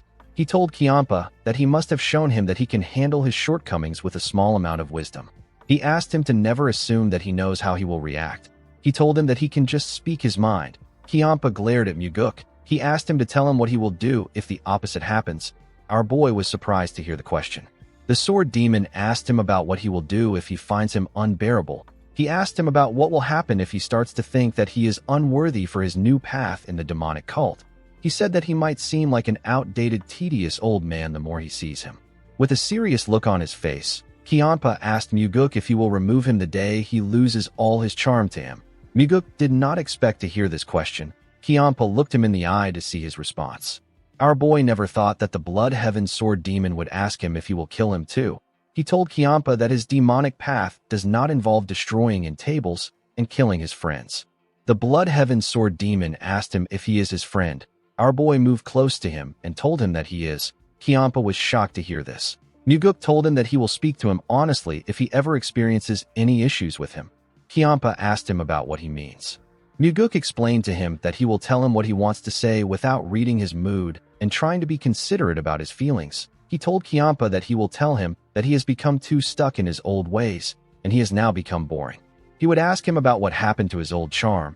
He will tell him to bring it back. The sword demon did not expect to hear this. Muguk told him that they will work together to figure out how to get along again. Kiampa asked him about what he will do if they can't find a way or if he cannot change. Muguk smiled when he heard this. He told the man that it can't be helped if he cannot change. He said that they will simply have to carry on by living off the good memories of the past. He told him that they will have to fight if he doesn't make an effort to change. He said that a good brawl always helps to clear the air no matter who is right or wrong. Kiampa did not expect to hear this. He carefully looked into our boy's eyes. It was as if he was searching for something. Muguk didn't look away. He also looked the Blood Heaven sword demon in his eyes. Kiampa suddenly burst into laughter. He laughed out loud. Muguk didn't say anything. The old man stopped laughing and looked at the sky. He stood up and told Muguk that there is something he needs to correct from what he said earlier. Our boy asked him about what it is. Kiampa said that he was wrong when he said that his life has been filled with nothing but misfortune. After saying this, the sword demon walked forward. Muguk smiled as he watched the old man walk. He could hear the sound of his heart's door opening a little wider when he spoke. He looked at the moon and said that he has decided to keep searching for this sound. Muguk believed that he is growing when he hears other people's heart's door opening. The door was a weapon that was as important to him as the 9 calamities' demonic art. As he looked at the moon, he wondered about the kind of sound Mugi is hearing now. Later in the night, we see Muguk open his eyes while he was meditating. He felt someone's energy. He stepped outside to greet the Sky Heaven cult leader. He asked him about why he came there at such a late hour. The cult leader told him that he came to see him because he has something to say to him. Muguk found it odd that the man came alone at this time of the night. He suggested that they go inside. Paso told him that it is urgent. He asked him to follow him. Immediately he said this. He dragged Muguk to the blank and empty world that the soul-absorbing supreme demon took him to before.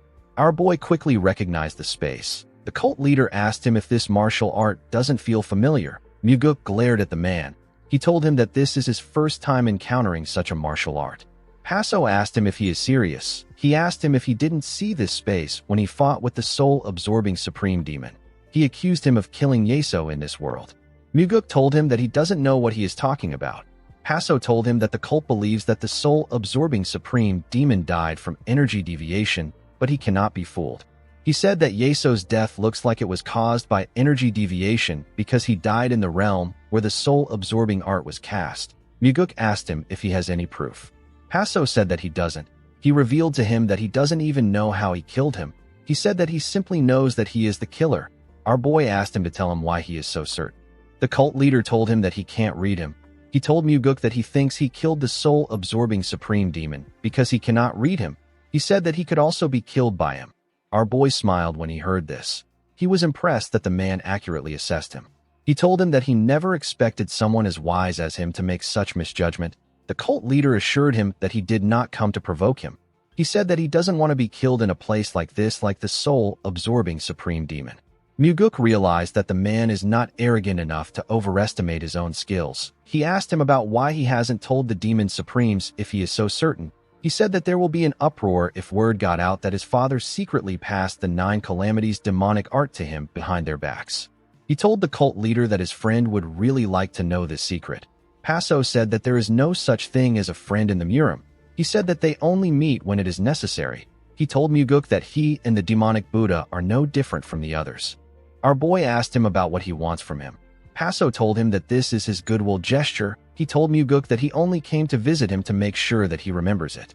Muguk smiled when he heard this. He wondered if something happened between the Sky Heaven cult leader and the 7 demon supremes. He realized that they might have not been as close as he thought. With a serious look on his face, he told the cult leader that he hasn't done him any favors at all. Paso was shocked to hear this. Muguk explained to him that he can't tell the demon supremes because he has no evidence. The cult leader knew that our boy was right.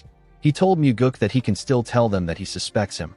Our boy smiled and told him that this would actually work in his favor. He explained to Paso that the demon supremes will think he is skilled enough to kill the soul-absorbing supreme demon, and they will believe that his father has passed the 9 calamities demonic art to him. Without proof, they won't be sure, but they will also never be disrespectful to Muguk. Our boy asked the man if this wouldn't help him control the situation. The cult leader was surprised to hear this. Muguk told him that he has actually just held him back. Paso couldn't believe what he was hearing. Our boy smiled and told him that he will accept his help if he is offering to do him a favor. He asked him to make it a real favor. Paso was shocked to hear this. He couldn't believe that our boy turned the situation around. In the next scene, we are taken to a different room. We see different treasures in the room. The thunder bell was also in the room. A shirtless man with long hair was sitting in front of the bell. He had a collar around his neck. The chain from the collar was tied to the thunder bell. The man is the guardian of the thunder bell. The Sky Heaven cult leader walked up to the man and asked him about what he thinks. The man was annoyed to hear this. He called the cult leader a bastard and asked him about why he is asking him. Paso did not say anything. He simply raised one finger up. He told the man that he is the only one in the room. He said that there is no one else he can question. The man advised him to ask the Grim Reaper standing behind him. He told him that he can ask the Grim Reaper when he dies. The cult leader raised another finger. He told the man that death told him that he will die before him. He told him that he won't get to see his death. While screaming at the top of his voice, the man called Paso a pig bastard. and asked him if it is nice to live a long life. The cult leader raised another finger when he heard this. He told the man that he has 2 curses left and 2 more times that he can speak informally to him. He asked the man about why he is in such a bad mood. The man yelled at him and asked him about how he would feel if he was in his place. Paso raised another finger and showed the man that he had 1 more chance left. The chained man didn't really care. He showed Paso his chains out of anger. The cult leader snapped his fingers when he saw this. He dragged the man to another world. He took him to a grassland with a clear sky. He took out a key from his necklace and used it to unlock the man's collar. The man quickly stood up and ran into the field. He was very happy to see the sun and feel the grass on his feet. He laid on the grass to feel it around his body. He carefully raised his head up to see the clear sky. While he was looking at the sky, the cult leader entered his vision. The man was annoyed to see this. He referred to Paso as an oversized cult leader and asked him to move. He told him that he is blocking the sky. Paso raised his thumb to show the man that he is out of chances. He told him that the sky is fake. The man referred to him as cult leader and told him that he misses the fake sky very much. He begged him to move aside. Paso glared at him. He allows this man to curse him or speak informally to him 5 times a day. The reason the cult leader tolerates his rudeness, even when he goes too far, is because the man has a sharper mind than anyone else in the cult. This is also why Paso chose him as the military advisor of the Sky Heaven cult. Paso needs to endure the man's insults in order to get his advice. His advice has almost always been correct, and they have always favored the cult leader. Paso never tried to tame the man through pain. He knew that the man had no attachment to life. If he ever pressured him too much, the man would simply choose death. He is a man with nothing in life to cling to, and yet he has never chosen to kill himself. Paso once asked the man about why he never tried to kill himself. The man never gave him an answer. The cult leader told his advisor that he showed goodwill to Muguk just like he advised. He revealed to him that our boy demanded for specific favors. The man did not seem surprised to hear this. Paso asked him if Muguk will really become the heir. The man asked him if our boy was really the one who killed the soul-absorbing supreme demon. The cult leader said that he is sure of this. The advisor asked him about who will become the heir if it is not someone like Muguk. He said that it should be impossible for someone as young as Muguk, who is only 20 years old, to kill the soul-absorbing supreme demon. The cult leader said that our boy's skills are great. His advisor asked him if he is afraid that Muguk might kill him too. Paso smiled and said that he will be lying if he says that he is not afraid.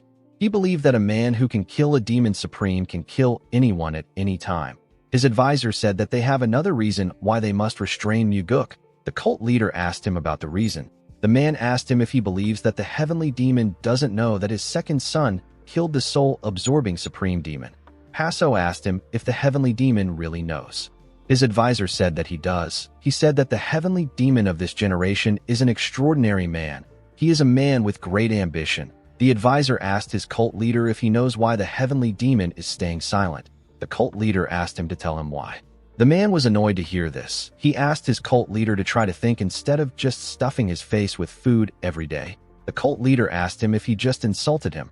The advisor quickly calmed himself. He told Paso that it wasn't an insult. He told him that he was simply asking him to think. Paso said that he doesn't like this. He asked his advisor to do the thinking.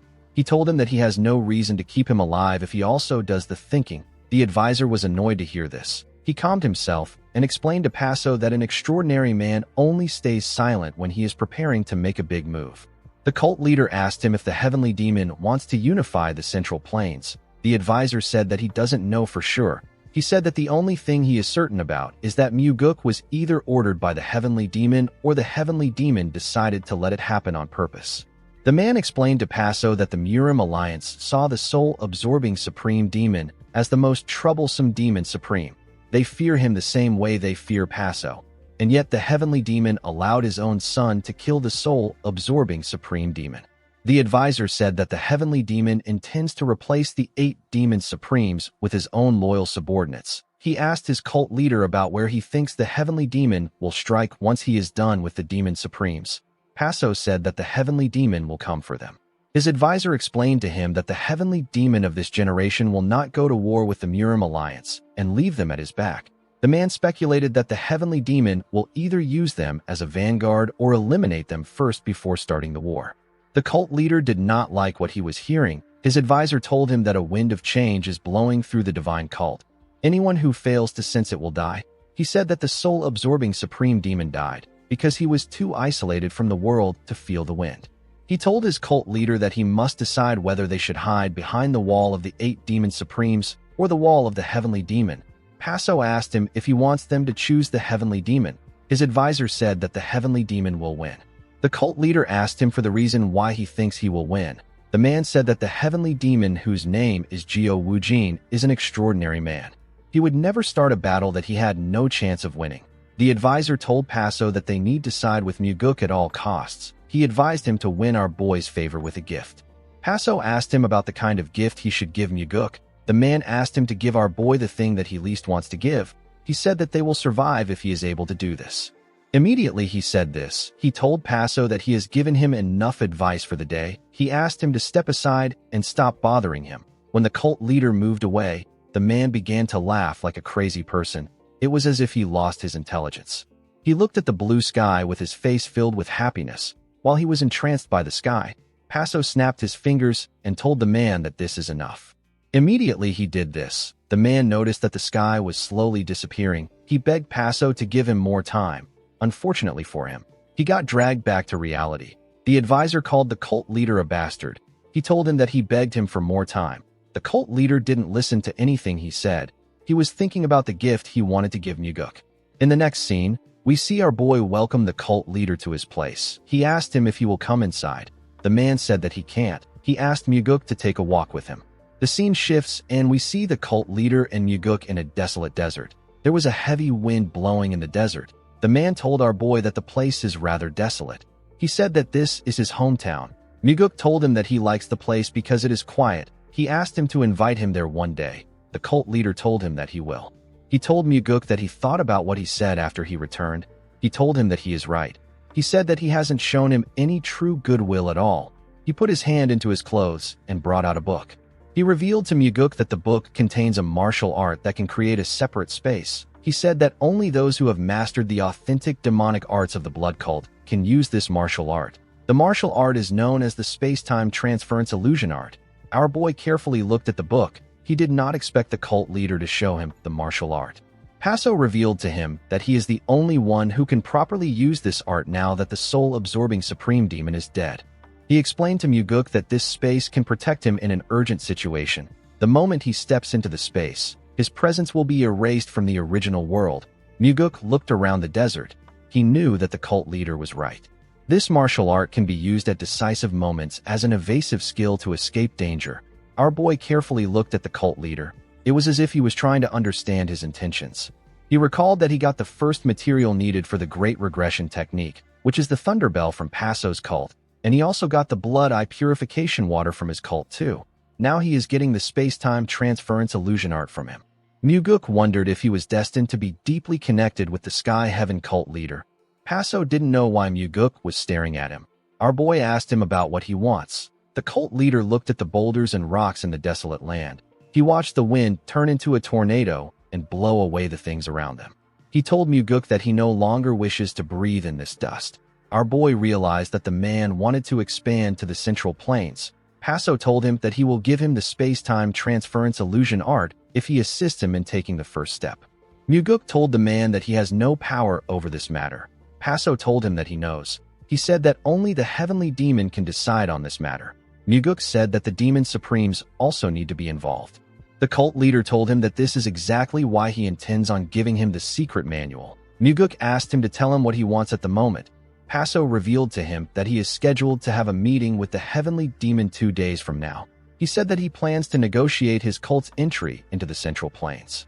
He raised the manual and asked Muguk to stand with him and help him persuade his father when the time comes. He told him that he will give him the manual as long as he gives him his word. He said that the outcome doesn't matter. Muguk did not expect to hear this. The man's condition was quite shocking. He knew that Paso was basically gifting him the manual. He told the cult leader that this method is wrong. He said that his father will never permit the Sky Heaven cult to enter the Central Plains no matter how much they try to persuade him. Paso asked him about what they can do. The Heavenly Demon Divine cult does not intend to destroy or eliminate the Sky Heaven cult. It doesn't make sense that they would allow such an existence to remain, an existence that could turn into their enemy at any time behind their backs. The divine cult understood that they needed to keep their friends close and their enemies closer.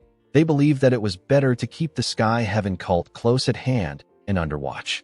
Muguk wondered about how he should answer the cult leader. Paso stretched out his hand and offered him the manual. He asked him if he can get an answer with it. Muguk accepted it and told him that it will be enough to get an answer. He knew that the cult leader was determined to win his favor. He asked the man about what he will do if he just takes the manual and doesn't provide a proper solution. Paso told him that he will become the cult leader with the worst relationship with his cult and the 8 demon supremes. He said that even the position of the heavenly demon would become out of reach for him. Muguk smiled when he heard this. He revealed to the man that he must intervene in the succession dispute of the West Illusion Fort if he wants to enter the Central Plains. Paso did not expect to hear this. Our boy explained to him that the disciples of the soul-absorbing supreme demon have not perfectly inherited his legacy, so they will need his help.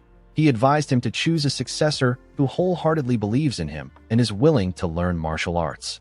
He explained to him that he will be able to take the first step into the Central Plains if he can become the master of the next soul-absorbing supreme demon. In the next scene, we are taken to the room filled with treasures. We see the cult leader let out a sigh as he sat down. He said that he feels utterly exhausted when something that belongs to him gets taken away.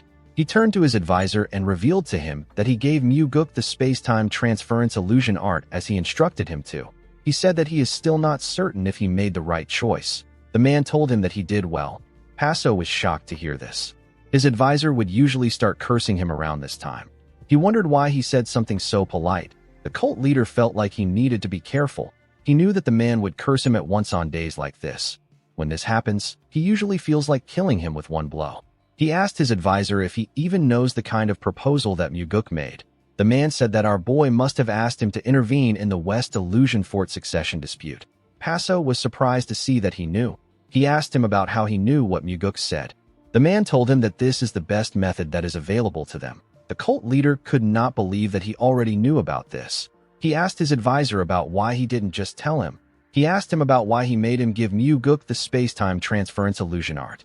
The advisor didn't answer his question. The cult leader stood up and screamed at the top of his voice. He ordered the man to tell him why he made him give away such a precious manual. The advisor turned to him and asked him to tell him what he will do if he doesn't give him an answer. Paso reminded him that he is the cult leader.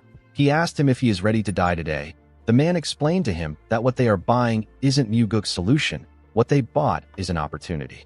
The cult leader was surprised to hear this. He asked him about what he means. His advisor explained to him that he got an opportunity to make Muguk stand on his side. He told him that he might have to pay the price multiple times in the future if he wants to form a firm alliance. Paso asked him if he really believes that Muguk is that great. He asked him if he believes that our boy will become the heavenly demon. His advisor told him that he doesn't know. Paso was shocked to hear this. The man told his cult leader that he cannot possibly know the future. Paso felt like this was a stupid answer. His advisor asked him about why he is worried when he has already given Muguk the manual.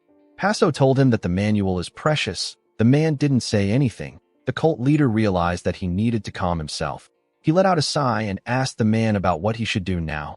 The man asked him to befriend Muguk and do as he says. The cult leader said that he won't do this. He told his advisor that they don't know the kind of dark ambitions our boy might be harboring. He said that he will only follow his own advice. The man screamed at him and asked him to shut up. Paso was shocked to hear this. His advisor turned to him and called him a pathetic fool. He explained to him that he has already seized the momentum by giving out a gift and receiving a favorable reaction. He asked him about why he keeps doubting like an idiot. He said that this is how he will die, with useless suspicions. He asked the cult leader if he knows the common trait that exists among those who die a meaningless death in the Murim. Paso wanted to argue with him, but he calmed himself. He asked the man to tell him the trait. The man told him that the people who die a meaningless death fail to use their heads when they need to, and they use it when they shouldn't. When they should believe to their dying breath, they don't. When they should doubt, they foolishly trust out of nowhere. This is why those people end up dead. While listening to the man, Paso counted the amount of curses he received. His advisor was annoyed to see that he was counting. He asked him to stop before he cuts off his fingers. He told him that he won't answer any more questions today. He asked the cult leader to keep his mouth shut unless he intends to truly kill him. The moment he said this, Paso took the man to his favorite field. The man quickly became calm. The sky made him feel at ease. He asked his cult leader to tell him what troubles him. Paso was shocked to see how his mood changed so quickly. In the next scene, we see Muguk in his training room. He closed his eyes and gathered an eerie energy around him. He focused on this energy. He began to sweat heavily as he pushed his body. Although it was tough for him, Muguk still continued releasing the energy. He grit his teeth to endure the pain he was feeling. His body released more sweat. After a while, the energy began to spread around the room. The world around Muguk slowly began to get distorted. He opened his eyes and stood up to see what he had done. He created the blank and empty world that the soul-absorbing supreme demon and the Sky Heaven cult leader use. Muguk was happy with his success. It took him 4 hours to deploy the space-time transference illusion art. He remembered that the Sky Heaven cult leader said that even a talented person needs to practice for several days before being able to use the art. Muguk managed to create a space in a much shorter time. He clenched his fist and told himself that he needs to keep shortening the time until he can wield it as freely as the soul-absorbing supreme demon or the Sky Heaven cult leader. He looked around his empty world and saw that there was nothing there. He recalled that the soul-absorbing supreme demon was able to create a cliff and Paso created a wasteland. Muguk smiled and told himself that he will also create a space of his own one day. The scene shifts and we are taken to Paso's room. We see the demonic Buddha in the room with him. Rabin was staring at the chained advisor. He carefully moved close to him. Paso noticed this. He saw Rabin wave his hand in front of his advisor. Before the demonic Buddha could touch the man, Paso called out to him. He asked him about why he is there at such a late hour. Rabin put his hand down and turned to the cult leader. He told him that he heard that he met Muguk. Paso said that he wanted to meet our boy because he might become the heavenly demon one day. With a confident smile on his face, Rabin said that the first young master will become the heavenly demon. The cult leader told him that things are not looking that way. Rabin asked him about what he means. Paso told him that our boy has risen to the seat of the Nirvana Pavilion Master. He said that anyone can tell that the heavenly demon is training Muguk to be his successor. Rabin smiled and told his friend that he has stayed in the frontier for so long that his insight has become dull. He said that he doesn't see the situation like that. He said that Muguk was granted another position since his elder brother is going to be the heavenly demon. He told Paso that the heavenly demon is trying to tell Muguk that he should be satisfied with the position. The cult leader told him that he might be correct. He said that he feels bad that he won't be able to meet the first young master after traveling a long way to the Central Plains. He asked his friend about why he supports the first young master so strongly. Rabin said that it is because he is the one who will become the successor. Paso asked him about why he is so sure. The demonic Buddha told him that it is just his intuition. Paso glared at his friend. He knew that he was not the kind of person who would make important decisions based on intuition. This means that the demonic Buddha doesn't want to tell him what he knows about the first young master, even though he calls him his friend. Rabin asked the cult leader not to do anything rash. He told him that there are several eyes watching him here. Paso told his friend that he doesn't understand what he means. The demonic Buddha asked him about why he hasn't left the cult yet. Paso asked him if he is telling him to scram now that their business is finished.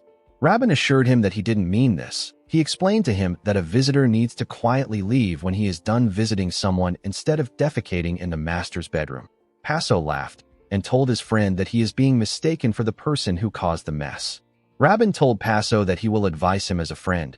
He asked the cult leader to not stir up unnecessary trouble and simply return to the Sky Heaven cult.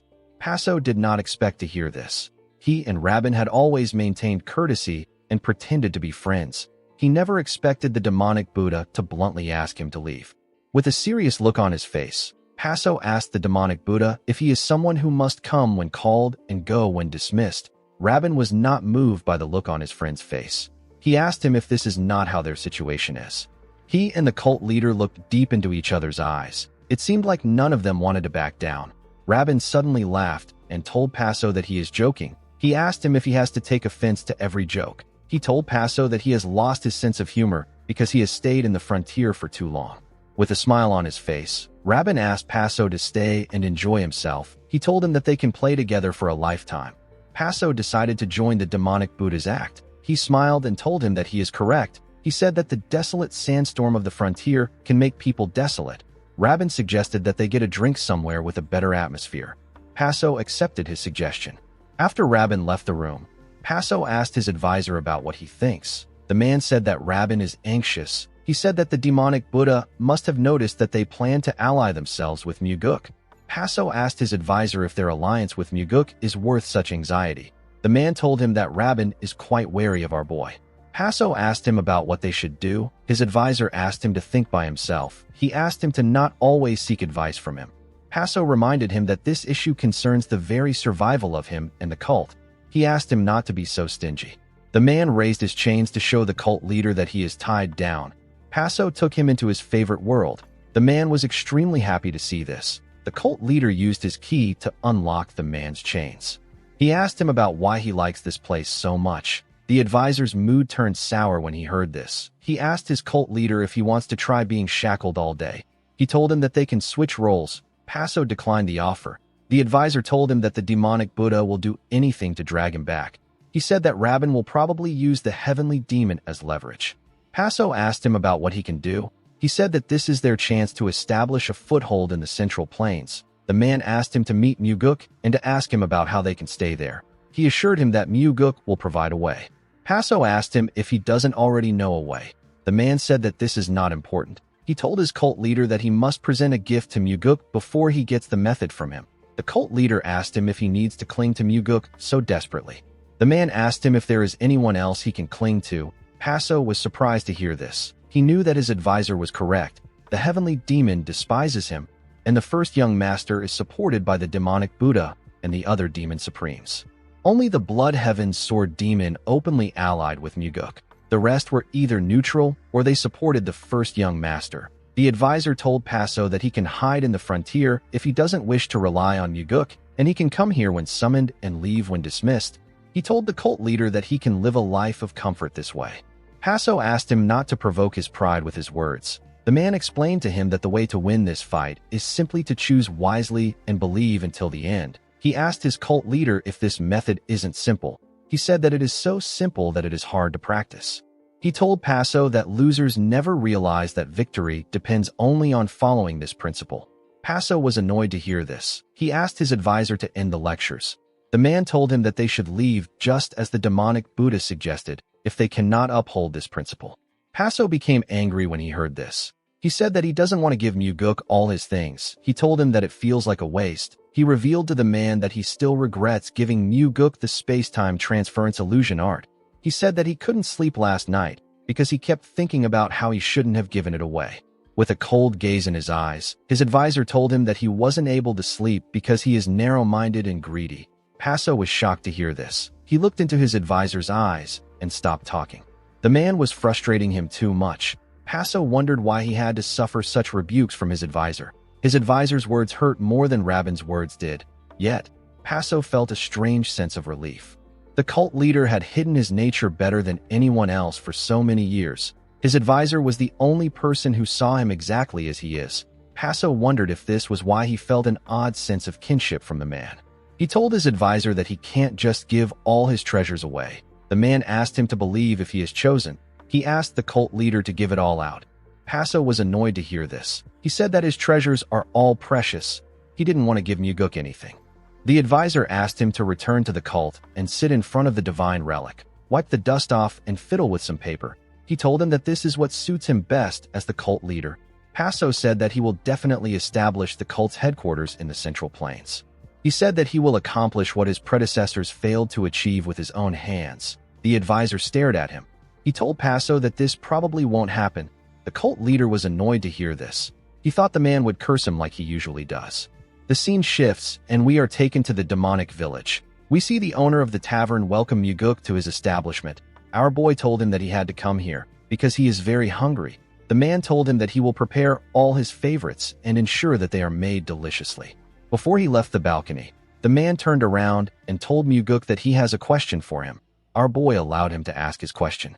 The man asked Muguk about why he always comes to their tavern when he can go to better taverns. With a serious look on his face, Muguk asked him if he still doesn't know. The owner nervously asked our boy to tell him his reason. With a serious look on his face, Muguk told the man that this place is good liquor, tasty food, pleasant atmosphere, and they always bring him what he likes even without him asking. Our boy said that the owner of the tavern is also quite handsome. He asked the man if he needs any more reasons to come to this place. The owner smiled. and told him that he will make sure his food is delicious as usual. He left the balcony with a smile on his face. Muguk smiled as he watched him leave the balcony. He knew that the owner would not know how important this place is to him. The demonic village is the very foundation for the demonic path Muguk plans to establish. The current Sky Heaven cult leader, the 8 demon supremes, and the villagers are not as important as this place. Muguk knew that he will never be different from the demon supremes the moment he forgets this. Immediately he thought of this. He heard a loud sound come from the village. He quickly looked down. He saw a fat, bald man with crooked teeth yelling at someone. The man asked the person if he is glaring at him. The man who he slapped told him that he wasn't glaring at him. The fat man told him that he was. He called him a lying little bastard and gave him a heavy slap on his face. The man's wife quickly ran to the fat man and begged him to stop. The huge man pushed her back and asked her not to get in the way. The woman fell to the ground. Her child quickly ran to her and asked her if she is okay. Everyone was shocked to see this. The little boy cried in his mother's arms. The huge man was annoyed to see the boy crying. He raised his hand and asked the boy to stop crying. The boy's father quickly held him and begged him not to do this. He tried to push him back. The huge man asked him about what he is doing. The moment he asked this question, he received a powerful blow in his stomach. The punch sent him flying. He slammed his back on the ground. The father was shocked to see what happened. His wife asked him about how he was able to send the huge man flying. The man said that he doesn't know what is going on. The boy seemed to be proud of his brave father. The wife suggested that they leave the place. The man agreed with her. He walked forward with the woman and his son. The huge man pushed himself up while screaming at the top of his voice. The man asked the people around to tell him where the man went. He said that he will find him and kill the woman and her child. He grabbed someone and asked him if he knows who the man from earlier is. The person didn't know what to say. Someone asked the huge man if there is really a need to go this far. The man raised his head up and said that he wants to know who said that.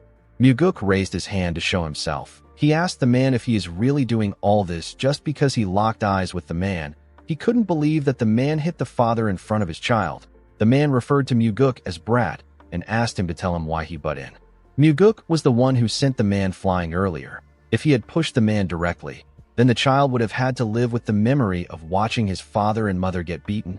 Our boy wanted the child to remember his father as a brave person. He asked the man if he really plans on killing an entire family over a single strike. He asked him if he really needs to escalate things to this point. The fat idiot referred to Muguk as bastard and asked him to come down. He told him that he will die in place of the family. Muguk stood up and said that he planned on coming down already. He jumped down from the balcony. The moment he landed on the ground, the man thrust his fist at him. The man was moving slow in Muguk's eyes. He easily moved to the side and grabbed the man's hand. He twisted his arm and broke it. The man screamed out in pain. Tears poured out of his eyes. Muguk told him that this wasn't an issue that should have gone this far. While the man was screaming in pain, Muguk told him that locking eyes with a person isn't a reason to strike them. He said that taking one hit isn't a reason to slaughter a family, and drinking too much isn't a reason to lose one's humanity. He asked the man to tell him why the situation had to get to this point. The man was annoyed to hear Muguk's question. He took out a dagger and swung it at him with his other hand. Our boy easily dodged the attack. He moved below the man and hit his stomach. The attack sent the idiot flying. The man was able to regain his balance. Before he could do anything, a large amount of blood gushed out of his mouth. Everyone was shocked to see what Muguk did. The investigators of the Nirvana Pavilion arrived to the scene when the man fell to his knees. They quickly recognized their pavilion master. They asked him about what happened. Muguk ordered them to take the man to the Nirvana Pavilion and uncover every single crime he has committed until now. The men accepted his order. They picked up the injured man and pushed him forward. After the investigators left, everyone turned to Muguk. While screaming at the top of his voice, our boy explained to them that there is no law within their cult that says that demonic martial artists may commit atrocities without consequences. He told them that if any of the cult's martial artists act in this manner, they should report them to the Nirvana Pavilion branch. The people began to cheer when they heard this. They were all excited. Muguk walked to the entrance of the tavern after giving his speech. Before he could step in, someone asked him if he means what he just said. Muguk was surprised to hear the person's voice. He quickly turned to him. The person turned out to be the Sky Heaven cult leader. Passo asked him if he really means it when he says that demonic martial artists should not be allowed to take evil deeds for granted. In the next scene, we see Muguk pour Passo a drink. They sat in the tavern together. The The cult leader reminded Muguk about what he just said. He said that this isn't the kind of thing that one would expect to hear from the young master of the heavenly demon divine cult. Muguk told him that he doesn't like rigid ways. He said that young people nowadays don't like the old ways. The cult leader said that he is still old-fashioned. Muguk advised him to keep young people with open minds by his side. He told him that the Blood Heaven Sword demon has grown younger in spirit because he does this. Paso laughed and drank his liquor. He placed his cup down and asked our boy if he has been able to deploy the space-time transference illusion art. Muguk told him that he has. Paso smiled and asked him not to worry. He told him that everyone fails at first. He asked Muguk not to let it bother him too much. Muguk placed his cup on the table and told the man that he succeeded in deploying it. Paso was shocked to hear this. Our boy told him that the space was marvelous. He said that he is going to be completely immersed in the martial art from now on. Paso asked him if he has seriously deployed it. Our boy assured him that he did. The cult leader asked him about how long it took him to deploy the martial art. Muguk revealed to him that it took him 4 hours to learn it. Paso couldn't believe what he was hearing. Our boy told him that the martial art suits his aptitude well. The cult leader told him that he wouldn't have believed this if someone else said this. He asked Muguk if he is a martial genius. He said that it will still be impossible for him to learn it in 4 hours, even if he is a martial genius. Muguk didn't say anything to the cult leader. Paso asked him if he can show it to him next time. Our boy told him that he will. Paso thanked him and poured himself some liquor. He quickly drank the wine. Muguk asked the cult leader to tell him why he came to see him today. Paso revealed to him that he has something he needs his help with. Our boy asked him to tell him. The cult leader revealed to him that the demonic Buddha is trying to send him away. Muguk asked the man to tell him why Rabin is trying to do this. The cult leader told him that it is because of him. He explained to Muguk that Rabin is wary that they might join hands together. Paso asked Muguk to give him a reason to stay. Although the cult leader explained the situation to him, our boy did not believe that this was the only reason why he came to see him. He asked Paso to tell him what he will give him if he helps him. Paso told Muguk that it is a bit stingy for him to say this between them. Muguk told the cult leader that there is no such thing as between them for now. He said that they have only had a single deal. Paso asked him about what he wants. Our boy asked the man if he can choose a relic from the divine relics he brought. The cult leader was shocked to hear this. He asked Muguk if he is insane, with a cold gaze in his eyes. Muguk told the cult leader that he is not as insane as him, who is recklessly trying to invade the Central Plains at a time when a demon supreme has just died and everything is in chaos. Paso became calm when he heard this. The scene shifts and we see Muguk follow the cult leader to his residence. He couldn't believe that Paso agreed to his proposal. He did not expect the man to actually give him a divine relic just to join hands with him. Muguk didn't understand why this man was pushing himself beyond reason to form an alliance with him. When our boy stepped into the building, he saw the advisor sitting in front of the Thunder Bell. He asked the cult leader about who he is. Paso introduced him as a subordinate that guards the Thunder Bell. Although he said this, Muguk could tell that the man was much more than a mere subordinate. Paso wasn't looking at him the same way a person would look at a subordinate or a slave. Aside from this, the advisor didn't greet the cult leader when he entered the room. If this man was truly a mere subordinate of the Sky Heaven cult leader, he would not act in this manner. Paso told Muguk that he cannot ask for the Thunder Bell and the Blood Flame if he wants to choose a relic. Our boy told him that he understands. He asked the cult leader if this is truly the famous Thunder Bell of his cult. Paso asked him about how it looks in person. Muguk smiled and said that it is incredible. He carefully looked at the carvings on the bell. He felt like an evil spirit trapped within the Thunder Bell was speaking to him. It was as if the spirit was saying you again. Muguk moved close to it and took a look at the advisor. The man also looked at our boy. Their eyes were locked on each other. Paso interrupted them by asking Muguk to choose a relic. Our boy looked at the boxes placed in front of him. He asked the cult leader to give him the smallest box there. Paso was annoyed to hear this. He squeezed his face like someone who just ate a terrible food. He quickly regained his composure. Muguk noticed this. He could tell that the cult leader wanted to refuse his request. However, the advisor used the frequency whispering technique to send a message to Paso.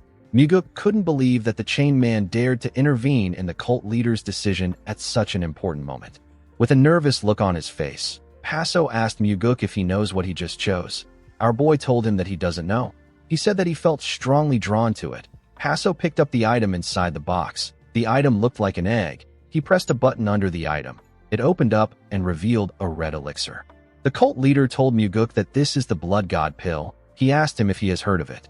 The Blood God Pill is renowned not just in the Sky Heaven cult, but throughout the entire Outer Murim as one of the greatest elixirs. Muguk told the cult leader that he knows that it is a truly precious pill. Paso said that precious is not enough to describe it. Our boy asked him about why he hasn't consumed something this valuable. The cult leader said that he was saving it for the future. Muguk told him that the future he is referring to must have been for him. Paso was annoyed to hear this. He quickly calmed himself. Muguk noticed how fast he calmed himself. He became certain that the two men were communicating through frequency whispering techniques. He became curious about the advisor's identity. He wondered about who he was for him to have a say in such a critical decision. Paso let out a sigh and told Muguk that he will give him the elixir. Our boy thanked him for his generosity. The cult leader told him that they will do things differently this time. He asked Muguk to first tell him how he can remain in the heavenly demon divine cult. Muguk grabbed the pill and threw it into his mouth. He told the cult leader that this is the way for him to stay. The cult leader and the advisor were shocked to see this. The cult leader asked our boy to tell him what he is doing. Muguk sat on the ground in a lotus position and begged Paso to stand guard while he digests the elixir. The cult leader was annoyed to hear this. He couldn't believe what was happening. Muguk's body was releasing the red energy of the Blood God Pill. Paso was annoyed to see that Muguk actually dared to eat the elixir in front of him. The advisor began to laugh. He was laughing with his frequency whispering technique, so his laughter was going directly into the cult leader's head. Paso was extremely angry with our boy. His advisor didn't even bother to comfort him. He simply continued laughing. The cult leader wondered if he should just kill Muguk right now. His advisor asked him to do it. He told him that he will start an all-out war with the divine cult if he kills Muguk. He told Paso that he would love to see the heavenly demon tear him apart. With a look of anger on his face, the cult leader said that Muguk took the elixir because the method he is about to propose will be something utterly absurd. The advisor asked him to kill our boy. He asked him to smash Muguk's skull into the ground right now. Paso gathered his energy into his hand. He wanted to slam Muguk's head to the ground. Before he could swing his hand, his energy disappeared. The cult leader grit his teeth and forcefully calmed himself. He really wanted to end Muguk there, but he had no choice but to be patient. He sat down and rested his back on the bell. His advisor asked him if he won't kill Muguk. The cult leader asked him if he thinks that he is a coward who can't bring himself to kill Muguk. The advisor told him that the reason he can't kill our boy is because he is sharper than he thought. Paso did not understand why the man said this. He asked him about what he means. The man explained to him that Muguk is so confident that he won't kill him because he has already assessed him completely. He said that a man like Muguk will surely provide the right answer. The cult leader asked the man if he knows what Muguk will suggest. The advisor revealed to him that he didn't actually know the method at first, but now that he is seeing Muguk consume the Blood God Pill, he is able to guess what our boy will suggest. Paso asked him to tell him the method. The advisor asked him to hear it from Muguk once he is done circulating his energy. Paso asked him about why he doesn't just tell him. The man told him that his face will show that they know everything. The cult leader said that this is not true. He told the man that he never lost in gambling when he was in his youth. The man told him that no gambler wanted to show their skills in front of the successor of the Sky Heaven cult. Paso couldn't believe what he was hearing. He realized that he only won his games because he was the successor of his cult. He turned to Muguk and hissed at him.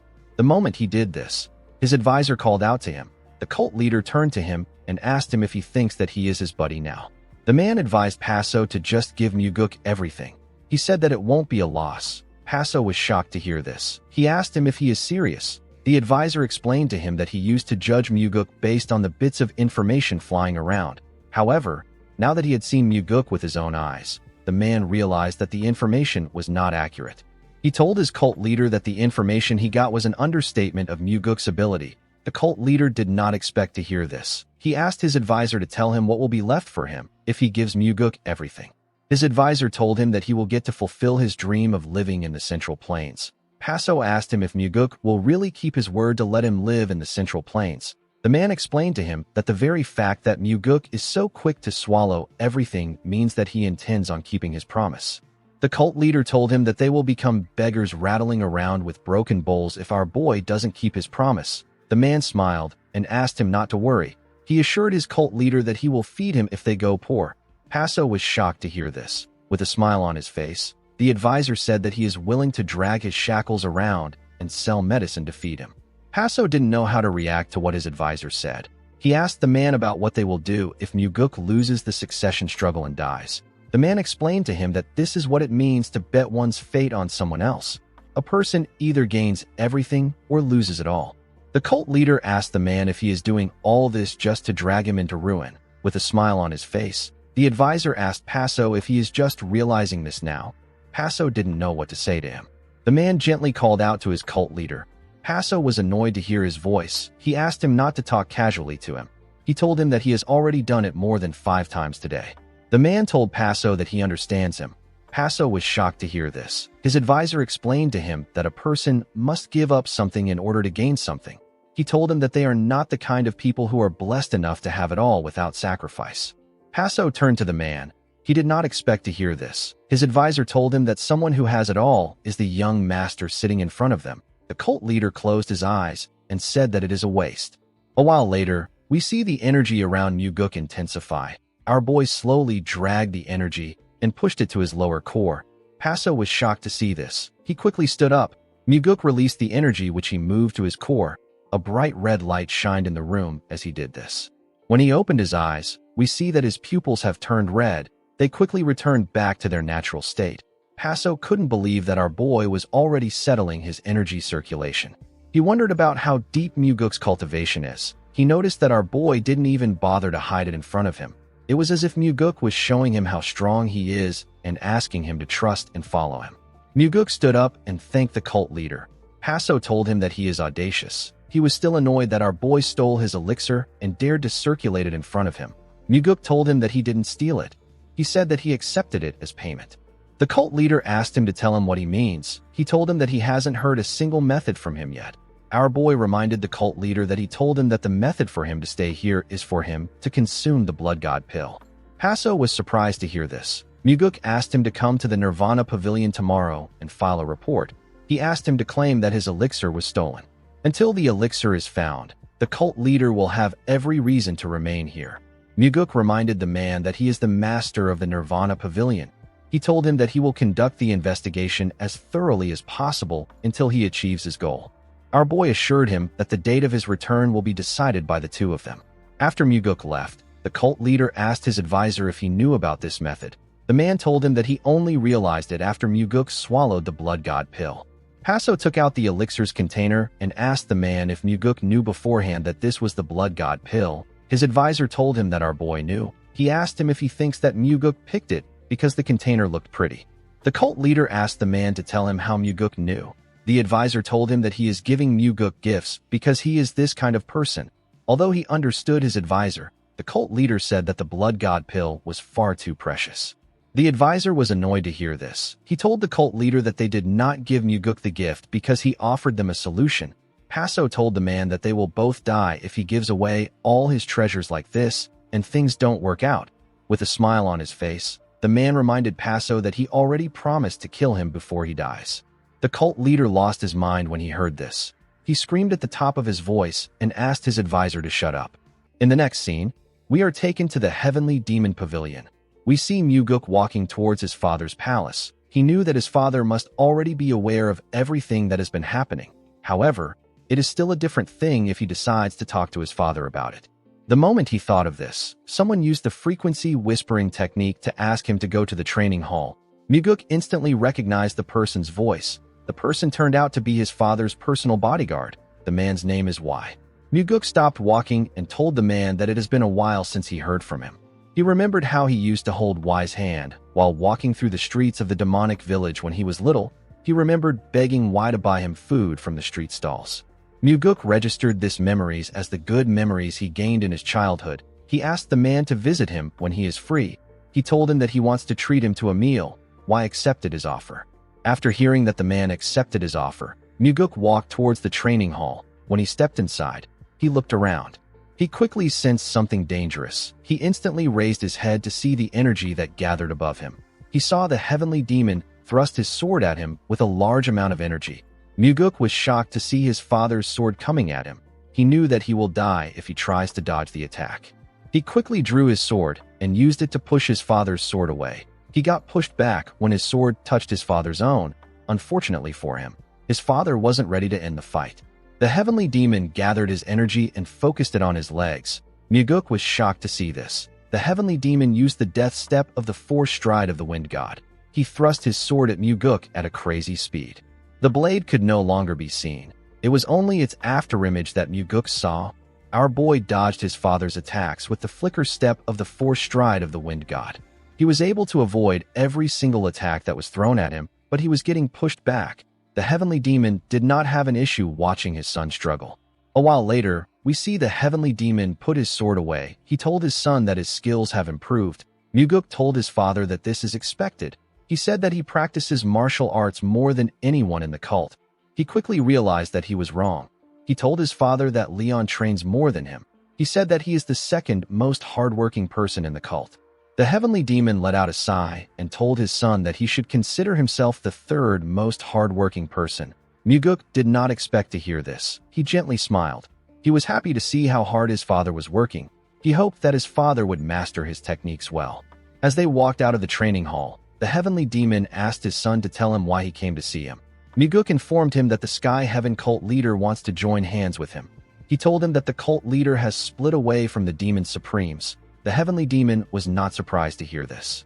He told his son that the demon supremes were arrogant for dragging Paso there. He said that the demon supremes should have gone to the Sky Heaven cult leader if they wanted to resolve the issue, and if they intended to bring him there, they should have gone to meet him together.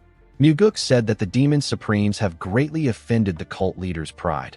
The heavenly demon told his son that the small things a person treats as nothing often become the greatest problems. He said that this matter is clearly the demon supremes' fault. Muguk knew that his father didn't like this situation. He could understand his father's torment. He knew that his father would have set the demon supremes to fight the Sky Heaven cult leader for sport and wipe out the disloyal subordinates if he had his way. However, if their main forces fell, the Murim alliance would surely intervene. Due to this, the demon supremes are a necessary evil to the heavenly demon. Muguk asked his father if he knows why the Sky Heaven cult leader came to see him instead of the cult leader himself. His father explained to him that Paso is intimidated by him. He told Muguk that Paso sees him as someone who will be easy to use. Our boy decided to play dumb and question his father. He asked the heavenly demon to tell him what Paso would need to use him for.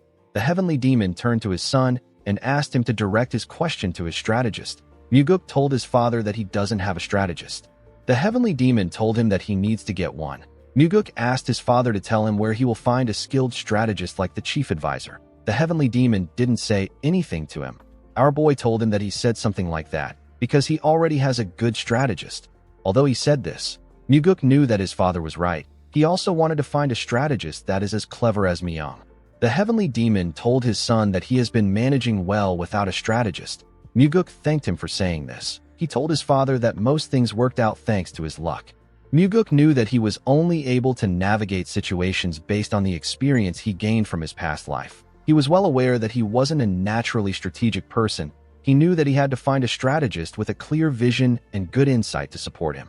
He begged his father to answer one question. He asked him to tell him what the Sky Heaven cult leader wants. The heavenly demon stopped walking when he heard this. He revealed to his son that the Sky Heaven cult leader wants to advance to the Central Plains. He said that Paso's dream is to move into the Central Plains. Muguk recalled that the Sky Heaven cult leader failed to advance to the Central Plains in his previous life because while Mugi swept the Murim, Paso never dared to set foot in the Central Plains. He eventually died in the Outer Lands. Muguk believed that Paso's life could change now that he has regressed. In this life, Paso has come to the Central Plains and entered the divine cult. These are things that he didn't do in the previous life. The heavenly demon revealed to his son that the people of the blood cult have always dreamed of entering the Central Plains. Although they are never successful, this desire is in their blood. Muguk smiled and said that he now understands why Paso came to him. Our boy didn't have to ask his father these things, but sometimes it is better to learn things from him. It is sometimes better for a person to act as if they don't know something even when they do. Muguk did this to show respect for his father. He understood that most parents want their children to come and ask questions like this. He was certain that his father was no different. The moment he thought of this, his father turned around and asked him to eat before leaving. Muguk was shocked to hear this. He gladly accepted his father's offer. Later in the day, we are taken to the Nirvana Pavilion. We see Muguk looking at someone in his office. The The person turned out to be the demonic Buddha. Rabin told Muguk that he couldn't just stand by after hearing that his friend's divine relic has been stolen. He said that he came to see how the investigation is going. He asked our boy if the relic was really stolen by thieves. Muguk asked him about what he means. Rabin said that no one can believe that there are actually thieves within their cult. Muguk asked him if it makes sense that Paso would stage this incident by himself. The demonic Buddha glared at our boy. He said that their cult's reputation will be greatly damaged if there are truly thieves among them. He told our boy that they need to handle this case quietly. Muguk asked him about what he means. Rabin suggested that they send the cult leader away for now, so that he can't make a fuss. He said that Paso won't suddenly catch the thieves just because he is there. Muguk understood that Rabin was trying to test him. He could tell that the man believed that the incident was staged and that he was helping Paso. Our boy told the demonic Buddha that the cult leader won't listen to what he says. He said that he is just a mere pavilion master. Rabin informed him that the cult leader believes that he will become the successor. Muguk told the man that the cult leader didn't show any sign of this. He asked him to tell him why he thinks that Paso believes that he will be the successor. Rabin told him that Paso is used to people paying him respect. He told him that the cult leader must have seen that he has the potential to be the successor since he came to visit him. Muguk noticed that the demonic Buddha was constantly watching his reactions to read his thoughts. Unfortunately for Rabin, this is something that even the heavenly demon can't do. With a serious look on his face, Rabin told Muguk that they need to send Paso back for the sake of their cult. Our boy told him that they can't send him back if it is for their cult. The demonic Buddha was surprised to hear this. He asked our boy about what he means. Muguk explained to him that they need to keep the cult leader there if he is going to use this incident to damage their cult's reputation. He said that Paso won't dare to speak freely while he is in the cult. He told Rabin that he will subtly ask Paso not to blab if he wants to find his relic. The demonic Buddha did not expect things to go this way. In the next scene, we see Daryong standing in front of his master. He explained to Muguk that the soul-absorbing supreme demon had 5 disciples in total. In terms of age and skill, the most likely candidates for succession are the first disciple whose name is Yongdu and the female third disciple whose name is Chongxian. Muguk asked the man about how their reputations are within the West Illusion Fort. Daryong explained to him that Yongdu is superior in experience and martial skill because of his age. However, within the West Illusion Fort, Chongxian is more popular. Muguk asked him to tell him why it is like this. According to Daryong, Chongxian is young, beautiful, and has a pleasant personality. On the other hand, Yongdu has a brutal temperament, and he has injured many skilled martial artists. Some have even lost their lives to him. Despite his terrible nature, the late soul-absorbing supreme demon favored Yongdu the most. This makes him highly likely to be the successor. Of course, the situation has now changed. Muguk ordered Daryong to investigate everything about the 2 disciples thoroughly. He asked him to check their martial arts, wealth, abilities, hobbies, and even human relationships. He asked him not to leave anything out. Daryong told him that he understands. Muguk asked the man if he knows who the Sky Heaven cult leader will choose. Daryong was shocked to hear this. He asked his lord if the cult leader will select one of them. Muguk told him that he will. He said that this is why he also sent the disciples' data to the cult leader. Daryong asked his master about why he did this. Muguk revealed to him that he intends on joining the succession battle in the West Illusion Fort. Daryong was shocked to hear this. He used the frequency whispering technique to ask his master if he plans on killing the cult leader, Yongdu, and even Chongxian. Our boy asked him if he looks like a killer who kills everyone. The investigator was relieved to hear this. Muguk noticed that everyone has been worried about who he will kill. He said that this has now become his reputation. Daryong asked his lord to tell him who else is worried about him killing someone. He asked him if it is his master. Muguk was surprised to hear this. Daryong told him that he is referring to the Blood Heaven's sword demon.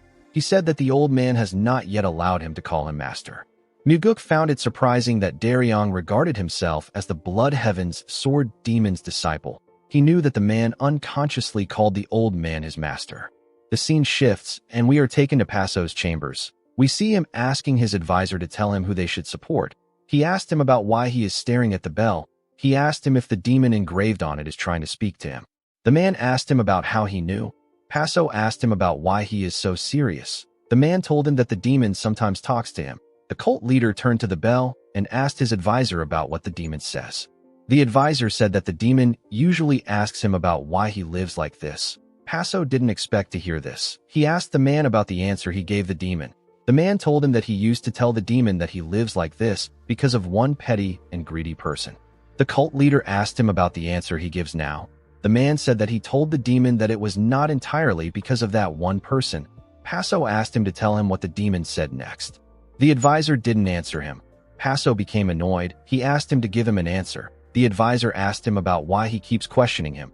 He told him that the demon is just a carving. He said that a carving can't speak. He asked Paso if he has lost his mind. The cult leader became furious. He said that it would be weird if he didn't lose his mind. He said that he will soon sit in front of the demon and converse with it. He pointed at the demon and asked it to tell him why he accepts being looked down upon. He asked it to tell him the answer. Immediately, he said this. His advisor told him that they should support Chong Xian. The cult leader was shocked to hear this. He thought that the voice came from the demon. He asked his advisor to give him some warning before doing something like that. He cleared his throat and asked the man to tell him why he chose Chong Xian. He said that Yongdu seems like the obvious choice. The advisor asked him to pick Yongdu if he wants to. Paso was surprised to hear this. He became nervous. He moved close to the man and asked him to tell him why he chose Chong Xian. His advisor asked him to follow his conscience and pick Yongdu. He told him that a cult leader isn't someone who always follows what others say. Paso became annoyed when he heard this. He cleared his throat and said that he will choose Chong Xian. The man turned to him and opened his mouth. Paso wanted to hear what he had to say. Unfortunately for him, the man turned away and let out a sigh. Paso asked him about how they can make the woman his disciple. The advisor said that he doesn't know. The cult leader asked him about why he doesn't know. The man asked him if it wouldn't be strange for him to know this while he is chained up like this. Paso told him that he is correct. He carefully looked at the man. He knew that he couldn't tell the man that he would release his shackles no matter how much they talk. This was an absolute taboo for him. If he ever removed the shackles, his advisor would leave. He knew that no one would willingly stay in a place like this. He asked his advisor if he should go find Chong Xian and ask her to be his disciple. He said that it might be too overbearing for him to ask her directly. He said that he will tell the woman that he will allow her to become his disciple. He asked his advisor if this is fine. The man laughed and told him that it sounds convincing. Paso asked his advisor about what he should do. The man asked him to consider it from the woman's perspective. He asked him if she will accept an offer from a strange old outsider who tells her to become his disciple. The cult leader knew that he was right. He said that she will reject this offer. The advisor told him that the others will also reject his offer. He explained to him that it can't be done casually. Paso was shocked to hear this. He asked the man if he is saying that he has to pay a price. He said that he will be Chong Xian's master and he will teach her martial arts. He believed that the woman was the one who should be paying him. The man told him that the price is paid by the one who desires it more. While yelling at the top of his voice, Paso said that he is tired of this. He told the man that he shouldn't always have to be the one giving. He said that he is someone who prefers to be receiving. He said that the woman should be the one to bring sacred treasures to fill his vault, and she should be kneeling all day in the courtyard to get a chance to see him. His advisor gently smiled and told him that the price to be paid will go to Muguk. The cult leader became angrier when he heard this. The man told him that Muguk will desire one of his treasures. He told him that our boy had his eyes on certain things the last time he observed this place. Paso clenched his fist out of anger. His advisor told him that Muguk will bring a solution again. The cult leader grit his teeth out of anger. He didn't like hearing Muguk's name. The man told him that it will always be Muguk that will help them out. The next day, we see Muguk reading a book. The book contained the data gathered on Yongdu and Chong Xian. Daryong revealed to him that he discovered something strange while he was investigating Chong Xian. Our boy asked him to tell him what it is.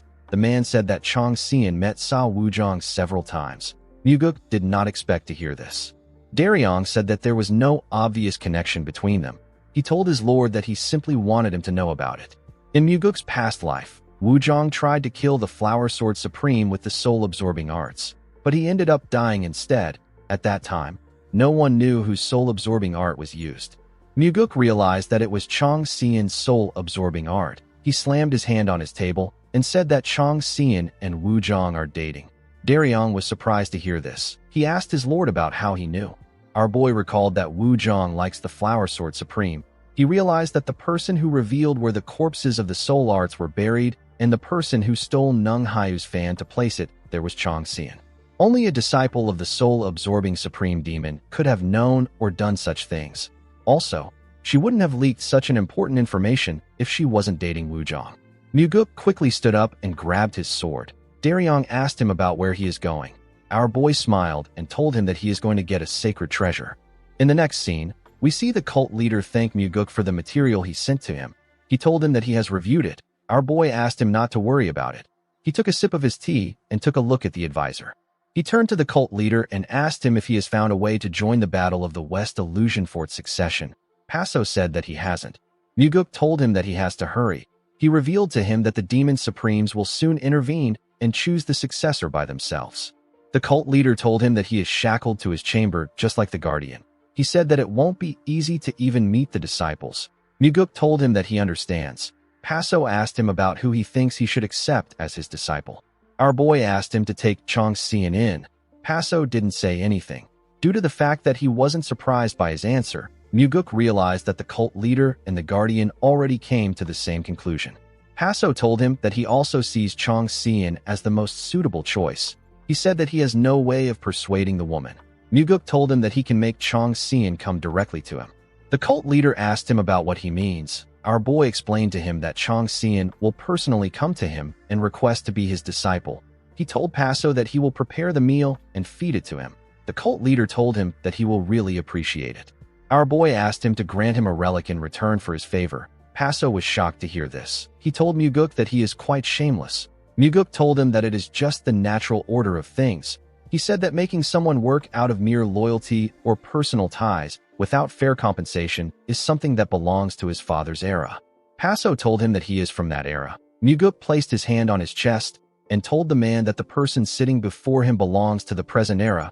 He asked him to remain frozen like a fossil if he dislikes it. Paso didn't say anything to him. With a smile on his face, Muguk told the man that this is an issue that involves with dealing with someone young. He asked the cult leader to entrust it to him. He assured him that he will bring results that are worth more than the relic. Paso glared at Muguk. He told him that he will accept his proposal. Our boy knew that the Guardian must have managed to convince Paso. He told the cult leader that his responsibility ends once the woman becomes his disciple. He told him that he will be the one to determine whether she can rise to the rank of Demon Supreme. Paso grit his teeth out of anger. He told Muguk that he will demand for another relic when that time comes. He asked him if he won't just take the relic now. Our boy told him that he would take it if he had the ability to do so. He stood up and told the cult leader that he will be leaving. He bowed his head to Paso and carefully looked at the advisor. He and the man locked their eyes on each other. The scene shifts, and we are taken to the Northern Heavenly Sword clan. We see Wuzhong welcome Muguk. Our boy asked him if he has been well. The man thanked him for his concern and told him that he has been doing fine. As Wuzhong guided him through the forest, Muguk carefully looked at the man. Even though Wuzhong failed to drive him out with the soul-absorbing Supreme Demon, he showed no form of resentment for Muguk. Our boy decided to use Chong Xian to bait the man.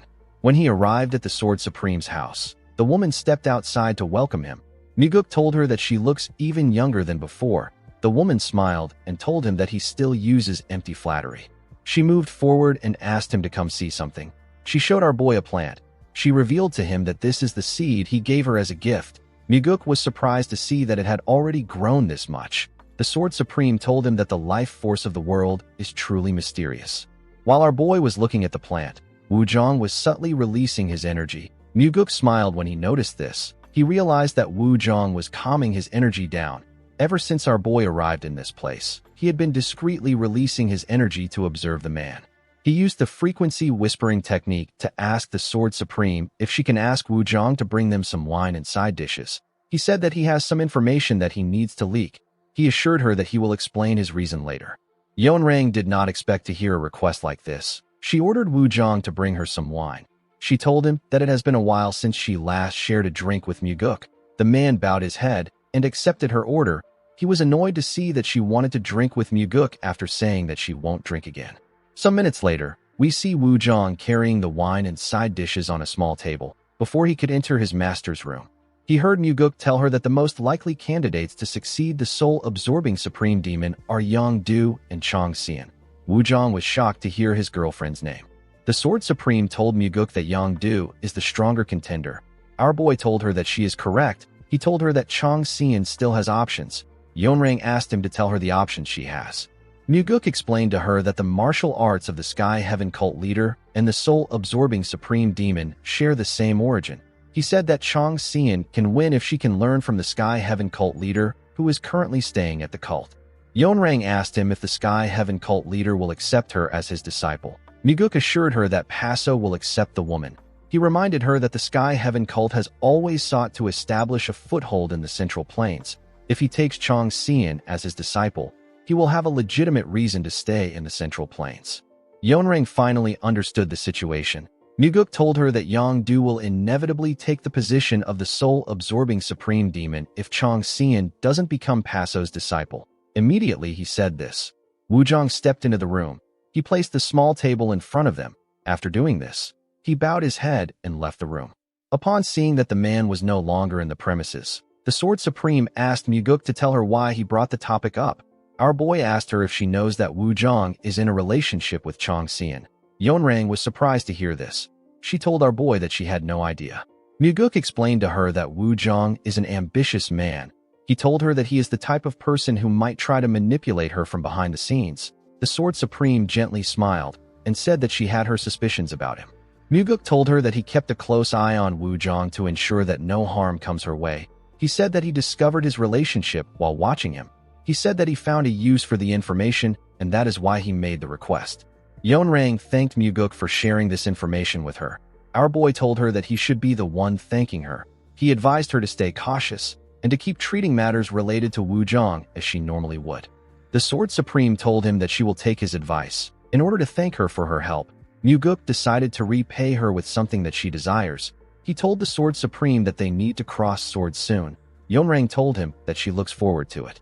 In the next scene, we see a beautiful busted woman in a short dress come out of a forest. She asked someone to tell her about why he came there. She told the man that it is unusual for him to be the one asking to meet first. This beautiful woman is Chang Xian.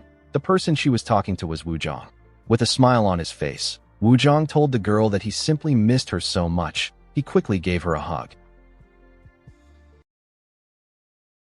Guys, we have come to the end of our video. If you guys want more of this recap, let me know in the comments section. Don't forget to like and smash that subscribe button for more recaps. See you guys later.